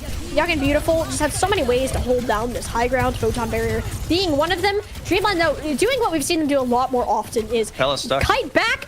Pella can't do that. He's kind of in a whole different country right now. Yeah, they're just completely isolated. Now the pinch will come in. The help is on the way now with the ring, but now it's Narwhal in trouble. Yeah, Narwhal just got javelined into the back, but somehow Pella, I mean somehow, it's Ramatrik. You're not going to burn him down with just an Orisa when he has Nemesis form. Okay, my bad. But Young and Beautiful in a much better position, at least in terms of ultimates. The one thing Dream might have going for them here is an Orbital Ray from Hanbei. You may be able to use that to overwhelm some of these tools, or even if you just get an early pick onto Alex like that. I mean, this is just so unfortunate. At least you lose all of your supports. You only end up using the Annihilate. Oh, never mind. It's bad. You used Overclock too. It's bad. This is bad. This is real bad, Jesse. They do at least, they get some picks, and they have spawn advantage. Young and Beautiful, they understand that. They have to play a little bit more safe, but they still have both supports around as well as Juice. So Juice can just pop the Overclock if they need to kind of push away the presence over on point just for a little bit longer. Nice little ult shot, and Manually is almost dead, but they both live with a sliver. We'll live happily ever after for approximately 0.2 more seconds, because Manly is already dead thanks to Alex. Another sneaky teleport catches them off the back. It is Icy Sniper down. A lot of the healing has dissipated. Dreamland making the most of their ult dump because they literally used the remaining 3 that they had. And that's just how much it takes to get through this strong of a defensive composition. You just need to dump ults. That's the only way you can effectively take space. Just spam Q. Right? Everybody just spamming Q. It's like, one of these has to work. Like, one of them have to work if you are Young, if you're Dreamland, and eventually it does. AST now, once we're out of first phase, they'll go over to their matcha themselves, but still, Alex holding on to the Symmetra because there hasn't really been an answer to the Symmetra. There is no lamp from Dreamland. to try and, you know, ASD can maybe poke around a corner. They use lamps so they can break all the turrets. No, that's not. You don't have that emergency button. You don't have Suzu. And that makes these TP plays from Young and Beautiful so potent and so difficult to play around if you're Dreamland. Yeah, I mean, going over to the Mei from Talisman, it helps a little bit. And actually, that Mei was pretty strong. It denies most of the usage from the amplification matrix, unless you want a one-way ticket to your own grave, which apparently Talisman wanted. Ended up hanging around a bit longer than he probably should have, and Dreamland's now down a member. They're going to do their best to stick towards this payload if they can, knowing that they are on the attack, and Young and Beautiful are in no position, considering their current cooldown standing, to actually stay alive. Manually, though, hunting for the last 2 HP. Juice has the shots. They just don't land. It's Manually that ends up going down. The photon barrier of Alex. Juice was able to sneak right through it. The shot gets nowhere. And Dreamland, it was looking so good with how much they committed, and they just get nothing out of it. Absolutely nothing for Dreamland. And Young and Beautiful, they can just still play around this main choke point by Library. And this is exactly where you want to be with the sim, because the turrets are in such just awkward positions for Dreamland to try and shoot, while also trying to make sure they pay attention to everybody in front. Now the Mei wall is out. ISO's AST. The orbital ray now for Hunbei, but Narwhal and both supports are just dead. That vortex from AST kept them locked in place, and with the rest of the cavalry running it down, there's just not a chance. That was the ult up fight, Jesse. There's like nothing left to work with, and we're under a minute left. Yeah, I think we're going to map 6, Molly. I think that is going to happen at this point. Young and Beautiful on their second attempt of this map pick, just running it over on Dreamland right now at Matrix. Now that'll force everybody to chill, but Talisman and Pella did not make it. They'll be okay. No one seems to be pushing up from Young and Beautiful. The concern isn't at least panic Juice, though. The overclock on the high ground has kind of been the map of Juice. This overclock is well respected. Hunbei, no! I was just about to say, everyone kited, everyone waited, but they didn't expect him to rotate to the low ground with the Judo gone. It's panic button time for Dreamland. Every single ult has been forced out, and just like that, everyone has ended. The win cons are gone. Young and Beautiful are going to keep themselves alive as long as humanly possible, and it seems that their hopes are not entirely dead. They're going to take us to a map 6. Not yet are Young and Beautiful. What a dominant display here on King's Row.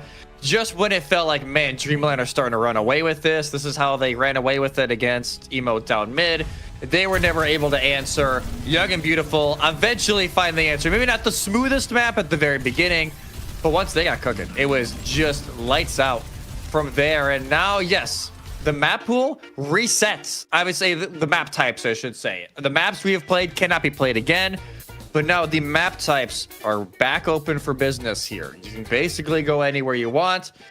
Dreamland, I know they, you know, have a bad history with Control, but they did look very good on Control in this series. But they could just pull a Midtown, right? I don't know if they can do two hybrids back to back. That'd be the only thing I'd have to see. With it, hybrid may be the only one they can't pick right now. Yeah. But do you maybe just go watch points and make yourself feel as good once again? I'm not sure. The point is, Jesse, any of these maps you pick, you can put Talisman back on Tracer. Yep. You can put Pella back on Wrecking Ball. Young and Beautiful don't know what to do about that, and that's a scary thought. Because not only are you need to do that for the next map and hope to find a solution, you're gonna have to do it for another map after that. Yeah. And like King's Row, I think that's really the last one in the pool right now that you can really make this Symmetra work to the degree that it did. The oppressive presence of not only the teleporters, but like checking your quarters. You don't know where random players are just gonna appear and catch you completely off guard. Design played like 3 different tanks, looked excellent on all of them. It was just a full team diff. That's what this map was. Talisman was off the Tracer, so it was already a rough start from the get-go. Juice found the rhythm since Talisman wasn't harassing him the entire game. Like, everything went right for Young and Beautiful in this map. I just don't think you can replicate it on a Dreamland map choice unless they actually like drop the marbles. Yeah, this map pick will say a lot from Dreamland. But like you said, there is no more maps that the sim, I think, works to the degree that it worked on New Junk City, to the degree it worked here in King's Row. for Dreamland, like, what is the pivot that you want to go? Because obviously, like, that was just not a great map overall. Talisman 7-5, manually 9-9. Your DPS being that low of a KD is rough. Juice 22-2. That is just unreal. And even AST only died twice. Which, granted, I know they were on Diva for about a third of the map, and that can, that can impact it a little bit, but still, only 2 deaths for AST after they got hunted down a lot, especially maps 3 and 4.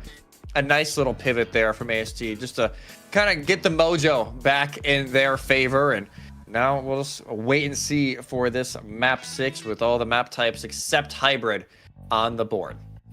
Yeah, this is an important map pick for Dreamland. Honestly, I don't feel like there's anything you could do to fumble it here. No. Like, maybe Midtown's not the best choice, because that's the one spot I feel like you could play Sim and do really well. That's the only thing I'd avoid, believe it or not.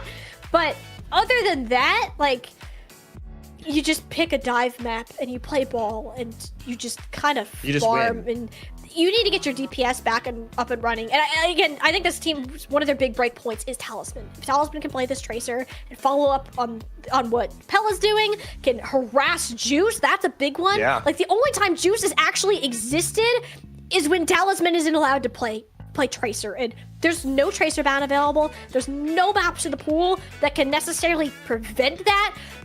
This has got to be Dreamland feeling good that they can close this out at 6. There's no ball ban either left. No. And that's the thing with these best of 7s. We said in the beginning, you have to be careful, because when you get this late in a series, you run out of counters left to what they're playing. And especially when you don't take advantage of those and you don't win those maps, the snowball effect, you may not see it from the top of the mountain, but eventually it does roll down. And right now, it has the potential to hit Young and Beautiful square in the face, because the ball comp is just wide open. It is right there for Dreamland if they want to. And Young and Beautiful have shown they don't necessarily have the go-to answer. They can't match it like Emo down mid attempted to. Their pivot is kind of the Diva, which can work if you play it a certain way, but the way Pella's playing right now, it's just so difficult. So we'll see eventually here what I just saw what the map pick is, and it makes sense. Watch Point Gibraltar. Okay. You let manually go nuts on Freya, you let Pella and Talisman do their thing, and you just gotta hope the backline of Dreamland can survive long enough for everything else to fall into place. Genuinely, this is starting to seem like the final resting place for Young and Beautiful with this particular map pick. The Diva still works really well here. You're just gonna have to stick Alex on Tracer. That's kind of a must at this point. I don't think Sim will work into the ball. I don't think it should work into the ball. And both of those things have been very, very true throughout this series. At least something to try to keep Talisman off of Juice would be nice, or the payload pressure is a big point in this map. And it all just kind of boils back down to this composition is fast. They can't find an engagement point with the Diva. They can't find a way to follow up on the setup of these supports because their cooldowns are burned so early on thanks to Pilla. This is going to be a struggle bus of a map for Young and Beautiful on paper, unless they can show us like some of the biggest amounts of resilience we have seen. This is going to be tough. This is, like you said, it's rough. Like, it's a rough position to be in if you're Young and Beautiful, but it's never impossible. We'll see here in a moment. Unless they do that. Unless they do that. Oh, God. The Diva ban is still available. I kind of forgot that was still open. Yeah, I just assumed that is it was an gone. issue for Young and Beautiful. That means you almost have to play either the Hazard, which is not great against the ball, or you almost have to match it. Like, it is... That's a very tricky position here for Young and Beautiful. We'll see how they pivot. The break ban, I will say, is very good. That's very good, but it's not like Life Weaver is great here. You can run it, but it's not the best. So overall, yeah, I do think it's a good counter ban from Young and Beautiful, but that Diva ban, that is rough. How did we miss I think we just assumed that Diva has been banned at some point because of how much that character's been played. Yeah. But no, not this time. We haven't seen, correct me if I'm wrong, we haven't seen any other dive tank from Design in this tournament. Not off the top of my head, no. No. Like maybe a lick a Hazard, but you're really gonna have to switch it up at this point. And it's just looking better and better for Dreamland the longer this goes on. And you take the Brig out of this too. That's one of the better deterrents for a lot of these dive characters, and forces you to play something a bit on the side of wonky. Ana is still available. Granted, do you want to play an Ana without a Brig? Not really, honestly. Not really? That sounds like a dead grandma waiting to happen. Sounds like a very bad time. It sounds like a very, very bad time for an Ana player. Especially if you're going against, if you are young and beautiful, you're going against presumably Ball Tracer. That is not fun. And the dilemma here now for young and beautiful will be, do we play the ultra range game with the Freya that you almost have to on this map because it is so long, especially like this first phase. It's ridiculous, the sight lines. Yeah. Or are you forced to play something like a Cassidy, or dare I say a Torb, because you need to have... You said the Torb word? Hear me out. If you need some sort of CC answer against this Ball Tracer, because you don't have Shield Bash, you won't have Flail, and because of Brig being banned, you presumably won't have Nade or Sleep, because you're not going to be running the Ana. It gets a little dicey in the back. The Cassidy's obviously way more likely in that scenario. Yeah. But this could be a very awkward spot for young and beautiful. But that, we also thought that going into King's Row at times, even though, hey, it's rushed, it should be their favor. We said all the reasons why your Dreamland could very well win it there, and they did. Young and beautiful were able to pull it out in pretty dominant fashion. So there is obviously a good chance here that young and beautiful, they could shock us in a weekend of a lot of very, very long series. We go on Game 7 here. It would be a fitting end to the NA bracket. But hey, we're not like trying to sound like it's doomsday just yet. No, for young and beautiful.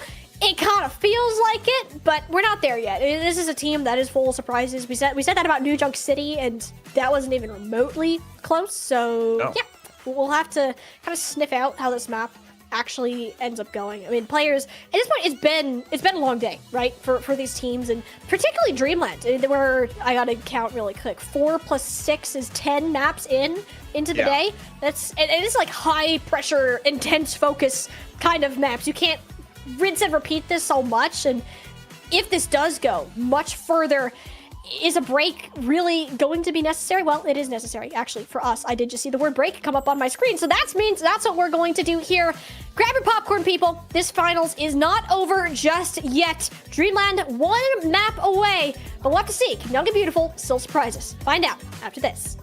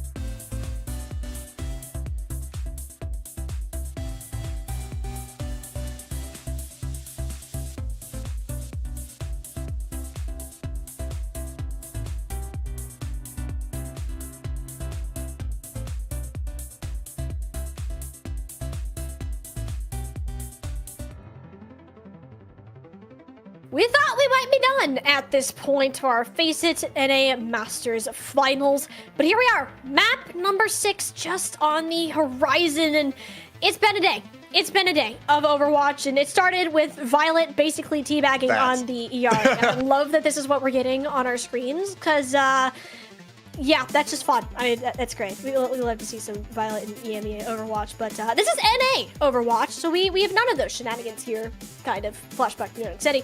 We're going to watch Point Gibraltar for map number 6. This is the map pick of Dreamland. It is the best map for their composition. No counterbans available for Young and Beautiful, and what do you do? This is going to be tough. We kind of painted that picture from the start, Jesse. Young and Beautiful have to show us a miracle, this ace up the sleeve that they've been hiding this whole time.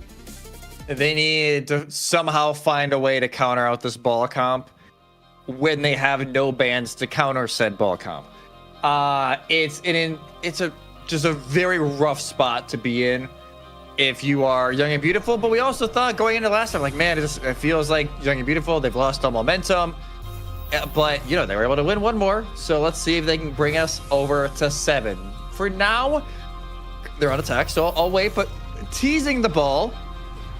And actually, the Life Weaver will be out here from Narwhal. I would say this support line is more likely from Dreamland. Yeah. They love putting Hanbei on the map and Narwhal on the Life Weaver, especially on defense, is a little bit better than it is on offense during this round. And look at Pella just chilling, having a nice ocean view before the round starts. I didn't even see Pella. That took me way too long to find him. He's just chilling.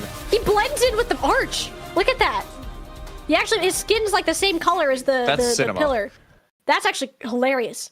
It's like hiding in plain sight. You could do that like Where's Waldo kind of thing, but where's Pela instead? It almost worked out. Oh god. No Wrecking Ball though for Young and Beautiful. It will be the hazard after all for design here, which we kind of expected compared to the other possible heroes that could have been pulled. Yeah, no, it definitely makes sense for this to be the call here from Young and Beautiful. Maybe not super confident in the ball, but you may have to reconsider it now. That was quick. That was a 1-2 kablooey from Manually. Design certainly making their life decisions there.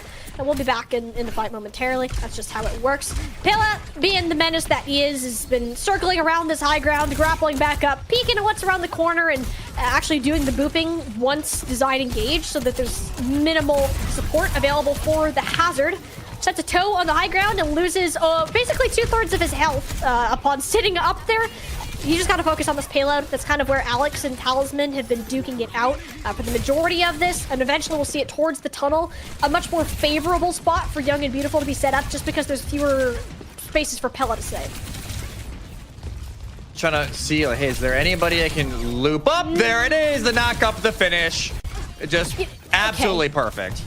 You know, I said that being under the pass would be better just because, oh, you can't really pile drive that very well. Pela proved me wrong. You, in fact, can pile drive under that tunnel, just barely, and made it work. So Dreamland's gonna go ahead and kind of continue patrolling this high ground. Juice is already set up. Look how staggered and separated Young and Beautiful are. Design's gonna fall. Icy Sniper doesn't get out of this alive either. I'm pretty sure Pela knocked Juice into Manually because Juice hit Manually with an alt fire, so they got damaged by their own alt fire and then finished off by Manually.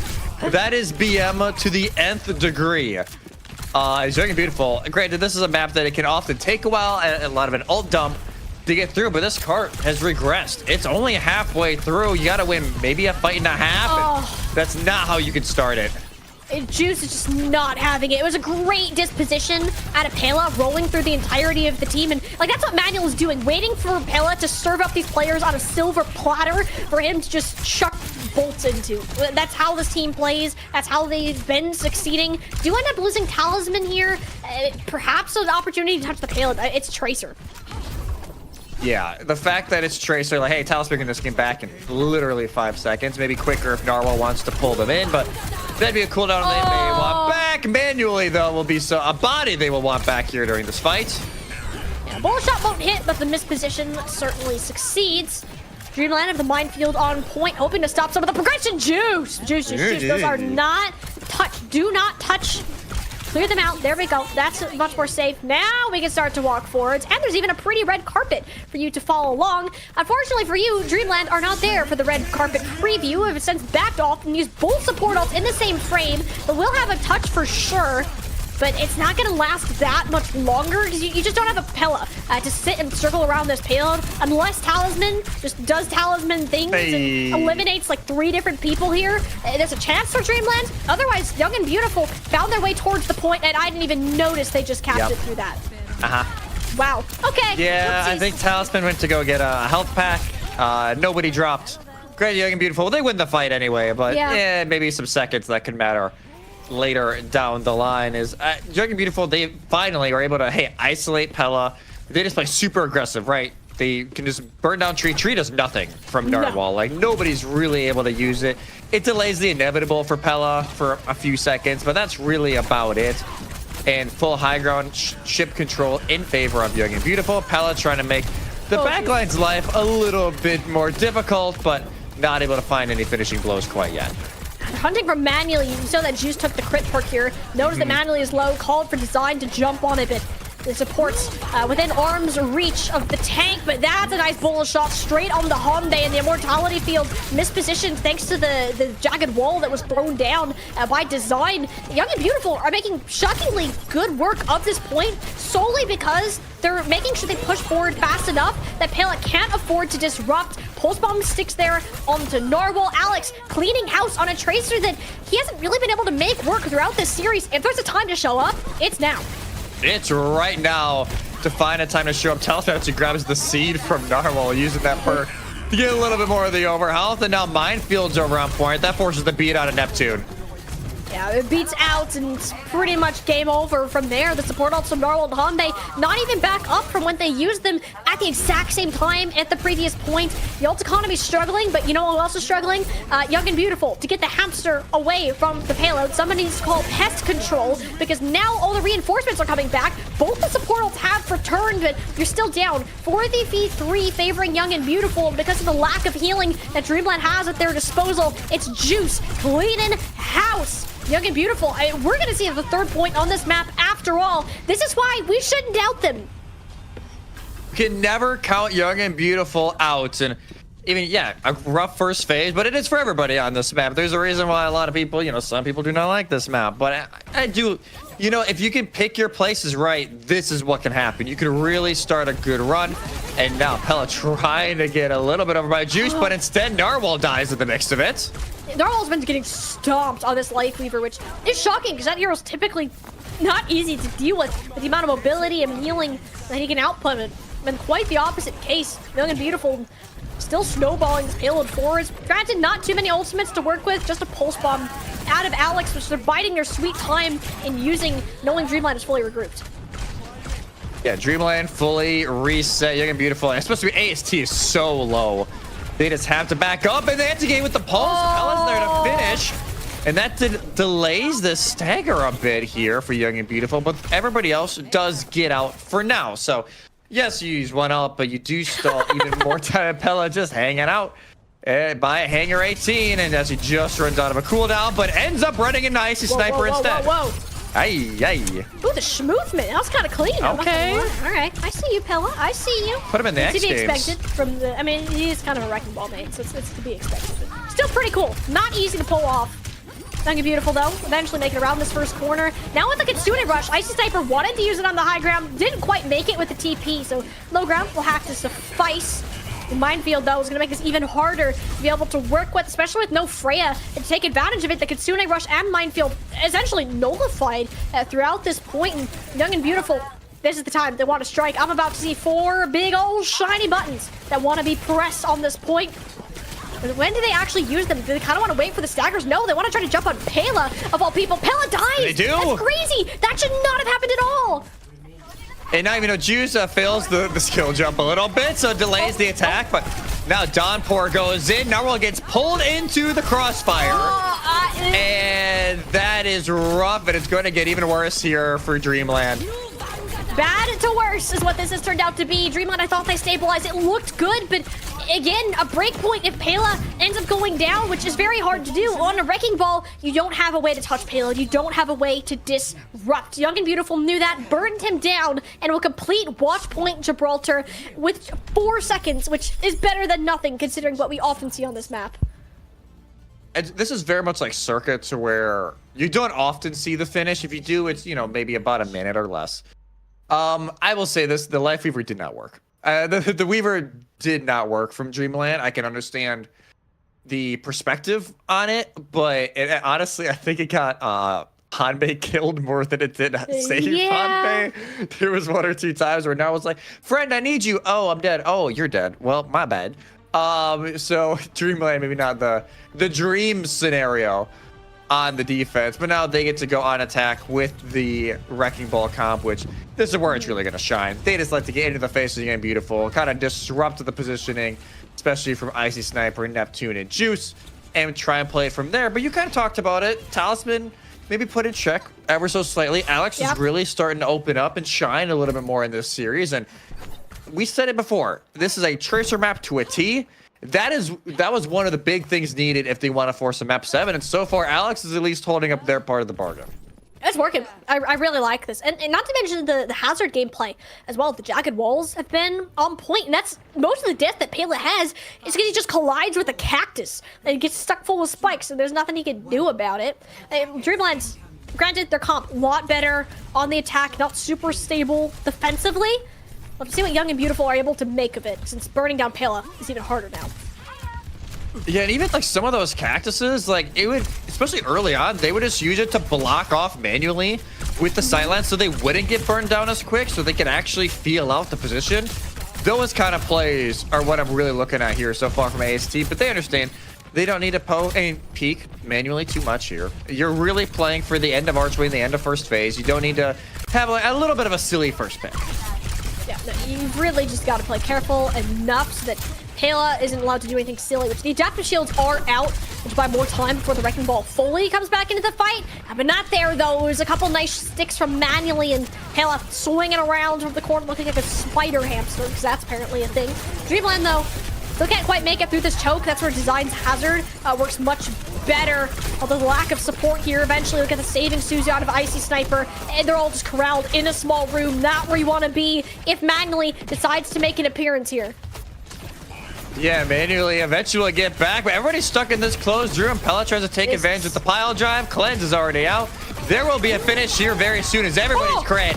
The sound barrier, though, that could not have hit at a better time. Everyone is still alive, just barely. Young and Beautiful, that could have been disastrous if it wasn't for Neptune.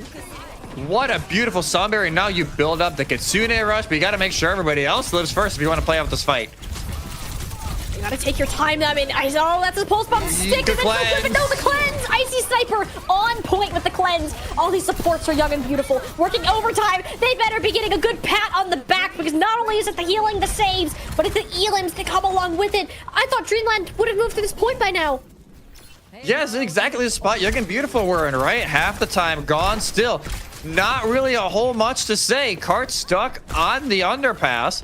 And Dreamland, yes, they have some ults coming up, but no DPS ults to work with. The minefield, yes, will get you some cart presence if you want to use it over there, or you can try and force some of the squishies from Young and Beautiful off high ground. But this high mobility comp, it's with Hanbei on BAP, it can be a little rough at times to get it to work, and we're seeing that right now. I mean, you'd much rather have your support and tank ults here than the DPS, since they are guaranteed to be beneficial. The downpour actually gets onto 2 on the high ground, but the immortality field just out of the sight line, so everyone from Young and Beautiful, well, unless your name's Neptune, managed to survive that storm.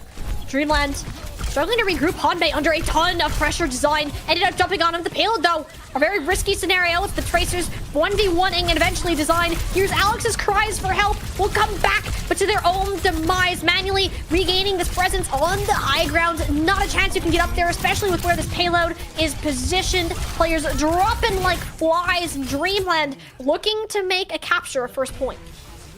Man, Pela single-handedly won that point. Yeah. That was unreal from Pela and Manually. Manually barely missed any shots. They were able to land all the important ult shots, able to take down Alex, able to take down AST. And it was a must-win fight here for Dreamland if they want to finish the series off in 6. And now we'll have the opportunity to, but Juice is back with a vengeance. At that point, I'm kind of surprised Juice just didn't type Freya diff in the chat just to get in Manuel's head a little bit. Just be a little tee-hee, like, haha. You did not just tee-hee. I know you did. Jeez. It's late. This is what happens when you're 6 maps into a grand finals. I'm telling you. You get a little Young and loopy. Beautiful though. It's better. It's better. Young and Beautiful are in a much better spot because you get manually off of the high ground. That means Juice can sit up there without concern. Okay, maybe a bit of concern. That Suzu tad late, so the damage burst still ended up landing onto most of the players. Although Design again so confident when it comes to these jagged walls and has gotten value out of every single one of them, and it keeps Juice nice and happy on top. Juice just having a great time up on high ground and manually really struggling now to try and find a way in, because Pella, yes, they'll try and roll through, try and knock somebody off, but there's so much mobility across this entire team for Young and Beautiful. One boop off is not going to do enough. Hanbei has given up on the BAP. They will go over for the mobility and that quick little burst of immortality with the not with the Suzu, but I don't mind it now. Just force everybody off the ship. Not able to get any finishing touches though.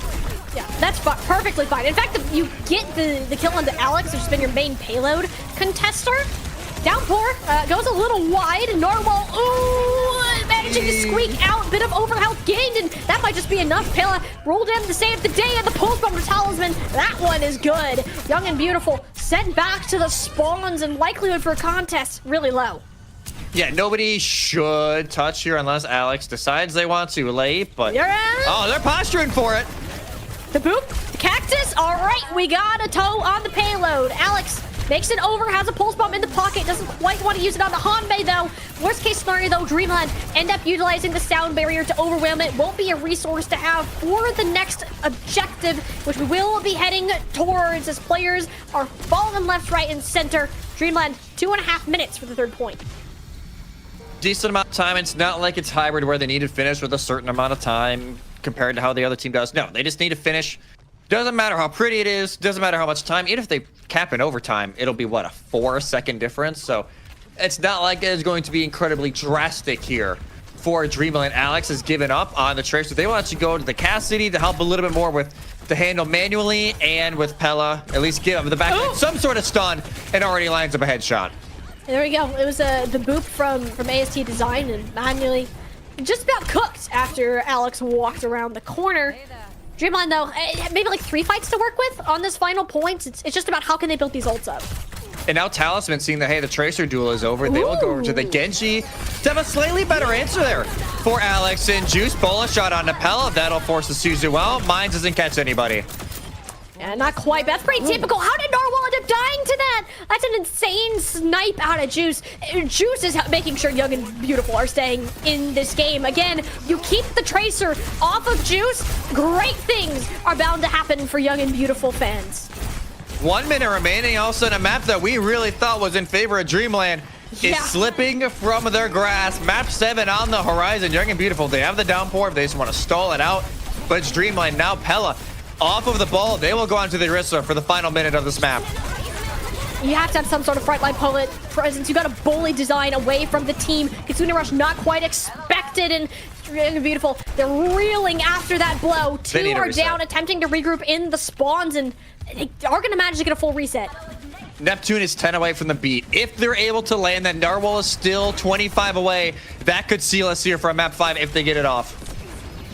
Alex, though, Deadeye kind of can buy a lot of space. Javelin's out. Now it's the time to pop it. Manually stuck in mid-air. Manages to scoot away. The deflect of the Genji Talisman taking around the corner in time. And they are down, but so is Neptune. No sound barrier. It looks so good right there for Young and Beautiful. But without the beat, this is going to get a lot harder.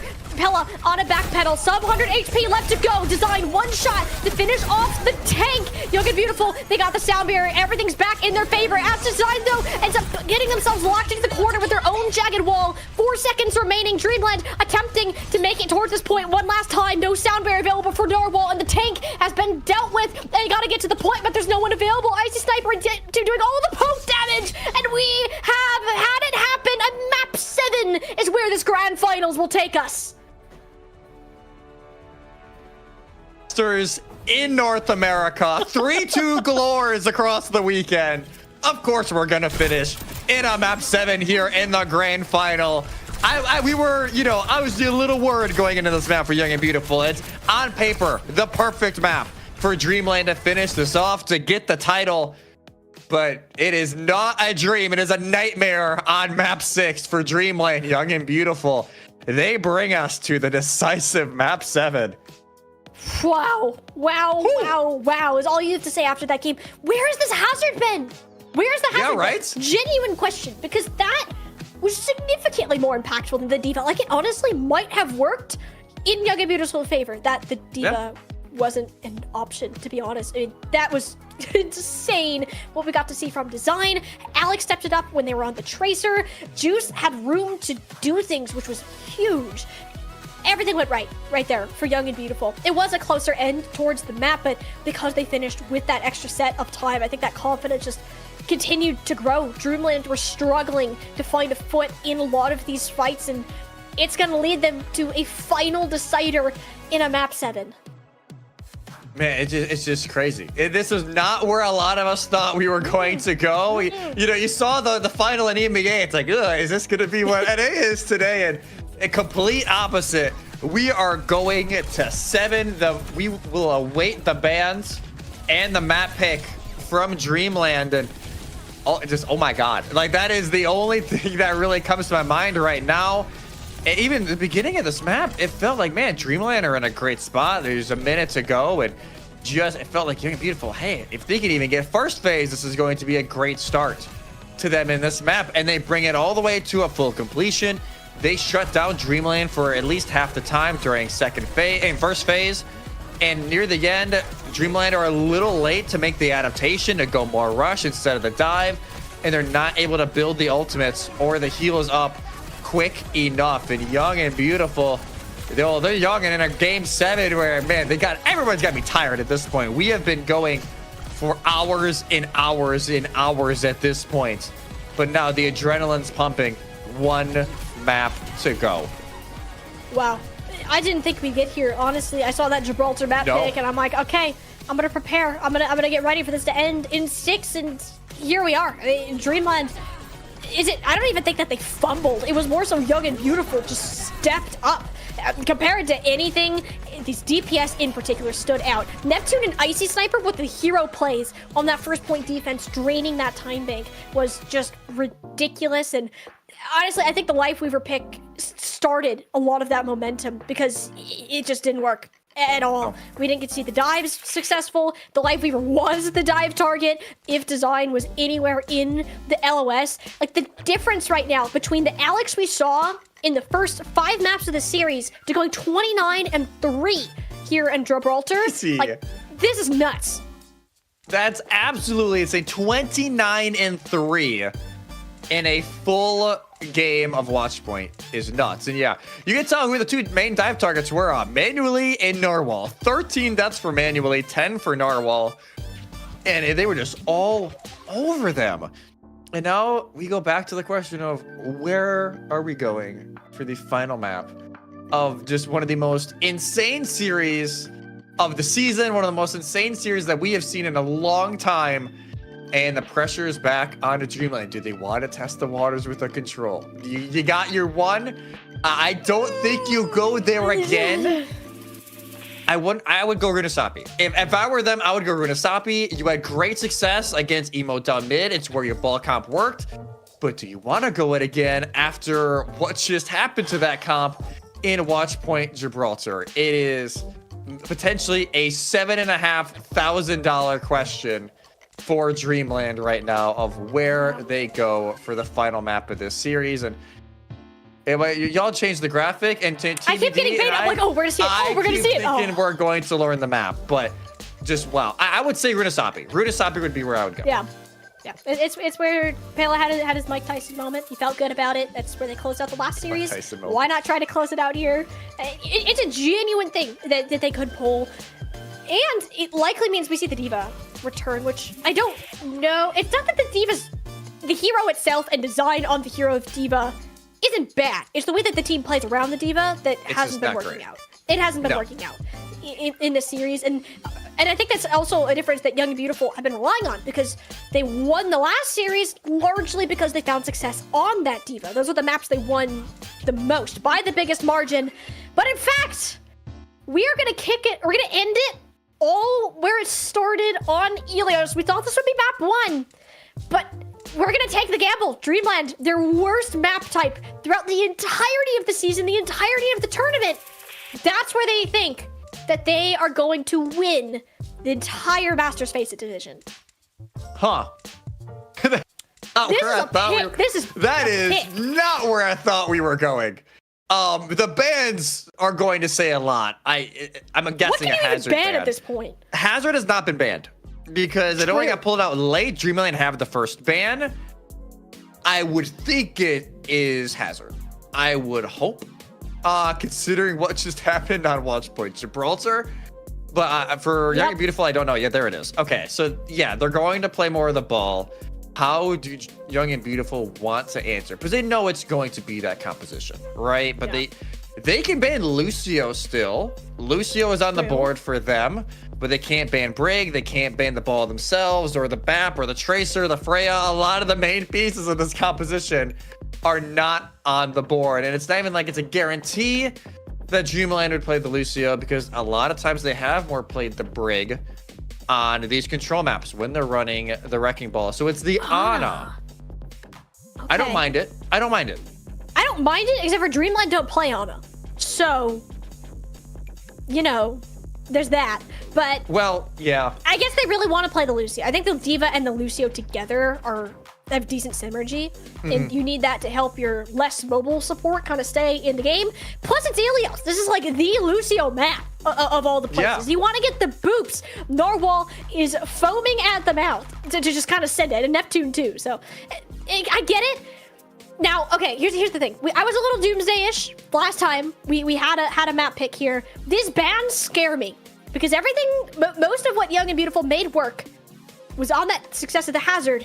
You can't do that anymore. So, do you try? I think you have to go back to the D.Va again. You have to go back. Unless you pull out a Winston, which maybe, but against the Wrecking Ball, it's really rough. Yeah. And Wrecking Ball against Winston, you very much favor the Wrecking Ball, unless you can pop off, but usually you want the Ana for that, and the Ana is not an option. Yeah. So, yeah, I have a feeling they're just going to put AST back on the D.Va. Play maybe more of that counter dive, because I will say they punished Pella really well. And especially in the second half of Watch Point, they were always looking for Pella. Hey, when is this dive coming in? If they are alone, if the Tracer or anybody else is not there, they are going to be able to punish Pella. And I think that is maybe more of the play style they will be approaching here for this final map of this, one of the most crazy series we've seen this Faceit season. It's the perfect way to end it off. It was a sweep over in South America. It's a sweep over in EMEA. This is where it is. NA is where the map 7s are going to be. That's what we like about. And it's just built different. I mean, what else is there to say? We get our best of 5s, we go to 5. We get our best of 7, we go to 7. It only makes sense. You know, we have to have all of these things happen. You got to keep it the most interesting region, at least in tier 2. So it's been that way so far. Dreamland and Young and Beautiful have made sure of it. Surely it ends on like a high note. Like, we're not gonna get like a 2-0 sweep of this map. I really hope we don't get like a 2-0 sweep of this map. There's a certain letter number combo I'm not even going to say it. I'm not even going to say it. Chat, you know what I'm saying. But I just beg that does not happen here. I would cry on camera if that happened. If it happens, we're blaming you. Oh yeah, I take full blame. Chat, you can yell at me all you want if it does happen at any point during this map. Yeah. It will be Ruins first, which I will say sadly for Young and Beautiful, the best one for Pella if they go ball. Yeah, that's also on the option, because Dreamlight didn't play the ball on this map before. They opted for the Ramatra for part of it. Then they matched the ball later. And I think they also got stomped, so... Yeah. Right now, both teams teasing the sim. As much as Young and Beautiful, they love playing the sim. It worked out really well during a few maps today. This is not a map that I would say it works. It works well. This is not 2021 when you can go full, you know, car wash in Lighthouse, but they do actually stick it. Interesting. Yeah. You know, I'm not gonna hate it until I try it. You know, Nope. This is a team. They know how to play SIP. Like they're one of the few teams I would trust with this. I'm cautiously not optimistic. I'm cautiously pessimistic about this. We'll go with that. Dreamland, they are second to the point here just because they didn't have the teleporter on their backs, and that's already Talisman down. Of all players to lose first, it's not the one you would expect. Young Beautiful happy to take the first capture. It is very difficult for Pela to move forwards against an Orisa Sim. Yeah, but you're either looking at the Orisa that's trying to shove a jab spin in your face, you're trying to look for turrets, and you don't want to let the beam from Alex really get that height charge as well, and you also have to look for the TPs. So it's a lot going on, and once you see Pela actually go swap, Pela will go over to the ball, gives up on the Ramatra, and I can't necessarily blame him against so much CC, where it's at least a little easier for Pela to get away on the Wrecking Ball than it is over on the Ramatra. But it's arguably just as easy to help burn down the Wrecking Ball in this comp, unless you're just burn down design first. That actually works out really well. Young Beautiful cannot function without an Orisa to be that spearhead, no pun intended. Alex just sniping people as secondary fighters though, which feels kind of illegal, I'm not gonna lie. Symmetra, you'd think microwave beam, but how about giant blue volleyball shaped thing instead? They got like an extra 10% just off of that alone, and Young and Beautiful are gonna try to push back early, perhaps regretting that decision. Regretting it a little bit, but they do earn, like you said, an extra, 10-15% off of that, and now they will start to make the adjustments as well. Alex goes over to the Tracer now that the ball is in play. AST over to the D.Va to try and play this dive/counter dive style. So this is what we thought we were going to get in this map after a slight little detour on the way to the ruins, but now window very early from Hanbei. As an attempt to negate this Kitsune rush, which, I mean, it just burns down the D.Va here. Without the D.Va mech, there's not much you can do to push. We've seen Young and Beautiful lose every single time it's been a ball versus D.Va matchup, which is kind of the scary part of this. What's even scarier is we're committing a sound barrier to a 4v5 without a tank. You get okay, never mind. Juice is built different. Somebody gave him his apple juice, and we're frying. That's what we like, Young and Beautiful. I'm sorry I ever doubted you. Juice is just an animal. And they don't even get a stall from Dreamlight. You're thinking, hey, you got a Wrecking Ball, you can stall it out for a little bit. No, nobody's able to touch. Just 48% for Dreamland for now. They have the sound barrier. Neptune used it in the last fight to keep them in it, to allow Juice the opportunity to find the picks, and now it can be Dreamland playing aggressive. A minefield on the point, a bit of a zoning tool, and most of those will be destroyed just by design walking into them without too much of a choice. And Dreamland will take the point just from that alone without any eliminations to show. Alex, though, does have a pulse bomb here, but no, Hanbei, couple bullets to the dome, eliminates the Tracer entirely. So that pulse bomb will have to stay in the pocket for now, and Hanbei actually picking up a second here. This is really nice. Dreamland will push this close to a one-fight territory. Yeah, that was a nice little play there, as manually they have the perk where you can see crit opponents, and that you just gotta jump off. You have to jump off if you're ASD. You can't play this, but instead they're just gonna run into spawn, swap back, so they lose all of the ult charge they had for the self-destruct. But you have to. You can't play without your D.Va, especially when it's already 85% and counting. You need them to be able to get you in the fight with this rush and with this pulse bomb.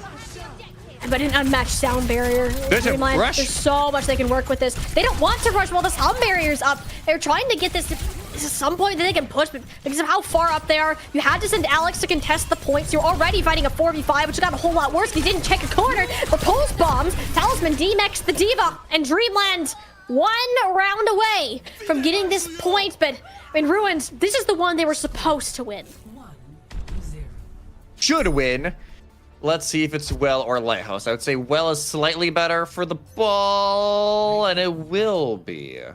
Well. So let's see here what the plan is for both sides. But manually, it's like Manu's been getting a lot of damage in, but nothing more than that. Talisman 11-1 is crazy. And AST, not even 2k damage. Wow. 0 elims for AST. Grids, they were playing a lot of Peel, trying to keep their backline up, more allowing, Alex and Juice try and find those picks, but seeing your tank at 0 kills after a full round is not the sight you want to see. If you are young and beautiful, TPs go out, Tracers come back into the fray, and Juice will stick the Cassidy to try and give their backline a chance.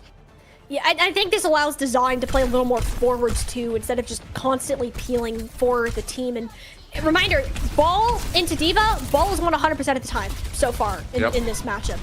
It's concerning to have to play against that. Design just can't find a way in because of the amount of dive that's going on. So focused on trying to keep the team alive, but at some point you have to decide whether you can actually burn these players down, or it's just easier to go ahead and regroup them. Young and Beautiful, though, will get the first cap because of Pella being zoned away, no adaptive shields to recontest, and because of how long this point could take to flip, this is a really good spot to see them in. That free of an early cap is great, even though trades go out early, but heal advantage for Young and Beautiful. Yeah, you'd much prefer to have a dead Cassidy than dead Lucio, although Pella just is playing bowling in a small room if it was a circle-shaped lane, I guess. Dreamlight will flip the point all while that chaos has been happening, and this is where things start to get scary for Young and Beautiful. Yeah, we just say, oh, how hard it is to flip, and they flip it almost immediately, because, like I said, Pella is doing their best bowling ball impression. By the way, Blizzard, we need a bowling ball skin. Please! That's like the freest give, like, ever. But Young and Beautiful now, they try a little bit of a peek early from the Widow, not able to pull anything out of it, and Pella still just being an absolute nuisance, and about to have the minefields to throw on point. They already know Suzu, just because of that dive from Pella. The impact of the Wrecking Ball is insane. The bola shot out gets a little bit more value than it probably would have, since there was no Suzu to block it. But there we go. Design kind of running it down with this D.Va on hyperdrive, just thanks to the Kitsune rush. Young and Beautiful actually winning this fight consideringly clean, especially with the Wrecking Ball and the amount of chaos Pella's been causing. Yeah, Pella will now try and stall it out. Hanbei tries to jump in like Superman and very quickly finds his kryptonite as AST is able to shut them down. And 54%. This is very quick flips back and forth. No team really able to find that stable of a hold. But now the sound barriers come into play. Narwhal is 10 away. Neptune already has theirs. Hanbei, this window more will be used for spacing and maybe just trying to find another early flip, as Young and Beautiful should be able to kite away pretty quick. Yeah. After Talisman got finished getting gifts by the stairs, we're all back into this. Sound barrier early from Young and Beautiful. Narwhal didn't even have it yet to match and just opted to use the space that the amplification matrix bought them instead. There's the sound barrier for the regroup, and Narwhal set reeling off the edge. At least the sound barrier ended up going out. It's not the end of the world, especially since both are down. Talisman is back in his original form. That's a double kill for him, but Alex responding with 2 of their own. Now hunting down for anyone more, trying to get Talisman away from the frag. Spots him in the bush. That's a crazy find. Turned on like night vision or something. Young and Beautiful, they're gonna hold on to this point. They will hold on. Dreamlight needs a very quick reset here. They will have mines eventually from Pella. Manuel should be able to build up the bola shot fairly quickly, but Alex, after answering it with a 2-piece of their own, Talisman almost bringing that fight back. They now have the pulse pump. If they can find the early Suzu out as Hanbei is swapped to Kiri, it could bring us to a round 3. Well, that's ideal for Young and Beautiful, and it's one step closer manually. No! DPS ult. Juice is on fire! Oh, this is the best moment for them to pop off. Has to stay on the map, though. Priority number 1. Dreamland only mines to work with. The Pela has to drop them kind of at this choke point. It doesn't get that much value. Bola shot goes a little bit wide. Pela stalling enough for some of his team members to start trickling back in. Yet there's no real win condition, no real way to get back into this fight unless somebody does something insane with the Kitsune rush. That's extraordinarily difficult to do. Over time, taking down slowly. Pela has been disposed of. It's only Talisman that helps stall this out, and with Talisman going down, that should just about do it. We are going to finish our series in 3. Ladies and gentlemen, absolute cinema on our hands. Map 7, round 3 on Lighthouse. Here we go. The DPS for Young and Beautiful just take over. Like on some of those alternate shots from Juice, just absolutely on point is now AST. Yeah, they pick it up a little bit. Alex is over to 17-4. They now lead the lobby in kills, but it all comes down to this final round. Everything else in this series, all the 6 maps, their upper finals match, even in the first 2 rounds of this, they do not matter. It all comes down to the next 3 to 5 minutes on who is our champion of Season 5 of Masters Division NA. Here we go. The adrenaline peeking through for this next round. Compositions mostly the same except for Narwhal Hanbei wanting to bap Brig, taking away the speed of the Lucio, hoping for some more defensive stability. I mean, Manually has just not been playing this game at all. He's been the main target, 8 and 7. Basically non-existent compared to his previous performances, and you can tell they're reeling something. Needs to go right for the coordination, and so far it's turning Alex into a pancake on top of the objective. Now Pela turning their priorities towards the players off of the points, and will actually go ahead, let that keep happening. We're Young and Beautiful to regroup. Yeah, as soon as they don't have Alex, there's so much you just can't do. You don't have that little piece that can finish up kills, that can create opportunities. You have to wait for them to come back. But now Pela just waiting for the rotation to come in, and Icy Sniper and Neptune, they're never able to go in with AST and Alex. That has been the issue. Narwhal Hanbei, they're just chilling. Nah, they're vibing. This is where you wanted the Brig on Watch Point Gibraltar. It's so much safety for these supports and Manually alike, unless Manually just decides to sit in the middle of the team. Alex, though, coordinates enough with design to take out Hanbei, and with Manually's low HP there, if someone even looks in their general direction, yeah, you're dead. Goodbye. Yep. AST is there, brings out the cleanup missiles, and Young and Beautiful flip it. They get the flip 37% for a Dreamlight, and now those shiny little check marks enter into the fray for the rest of this run. Young and Beautiful, they almost wait out.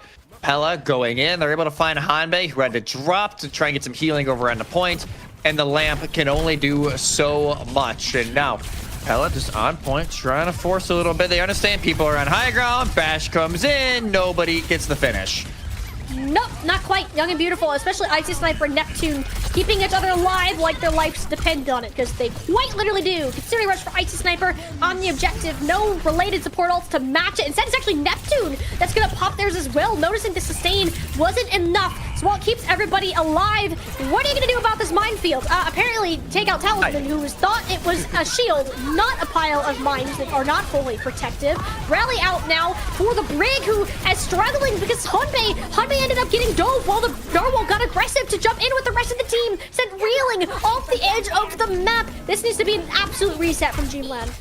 Yeah, need a reset. Pela goes off, Manually goes off. As AST actually gets the kill credit for that. I don't know if that was necessarily correct, but I don't think AST will complain too much about it.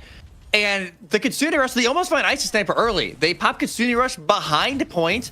Do they get the cooldown reduction? Able to save the fight. Now self-destruct available. If they need something quick, but the jump is already on Narwhal. It forces Lamp. Your Lamp is out, but Narwhal barely hanging on to life. They instead turn their focus over to Hanbei. The supports are down, but the point flips. A little bit of extra time bought for Dreamland to regroup, but it's not going to be a great one. That is big, though. I will say that at least allows everybody else to get back into the fray. They're not going to try and stall this out even longer.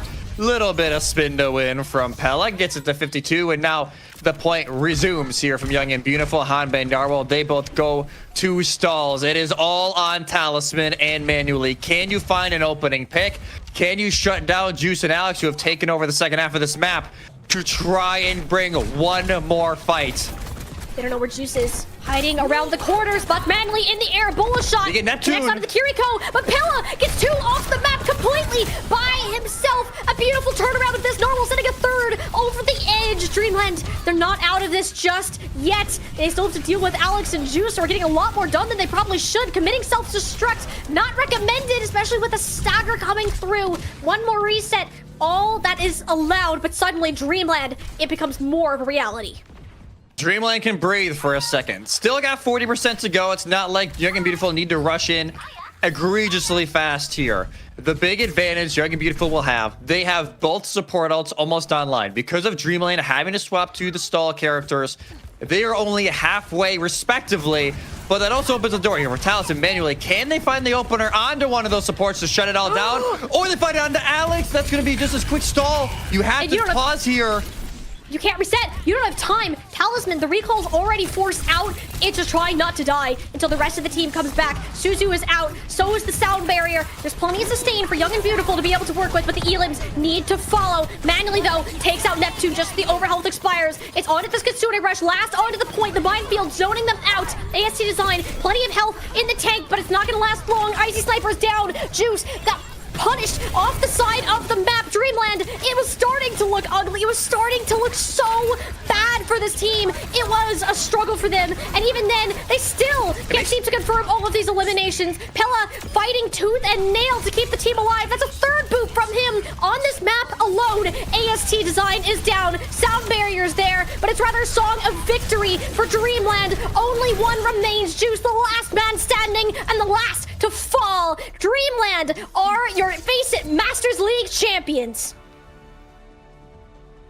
Dreamland 4-3. There, it was almost flipped there near the very end. Volley, Young and Beautiful got 2 picks, and Bella, if they don't get that boop off, we may be singing a different tune right now, but the MVP of these last 2 fights is the Wrecking Ball himself, Mr. Mike Tyson. Pella, they're able to get it done. It kills both supports that fight before. That gives them the opportunity for one more fight. Manuel's able to get an opening pick before they get taken out. And it is an absolute dream ending, a fairy tale ending for Dreamland. They win Faceit Masters NA Season 5. But holy, did they have to fight for it, Jesse. My that God. could not have been closer. That last fight was insane, and if Pella did not just decide to become a super hamster, we were seeing this series going a completely different direction, and it's insane that it came down to this close of a match. But is it really? I mean, this is just how the NA Masters scene has gone the whole time. Like, what was stopping it from happening for one final game? It's been one of the best seasons of Faceit Masters across the board, and that was the perfect ending, right? That's just the perfect ending. And I will say, Young and Beautiful, fair play. They almost brought it back after we thought, man, it was looking rough. It was 3-1. They almost came back, but it is still a team has never came back from 3-1, and that stat will continue to be that way, at least for now. We take a look quick at the bracket. What a run after a 3-2 defeat in uppers. Dreamlight, they take down EDM, book their spot in relegation promotion, and they get the revenge over Young and Beautiful in a 4-3 banger. 10 maps in 11 maps, I can't count. This was a long day for Dreamlight. Very long day. I could start to see the fatigue, especially like manually at the end of this game. It was so hard for them to keep up. They were struggling. And you thought, you pick Ilios. This was a risk for Dreamland just because. Okay, that was funny. Given their history on the control map type as a whole, it has been their worst, and it's not even been close. Yet they picked it to be their confident end because of Ruins, and it looked great. But then it started to get shaky here that we got to see on Will, and it was Juice who pulled out all the stops, finished it off with a double, and there's just no reason for Dreamland to touch. And when all went down, and it looked like it was done, like Young and Beautiful, it was their map to win. Pela, of all people on the hamster, gets 3 environmental eliminations just by players on the outside of this map. Only on Ilios, people. Only on Ilios. On Ilios, like, this is just perfection. This is the perfect end to an unreal season here. And this is just, Pela. Pela owned the final 2 fights here. In fact, you lose Talisman, you lose Honda, you're thinking, man, this could get a little rough. You get AST out of mech, you boop off Neptune, you're able to finish off AST from that point on, and at that point, you're able to build up the sound barrier. Everything else falls into place, and an unreal game ends there. And I have a feeling, obviously, we could very well see this again coming up in the promotion relegation match, and if it does happen, my God, just give me that on repeat. It's probably going to happen again. I mean, to be totally honest with you, I would love to see these 2 teams kind of battle it out with how close they managed to keep each other through this tournament, through the regular season even. They've traded off who has won, but I mean, you look at the run that Dreamland has had, beat every team that they lost to, and they ended every time that they've lost to a team. They ended it all on a victory right here. Yeah. Right? Young and Beautiful was the last hurdle in that mission, and They cleared it just barely, but they managed to do it, and it's got to be feeling so good for this team. Like, I can only imagine the adrenaline that is going through them all right now. If Dreamlight did record that final moment, I can't wait for that to hit social media. Like, that is going to be incredible. As I believe, I'm looking right now, I believe it'll be Narwhal here for the interview, and here he is, the man himself. Narwhal, I gotta ask, how are you feeling? You are the winners of Season 5. It feels amazing. The adrenaline is like pumping through my veins right now. Like, you gotta stay locked in every map, like regardless of how you're feeling. And at the end, after it's done, it all comes out. So it feels great. We can see even that last fight too, as close as it was, like it was a push towards the very end, and this was a pretty long day of competition for Dreamland as well. Like, how was that kind of keeping up the energy? What was done to make sure you could stay locked in for all 11 of these maps you had to play? Yeah, it's a grind. Probably like Gibraltar around there. I noticed like fight plans were started to lag. Like, we weren't at our top game. I think fatigue finally started to set in. So going into final map, it's just having to tell team just lock in, one more map, let it all out here, and then we're good. So yeah, going into map 7, you're up 3-1. You dropped 2 in a row. Watch point. We were even saying it here. It felt like a map that you guys were going to win, and they, pulled up with a really good counter comp. What was the message going into that decisive map 7? I mean, obviously, like I said it first after the first map, we haven't won a kickoff, and I'm just gonna say I'm confident in our abilities. Like, I don't care if we haven't won a single one. We've practiced our comp. They've banned everything we thought could possibly ruin our comp. So going into it, we were very confident into the last map. And you were kind of like a later addition to this team, right? Proto leaves, you join in end of May after, a few weeks had already kind of gone by in the season. How does it feel? And you've been around for a very long time in this scene, whether it be community tournaments, the old days of open division. How does it feel to win this kind of game, to win a Masters championship and with promotion relegation on the horizon? I mean, it feels amazing. I've been around since 2020, and finally having a chance to play with the big dogs at OWCS, that feels amazing, because last season I was 8th in Masters, and now I got picked up by these guys, give it an amazing chance, and now we have a chance at OWCS. So it feels amazing. This is just the path to pro that I've always imagined, and I'm glad it's finally happening.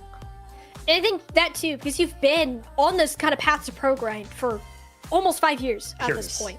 Like, first of all, that's insane, but you're also like a pinnacle example of the grind never stops for this team. And like, especially for you being on this squad as a newer addition, like, I can only imagine like how that actually felt to get to that point finally. And I'm kind of curious from you, like, now that you've made it, you won the Faceit Masters division, you got a spot in the promotion relegation tournament. Like, how are we feeling with that coming up, like, literally just in the next couple of weeks? Yeah, I mean, we made it, but the grind has just started. So we still got a week of grinding. I love my team. I think they're ready for the grind, and I'm excited for next weekend. Awesome. Hey, if anybody can teach them about the grind mindset, it is absolutely you throughout this. But it looks like we do actually have a bracket visual. So you will be starting off against Dill Ducks as your first opponent there. So how are we feeling about the Dill Ducks? You got to see them in OWCS a little bit more. Is that a winnable game? Yeah, I think so. I'm pretty confident going into that. Yeah? All right. I like it. I like it. How do you feel you stack up? Obviously, Supernova at least had a decent end to OWCS Stage 2, not able to get out of the bottom 2, though.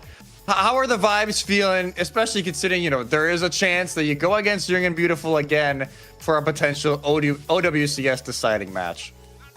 In scrims, Dreamland has always kind of been the big brother for us, so if we can punch up, that feels amazing.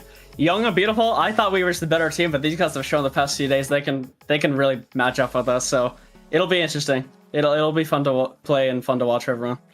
We get another map 5 banger for a decider. I mean, that'd be kind of insane, honestly. We'll look forward to that next week, but that is a next week thing. So for now, though, I do want to get back to you and your success here today.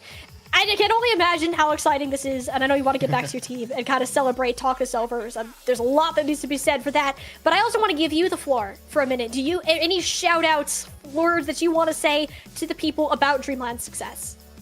I love my team. I love how they give me a chance. Vision has been an amazing coach for us. I've definitely leveled up as a player since he's helped. Lep's helped me quite a bit, so I've gotten a lot of support from a lot of different people, and it's been very nice. My teammates have always been here. They treat me as an equal, even though I've come up from like middle, lower tier 3. So it's nice having a home to feel like welcome. Yeah. Just shout out my team. Shout out the team. It's the people that get you here, and it's so great to hear that you've formed this connection with them in just a couple weeks that this tournament has come off. And I know that us, the casters, and of course the viewers, are very excited to see where you and Dreamland continue on in our promotion relegation tournament. Narwhal, thank you so much for joining us for a post-game interview. We'll let you get back to your team, pop the champagne bottle, and then we will go ahead and see you in the tournament again next week. Thank you, guys. Ooh. I can imagine the vibes in that call right now. I wish I could put them in a bottle and just have it every day. Like, what a game. Like, for Narwhal's been around for so long. Yeah. Like, I don't think some people who are maybe newer, they maybe joined during OWCS, he's been grinding, like, open division when that was still a thing. Back in 2020, 2021, 2022. The dude's been grinding for so long. I'm so happy he's finally got the call up here, and now potentially 2 wins away from OWCS. Like that's just the dream ending here up for Dreamland. The grind never stops. If that's anything that we want to take away, both from Narwhal's words and this 7-mapper banger of the series. Yeah. It was long, it was grueling, and it was a fight till the very end, and we could have asked for a better conclusion to our NA Masters Finals, Jesse. Yeah, it was just the perfect end. And hey, get involved. Go to this link right there. Sign up for Season 6. Signups end on July 30th. fce.gg/Faceit League. Get involved. You could be in this kind of spot. Narwhal, they grinded for so long. Whether it be you were an Overwatch 1 person, you're getting in now. Get in on the action, because this kind of magic only happens in Faceit League. Yeah, hey, it's never too late, and this season might be over, but we still have so much more yet to come from both these Faceit tournaments, and I mean, it's really been such a treat to have these players highlighted, like, for a tier 2 scene, show what the future of NA and EMEA Overwatch is, and how bright that we get to see these teams shine. Yeah, it's been incredible just to see these teams, and now all eyes are on promotion relegation. Young and beautiful Dreamlight. There is a genuine shot in my mind that both of them go up, but Supernova and Dildux will have something to say about that for NA. I gotta say quickly before we go off, big shout out for everybody behind the scenes, the other casters throughout the weekend, our entire OBS crew. There's so many shots that you guys maybe don't realize it right away. There's a team of observers in a different call right now. They're incredible. Shout out BPL, because it's just been amazing all around. Yeah, there's so much that goes on behind what you see here on the screen, and it wouldn't happen without all of our production crew, tournament admins, players, casters alike, whole squad, and that's what esports is all about. Thank you so much for joining us here for the Faceit Masters League Finals. It's been a fun ride to go along, and we'll see you back for the Promotion Relegation Tournament just this next week.